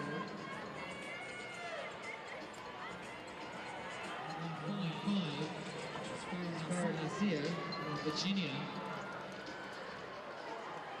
Farah Nasir, Lauren Kropo, slugging it out, but now coming up in line 4 is Grace Kowalski from Texas. Battle shaping up in lanes 5 and 6 between Nasir and Britton, and it's going to be, looks like it was Nasir who just got in there.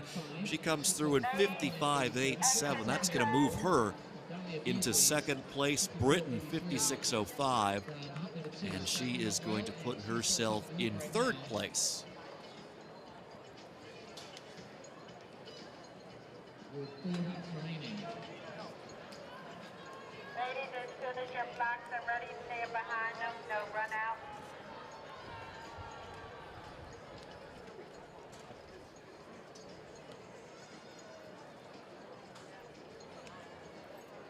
Beasley 54.83, leading the way through 5 sections.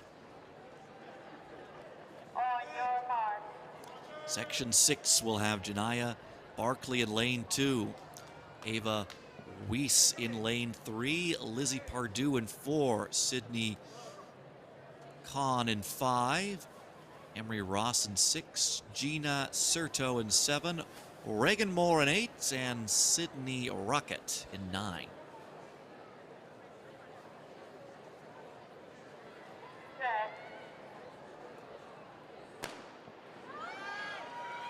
Time to beat still from Beasley, 54.83. So that and faster, you will be sitting at the top of the compiled results. 54.83 is the time to beat. That belongs to Dahlia Beasley from section 2. And these ladies are all jumping up on that outside, waiting for somebody to separate themselves. It looks like it's going to be Out of lane 7, Running well in lane 5 is Sydney Kuhn from Gina Michigan. Serto. It's Kuhn and Serto in the lead. But just when you think that you're running good, somebody is always running a little bit better. Just like that Sydney Kuhn Sydney Kuhn from Michigan. in the inside of her. Women are advantage. Closing well to Out her of Michigan, outside. she's getting some pressure. Oh, I think Kuhn might have just held on for the win. Serto came through very well the last 20 meters, though. But it was still Sydney, 54.97. Actually, it's Emery Ross that came through in lane 6. Also running 54.97. They have to go to thousandths of a second again to separate Kun and Ross. So Kun 54.966 and Ross 54.970. So that's going to move Kun up into second place and Ross into third. Dahlia Beasley still the top time. She ran that back in section 2. 3 sections remaining. In section 7, we'll have Noel Evans in lane 2, Delaney Brinker in 3, Xenia Ray in 4, Kyla Skidder in 5, Samina Matthew in 6, Kaylee Magana in 7, Kaylin Cree in 8, and Jalen Milford in lane 9. Now we have a late scratch in 7, no Magana.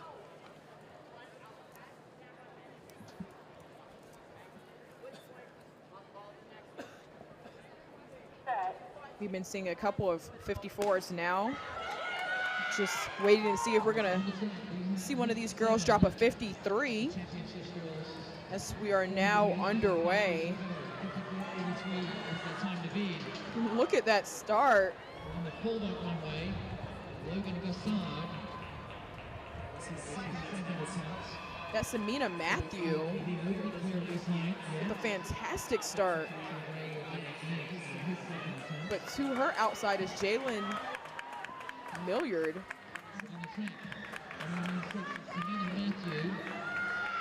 But Samina Matthew is powering this thing out.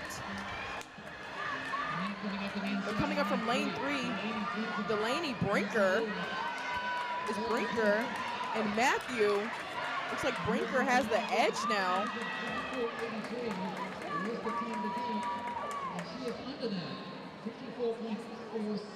54.47 from St. Louis Tribe. That's Delina Brinker.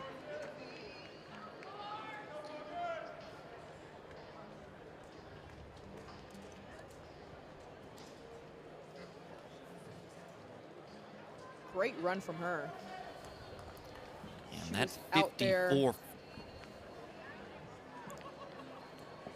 Watch your black ladies, stand behind them, no run out. So that 54.47 is going to move Brinker up into first place right now. With 2 sections remaining, Beasley now into second. That time of hers did survive quite a bit. That of Beasley, who ran that in section 2. Section 8, Elise Dickinson in lane 2. Simia Urish in 3. Tyler Lowe in 4. Nakira Hudson in 5. Madison Gardner in 6. Morgan Rothwell in 7. Madison Brister in 8. And Kira Davis on the outside in lane 9.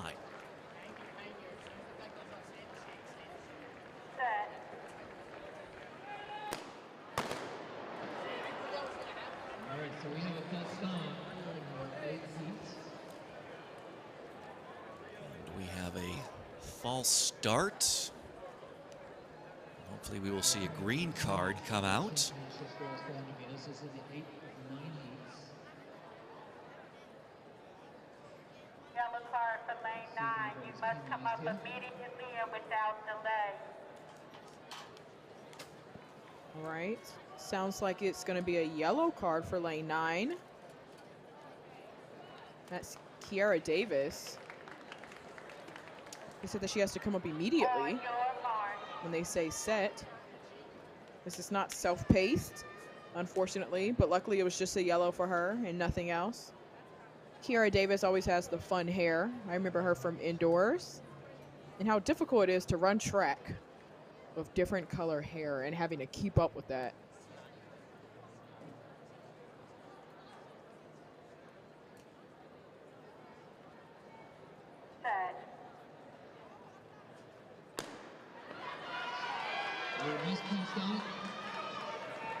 And these girls are off. It's a clean start. And it looks like out of lane 6. That's Madison Gardner. I said, are we going to see a 53? And we just might. She had a great start, making up the stagger in the first curve. Now she's running the 400 very well. She was cruising on the backstretch, maintaining her position, but now she's getting some company from Morgan Rothwell from Bullish Track Club. I didn't even recognize Bullish. Where did the purple come from, Bullish? But that's all Morgan Rothwell. Out of lane 7, we're going to see if she can hold on, because now it looks like out of 8, Madison Brister, and we have got ourselves a new leader, 53.83. Out of lane 4 Track Club, Morgan Rothwell, still a fantastic run from her. She just dipped under 54 with 53.99. 54.01, so our top 3 overall, taking from that 8 section. So we've got our 9th and final section coming up next. So the top 4 in this section, now our top 4 overall, with 1 section left to go, and it's the fastest section.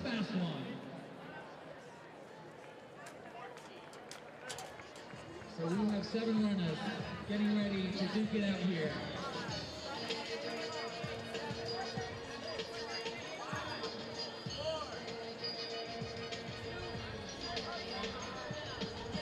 In lane 2, it's Siani Wynn out of Pensacola High School in New Jersey.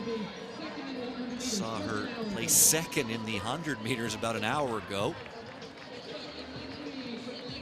Kennedy Burks out of Lake Charles, Louisiana, was the Louisiana State champion last month in a time of 53.44. Cadell Howard out of Cedar Crest in Lebanon, Pennsylvania. He was the Pennsylvania State champion in a time of 53.25. Olivia Williams out of Montverde Academy in Montverde, Florida. She has a 52.30 this on her resume. It's tied for the 4th fastest time in the nation this year. This is Sophie Rambo out of Chesapeake, Virginia. She was 6th in the indoor New Balance earlier this year. And Sydney Sutton, she'll be in lane 8, another one of these Bullis athletes. She's out of Maryland, of course, with the Bullis team. She was 2nd in this event a year ago, and this is Janae Moorer out of Creekside High School in St. John's, Florida. She is a University of Miami commit.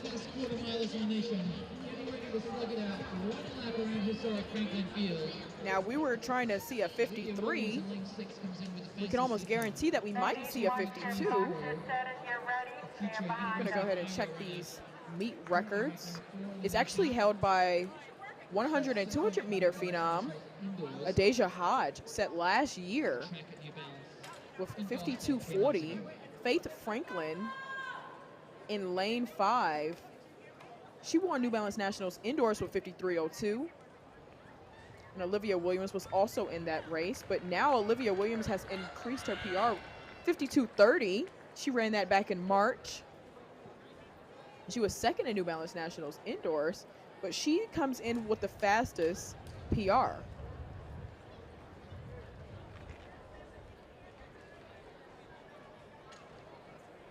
It looks like Faith Franklin is a scratch out of this one.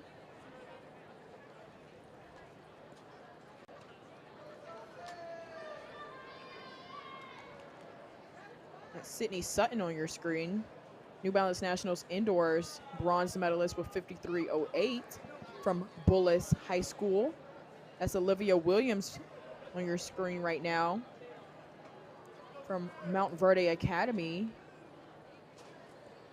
with a 52.30 personal best.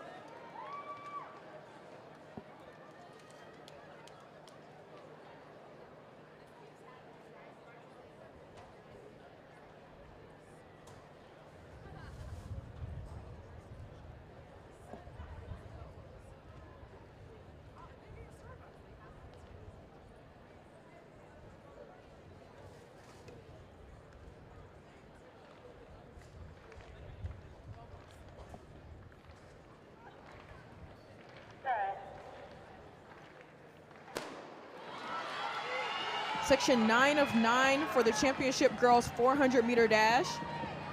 Olivia Williams in the middle of the track in lane 6 in the all white. She comes in with the fastest personal best, but in the outside lane at a Bullish Track Club. Sydney Sutton, she's trying to make a statement, going out hard. Now she's up there by herself. We're gonna see if she can hold it, because here comes Williams in the inside lane. You see her in the white.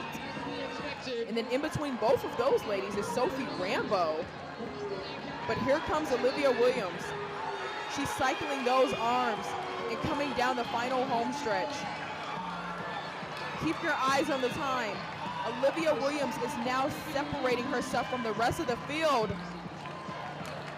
52.99 from Olivia Williams. It's not a personal best for her, but it was a fantastic run. And she seems to be very happy with it. And then it was Morgan Rockwell from Bullis, significantly from the previous sections.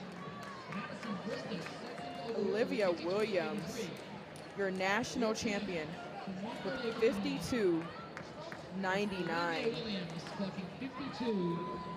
She's a senior. And let's take a look back at it. She was in a perfect lane, right in the middle of the track. Fortunately, she didn't have anybody right behind her. It would have been Faith Franklin, but nonetheless, she powered through. And coming down that last home stretch, it was just her and the rest of the track. She couldn't feel anybody because nobody was there. It was all Olivia Williams from Mount Verde Academy, representing their home of Adeja Hodge as well. I know she would have wanted her teammates' meet record of 52.40, but 52.99 from Williams. You got 20 minutes to go downstairs, get yourself a drink or fuel up. We got plenty more action left on day 3 of New Balance Nationals Outdoors here at Franklin Field. We'll try to get some field event updates during those 20 minutes. Those are the final results of the girls' 400-meter championship division. 52.99 from Olivia Williams. Madison Brister, 53.83. Cadell Howard, 53.89 to round out our top 3 of the girls' 400-meter championship.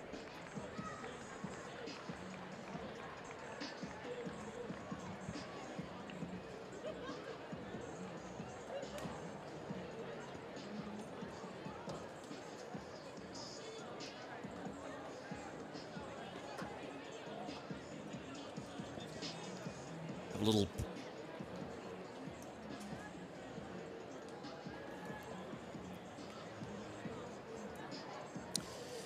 So have a little break in the action now. Next up on the track is going to be the freshman boys 110-meter hurdle final. That's scheduled to come up in just under a half hour's time. So give the officials and the athletes a bit of a break here. It's been a busy day of competition here on day 3, and it was made even busier by the inclement weather yesterday that forced the 2-mile races to run at 8 a.m. this morning. Emphasis on forced. No, I'm joking. I very much enjoyed it.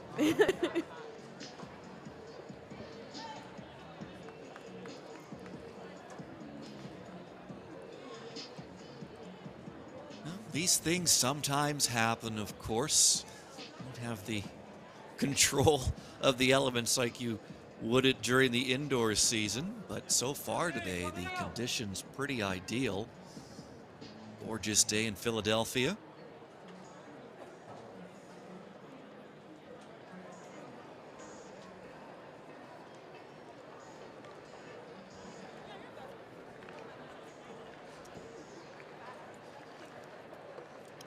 It's been a busy day of action, as mentioned, and it just always brings out the best competition here at the New Balance National Outdoor.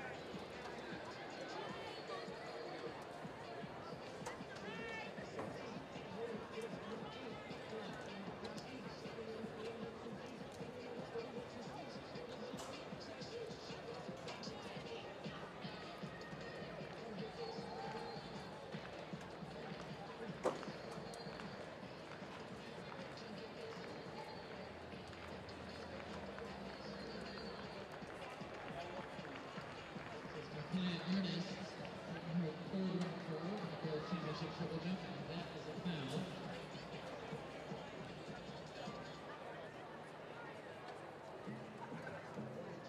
Reese Engelhawk taking his third round jump. He's currently up in third place with 14.58, 47 feet and 10 inches. And let's see if that's an improvement.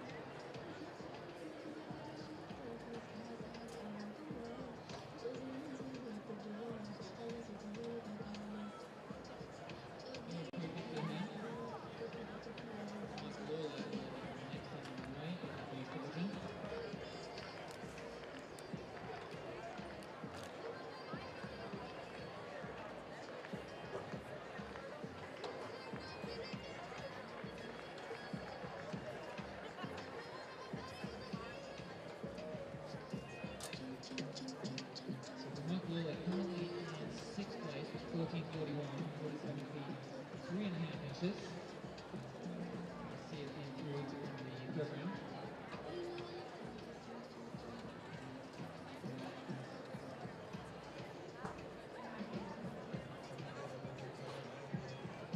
entry, 14.54, 47 apiece, 8.5 inches. Remains in stiffness.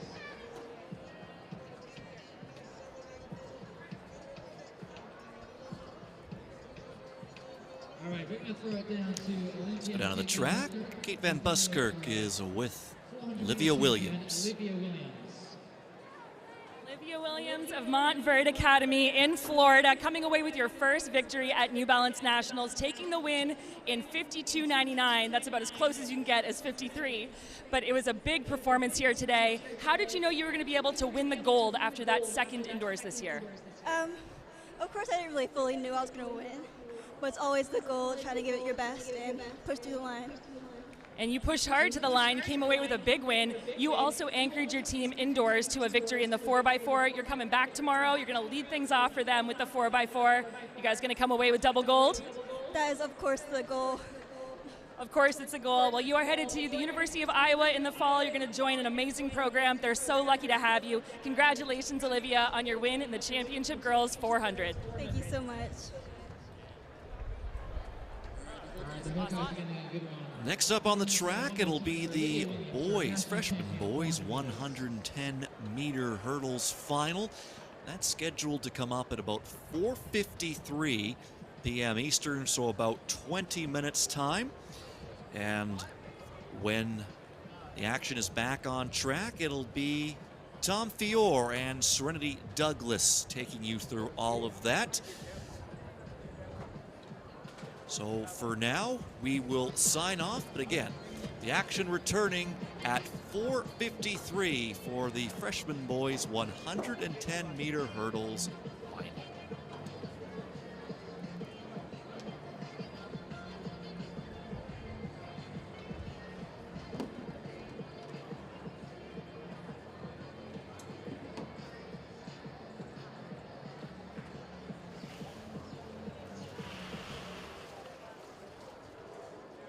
So the second flight of the World Championship Tour event is complete. Third flight, who makes the finals. Leading so far is the track together, Romeo Express, 1468, 48 feet and 2 inches. Matthew Echo from United is in second, 1459, 47 feet 2.5 inches. 1 centimeter down in the third place.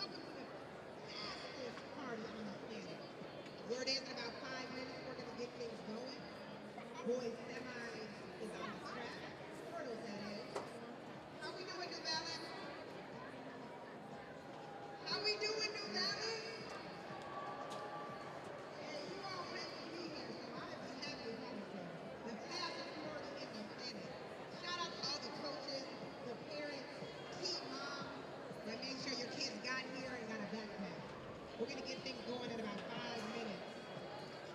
Congratulations for the invitation to the fastest hurdle.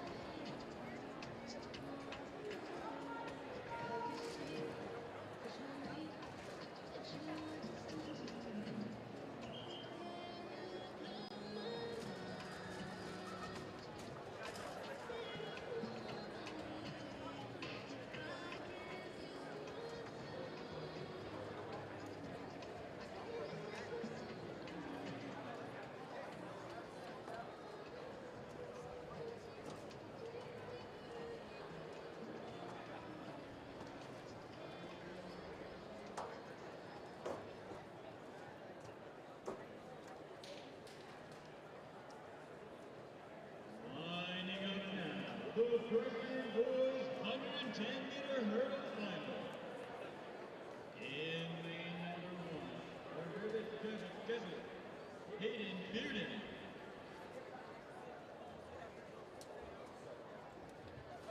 In lane number 2, from Fremont Roads High School, Mason England. In lane number 3, from Wayne, King Martin. In lane number 4, from North Brunswick Track Club, Michael Perry. In lane number 5, from Windsor Track Club, Giovanni Reynolds. In lane number 6, from Mark Trail, Omari Scott. In lane number 7, from Run Fast Track Club, Louisiana, Hayden Brown. In lane number 8, from LaSalle Academy Track Club, Jalen Mosley. In lane number 9, from Pennsylvania, Monty Greer. Field is set for the freshman boys 110-meter hurdle final.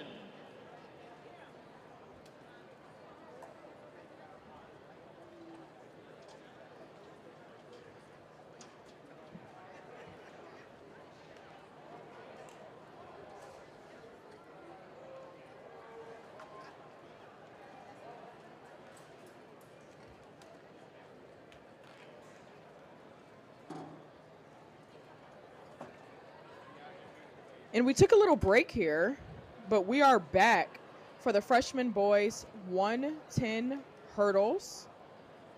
A packed field. They ran the prelim earlier today. Luckily, there was no semifinal for them. Coming in with the fastest seed time, it was Giovanni Reynolds with 14.7. And he actually matched Amari Scott's 14.70 as well.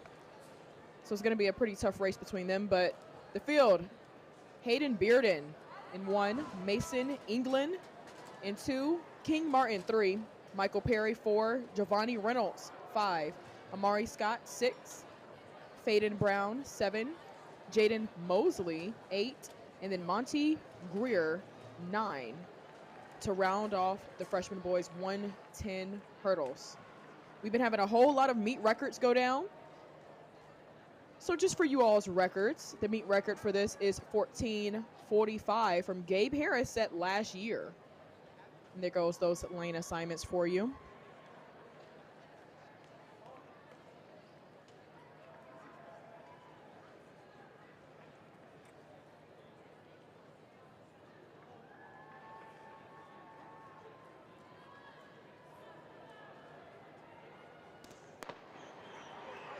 And these guys are off for a clean start. Looks like it's lane number 4, Michael Perry from North Brunswick Track Club. But on his outside, it looks like it's Amari Scott pushing through, and it's Amari Scott who's going to get the win with 14.60 from Mark Trail. Out of Lawrenceville, Georgia, it's Amari Scott. And right behind of King Martin with 14.64. This was a tight race. Faden Brown 14.66, but it was all Amari Scott to take your freshman boys 110 hurdle championship. He was just shy of that meet record at 14.45, but a fantastic run from Scott. You know, sometimes with these young athletes, you can never really tell if they're excited. But look, they've had a long day. He's like, that 14.60 was all I had. We're moving into the second half of the day of the 2024 New Balance Nationals Outdoor Championship meet. We're at the Franklin Field Stadium, home of Penn Relays and now of New Balance Nationals, obviously. I'm Serenity Douglas on the mic. Tom Fewer will be joining me pretty soon here, as we're going to keep on moving right along. This is the boys 110 hurdles. This is their semifinals.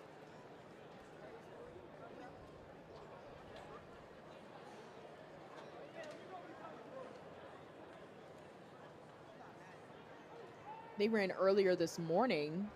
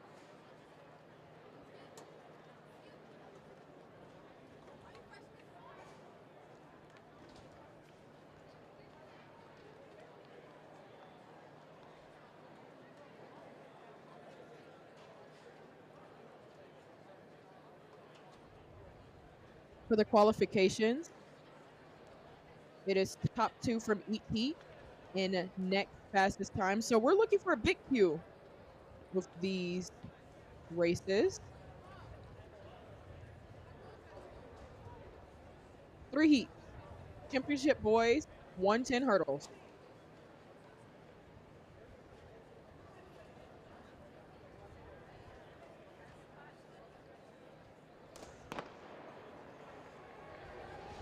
And that's Bradley Franklin over the first hurdle. And he is powering through, not letting up at all. That's Bradley Franklin out of Alabama. He's your New Balance Nationals indoor champion. And he's on his way to the final with the big Q of 13:42. He's pretty satisfied with that one, as he should be. Because now that is a new meet record in the semifinals from Bradley Franklin of Alabama. He got the big Q and he got the meet record. Joshua Kai Smith right behind him with 13:78. But it was all Franklin. He shot out of the blocks and got over the first hurdle before the rest of the field.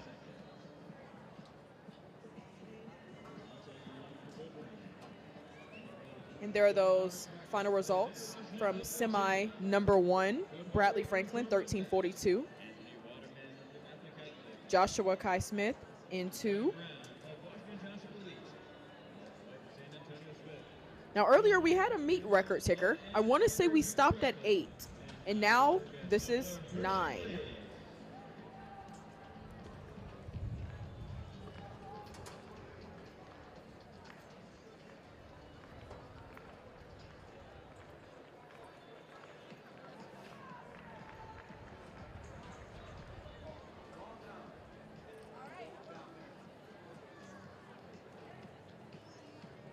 As we're going to keep on moving along for section 2 out of 3 in the championship boys 110 hurdles.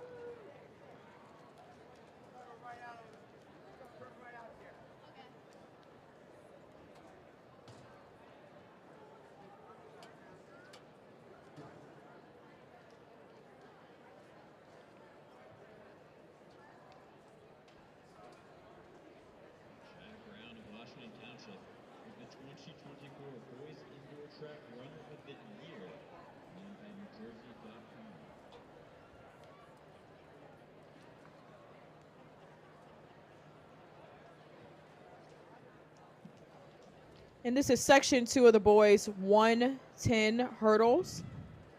Top 2 from each heat, and in the next fastest time, I'm Serenity Douglas, joined by Tom Fewer to call some of these amazing races for y'all. Well, it's good to be here. Tom, we've seen multiple meet records. Got some stuff sorted out here, which is good.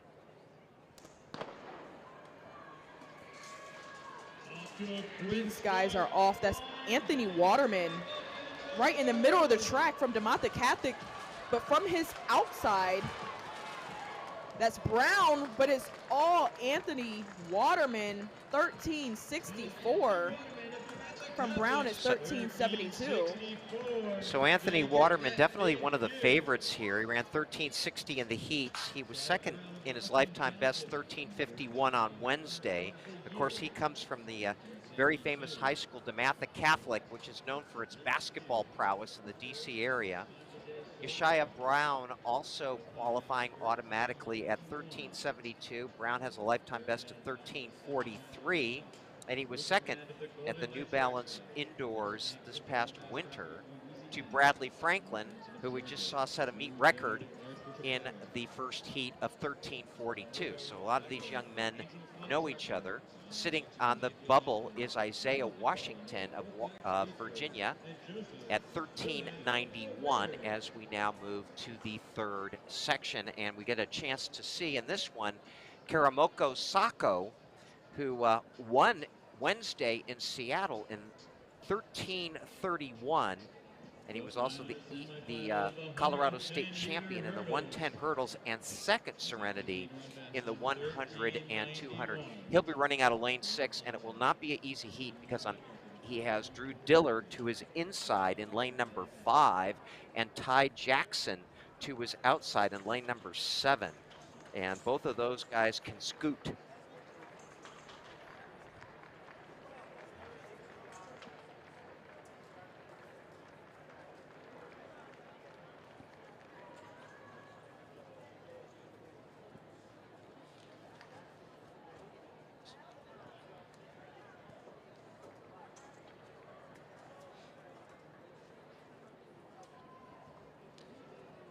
So lining him up now from the inside, Lucas Band, Broderick Davis, Dalen Penson, Drew Dillard, Karamoko Sako in 6, Ty Jackson in 7. That's 5, 6, and 7 should be the lanes to look at. Miles McFarland in 8, and Joseph W. Williams in 9. Again, Bradley Franklin setting the meet record in the first heat of 13:42. 2 from this heat, automatic qualifying, and then we'll be able to sort out who the time cues are.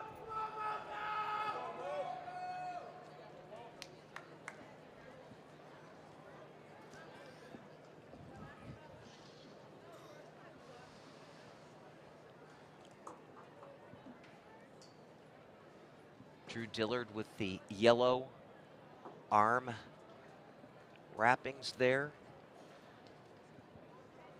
In 5, Sako in 6, Ty Jackson, red shorts, black top in 7. Guns up.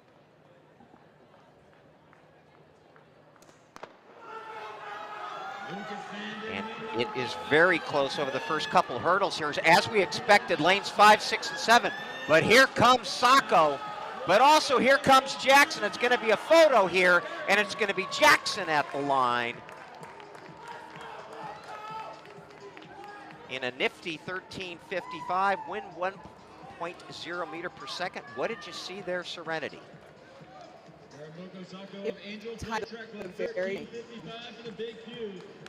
But Sako was able to pull it off with 13:55. Now we're going to throw it back a little bit to the freshman boys hurdle winner, which was Amari Scott in the infield momentarily. But fantastic run from those guys. And these were pretty steep semifinals for them. Champion Amari Scott, congratulations. We were just talking, you said your state performance wasn't so good. How did you bounce back for a national championship win? Well, really it was just trusting like my training and being confident. Confidence is key. And yeah, so it pushed me through this race. And let's talk about it, being confident. Angelo Taylor, your coach, who wouldn't instill confidence? Will he be happy about this performance? Yes, he will be really happy. He wanted me to come here and do what he knows I can do, and I did it. And we got to shout out Mom. Who takes you to all those practices? My mom. All right, say hey, Mom. Hey, Mom. Congratulations on being the New Balance champion. Thank you, Candace, and thank you, Amari, and of course, Angelo Taylor, the 2-time Olympic champion in the 400-meter hurdles. One of those races he did out of the tight confines of lane number 1. So you see the qualifiers here. The time cues are Joshua K. Smith and Broderick Davis, and Bradley Franklin with that meet record 13:42, which takes us inexorably forward to the girls' freshman 100-meter hurdle finals.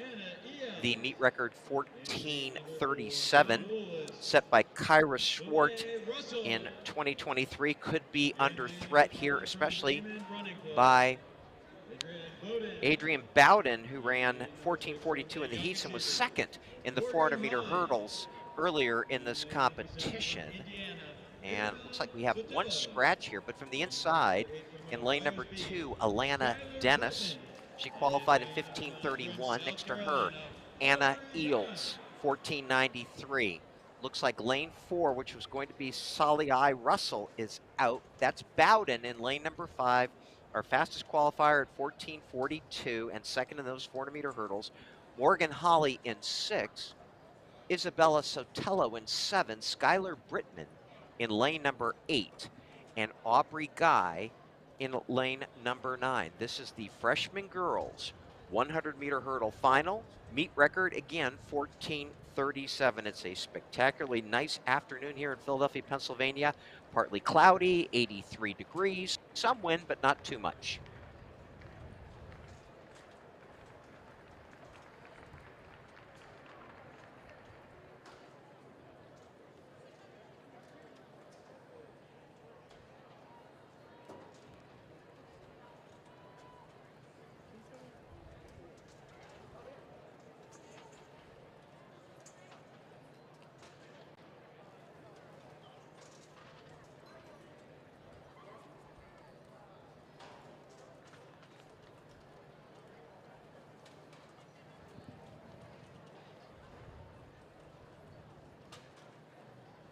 So they're still getting their wheels going here.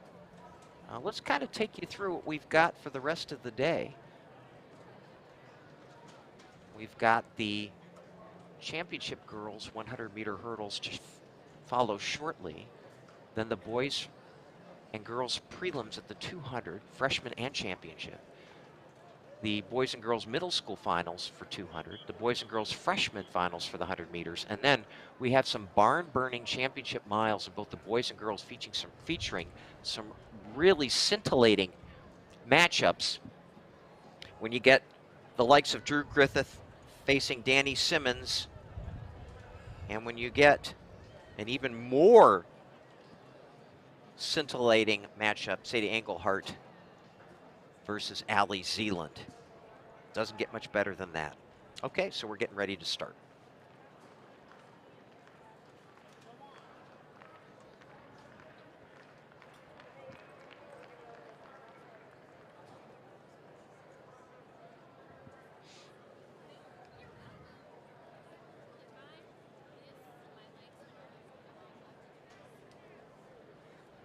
Resetting the field for you. Dennis in 2, Eels in 3, Russell in 4, Bowden in 5, Holly in 6, Sotelo in 7, Brittman in 8, and Guy in 9.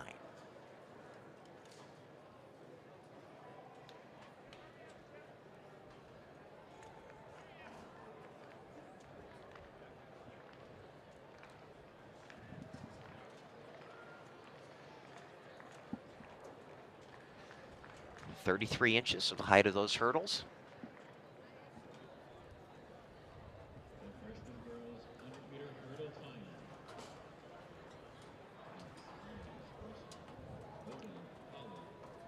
And it looks like Salai Russell has in fact joined the lineup here. We didn't see her a little bit earlier. She's from Bullis. She's in the green. So she is in the saddle. But the prohibitive favorite, quite frankly, if one can be had in a race like this where there's so many things that can happen in the course of a race, the prohibitive favorite nevertheless would be Adrian Bowden, who already has a silver medal in this meet in the 400-meter hurdles. She's in the all black, lane 5.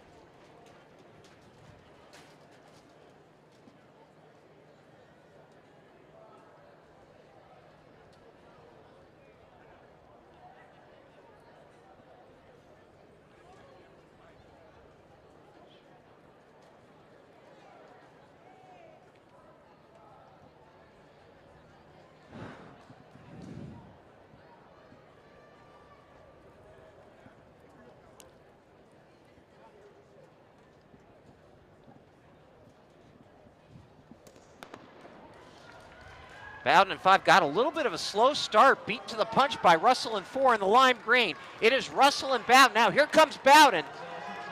It's neck and neck. Oh, Bowden took a little quasi-spill there, and it's going to be Russell at the line in a new meet record, 14:34. Wow. A bit of a disaster for Adrian Bowden. Towards the end of that race, she got off balance on the hurdle, ends up recovering well enough to take third. But Salai Russell, 14:34, gets that meet record by 3/100ths of a second.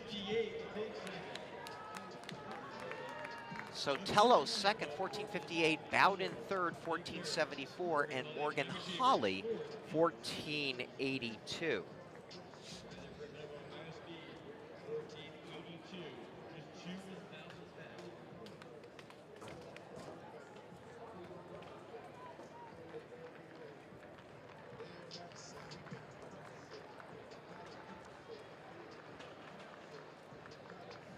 Next event on the track will be the semifinals of the girls' 100-meter hurdles. In semifinal number 1, in lane 1, for Gilderland Track Club, Parker Steele. In lane number 2, for Ohio Heat Track Club, Rakia White. In 3, for Motor City Track Club, Morgan Roundtree. In 4, for North Carolina, Jordan Rochester. In 5, for the St. John Striders, Brittany Jennings. In 6, for Union Catholic, Taylor Cox. In 7, for Motor City Athletic Club, Ella Steele Douglas. In lane number 8, for Missouri, Alexa Adams. And in lane number 9, for Osborne Park, Aubrey Harris.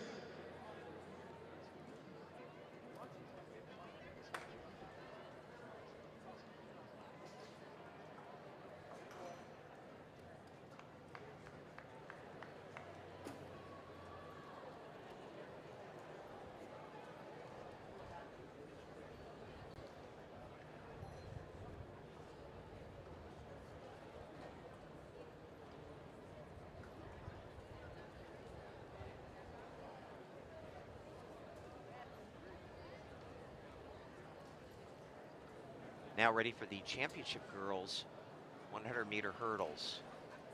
And we're away cleanly here. A little lumber being put out there by just about everybody. But in lane number 5, here comes Brittany Jennings. Oh, Jennings has a disaster. And it's going to be Taylor Cox in lane number 6 in 13:49. Wow, that was a wild one. Cox, 13:49, which is a lifetime best. And she kept her composure when others were losing there. Morgan Roundtree, second in 13:98. Boy, that was quite a race. So many tosses and turns in that one. It was like a soap opera in just 100 meters. In semifinal number 2, from Coconut Grove Track Club, Ariana Garcia. In lane number 3, from Bullis, Gabby White. In lane number 4, from New Jersey, Abigail Dennis. In lane number 5, from Bullis, Kennedy Flynn. In lane number 6, from Run Fast Track Club, Louisiana, Mariah Harris. In lane number 7, from Woodlawn Elite, in lane number 8, from Vic Silver. That was a fantastic race from Taylor Cox. And in lane number 9, from Freedom Track Club, Ariana Thomas.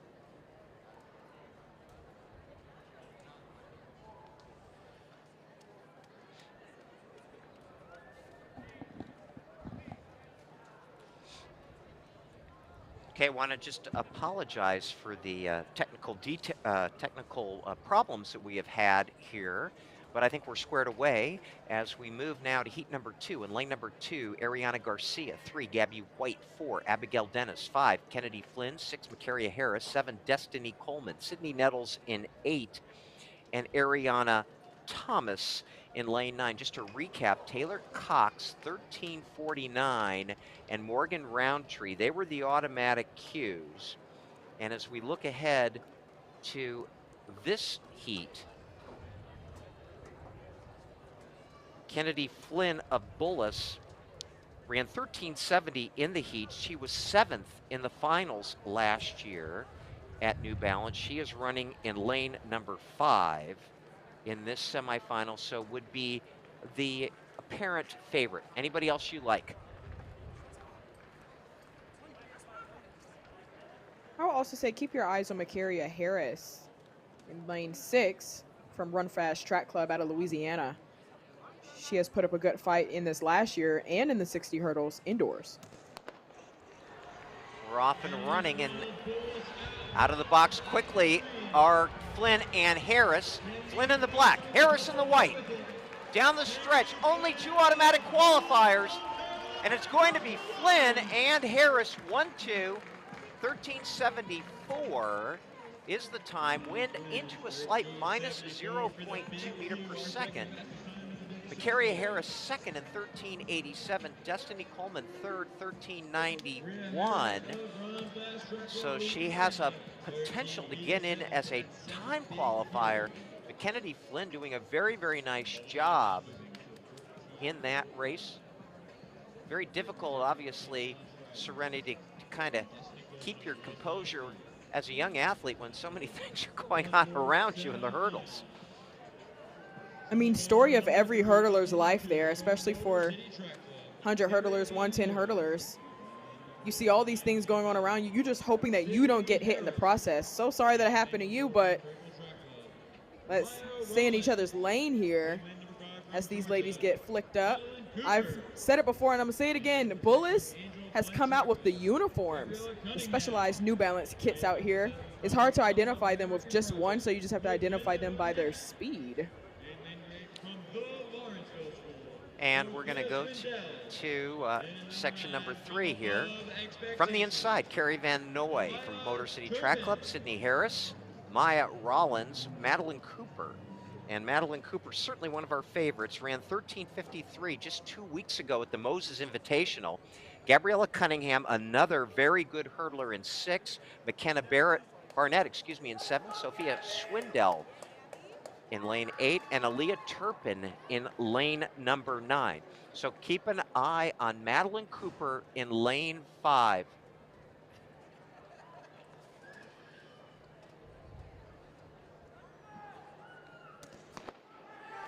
And in lane 5, in the line, that's Madeline Cooper out very well.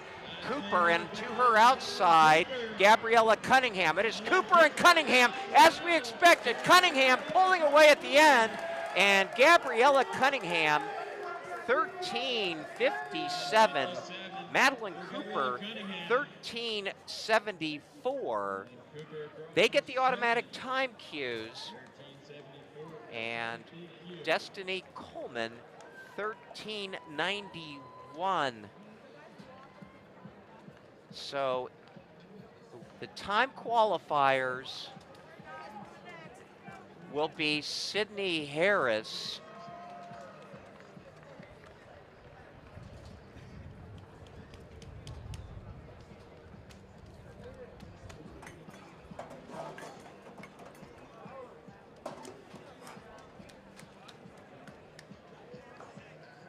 so you see now the qualifiers, the time qualifiers: Maya Rollins, Sydney Harris, and Brittany Jennings. Now, we have seen so many meet records today as well, and we've been seeing the Bullish Track Club take the field by storm. We saw Soleil Russell earlier with 14:34, and she is now down on the field. With the Russell, but this is Soleil. What's up, Soleil? How we doing today? Good. Congratulations on being a hurdle champion. Yep. So we'd like to say Bullis is maybe putting on a little bit of a hurdle clinic today. You talked a little bit about having very limited time to prepare because of an injury. How did you come out here and take the dub today? You know, I just had the drive and the determination to just come out there and do my best, and whatever God had in plan for me was going to come. What about that cheat code, Masai Russell? Did she get in your ear a little bit? You know, she just told me to focus on myself, focus on my race, and basically that's it. Trust my training. Way to get it done, Soleil. Congratulations on being a hurdle champion, New Balance champ. Hey, Mom. Hey, Mom. Okay, And it was great to hear from Soleil Russell. Her sister is Masai Russell from Bullish Track Club as well. Her sister, if you don't know, now you know. She's a multiple-time All-American. You can see the resemblance in the sisters. I mean, if it's not just for the face, it's for their hurdle techniques and their hurdle speed. But it's great to see her getting a meet record. I know her sister is going to be very proud. Okay, so now we move along to the freshman boys 200 meters. We will have 6 heats here. Finals will be held tomorrow. Tom Fewer joined here by Serenity Douglas, a 3-time Big 12 champ, 3rd in the 2019 Big 12 400 meters, 5th as a part of the Texas Longhorns 2021 NCAA 4x4, and a 51.91 400-meter runner herself, and that's scooching pretty good on a beautiful day here in Philadelphia. The temperature has calmed down quite a bit from what we've seen before. 83, partly cloudy. And one of 6 heats, and of course, Franklin Field has been the venue for so many great events, not just track and field. It was named after Penn's founder, Benjamin Franklin, and is the home stadium for the Penn Relays and the university's venue for football, track and field, and lacrosse. Franklin Field is the oldest stadium still operating for football. It was the first college stadium in the United States with a scoreboard and the second with an upper deck of seats. And from 1958 through 1970, Franklin Field was the home of the Philadelphia Eagles of the National Football League, and it hosted the NFL championship game in December 1960 as the Eagles defeated the Green Bay Packers by 4 points. But let's talk about the Penn Relays Carnival, which it's known for. The first Penn Relays were held in 1895. Frank B. Ellis, chairman of Penn's track committee, was looking for an event to mark the dedication of the school's then new stadium, Franklin Field. 2 years earlier, during his senior year at Penn, Penn and Princeton competed in a 1-mile relay race in which 4 runners from each school ran, of course, a quarter of a mile. That race had been an outgrowth of intramural relay races held at Penn, and Ellis and others arranged a series of relay races to take place on Saturday afternoon, April 20th, 1895. 64 competitors from 8 colleges, 6 prep schools, and 2 high schools took part, and from there, the germination of what we know as the Penn Relays started. And Serenity, you're probably too young to know this, but back in the day, Wide World of Sports was kind of the premier sports show, and the very first Wide World of Sports featured the Penn Relays Live and the Drake Relays Live, which was unheard of back in the day to have 2 events on one television network live. And it occurred here in 1961 with the Penn and the Drake Relays. And they're setting the blocks now for the 200 meters. So a little history lesson while we get ready for this race. A little? Tom, that was a lot of history lesson. I had no idea about any of that. The second stadium to have an upper deck. You know, you only hear a lot of things about Hayward Field, obviously the historic Hayward Field, home of Steve Prefontaine, but this field as well has so much history. And for these athletes, as young as they are, stage is amazing. So thank you for that history lesson. As a matter of fact, Tom.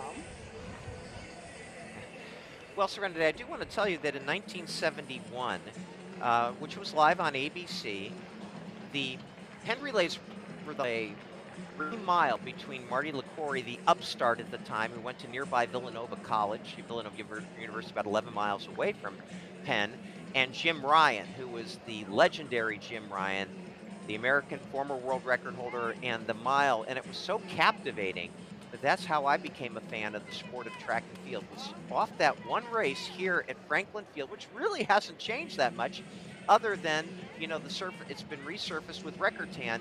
And I don't know, Serenity, if you've ever run on a record tan track, but record tan was used in the 1972 Olympics in Munich. Not very well used anymore, but this track certainly has proven to be a very fast one, as we certainly saw from Christian Miller yesterday. You know, I can't say that I have. I've also never run at Franklin Field Stadium. I always have wanted to. watching athletes like Shelly Ann Fraser-Price run here back in the day in the 2000s, and just the type of vibe we get from the Jamaican versus USA showdown here at Pin Relays every single year has been great to watch as well.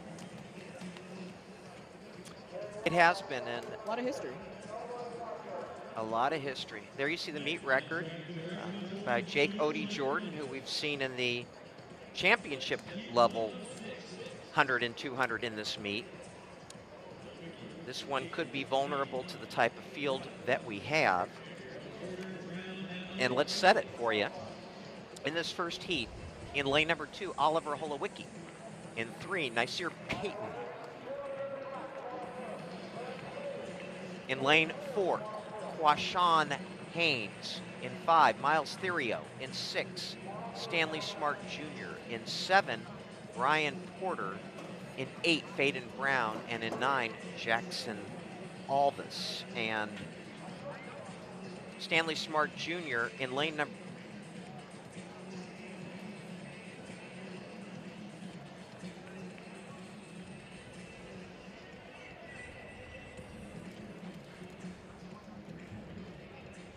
Lane 9, can you hear me?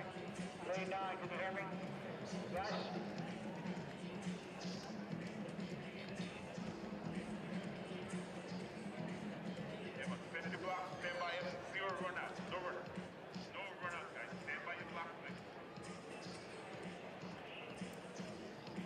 We are getting our block set for the freshman boys 200 meters. We've seen a whole lot of meet records go down today, so we might as well shout out one very special one. Jake O'Day Jordan set it 21:39 last year. And Mr. O'Day Jordan is actually here with us. We will see him in the championship division not too long from now. Hopefully, you know, if he doesn't scratch. You're not really sure with some of the athletes. They've had so many events to run, so we can't hold it against them. But it would be great to see him put on a show. But it's Oliver Holowicki in 2. Nasir Payton in 3. Quashawn Haynes 4. Miles Theriot 5. Stanley Smart Jr. in 6. Brian Porter 7. Faden Brown 8. And Jackson Alves in 9.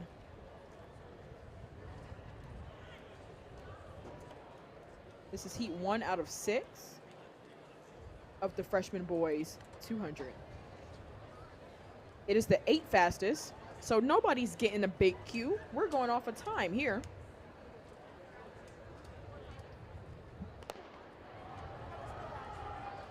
Clean start for heat 1 of the boys. Freshman 200 meter dash. And to the inside, looks like hip 6 there. That's Stanley Smart Jr. out of Coastal Georgia track and field. He's getting some pressure there at the end, but he's able to take the win of heat 1. That's Stanley Smart Jr., Coastal Georgia track and field club. That's 22:07. 1.5 win, just under the legal limit, which is good. Brian Porter sits in 2, 22:11. What a way to set the tone for these guys.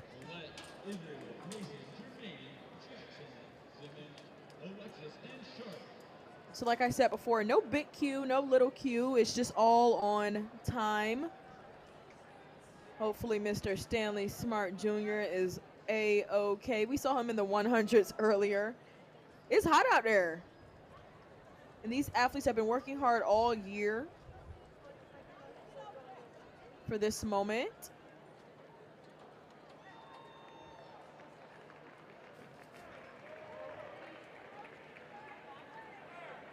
Section 2 out of 6 for the freshman boys 200. Goes Haven Hoylett, Ian Israel, Jane Mason, Jaden Germain, Tristan Jackson, Akul Simon, William Alexis. And in the outside there, it looks like out of lane 8, that's William Alexis. actually, correction, that's a cool Simmon. It's hard to tell once they get on that home stretch there. But that was a cool Simmon, looking nice, cool, calm, and collected with a 22:33. That puts him in third right now for these compiled results. We're looking for the top 8 times to move on.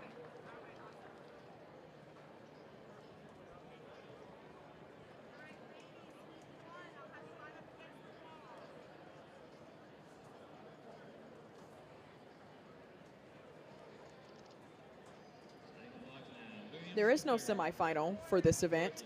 They are going straight to the final, hence the reason why it's top 8 and not top 24 or top 18. The bubble time right now, we're still early on. We haven't done heat 3 yet, but the bubble time, Alexis, 288.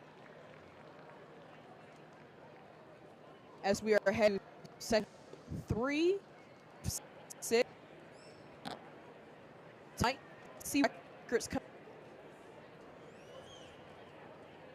but I think we might see one of the meet records come down. Okay, here we go. Heat number 3, L.J. Williams III, Josh McCarthy, Darius Reed, Charles Beifeld, Brooke Temple, Keon Barrow, and Isaac Ney from the inside. And making a big move is Darius Reed. He is in the lime and now being passed. It is Reed. And on the inside, look at out of lane number 2, L.J. Williams III, another of those DeMatha Catholic runners. And L.J. Williams III, 22:54 with a wind of 0.2. So he will get the automatic qualifier along with Keon Barrow. Charles Beifeld just 1/100th short. And Beifeld will not be able to make the final, unfortunately.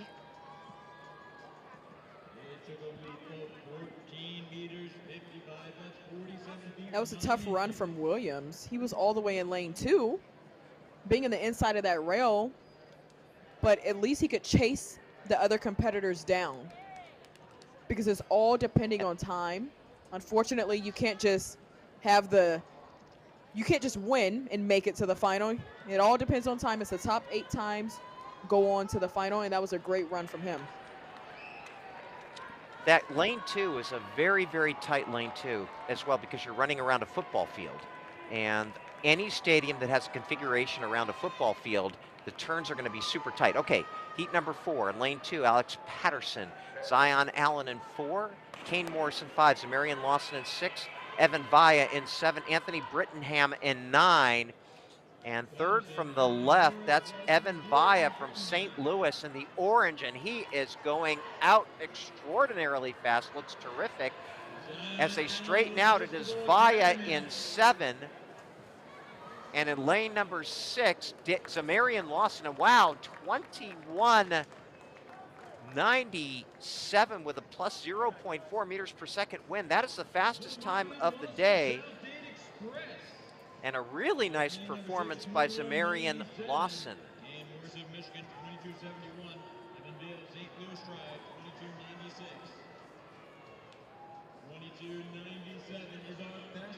What'd you think of that, Serenity? That was a good run start to finish.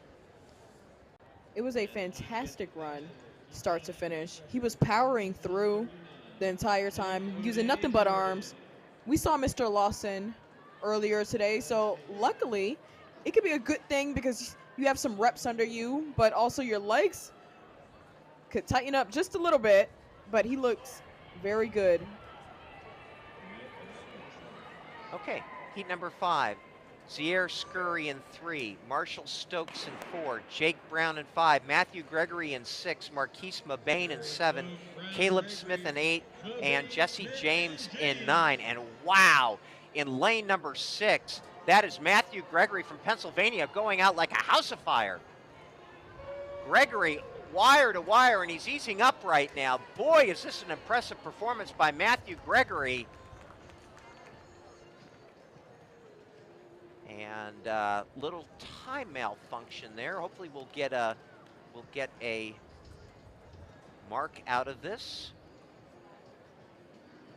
He blew the field out, and he's from Pennsylvania as well. Nice little hometown hero, and he should be pretty satisfied with that time of 21:67 for Matthew Gregory. And the second time was Marquise Mabane with 22:66.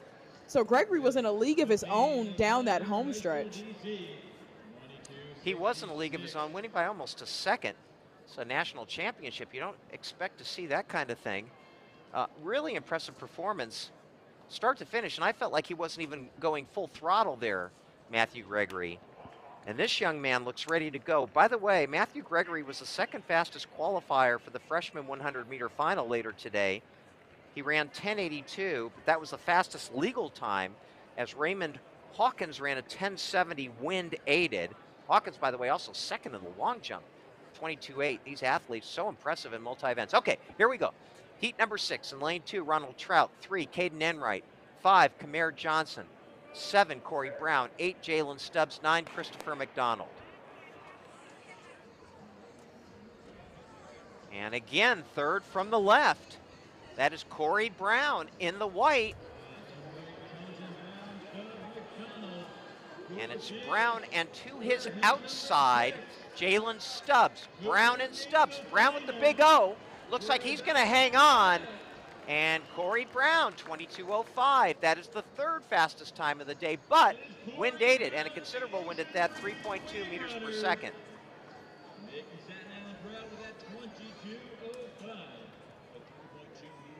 I have to remind myself, Serenity, these are just freshmen. Exactly. This is exactly how I was feeling calling the races from this morning. But those top 8 times have now populated. We didn't see a meet record, but this is just the first round. But fantastic run from Corey Brown. But also, to that point, if you're Matthew Gregory and you've got a 100-meter final later today, you know, that's why I think he eased off quite a bit, because he knows there's a bigger picture, and that bigger picture is coming out in lane 6 in the freshman 100-meter final tonight.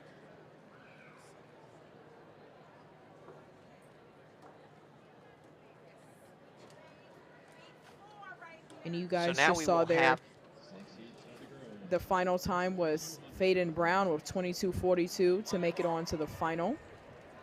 And we're moving on to the girls.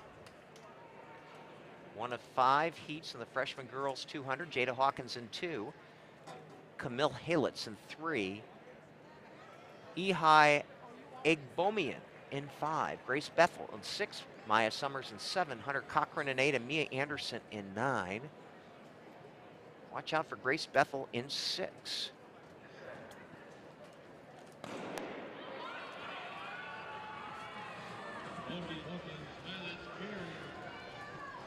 And it is Bethel in the white and blue. And to her outside, Summers. Bethel in 6, Summers in 7. Now moving up in lane 5, Egbomian. But it's going to be all Grace Bethel down the stretch here. And Grace Bethel win plus 2.3 meters per second, 24:37. She led that wire to wire. Meet record, by the way, 23:58, set by somebody we all know from all too well. 23:58, the meet record by Lisa Ray.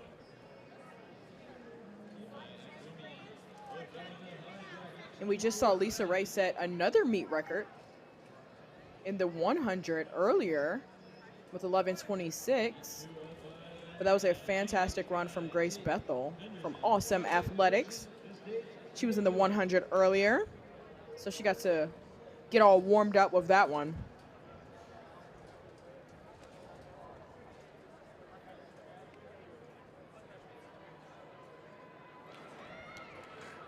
And now to heat number 2, London James in 2, Aubrey Guy in 3, Kiana Tate in 4, Amaya Henderson in 5, Sydney Chadwick in 6, Paige Wilson in 7, Gabrielle Estes in 8, and Marcy Patia in 9. And by the way, there are a lot of these young ladies like Guy and Chadwick that have participated in multiple events here over these 3 of 4 days. A lot of doublers and triplers.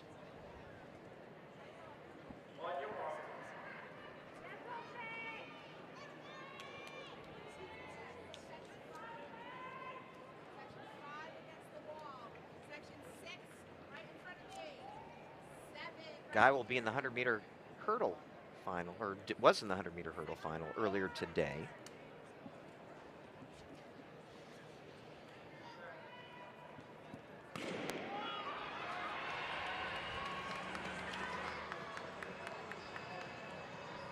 And in lane number 6, Sydney Chadwick, no surprise there, and she is really hoofing it. Chadwick in 6 in the light blue shorts, coming into the straightaway, wire to wire, and looking absolutely on point. Terrific run by Sydney Chadwick into a 0.5 meters per second win. That is the fastest time of the day, 24:11. Paige Wilson, 24:89. And I keep forgetting to mention that will advance all by time, top 8 by time, into the final. And Sydney Chadwick got a fantastic start from the very beginning, and she shot pretty much like a slingshot into the final 100 with a 24:11 into a slight headwind at that. She's out of Jersey with Union Catholic. Union Catholic is actually home to Sydney McLaughlin-Lavroni as well, out of Jersey. So lots of legacy there. And a lot of scratches here, it looks like. You took the words out of my mouth. In lane number 2, Senna Tarnoff. 3, Bailey Bird. 5, Saffer Brown. And 7, Nevaeh Burns. This is heat number 3. And in lane number 5, that's Brown. The action certainly on the outside with Brown and Burns. And as they straighten up, it is Brown and Burns neck and neck. The diminutive one in the middle, the taller one on the outside. And here comes Burns at the wire, 24:72. And that does make the cut so far. That's the 4th fastest time of the day. Brown in at 24:94, which is now the 7th fastest time of the day, with 2 more heats to go. She's pretty happy about that one with her teammate. Nevaeh Burns, she has the legs for it, for sure. From Motor City Track Club, they are one of the teams that always bring out a lot of athletes. They're out of Detroit, Michigan. So lots of legacy there, but that was a great run from her. And she should be sitting pretty comfortably now. You would hope, with two races to go, that she would. Serenity, you're on your 7th hour on the air, and that is something to behold for sure. Congratulations on that. Okay, we are now into heat 4. Everybody's here. Mariah Wilson in 2, Anila Robinson in 3, Piper Loney in 4, Jada Johnson in 5, Logan Richardson in 6, Sakori Gardner in 7, Piper Hopprich in 8, and Alana Dennis in 9. And out lane number 6, that's Logan Richardson with the early lead. Powerful runner. Richardson in 6 as they straighten out. Can she hang on? Richardson in 6 all the way, start to finish. Logan Richardson in 24:88, and that gets her as the 5th fastest time and puts Saphir Brown on the bubble at 24:94 as we move to the 6th and final heat. And in this heat is a stud in the form of Renna Rubenstein in lane number 6. Rubenstein won the 400-meter hurdles. Yeah, she's an outstanding runner. We saw her in the 100. We saw her in the 400. Miss Rubenstein is getting the reps in. She has the stamina, but when in doubt, I mean, you're at New Balance Nationals outdoor. You might as well run all of these events. Just get it all in. Yeah, it's postseason. If you're not going to let it all hang out here, when are you going to do it, right? Okay, so in lane 2, Jocelyn Rice. 3, Maddie Roquet. 4, Cherish Banks. 5, Kinley Gibson. The aforementioned Renna Rubenstein, one of the athletes of the meet so far for sure, in lane number 6. In 7, Jalazia Judd. In 8, another athlete we've seen quite a bit of, Zenobia Witt. And in lane number 9, Leanna Muscat. Full field here. The bubble time is 24:94. And I'm just astounded at the quality of the field when you think about it, Serenity, that a bubble time among freshmen is 24:94. That is awfully impressive indeed. Absolutely. But it's athletes like Adeja Hodge. Obviously, she's not a freshman anymore, but athletes like Adeja Hodge out of Mount Verde Academy who really set the standard for these freshman girls. Or going back even further, I can remember when Allison Felix was at LA Baptist High School and killing it as a freshman. And Marion Jones as well.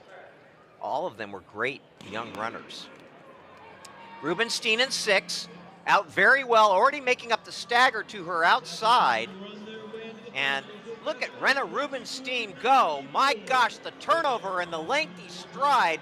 And this young lady, what a talent is Renna Rubenstein in yet another event, and dominating as she goes through the line here in the 200 meters with sensational form.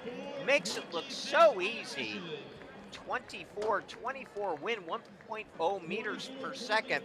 The fastest time of the day. What an impressive performance from this young lady from Chelsea Greyhounds track. And Maya Summers is going to be the final time qualifier at 24:90. So here's how it looks. It's going to be Sydney Chadwick, Renna Rubenstein, Grace Bethel, Ihai Agbomian, Nevaeh Burns, Logan Richardson, Paige Wilson, and Maya Summers when we get to the final for the 200 meters. Serenity, some thoughts on what you what we might expect in the final, pardon me. We're going to see another meet record for sure, but I have to shout out Renna Rubenstein. She has been seen in the 100 prelim. She has been seen in the 400 girls final running 55.7, and now in the 200 prelim. She is an amazing athlete, and it just speaks volumes to this field, to these ladies out here, and to New Balance Nationals outdoors in general. We have been seeing amazing races all day, and these kids have just been persevering as well. Last night with the rain that they had going on, today with the heat, and with the multiple events, all getting it in, all for New Balance Nationals outdoors. And now we turn our attention to the boys 200-meter championship. Of course, there's going to be a few scratches here from people that are also doing many, many different events. And so this is heat number 1 of 14. In lane number 2, Peyton G. I'm sorry, excuse me. In lane number 2, Devin James. In 3, Max Dean. In 4, Matthew Groves. Jake Bachiniak in 5. In lane number 6, Caleb Nelson. 7 is open, 8 is open, and 9 is Adrian Cardero. Meet record, a good one, 20:45 by Christian Walker from 2023.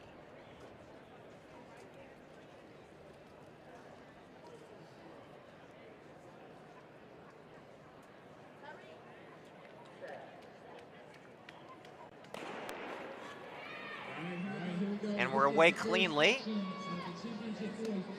And in lane number 3, Max Dean really going out hard in the tight confines of lane 3. But in 6, Caleb Nelson of the Jets. It is Nelson and Dean. And also coming up fast in lane number 5, Machiniak. But it's going to be Nelson in lane number 6. 21:26. The wind is plus 1.9, so he got every bit of wind you can on that race. And 21:26, one would think has a pretty good chance of holding up to make the final here, but it will be close. No guarantees with the kind of field that we have. 14 heats, only 8 automatically qualify. We did not see Christian Miller in the 100 final today. He is running in supposedly running in lane 6 in heat number 14. So we'll hold our breath. We have to wait all the way to see if he will be there. Any thoughts on that, Serenity? Do you think he'll be there or not?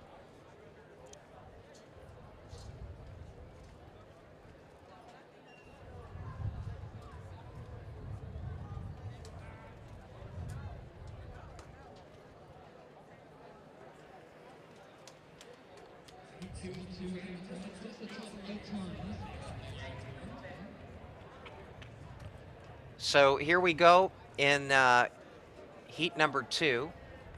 In lane number 3, Zathian Webster. Lane 4, Nicholas Begich. Lane number 5, Amir Moad. 6 and 7 are open. Desmond Starks in 8 and Doyen Smith in 9.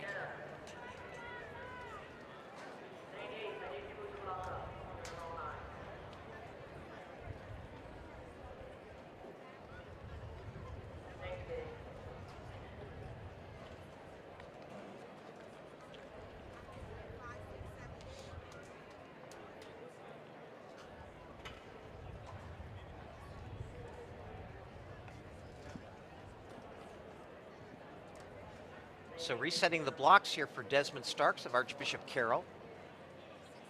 Running out of lane 8.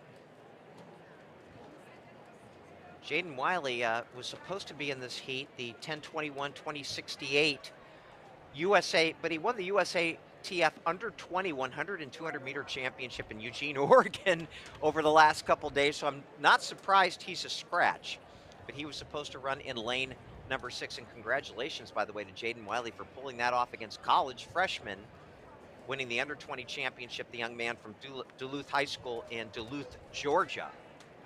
So resetting, Webster in 3, Begich in 4, Moad in 5, Starks in 8, and Smith in 9.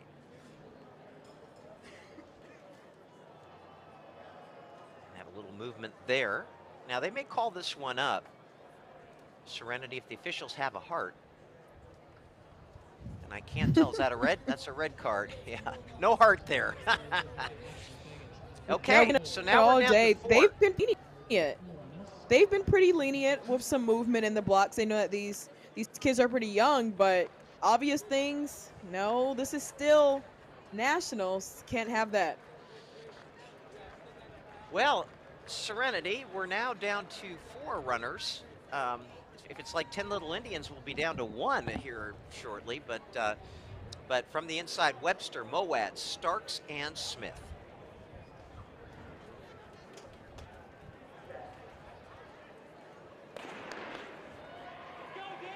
And that's Starks in the Dayglow green sleeves in lane number 8, and to his outside in lane number 9, Smith. But it is Starks, and Starks all the way. Wind negligible, 0.0, 21:44. So that moves Starks to the 3rd fastest time. Takes a chair.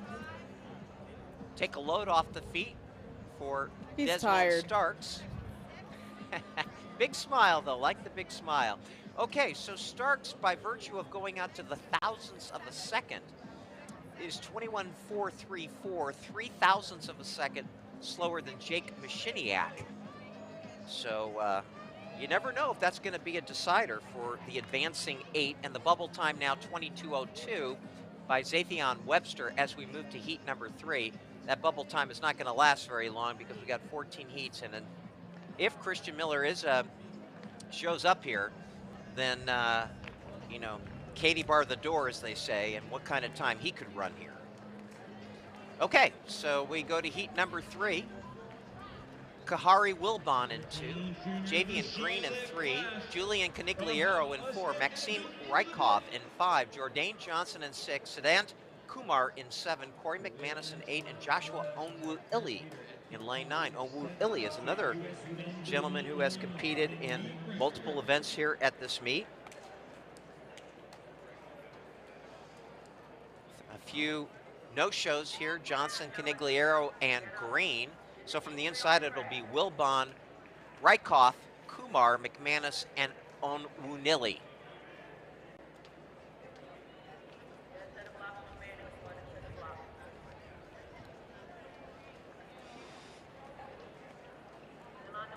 Just to give you an idea of where we are nationally with things in the 200.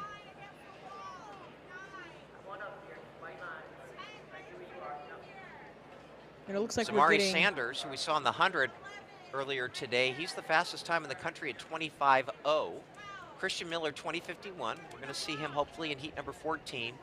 Brandon Arrington Jr., 20.55.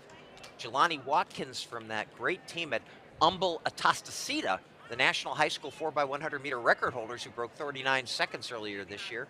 And then the young man, Jake O'Day Jordan, is a 20.67 200 meter man. And I'm sorry I cut you off there for a second, Serenity. Oh no, looks like we got a late addition at a lane 2. Kahari Wilbon, he added his blocks. It's good to see him.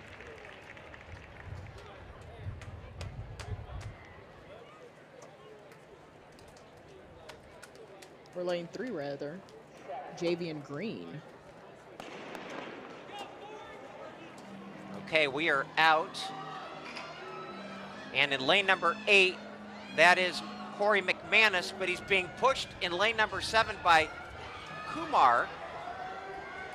Kumar in 7, and I think that Kumar is going to take this race. And Kumar, or I'm sorry, Joshua Unwin-Illy, 2140. I thought it was Kumar. Yeah, I got a little mixed up at the end. I think the athletes got a little confused as well. I saw them running in each other's lanes there. Yes, yes, good eye, Serenity. I saw the exact same thing. But Unwin-Illy is declared the winner in 2140. That was a little on the bizarre side. Both of them, though, right now amongst the top 8. The bubble time 2173 by Maxim Rykov. But boy, that was an odd race, to be sure. We never see any of those in track and field, do we? Well, of course, I'm saying that we see everything with track and field. Yeah, I know. We see everything with track and field at this point. Okay, time for heat number 4. Miles Outerbridge in 2. Dakari Milks in 3. Christopher Johnson in 4. Chase Marshall in 5. Tyson Poole in 6. Antoine Hughes Jr. in 7. Simeon Adams in 8. And Kerry Adams in 9. So we got the Adams family in 8 and 9. Not literally, but we have a couple Adams. We have a fair number of scratches, which we knew would happen because of athletes doing multiple events. So it'll be Milks, Johnson, Marshall, Simeon Adams, and Kerry Adams. Caleb Nelson, the fastest time, 21:26. The bubble time, 21:73 by Maxim Rykov. And away we go. Heat number 4. And second from left, Simeon Adams from Georgia moving very well. He just pulled up, though. And second from right, Christopher Johnson from Ohio. Johnson in 3. Can he hold on here because he's got a challenge from, or it was in lane 4. Lane 4, Christopher Johnson, yes, winning by 2/100ths of a second over Dakari Milks. 1.1 meter per second win. Johnson now has the 6th fastest time, Milks the 7th fastest time. The bubble is Adrian Cardero at 21:57, who has the 8th fastest time. And a big shout out to our good colleague Deepan Shaw and his Karma Rush team, who do a marvelous job with the results, having them come up so quickly. And a true credit to the Karma Rush team, who really began their timekeeping scenario at the Penn Relays years and years ago and have just steadily perfected the craft of timing in track and field, and now they're amongst the best in the world. Okay, moving on to heat number 5. In lane number 2, Denver Shields. In 3, Jeremy Dixon in 5, Jalen Thomas. Unfortunately, Kane Stanley is a scratch. Would have liked to have seen him. Floyd Samuels Jr. in 7, Elias Sposato in 8, and Jalen Galloway in lane number 9. So bubble time 21:57, fastest time 21:26. The winds have been pretty steady between 0.0 and 1.9. Yes, these athletes have been getting pretty spoiled with the wind gauges here, which is always a good thing because I would hate to have run as fast as I do and then it's not wind legal. Well put, Serenity. Very well put. And this one is fairly close. We'll have to see how they straighten out. But in lane number 7, at least drawing first blood is Floyd Samuels. But in lane number 3, that's Jeremy Dixon. It's Samuels and Dixon. Who's going to win this one? It's going to be on the outside, and it's going to be Samuels. In 21:47, wins 0.7 meters per second. Gets a nice low 5 from one of the photographers there, and rightfully so. The 6th fastest time of the day, turned in by Floyd Samuels Jr. Takari Milks now will get the sweaty palms as the bubble spot of 21:51. That, of course, is not going to last too much longer either, but it's good while it lasted. And we will move on to heat number 6 of 14.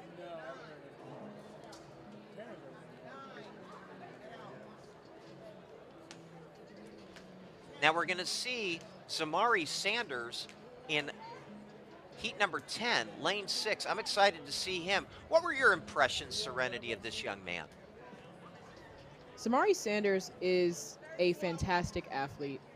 Yes, he only had the 200-meter U.S. #1 time, only by not too much over Christian Miller. He runs 20.50, and Christian Miller with 20.51. So it's going to be great seeing them match up. Hopefully, if they both get it to the finals. But he's an amazing athlete. Seeing him take the 100 earlier today, it was great to see. But I'm excited to see Mateo Medina in lane 6 if he does not scratch. Oh, he actually did. Well, Mateo Medina, I'm going to talk about him anyway. He was in the 400 earlier, and he was second to Quincy Wilson. He had a pretty tough run. I'm not surprised to see that he is no more in this 200. That's a tough double, 400, 200. That's really tough. On the same day in a championship meet, boy, oh boy. So we got Rondre Austin in 2, Dante Long in 3, Parrish Hartley in 4, and Johnny Leslie in 8, and Damalola Oyeniran in 9. And in lane number 8, that is Leslie, Johnny Leslie, but now coming up in lane number 3, well, it's going to be tight. It is Leslie in 8, and wow, Leslie, the fastest time of the day, slightly wind-aided, 2.2 meters per second, a nice dance after the finish, 21:14.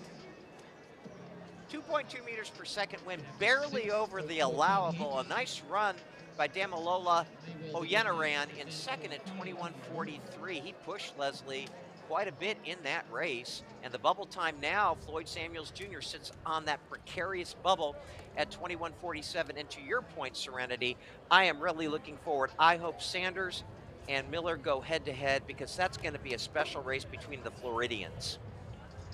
Oh, absolutely. Sanders is a part of the all-time record for the 4x100 with 39.39 out of Florida as well. And I remember interviewing Christian Miller earlier last year when he first was coming onto the scene pretty heavily. He said, you know, it's just so difficult to get records in Florida because it's Florida. You run so fast and you can't get a record. But now he has gotten multiple, and then now he's getting more and more company, and that just speaks to the volumes of Florida. They produce world-class athletes. They do, and just to be clear, you're talking about the meet record because obviously Umbel Atastacida has the national record at the 4x100 that lasted forever. From the inside, Smith, McCabe, Hunter, Howard Jr., Walker, and Colick. And moving very well in the second from the outside, that's Micah Walker. And Walker in the blue and white, he led this thing right from the gun. Walker, but coming up fast in lane number 5, that was Thomas Howard Jr. Walker, wow, 21:27 into our first negative wind here, 0.5. Impressive indeed, wasn't that, Serenity? It was very impressive. We saw Michael Walker be the anchor leg on his 4x1 team earlier that set the meet record just in prelims. So I was not surprised to see that he is a great 200 runner as well. You know, when you're the anchor leg, you're kind of coming off of the curve anyway. It's more so of like a 1:10 race. So he has that foot speed for sure. So Michael Walker has the third fastest time of the day, but again, these are relative because Leslie's was a 2.2 meter per second wind. He has the fastest time at 21:14. Walker into a minus 0.5 wind. Now, Desmond Starks is on the bubble at 21:44 as we move inexorably forward here to heat number 8. Sean McCollum, one of the top sprinters in the country in this heat. McCollum, 10:37 in the 100 this year. He was the Pennsylvania 100 champion and second in the 200 in division in the,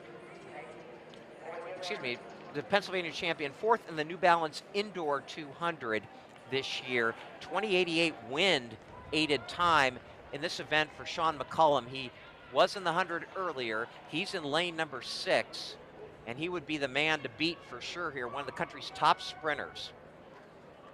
Except is he not there? Looks like he's a scratch. So now we have to recalibrate. Or McCollum in there? I don't see him. No. So, recalibrating. Second from the left-hand side. That is Mackay Williams. But there's 3 on the inside that are just neck and neck. Can Mackay Williams hang on? No. It is going to be lane number 5. Tayshawn Berry, and the wind was strong on that one, 3.4 meters per second. And I must ask you, Serenity, with the winds being so variable, should we be qualifying? I know with 14 heats it's very difficult, but qualifying on time is a perilous situation with these winds changing so much. Yeah, I see where you're coming from, but you can't control it. They're all at the same meet. It's still the top 8 times. And if you have a problem with it, see you in a final. And we're all going to be racing with the same win in the final. Fair enough. Fair enough. Maybe I can convince the meet management, and they do such a great job, by the way. Cooper Knowlton and Dave Alfano, boy, do they give everything to the sport of track and field, and those gentlemen are absolutely. To be commended. Shout out to Cooper. Absolutely in spades to Cooper Knowlton and Dave Alfano. Okay, we got a couple good ones in this one. Jake O'Day Jordan in lane 6, Gabrielle Scott in lane 7, and there should be some fireworks to be sure. Gabriel Scott, second in the Pennsylvania State 100. He's a 10:40, 21:55 man. And we know that Jake O'Day Jordan, first in the New Balance Indoors 200 this year, 20:66 is his lifetime best in the 200, and he was the Penn Relays 100 and 200 champion. Jake O'Day Jordan in 6. Gabriel Scott is not starting. So look at lane 6. In the green, the Dayglow green, there was some movement there, and it's going to be called back. Jalen Santiago in lane number 4 seemed to have jumped. But let's talk a little bit about Jake O'Day Jordan, the sophomore from Archbishop Carroll. Take it away, Serenity. Yeah, and to think that he's only a sophomore, but Archbishop Carroll has produced athlete after athlete, and they are out of the D.C. area. So shout out to Archbishop Carroll and the DMV in general. Jake O'Day Jordan, he knows how to win as well. He won the New Balance Nationals Indoor Meter Championship. And that is unfortunate to see Jalen Santiago with the false start there, as you can see on your screen right now. But Jake O'Day Jordan's freshman 200-meter meet record is still up. Even after all of the prelims heats have gone, we might see that go down in the final. But he is just a competitor. We saw him on a 4x1 as well. What we might see go down is that 20:45 that's the meet record in this particular event. Jake O'Day Jordan certainly has the talent to do so.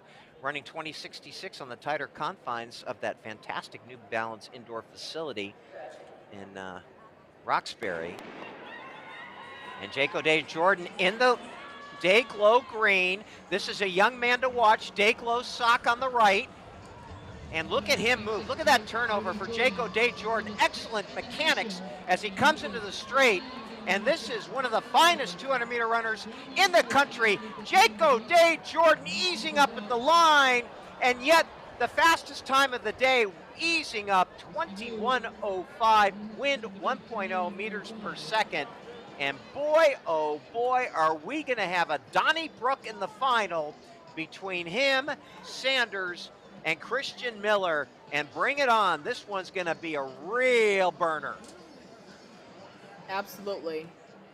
He looks fantastic. And like you were saying, his mechanics were impeccable. He has amazing knee lift. He's an all legs type of athlete. He's pretty tall, but it's all in his legs. And he was just lifting and striding from the very beginning. Slingshot onto the straightaway. And I know his coach would be very happy with the way he shut it down as well, because he was very much in control of his race. You know, you bring up Archbishop Carroll like you did, and Union Catholic, and both those schools are really, and of course Bullis, are really producing some fantastic performers in this meet. Now, do we see Zamari Sanders out there? The young man that won the 100 meters earlier today looks like he is sure do. You there. cannot miss the highlighter. You cannot miss him. No, you can't. So game on, game on. Hopefully we'll see Christian Miller in that last heat, but Zamari Sanders, just a sophomore, American Heritage High School, the Florida 3A 200 and 4x1 champ. He's the high school leader at 25:0. And he is in lane number 6. Third from the outside. And a nice start for Sanders, as one would expect from the 100-meter champion. And Zamari Sanders in the Dayglow yellow. Got a little bit of company, but let's see if he pours it on here now. Sanders, he's, again, a pretty good run by Jalen Lewis to his, oh, but now here he goes. Oh, my goodness gracious me. And shuts it down in the last 50 meters. Wow, 21:18 for this young man from American Heritage High School. It is the third fastest time of the day. You want to be careful not shutting it down too much, because it's only the top 8 times that get in. But Jalen Lewis on the bubble now, 21:43. But what did you see there, Serenity? Fantastic mechanics. And we were talking about it with Jake O'Day Jordan, but Zamari Sanders' form is amazing as well. He didn't shut it down too early. I would say Jake O'Day Jordan, he kind of shut it down a little bit earlier, but that's because he got out faster. But Zamari Sanders, he had a very comfortable lead. He was getting a little bit of pressure from the curve, but he did not panic, didn't do too much. He has multiple rounds to run. Yeah, boy, I'll tell you, the fireworks have definitely really started here now. Ironically, this won't continue, but we have a tie for that 8th spot now, 21.422. So down to the 1,000th of a second. And we now move into heat number 11. Franklin Akabi During in 2, Garrett Garreau Pizzulo in 3, Gabe Levrone in 5, or Levrone, Maxime Copeland in 7, Joshua Johnson in 8, and Ralph Johnson in lane number 9. Can any of them get under 21:43, the bubble time? And we'll soon find out. Joshua Johnson out very well, but so is Maxime Copeland in 7. Copeland, and on the outside, Ralph Johnson. This one's anybody's race still, but it appears as if on the very outside, Ralph Johnson's going to win. And Ralph Johnson, 21:15 into a minus 0.1. Wow, a brilliant run from the very outside lane. Ralph Johnson, the 3rd fastest time of the day. Maxime Copeland, 21:37. He sits on the bubble now with 3 more races to go, and hopefully we see in that final heat Christian Miller. And you have to give up 1 spot at least to him, presumably. And boy, Cole Isaac Kramer is in heat 13. That's another, and Janelle Harris, Boy, that's a loaded heat, too. We are not done from picking this field for the final. Wow. And you are I'm right. looking right From now. Zamari Sanders shutting it down. I know. With about 50 to go, 21-18. He's making me a little nervous now. He's sitting at 4th. Serenity, We'll we're on the same wavelength here. We are absolutely on the same wavelength because I was thinking the exact same thing as I was looking ahead on these heats. I don't know. I'm sweating for him. My palms are sweating. Me too. Okay, heat number 12. Let's see what we got. In lane number 2, Gavin Rawls. In lane 4, Tariq Wright. Lane 5, Julio Tatis. In lane 7, Marlon Newsom. On paper, one might not expect any of these athletes to run faster than that 21:37, but that's on paper.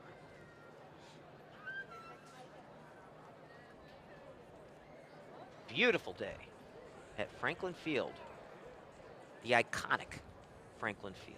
Philadelphia, Pennsylvania, adjacent to Pennsylvania University, one of the Ivy Leagues, one of the finest academic institutions in the country, just like yours, Serenity, University of Texas at Austin. Okay, from the inside, it's Rawls, Wright, Tatis, and Newsom. And boy, going out extraordinarily fast. On the outside, that is Newsom. But now here comes Tatis. It is Newsom, and Newsom will hang on here. 21:25. It is wind aided, 2.6 meters per second. But boy, that moves Zamari. Oh, no, we're good, we're good. So now the bubble time will be 21:33. Thomas Howard Jr. with 2 races yet to go. So congratulations to the latest member of our potential group of finalists, Marlon Newsom, with that 21:23. Now, we are into the penultimate heat, number 13, and a couple of real studs in this one if they're there. Cole Isaac Kramer in 6 and Janiel Harris in lane number 7. Cole Isaac Kramer is a 10.22, 21:01 man. He is the New Jersey Group 4 100 and 200 champion, and he was 3rd in the New Balance Indoor 60 and 5th in the 200 this winter. So this young man can bring it in lane number 6, and do not sleep on Janiel Harris as well.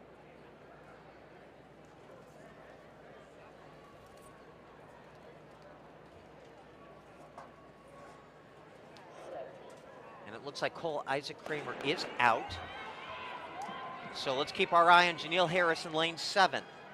And Harris making up the stagger in lane number 7 with the red headband as they straighten out. It's Harris in 7, but not by a wide margin. Harris is going to have to really hoof it to get a qualifying time here. And Harris is in at 21:24 into a minus 0.3. That should book passage to the final for him. Micah Walker, 21:27, is now on the bubble with 1 heat to go, and that is the Christian Miller heat. Big smile there for Janiel Harris. Congratulations to that young man. And he looked fantastic coming around the curve there. Looks like he's rocking the Kenny Benerick special. And we're in the 200, his specialty. So you might as well throw on a headband to become the fastest. You'll see Christian Miller in his headband as well. It's a little bit different from Kung Fu Kenny's. Now we're just holding our breath here to see if we will have the phenom sprinter Christian Miller in this final heat. We did not see him in the 100. I don't see him in lane 6 just yet, and he has scratched. In the semifinal, he ran 9:95 in the 100 yesterday, and he decided to scratch his event, the final today. Looks like he's scratching the 200 as well. I mean, he has an Olympic trials to look forward to. So more power to him. It was great seeing him run. That event is not buttoned up at all, the 100. You know, Christian Coleman underwhelming in his last race. I think Bednarik may actually go. That Bednarik may be going in the 100 as well. Noah Lyles. So from the inside, Joshua Kai Smith in 3, Armand Bulwar in 4, Ade Lloyd in 5, Carson Edwards in 9. Bubble time 21:27. This is the final heat before we can lay down who will be our finalists in this. And we are off and running, and on the outside, Carson Edwards. And as they straighten out, it should be Edwards, but in the inside, running a very nice turn, Joshua Kai Smith. And this one has had some twists and turns, and in the middle of the track in lane number 5, Ade Lloyd, 21:48. That will not book passage to the final for that young man. And so we know who our 8 finalists are. Jake O'Day Jordan, 21:05. Johnny Leslie, 21:14. Ralph Johnson, 21:15. The great sophomore, the 100 winners, Amari Sanders, 21:18. Hopefully can get a good lane as well in this. Marlon Newsom, 21:23. Janelle Harris, 21:24. Caleb Nelson, 21:26. Michael Walker, 21:27. 8 hours of announcing for my broadcast partner here, Serenity Douglas, did a marvelous job, brought great energy to the competition. So enjoyed having you along, Serenity, and we will see you tomorrow. And we're going to welcome in Dana Giordano, the pride of Dartmouth, and the 4:08.62 1500 meter runner, 5,015 18:06, third in the NCAA 1500 meters in 2016, and an 8-time heptagonal champion. She will help me call the rest of the events here this afternoon. Hi, Dana. How's it going? How's the day been so far? Looks like some fast times are being thrown down at Franklin Field. Yep, as usual. This is the middle school boys 200 meter final. From the inside, Keon Ali of New Jersey in lane 2. Jeremiah Davis in 3. Trey Page in 4. Daniel Hoff in 5. Quintez Grimes, who won the New Balance Nationals in a meet record in the 100 earlier, 11:01. He's in 6. He's had a meet record of 21:83 in the heats. Ramar Thomas in lane 7. Basilius Oshegbo in 8. And Caden Clark in 9. Oshegbo is, oh, I'm sorry, this is not the middle school boys. Holy smokes, we are into the Championship Girls 200. Wow, okay, Mia Coleman in 2. Gabrielle Boseth in 3, but out in lane number 7, it looks like Deja Reed. In lane 6, Sarah Marshall right there. Deja Reed in a very nice time, 23:60, waiting official, 23:68 wind over the allowable, 2.3 meters per second, but a very nice time by the 9th grader from Montverde Academy. Sarah Marshall second at 23:79. And a good, And those that are Montverde very, Academy, very good times. Yes, and Montverde Academies we see over and over again at the New Balance Nationals, throwing down fast times at every single level. And Deja Reed is just a freshman. We'll be sure to see more of her moving forward. So we move now, we have a total of 10 heats, the top 8 times. So you're not automatically into the final if you win because there are 10 heats. So in this particular section, Leah Gold in 2, Ayani Daly in 3, Corbin Raston in 4, Alexis Brown in 5, Charmel Holmes in 6, Sophia Swindell from the Lawrenceville School in New Jersey, 7, another Montverde Academy, Elise Dickinson in 8, and Jalen Millord of Stallion in lane number 9. Looks like we have a scratch in lane 6, and that's Charmel Holmes, or no, excuse me, Ayana Daly and Charmel Holmes are both scratches. So let's keep an eye out in lane number 7 for Sophia Swindell from the Lawrenceville School.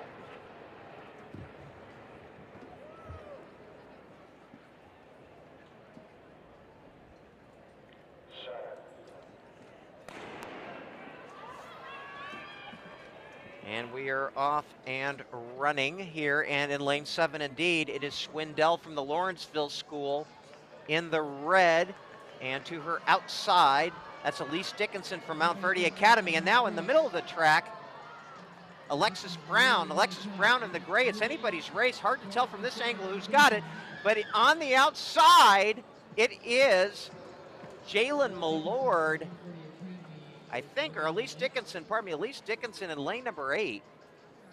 24:25, 0.9 meter per second win. That was a close race. Another Swindell's Montverde Academy. 24:30. Alexis Brown, 24:31. So very tight race there, just 0.06 of a second separating those top three. And it looks like our time winning that heat of 24:25 isn't enough to break into that top 8, but we're going to keep moving forward throughout these championship girls 200-meter heats. Right now, that time is the third fastest time, but you are probably right. By the time we get to heat 10, that is probably not going to make the cut. Okay, heat number 3. Jayla Dace is a scratch, it looks like. So lane 3, Alexandria Lee, Sarah Dureska, Tiriana Jackson, Sade Gray, Sophie Rambo, Milan Ramey, and Simea Urish. And in lane number 7, in the red shorts, that's Sophie Rambo. And Rambo, and to her outside in the day glow, that is Milan Ramey. Rambo and Ramey, it's the battle of the R's, and it is going to be Rambo at the line, 23:76. Oh, Gray, what? Gray and Rambo at 23:78. Gray, 23:76. That's the second fastest time of the day. Wind was 0.3 meters per second, so the fastest wind legal time of the day. And Sade Gray is making her way across the track, looking like it's taken a lot out of her in that heat. Hopefully she'll be back for more in that final. Moving to heat number 4, bubble time 24:36, Jasmine Sharps, Janae Moore in 2, Naya Sizemore in 3, Farah Nasir in 4, Amoy Higgins in 5. Now the big stud, Lisa Ray, is she in there? Yes, she is. She won the 100 in convincing fashion earlier today, and this young lady can do it all. Probably the greatest athlete ever to come out of the state of Rhode Island is Lisa Ray. She won the 100 earlier today and beat Adeja Hodge, a young lady who is nationally known. And after this meet, this 10th grader from West Warwick, Rhode Island, Lisa Ray, is going to be the one that's nationally known. She's there in lane 6, with the arm sleeve, already making up the stagger on lane 7. Iguilo, who's a good sprinter in or of herself. And look at Lisa Ray go. Look at this sophomore just tearing apart a national class field and destroying everybody. She wants that meet record of 22:64, and she'll get it probably in the final. 22:98, 1.1 meter per second wind, easily the fastest time of the day, and doesn't look the worse for wear, Dana. Absolutely not. Lisa Ray has been having quite the meet, and she's here to take the double, coming out for business. And it's all the more fun to do it wearing that incredible New Balance kit here at the New Balance Nationals. So Lisa Ray ran a meet record 11:26 in winning the 100. Runs a 22:98. These are times that 90% of the NCAA competitors would love to have. And she's only a sophomore in high school from Rhode Island, not exactly a sprint recognized powerhouse of a state. This young lady is a treasure. Okay, moving now to the heat number 5. Lorena Manzer in 3, Brooke Cochran in 4, Dylan Nelson in 5, Elise Cooper, big reputation athlete, is a scratch out of lane 6. Ella Cooper, though, there in 7. India Wallace-Persaud in 8, and Summer Mello in 9. So let's see what Elise Cooper's sister Ella can do out of lane number 7. But it's lane 8 right now. Wallace-Persaud in the lead. And as they straighten up, it will be Wallace-Persaud second from left of picture. Oh no, here comes Cooper. Wow, at the end, what a finish by Ella Cooper, 24:57. That unfortunately will not put passage to the final as our bubble time is 24:31, but that was quite a finish by Ella Cooper. And we will It's now always move disappointing. to heat number 6. Now, heat number 6, we're supposed to have Adeja Hodge here. She took third and 100. She was very late to the start line, and they actually held up the race for quite some time as she was just coming out of the tunnel and moving over to the starting blocks. And it looks like she is here, so that's terrific news. She's going to be running out of lane 6, probably a little bit more warmed up right now after having run that 100. Cooper's a 22:80, excuse me, Adeja Hodge, a 22:33. Ran it indoors at the New Balance Nationals in 2023. The second, number 2 on the all-time high school list in this event, and a national record for the British Virgin Islands. She was second at the New Balance indoors in the 60 and won the 200. First in the New Balance outdoors in this event last year.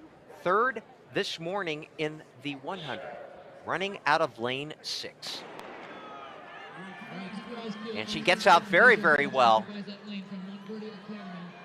In the pink shoes, fourth from left, Adeja Hodge. This is her better event, the 200.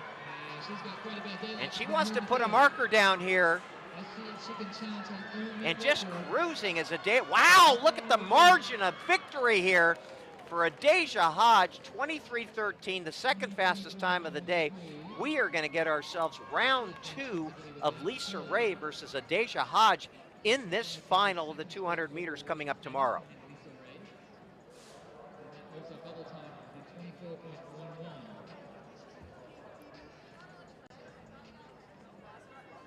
And Adeja Hodge is joined by her teammate right now, Desea Reed from Montverde Academy as well, who's just a freshman, learning from Adeja Hodge.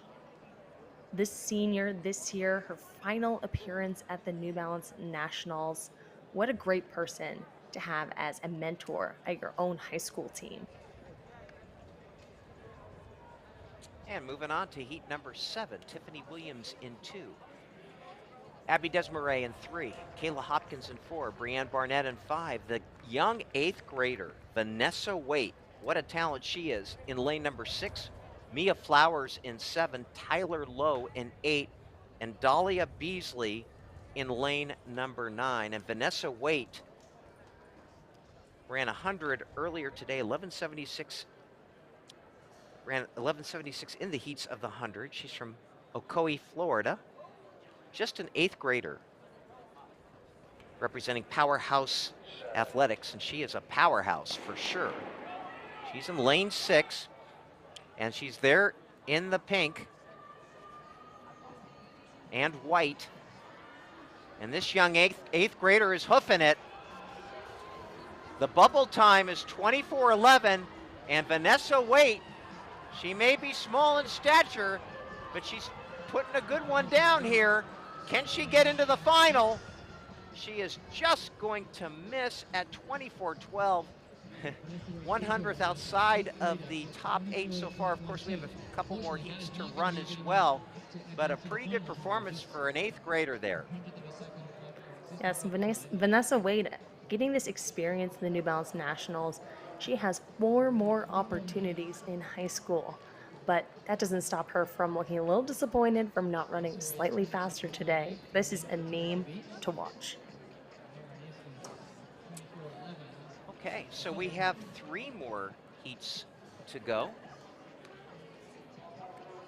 The bubble time, 24:11, Amira Nesmith. She survives to see a heat go slower than that. We now move to this one in lane number 3, Juliana Ballin. 4, Janaya Barkley, 5, Madison Brister. 6, Nayla Jones. 7, Bobby Olive. 8, Jasmine Cook. And in lane 9, Naima Solomon. So 2 from that Archbishop Carroll, both juniors in lanes 8 and 9. Nayla Jones, unfortunately, is a scratch. She would have come in as favorite. And Naima Solomon also a scratch. So it's going to be Ballin, Barkley, Brister, the 3 Bs, and then Olive and Cook from the inside.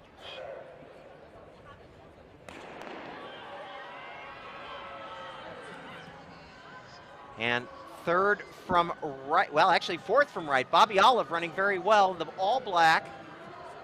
And as they straighten out, it'll be Olive.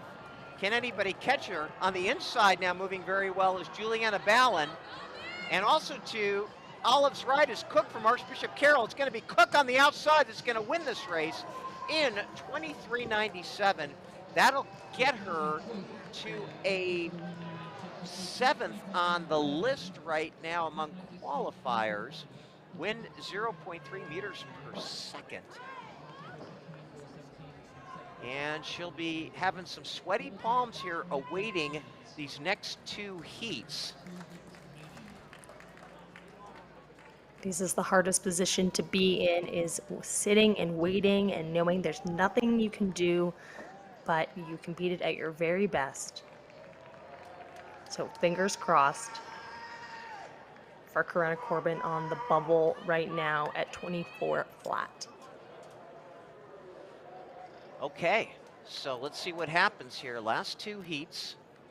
Skylar Cunningham in 2.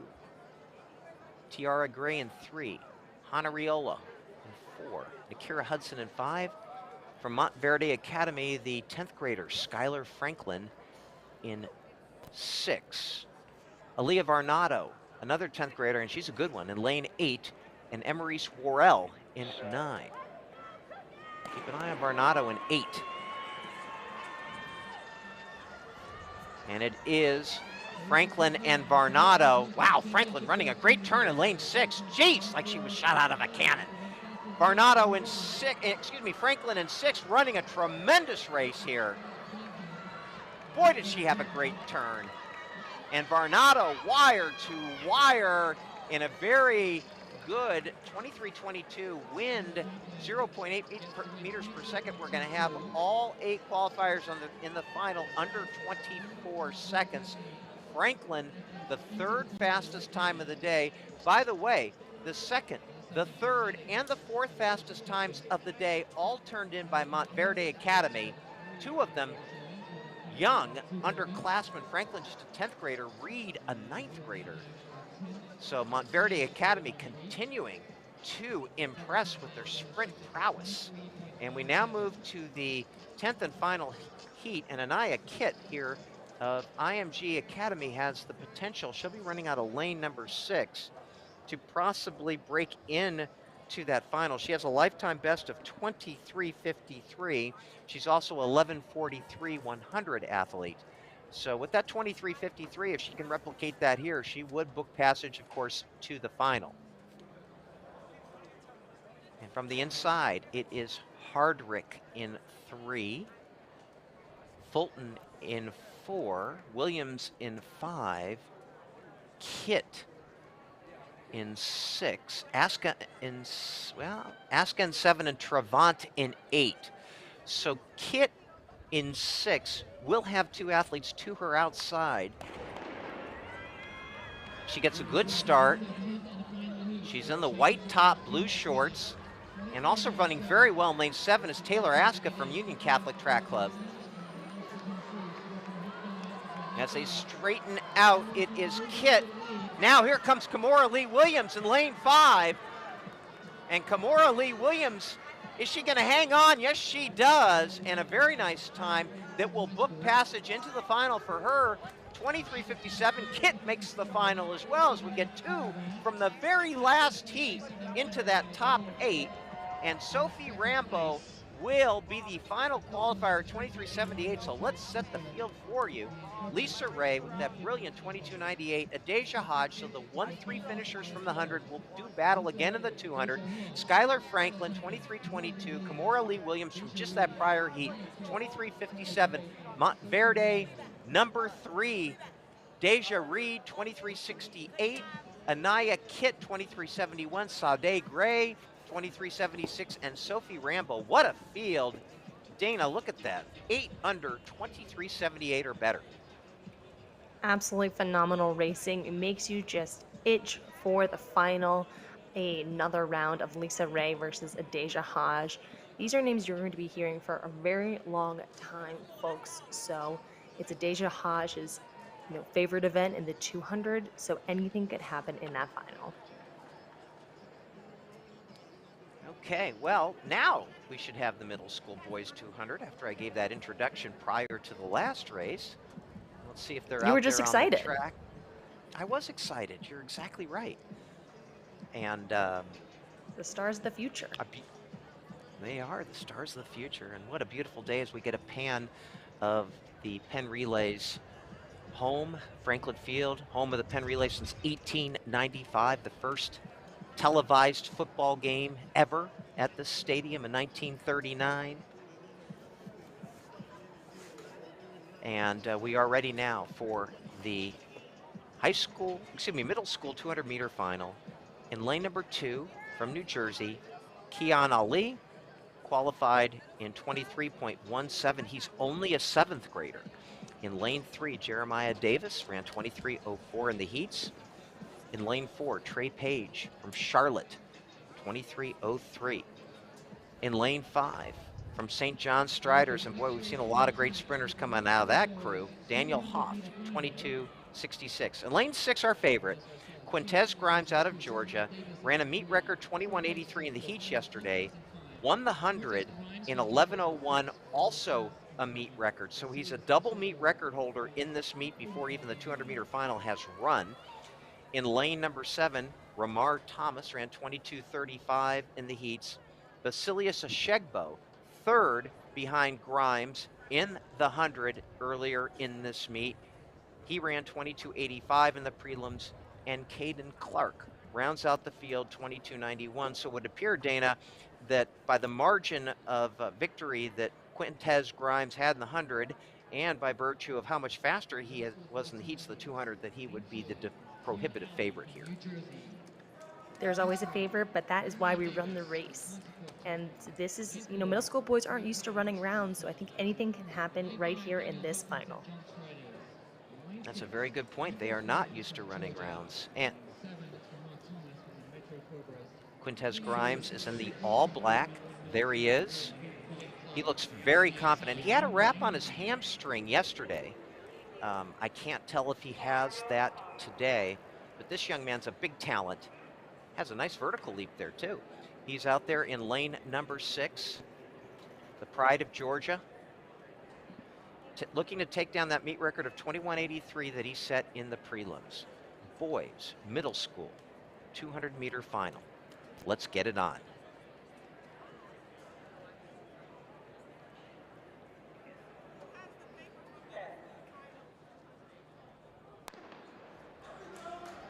Grimes out very well. Very good start.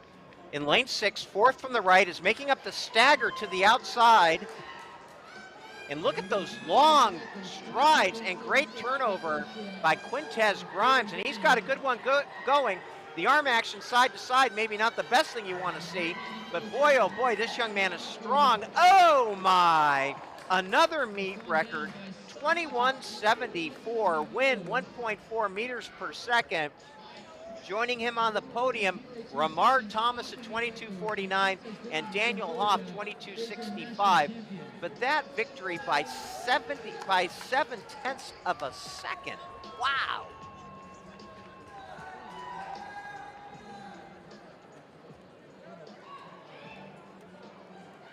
What's more, Quintez Grimes was already #1 in the nation, but as a new national lead for personal best by a third of a second, so 21.74. So Quintez Grimes, 3 meet records in this meet, and an explosive winner in both the 100 and 200 meters.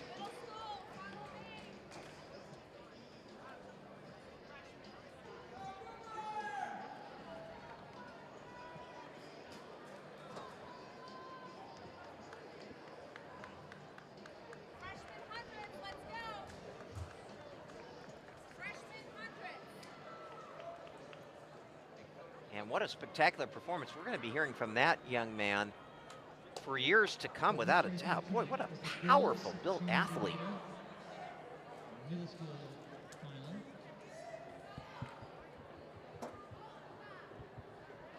Running in line 2 from Motor City Track Club. So now we go to the boys freshman 100 meter.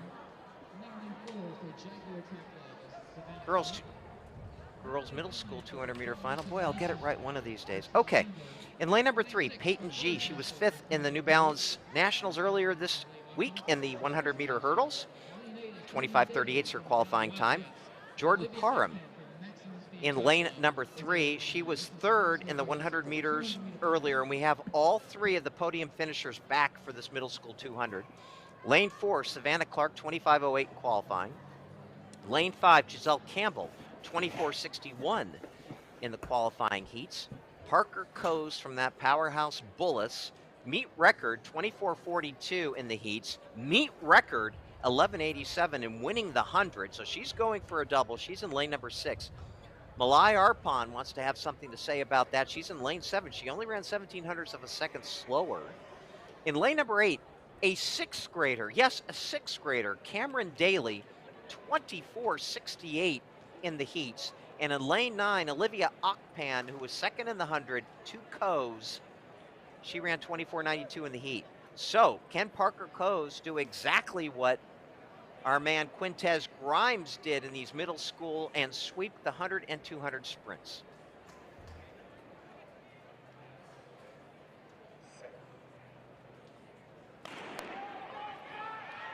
And Coase in the white got out very well. Wow, like a rocket. Coase in 6, making up the staggered, everybody on her outside. And Parker Coase just flying. Look at her go. My goodness gracious me. Parker Coase right out of the blocks. A wire-to-wire win here for Parker Coase. 23:99, she breaks 24 seconds. She set yet another meet record, her 3rd meet record of the meet. Congratulations to that young 8th grader running 23:99. Holy smokes. The 6th grader, Cameron Daly, 2nd in 24:27, and Malai Arpon 3rd in 24:35. Wow. That 6th grader running 24:27. And a happy Parker Coase. Bullis, the powerhouse school, Parker Coase, creating the next dynasty, I should say, creating her own destiny, running 23:99, a time that would have been competitive in our championship heats. May have just missed out on that final in the championship heats, but a sub 24-second 200 meters in this middle school girls championship. Congratulations, Parker Coase. It's really nice, Dana, to be able to see these finals now after doing all the heats, and now we're just into the finals portion of our program. Freshman boys 100 meter final now. And in lane number 2 will be Corey Brown, ran 10:97 in the heats. In lane number 3 will be Isaiah Wells, 10:95. In lane 4, Elique Brown, 10:91. In lane 5 will be Raymond Hawkins, who had the fastest qualifying time, albeit wind-aided, from the West Pembroke Pines Track Club, 10:70, wind-aided. He also took 2nd in the long jump at 22:08. In lane 6, Matthew Gregory, and we saw him run a blistering 200 to qualify for the final there, and that wasn't too long ago. That was not too long ago at all when he ran that 200. He's back for more in the 100 here, and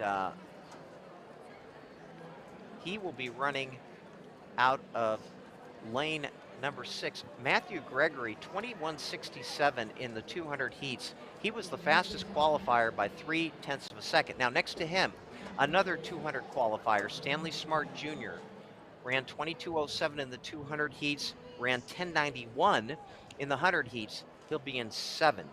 Xavier Sabb will be running out of lane number 8. And then on the outside will be Tennessee's finest, Jude Faisa, in lane number 9. So it'll be interesting to see, very interesting to see. This is not going to be a runaway the way that we saw in those last 2 races. This is going to be a battle royale between Hawkins in 5 and Gregory in 6. And we should see maybe that meet record of Joshua Howell, 10:63, has a potential of going down here.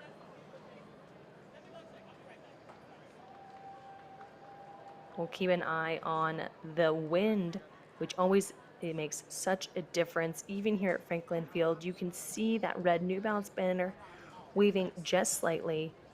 But if we want our meet record to go down tonight, our wind has to be in a favorable position. But that shouldn't matter here for this freshman boys 100-meter final, because the only thing that matters tonight is taking home the win.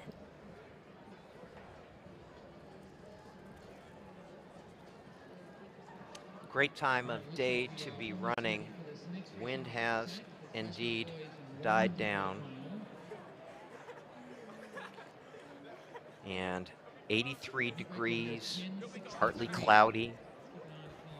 Humidity 34%. That's not at all high humidity. I mean, this is central casting for a fast sprint conditions. Central casting.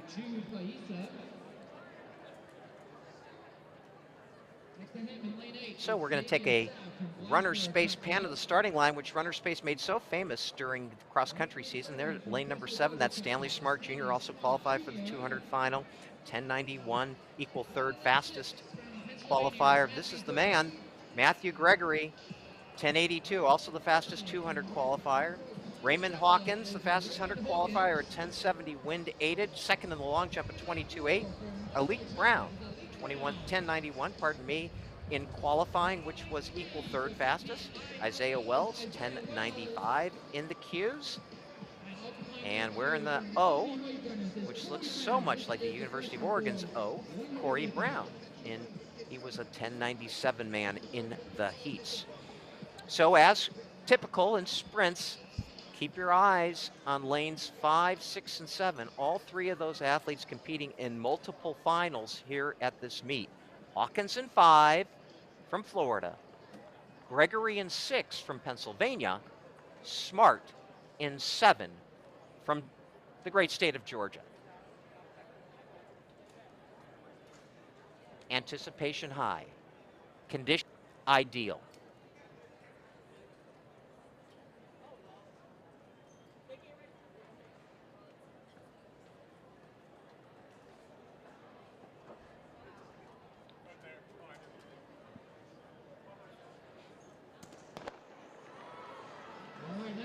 And out in lane number 5, it looks like Hawkins is in trouble. Lane 7, Stanley Smart, 10:65, wind just over the allowable 2.1 meters per second. And yes, this young man from Georgia should be thrilled.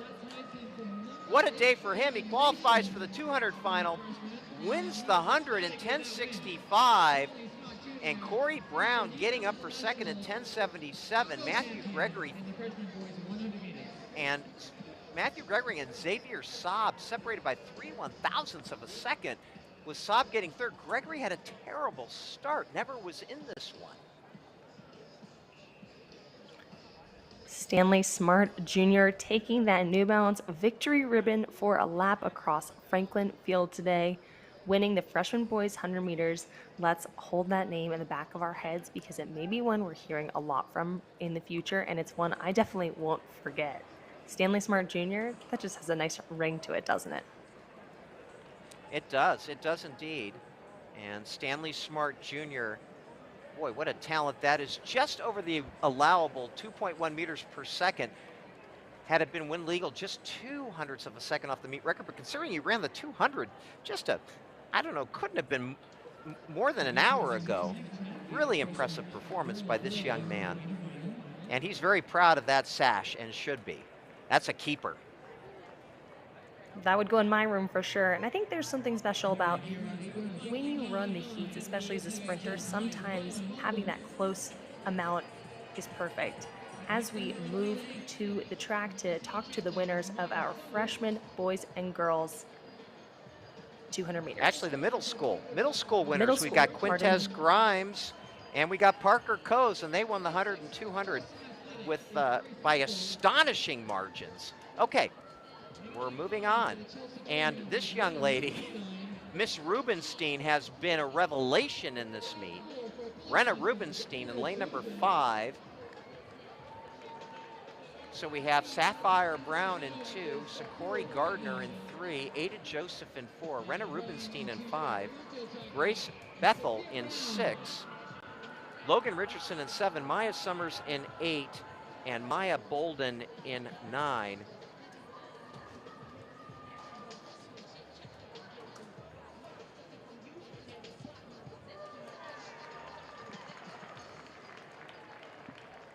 And this should be very interesting.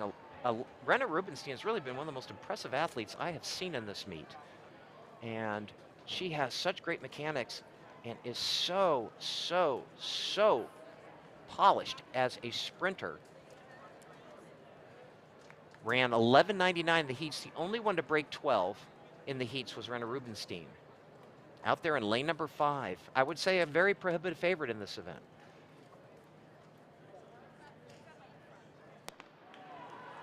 And away cleanly. And it is Rubenstein right away taking the bull by the horns here. Rubenstein in 5.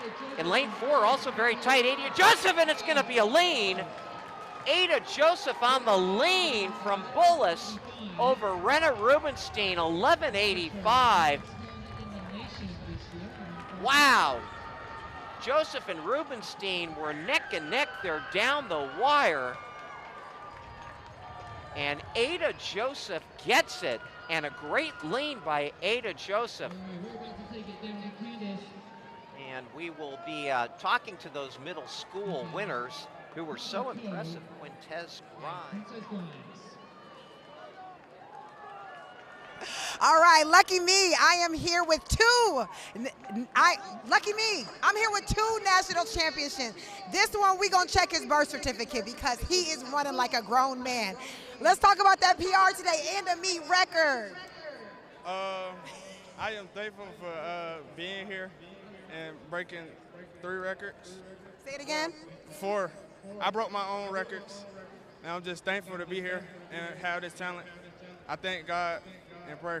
Well, we're going to check that birth certificate for sure. Congratulations. All right, Parker, we got the chat yesterday. You long jumping, you sprinting, you making it happen. How are you able to come out here? I'm sure them legs ain't fresh. How are you able to come out here and get that done?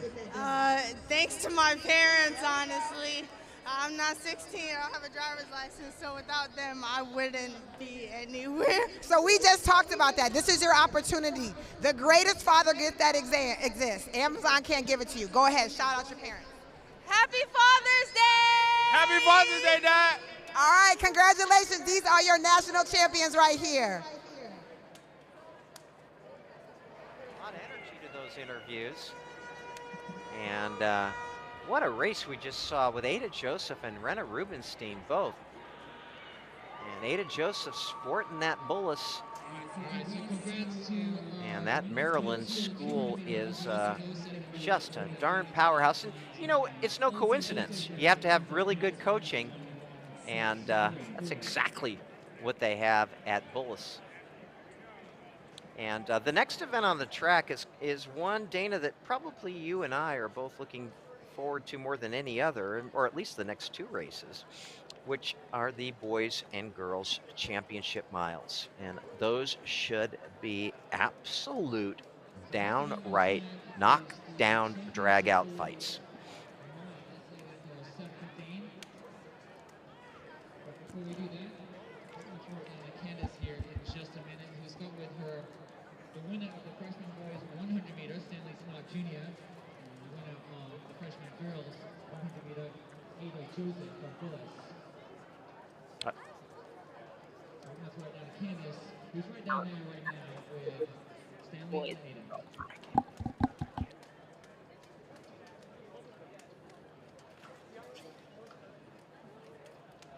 All right, again, I'm here with national champions. So congratulations. How do you come out and pull out that win today? Just planning and executing, really. Just really having your mindset to it. You know, just remember who you do it for. That's all about. Well, does that bib, Smart Jr., got something to do with it for sure? I mean, the Smart name holds a lot, especially to my dad over there. There we go. Shout him out. What's today? Tomorrow's Father's Day. We coming back with 1 home medal. There we go. All right, and congratulations. Bullis, y'all out here putting on a sprint clinic, hurdle clinic. Congratulations. How did you come out and pull out that national championship win? I just trusted the process, follow the steps that my coaches have been giving me, and just had fun. All right, you want to wish your coach a happy Father's Day? Maybe he'll give you some more recovery time. Happy Father's Day.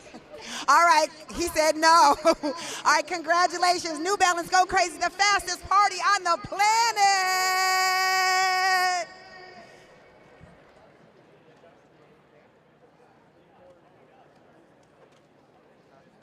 We have a little break in the action, but we've had a number of highlights from this meet, and let's take a look at some of them.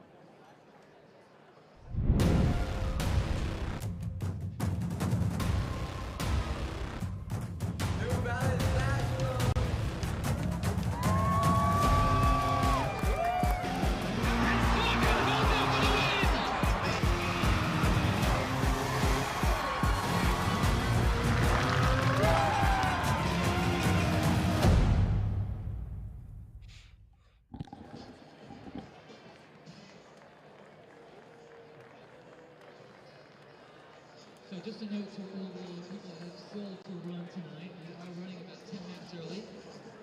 Next event on the track will be the Championship Boys 1 mile. We have 7 heats, going slow to fast. So we're going to slow to really, really fast.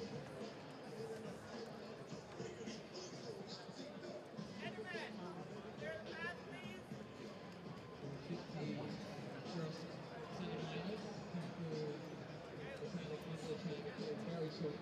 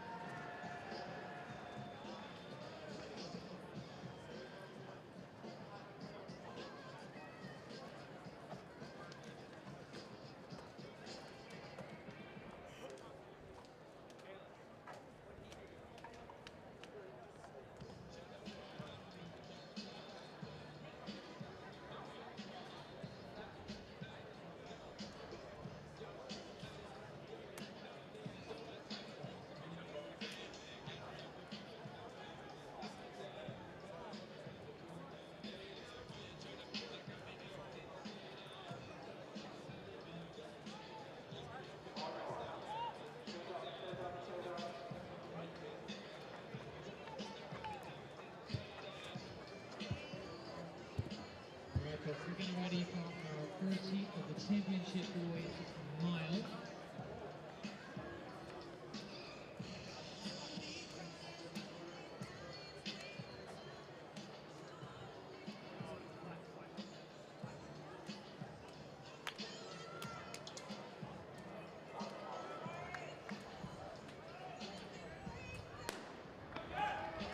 All right, here we go. We got Will Fury, Jack Cohen, Ryan Warner, Jeremiah Anna, Phil Tennant, Julian Shea, Hannah Hunter, Nathan Lee,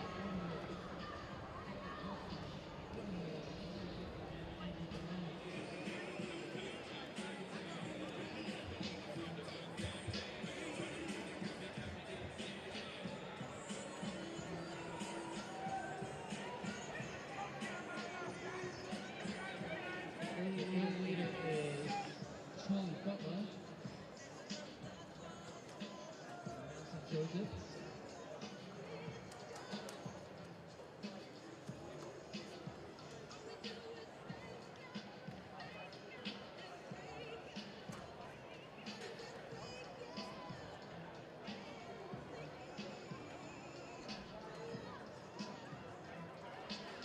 And this is very fast opening quarter, 161.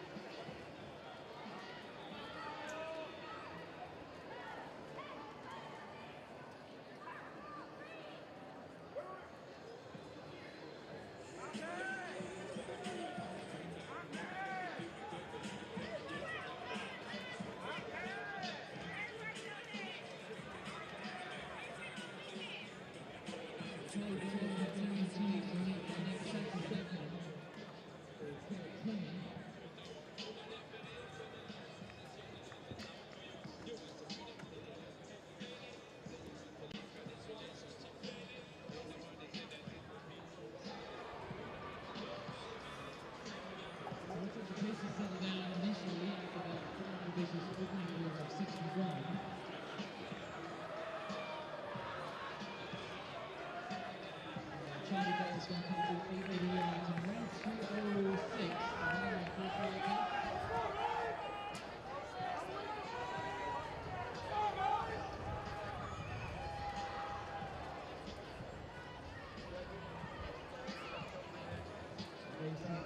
Time through 809 meters, 208.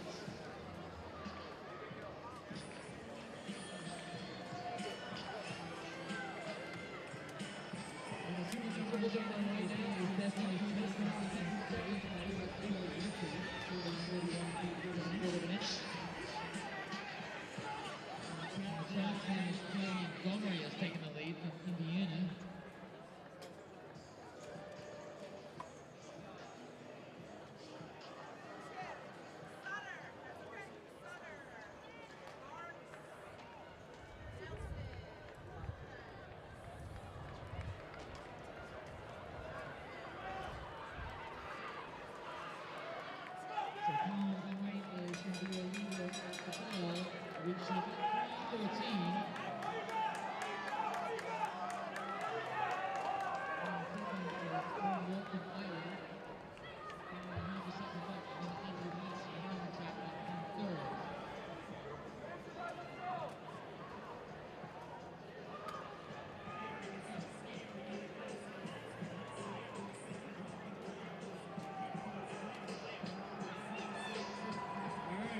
Owen Wolf now has taken the lead.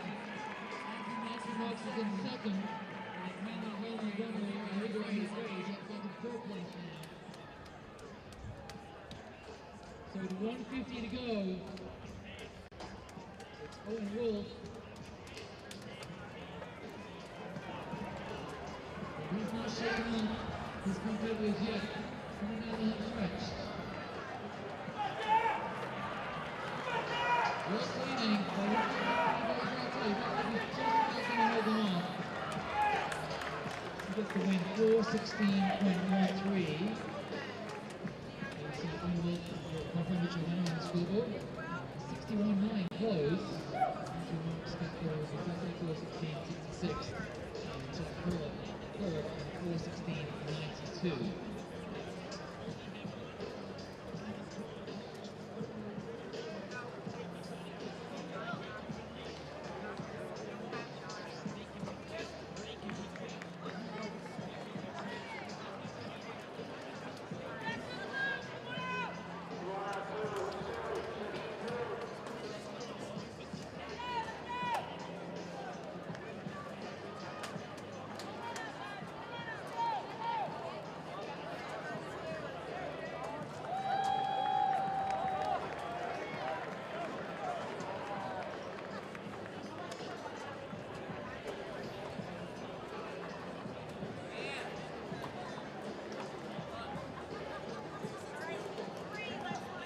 text me. Really? What's going on? Good. Oh, this is why it's hard. Come say hi, coach.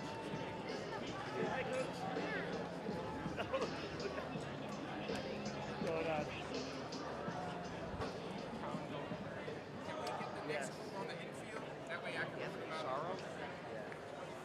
Corbin McGahee and Dylan Scheifelen.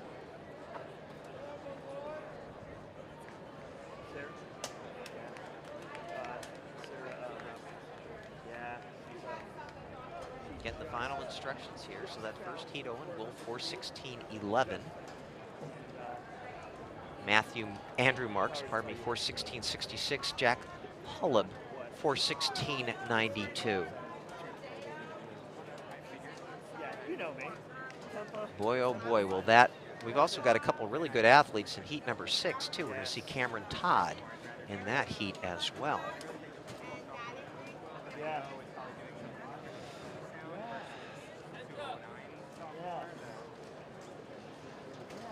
The 2 mile was moved to this morning after a weather issue with thunder and lightning last night. So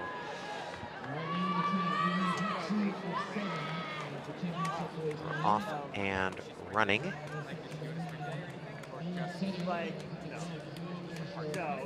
Cameron Todd will be running supposedly in the 6th section. He was 6th in the 2 mile earlier today at 8:57.33. And we're off to the races here with the second heat. Matthew Andriano of Illinois with the early lead.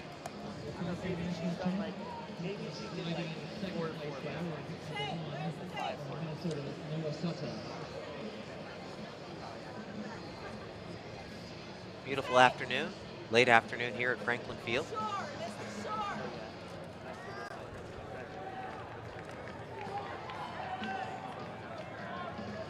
Coming by in 440 yards, Ben Marks just ahead of Nolan Sutter, 103.85, 104.14. Marks starting to push the pace a little bit more here. Nice uniform he has there with the polka dots.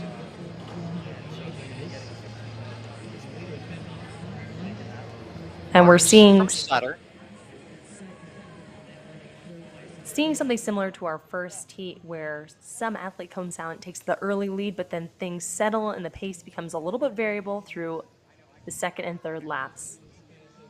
Boy, do I like that camera shot. That is a beautiful camera shot from our runner space team that's done such a marvelous job hour after hour, day after day here at Franklin Field. And Ben Marks still holding 4th here as we come up to 880 yards.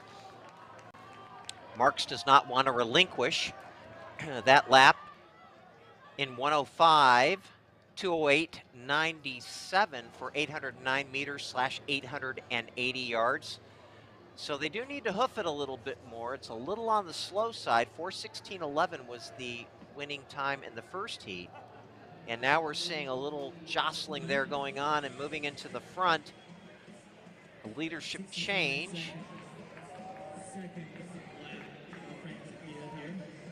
A leadership change it is, and this is exactly what we saw in the last heat of the championship boys 1 mile. The athletes start to get antsy with about 2 laps to go. So a beautiful pan there from the drone, doing a fine job. And it looks like that is Nolan Sutter that has moved into the lead. And Sutter will take the bell at 3:13.09. That pace was increased to 63.92. But moving up right behind him is Kalen D'Onofrio, the 10th grader from the Wharton Track Club. So it's Sutter, D'Onofrio, McGahee, Drawbaugh, and Marks And D'Onofrio taking charge along this backstretch. Folks, you can remember the straightaways are shorter here at Franklin Field, so it's really all about making your mark and getting the right positioning before the final turn. So D'Onofrio trying to pull away and doing a pretty good job of it. Looking behind, never a good thing. Can he hang on? And that's the question. And right behind him is Ethan Drawbaugh from Texas. But the 10th grader, D'Onofrio, will hang on. Last lap, 60.2, 4:13.55. Drawbaugh, 4:13.98, and Ben Marks, 4:15.12.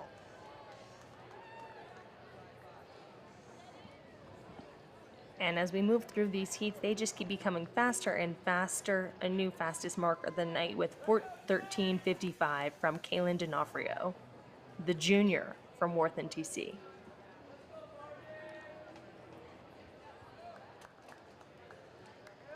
Oh, I have him as a 10th grader. Huh. I guess soon to be a junior. Let's take a look at what we got for the next heat here. Time to beat, 4:13.55.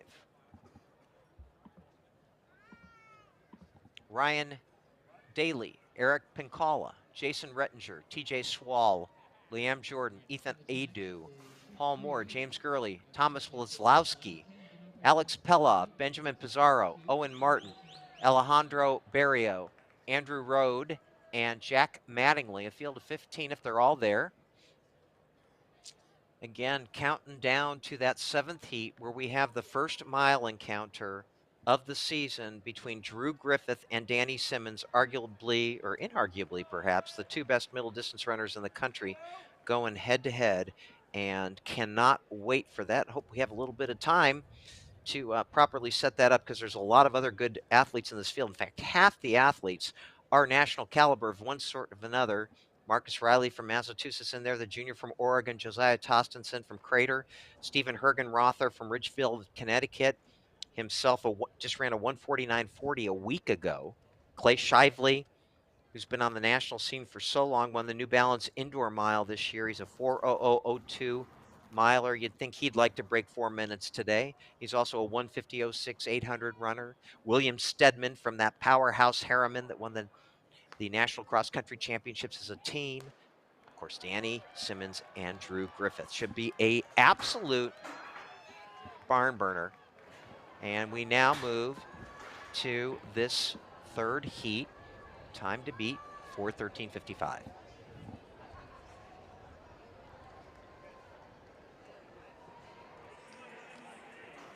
As we come through the break, and these athletes seem to, as we didn't see in the other heats, no one's wanting to come out and make it fast on that first lap. Our last heat saw the first 400 in about a 65. Looks like we're slightly behind that pace here as we get settled into heat 3 of 7 of the championship boys mile. We've been seeing a hot first lap, a settled second lap, and then jockeying for position on that third before a kick. Will we see the same thing here today, Tom? So we got Ethan Adu of the Braves cross-country team. And again, I'm not a big fan of going out 3 lanes if you're running in a race like this. Adu passes 409 meters, 440 yards, and 103.81. Ryan Daly from Westfield. And of course, Westfield's had a couple really good 4x8s and 4x16s in this meet. TJ Swall in 3rd, Andrew Rode in 4th, Jack Mattingly in 5th. But everybody in contention. And now we start to go to single file. But still, we've got guys going out to the 3rd lane and even taking a step or 2 in lane 4. My coach would certainly yell at me for this. You know, it's all about settling for your position and being patient. Well, exactly, Dana, and I think that's the good point, being patient. And this is where a lot of these guys do not have the experience of championship racing. And in championship racing, you know, you try to get your line and hold it, and these guys just aren't used to that. And we'll get a better look here to see what the pace looks like on our next split, as we went through in a pretty fast 63.81 on that first lap. Yeah, but if you think about it, so they ran 4:13.55 in the last heat. They're past 800 here at 2:09.16. That is pedestrian. They ran 65.3. These races are supposed to be progressively faster, and you can tell that it's a slow pace because just about everybody is left in it. And now finally we've got an injection of pace, finally, by Alex Pelov of New Jersey. And Alex Pelov, I think he heard you on the track and said, this is too slow for me. It is time for me to go. The real question is, did he time his race correctly? Is there enough in the tank? I think he's doing his petition for being in a faster section next year. Well, I think we're going to get negative splits here for sure, from the 8 to the 16. But Pelov certainly making an honest race of this. And with 1 lap to go, he ran under 60 there. He ran 59.44 on that last lap, and he's got a 2-second lead over Owen Martin. Alejandro Barrio in 3rd, Ethan Adu, our early leader, in 4th, and Alex Pelov shows no signs so far of slowing down, Dana. And Alex Pelov's stride is looking quite loping. It is something where he's really driving his knees well. He did just drop his head a little bit, but if he can hold on this final 300 meters, he's in a great position to run a fast time. That last 400 split was a 59.44, so I can't wait to see what our closing time is for Alex Pelov. Well, he's going to have to run faster than 64 seconds to beat out the time from the last prelim, which is the fastest of the day of 4:13.55. And you're right about those long loping strides, and they're going to carry him to good effect here as he comes into the finish. And despite the slow first half mile, I think we're going to have a huge negative split. Yeah, 4:10.03, so he ran the last 880 yards in about 2 minutes, just over 2 minutes. So that was a 2:09.200 for Alex Pelov, and he won by 3 seconds over Andrew Rode and Owen Martin. I'm not used to seeing prepsters run negative splits. Usually they go out fast and kind of hang on for dear life, but this is kind of the hard way of doing it. Looks a little like Mondo Duplantis. He definitely has that Mondo look, but if you're being compared to a multiple-time world record holder, Olympic gold medalist, that's a great comparison. Very different events, the pole vault to the mile, but I'm excited to see if we're continuing to have this progression of downward times leading towards our ultimate showdown in our final section of the Boys Championship Mile. Well, and this one, by the way, has James Wischusen in it. And that James Wischusen is quite, if he's from Union Catholic Track Club, Wischusen's a 4:09,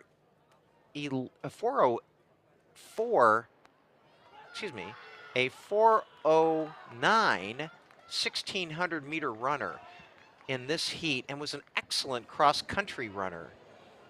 And so I'm expecting him to make some noise here. Now, you mentioned Mondo, a different event. Of course, Wischusen is not starting, unfortunately. But we do have Matthew Schroff, Ian Zalewski, Matthew Kim, Sebastian Ramirez, Jack Willett, Tate Shore, Rami Dibb, Remy Stricarts, Dawson French, Matt Hoffman, Giovanni Mastromonaco, and Jacob Barraza. And this looks like a much more honest pace early on for this race, but you mentioned Mondo, and I'm curious as to your thoughts as to the match race between Mondo and Shelly Ann Fraser-Price. Who's your money on? What distance? I guess that's the question. 100 meters. Mondo has ran as a freshman at LSU on their 4x1, I think at least one meet. Ooh. Yeah, I don't think I have Mondo on that one. Even at his best, we are specialists at the professional level. But at this Boys Championship heat, it's Matthew Schroff from Olentology Orange TC leading a pretty large pack here into the bright sunshine. These hot temperatures aren't holding our athletes back tonight. No, and I don't think it's too uncomfortable. There's plenty of shade on the track, and it's very low humidity, very low. So 63.8 for that first 440 yards for Schroff. It is a little slow, and you can tell because you've got a whole group of runners that are vying for the lead.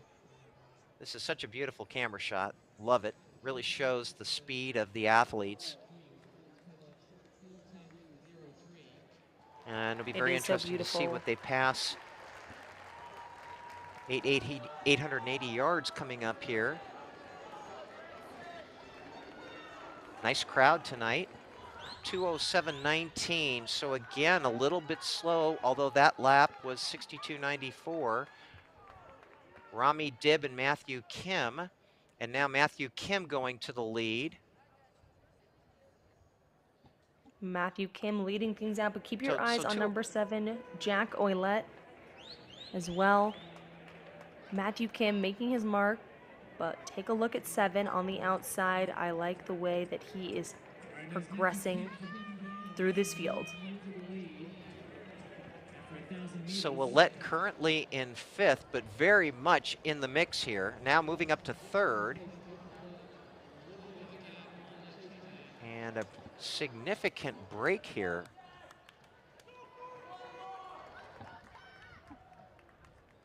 Being made by Matthew Kim from Indiana. So he's going to take the bell here. The time to beat is 4:10:03. He'll take the bell at about 3:07 and change. Let's see exactly what it is. 3:08.95, pardon me. That last lap in 61.5. He's going to have to run. He's going to have to scooch to get under that 4:10. Willette now solidly in 2nd. Matthew Kim is really holding on to this pace. It's really a question of how much does he have left in his tank, and can he close to 60 seconds to get under 4:10. Well, he's doing a good job so far, and Rami Dibb now taken down. Willette's going backwards, and it's now Kim and Rami Dibb. Kim and Dibb, and Kim is hanging on, but Dibb has still got something left, I think. And here they go into the home stretch, but does he have enough? No, no. Kim is going to hold off all pursuers unless, does he know that he's got one coming up? I think he does, and he's going to hold on, and it's going to be a little bit slower, I think. Yes, 4:10.85. That was Matthew Schroff that came on like gangbusters, and Matthew Schroff ran a 59.50 last 440 yards, Dibb finishing 3rd.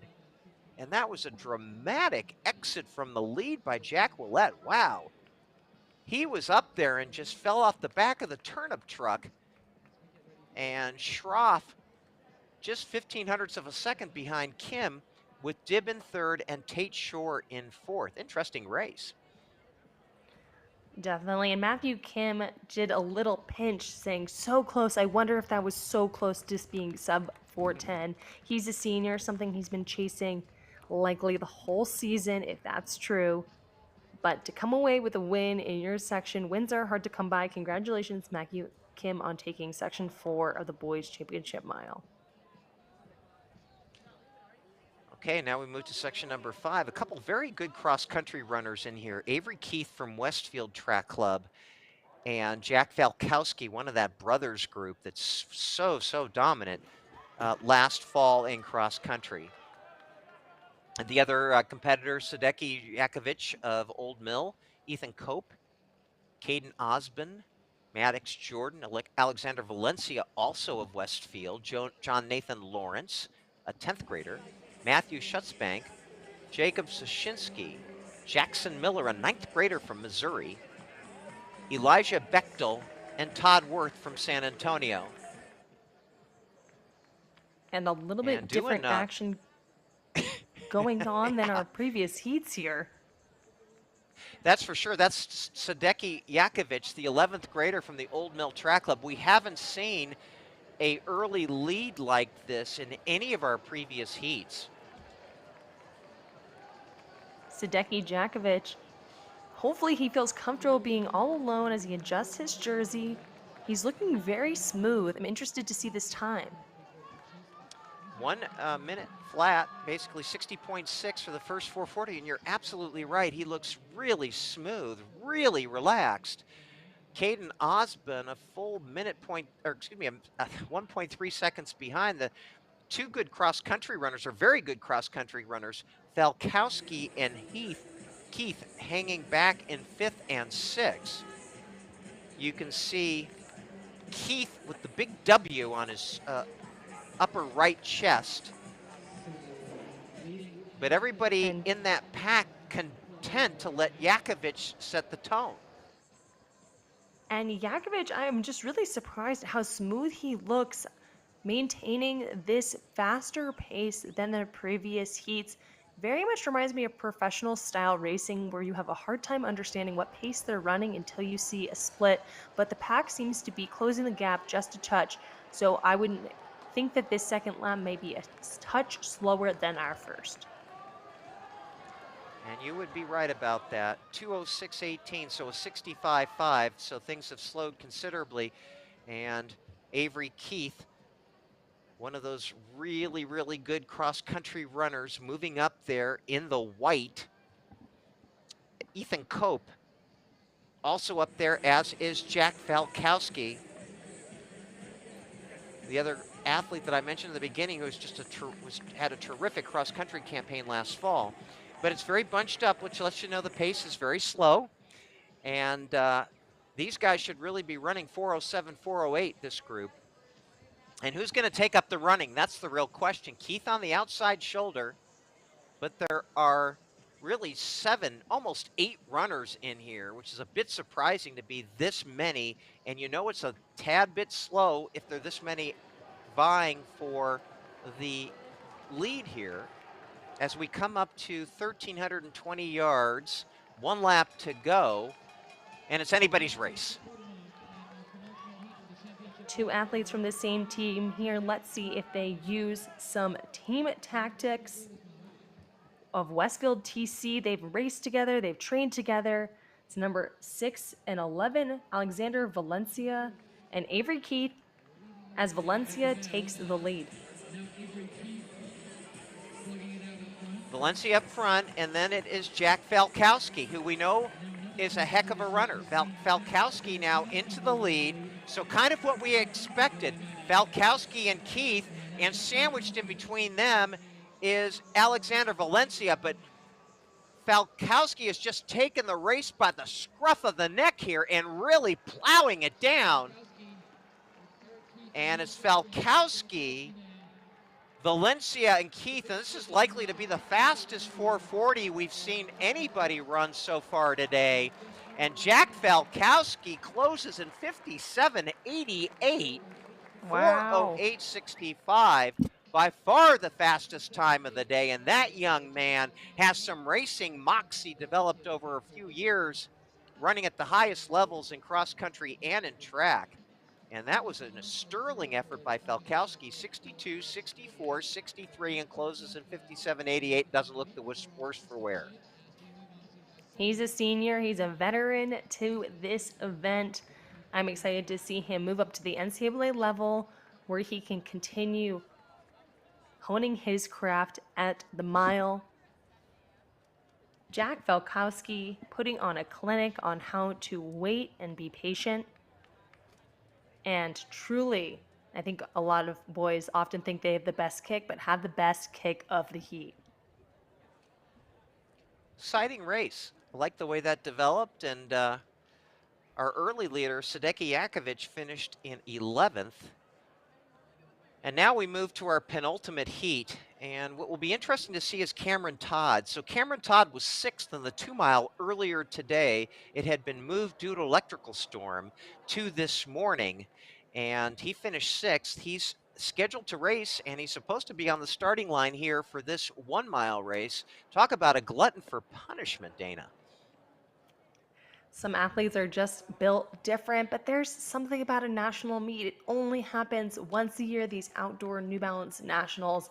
And if you're fit, this is the last of the season before a nice long summer break, and then it's back to cross-country training. So leave all the fitness that you've created through the whole season out on the track. In case I forget to mention it, the meet record 4:03.57 set by Gary Martin, who has done a fine job at the University of Virginia. In fact, ran a 3:35 1500 in Portland last weekend after the NCAAs. Probably not going to go in this heat, but boy, in the next one, I'd be absolutely shocked out of my gourd if that didn't happen. Okay, so in this race, aside from the aforementioned and much touted Cameron Todd, we have Jack Anstrom, Ian Johnson, Chris Larnard, and the Larnard brothers just killed it yesterday in the 4x-mile. Cameron Davis, Alex Fisher, actually it was the 4x8, Jackson Hogshead, Jacob Redmond, Max Liao, Marshall Vernon, Evan Simpson, Alejandro De Bastos, and Colin Chernansky. Larnard ran a 1:48 split in the 4x800 meters that was just profound yesterday, and he's the current leader from Boston Jesuit Eagles.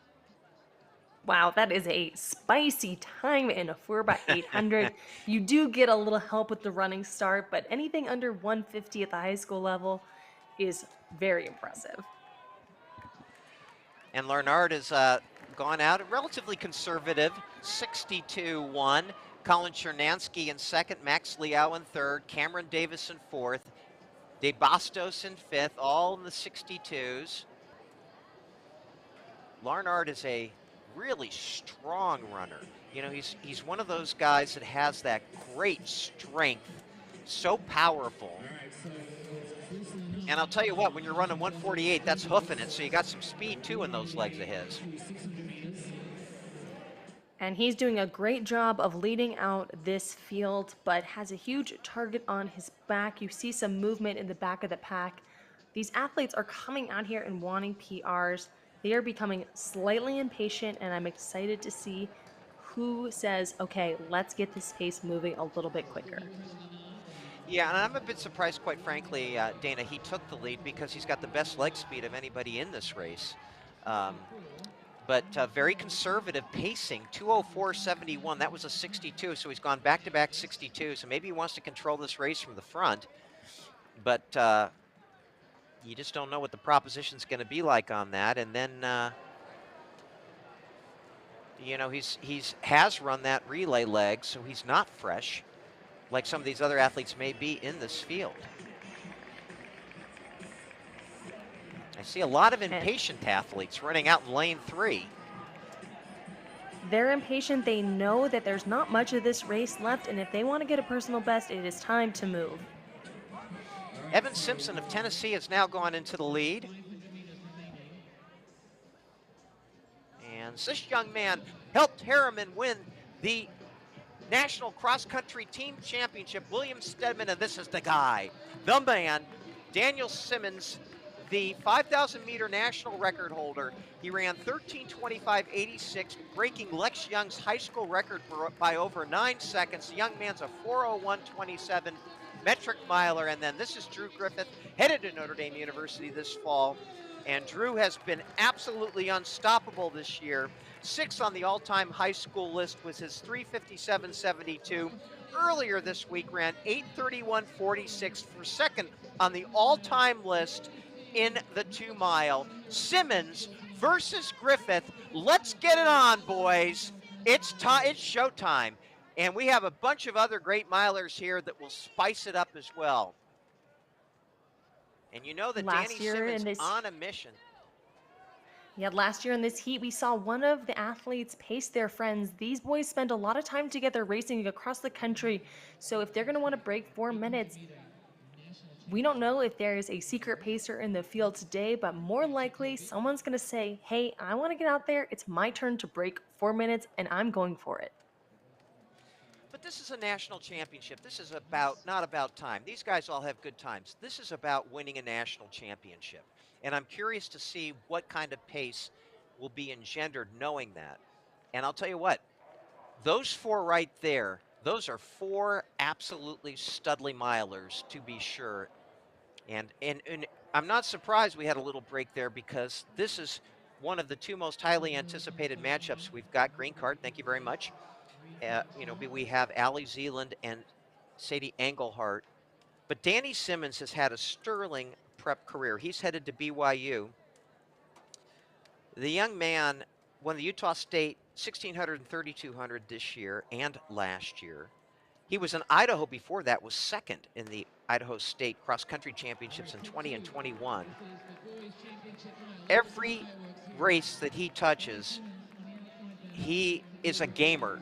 The only trip up he had was in the Cross Country Nationals when it was so muddy last fall in Oregon. And I can tell right away, Dana, that we've got an honest pace going here. So we're going to have a fast race, and a fast race can also be a tactical race. They need to go fast because all of these guys have proven themselves that they can play with the big guys. We don't want it to bunch up. It can get messy and complicated out here today. It is better if it's strung out and the athletes can run free. So Ryan Pajak is your early leader. He's a 4:03.58 metric miler, 4:05.02 yards. He was second in the Pennsylvania State 3200 this year, fourth at Arcadia in the 3200, and second in the Penn Relays. Now, Drew Griffith to his right shoulder, right there, well placed, and through 409 yards, 400 meters, it's 440 yards, very slow, 102.13. That's what I mean. They are running championship race type of pace here. And You're it's definitely now right, starting Tom, to but string out. exactly, And they're Drew pulling it Griffith out. They don't taking want to over. see a slow pace. Drew Griffith and Pajak. Clay Shively in the white there. Danny Simmons buried in the middle of the pack in the green. Remember, Danny Simmons ran that 5,000 just last week in Portland. He may have some dead legs here, but we shall see. And now Drew Griffith really pushing the pace. And they go single file. Stedman Harriman in there as well. Marcus Riley in there. So coming up to 880 yards, and you can see the fans just enveloping the track. 2:01.45, 59.32. Riley in second, Shively in third. And Danny Simmons falling back. This is a stunner. Josiah Tostenson of Oregon in fourth. Look at Simmons there. He's really struggling to keep up with the crew, third from last. And he's falling backwards. Stunning development. Griffith, Riley, Shively, 1, 2, 3. Griffith taking a look up at the clock. He has been doing all of the work here tonight. He is U.S. #1 right now and wants to hold on to that national title here at New Balance Nationals. So we should see a negative split race here. Those three look very, very good. There's a little bit of separation between Shively and Tostenson. And now Shively coming up. And he looked all business at the starting line. I want to tell you, 1 lap to go, and it's Griffith and Shively.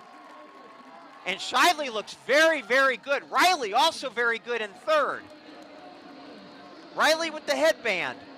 3:01.24 at 1,320 yards. Griffith, Shively, Riley, Zachary Hillhouse, a bit of a surprise here from Utah. Making a move on the outside is Hillhouse. Griffith gritting his teeth. Griffith, Hillhouse. Shively boxed in now and falling back. This could be a stunning upset if Hillhouse can get it going. Griffith, Hillhouse going wide. Who would have thought this? Zachary Hillhouse and Griffith neck to neck. Mano a mano. Down the stretch they come. Griffith driving with those arms. And this young man shows competitive timber. Drew Griffith, and he breaks 4. 3:59 flat, 57.76 for the last 440 yards. Zachary Hillhouse under 4 minutes himself. What a run by him. Marcus Riley in third, 4:01.16. Dana, what a race. What a race. 2 athletes, sub-4. Zachary Hillhouse made it interesting there at the end. Drew Griffith proving why he's U.S. #1, but I don't know if #2 may be the happier athlete with the meet. That smile says, I've broken 4 minutes here, but Drew Griffith ready for the NCAA level. Nothing left to prove in his high school career. He led from the gun. He made it interesting at the end. records are meant to be broken. That is a new meet record here at the New Balance Nationals, taking over from Gary Martin's 4:03.57 set in 2022. As we take a look back at Drew Griffith. What a finish to this race. So Clay Shively there at the bell just went backwards. And you can see Hillhouse way back and forth. But he's a tall athlete with long strides. He gets up on Griffith's shoulder, but I want to tell you something. Drew Griffith showed me a tremendous competitive mettle. Hillhouse had a slight lead here. Griffith going to the arms, giving it everything he had, and pulls away. This young man is going to make a major mark at the competitive level at Notre Dame. Boy, the Fighting Irish have got to be thrilled to be having this young athlete on their team. And the shock of Zachary Hillhouse breaking 4 minutes. That, I need to see that photo. That may be the photo of the evening. And let me tell you something.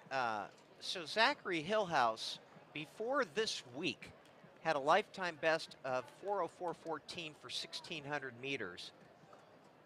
He was only 15th at the Hoka Festival of at the Festival of Miles.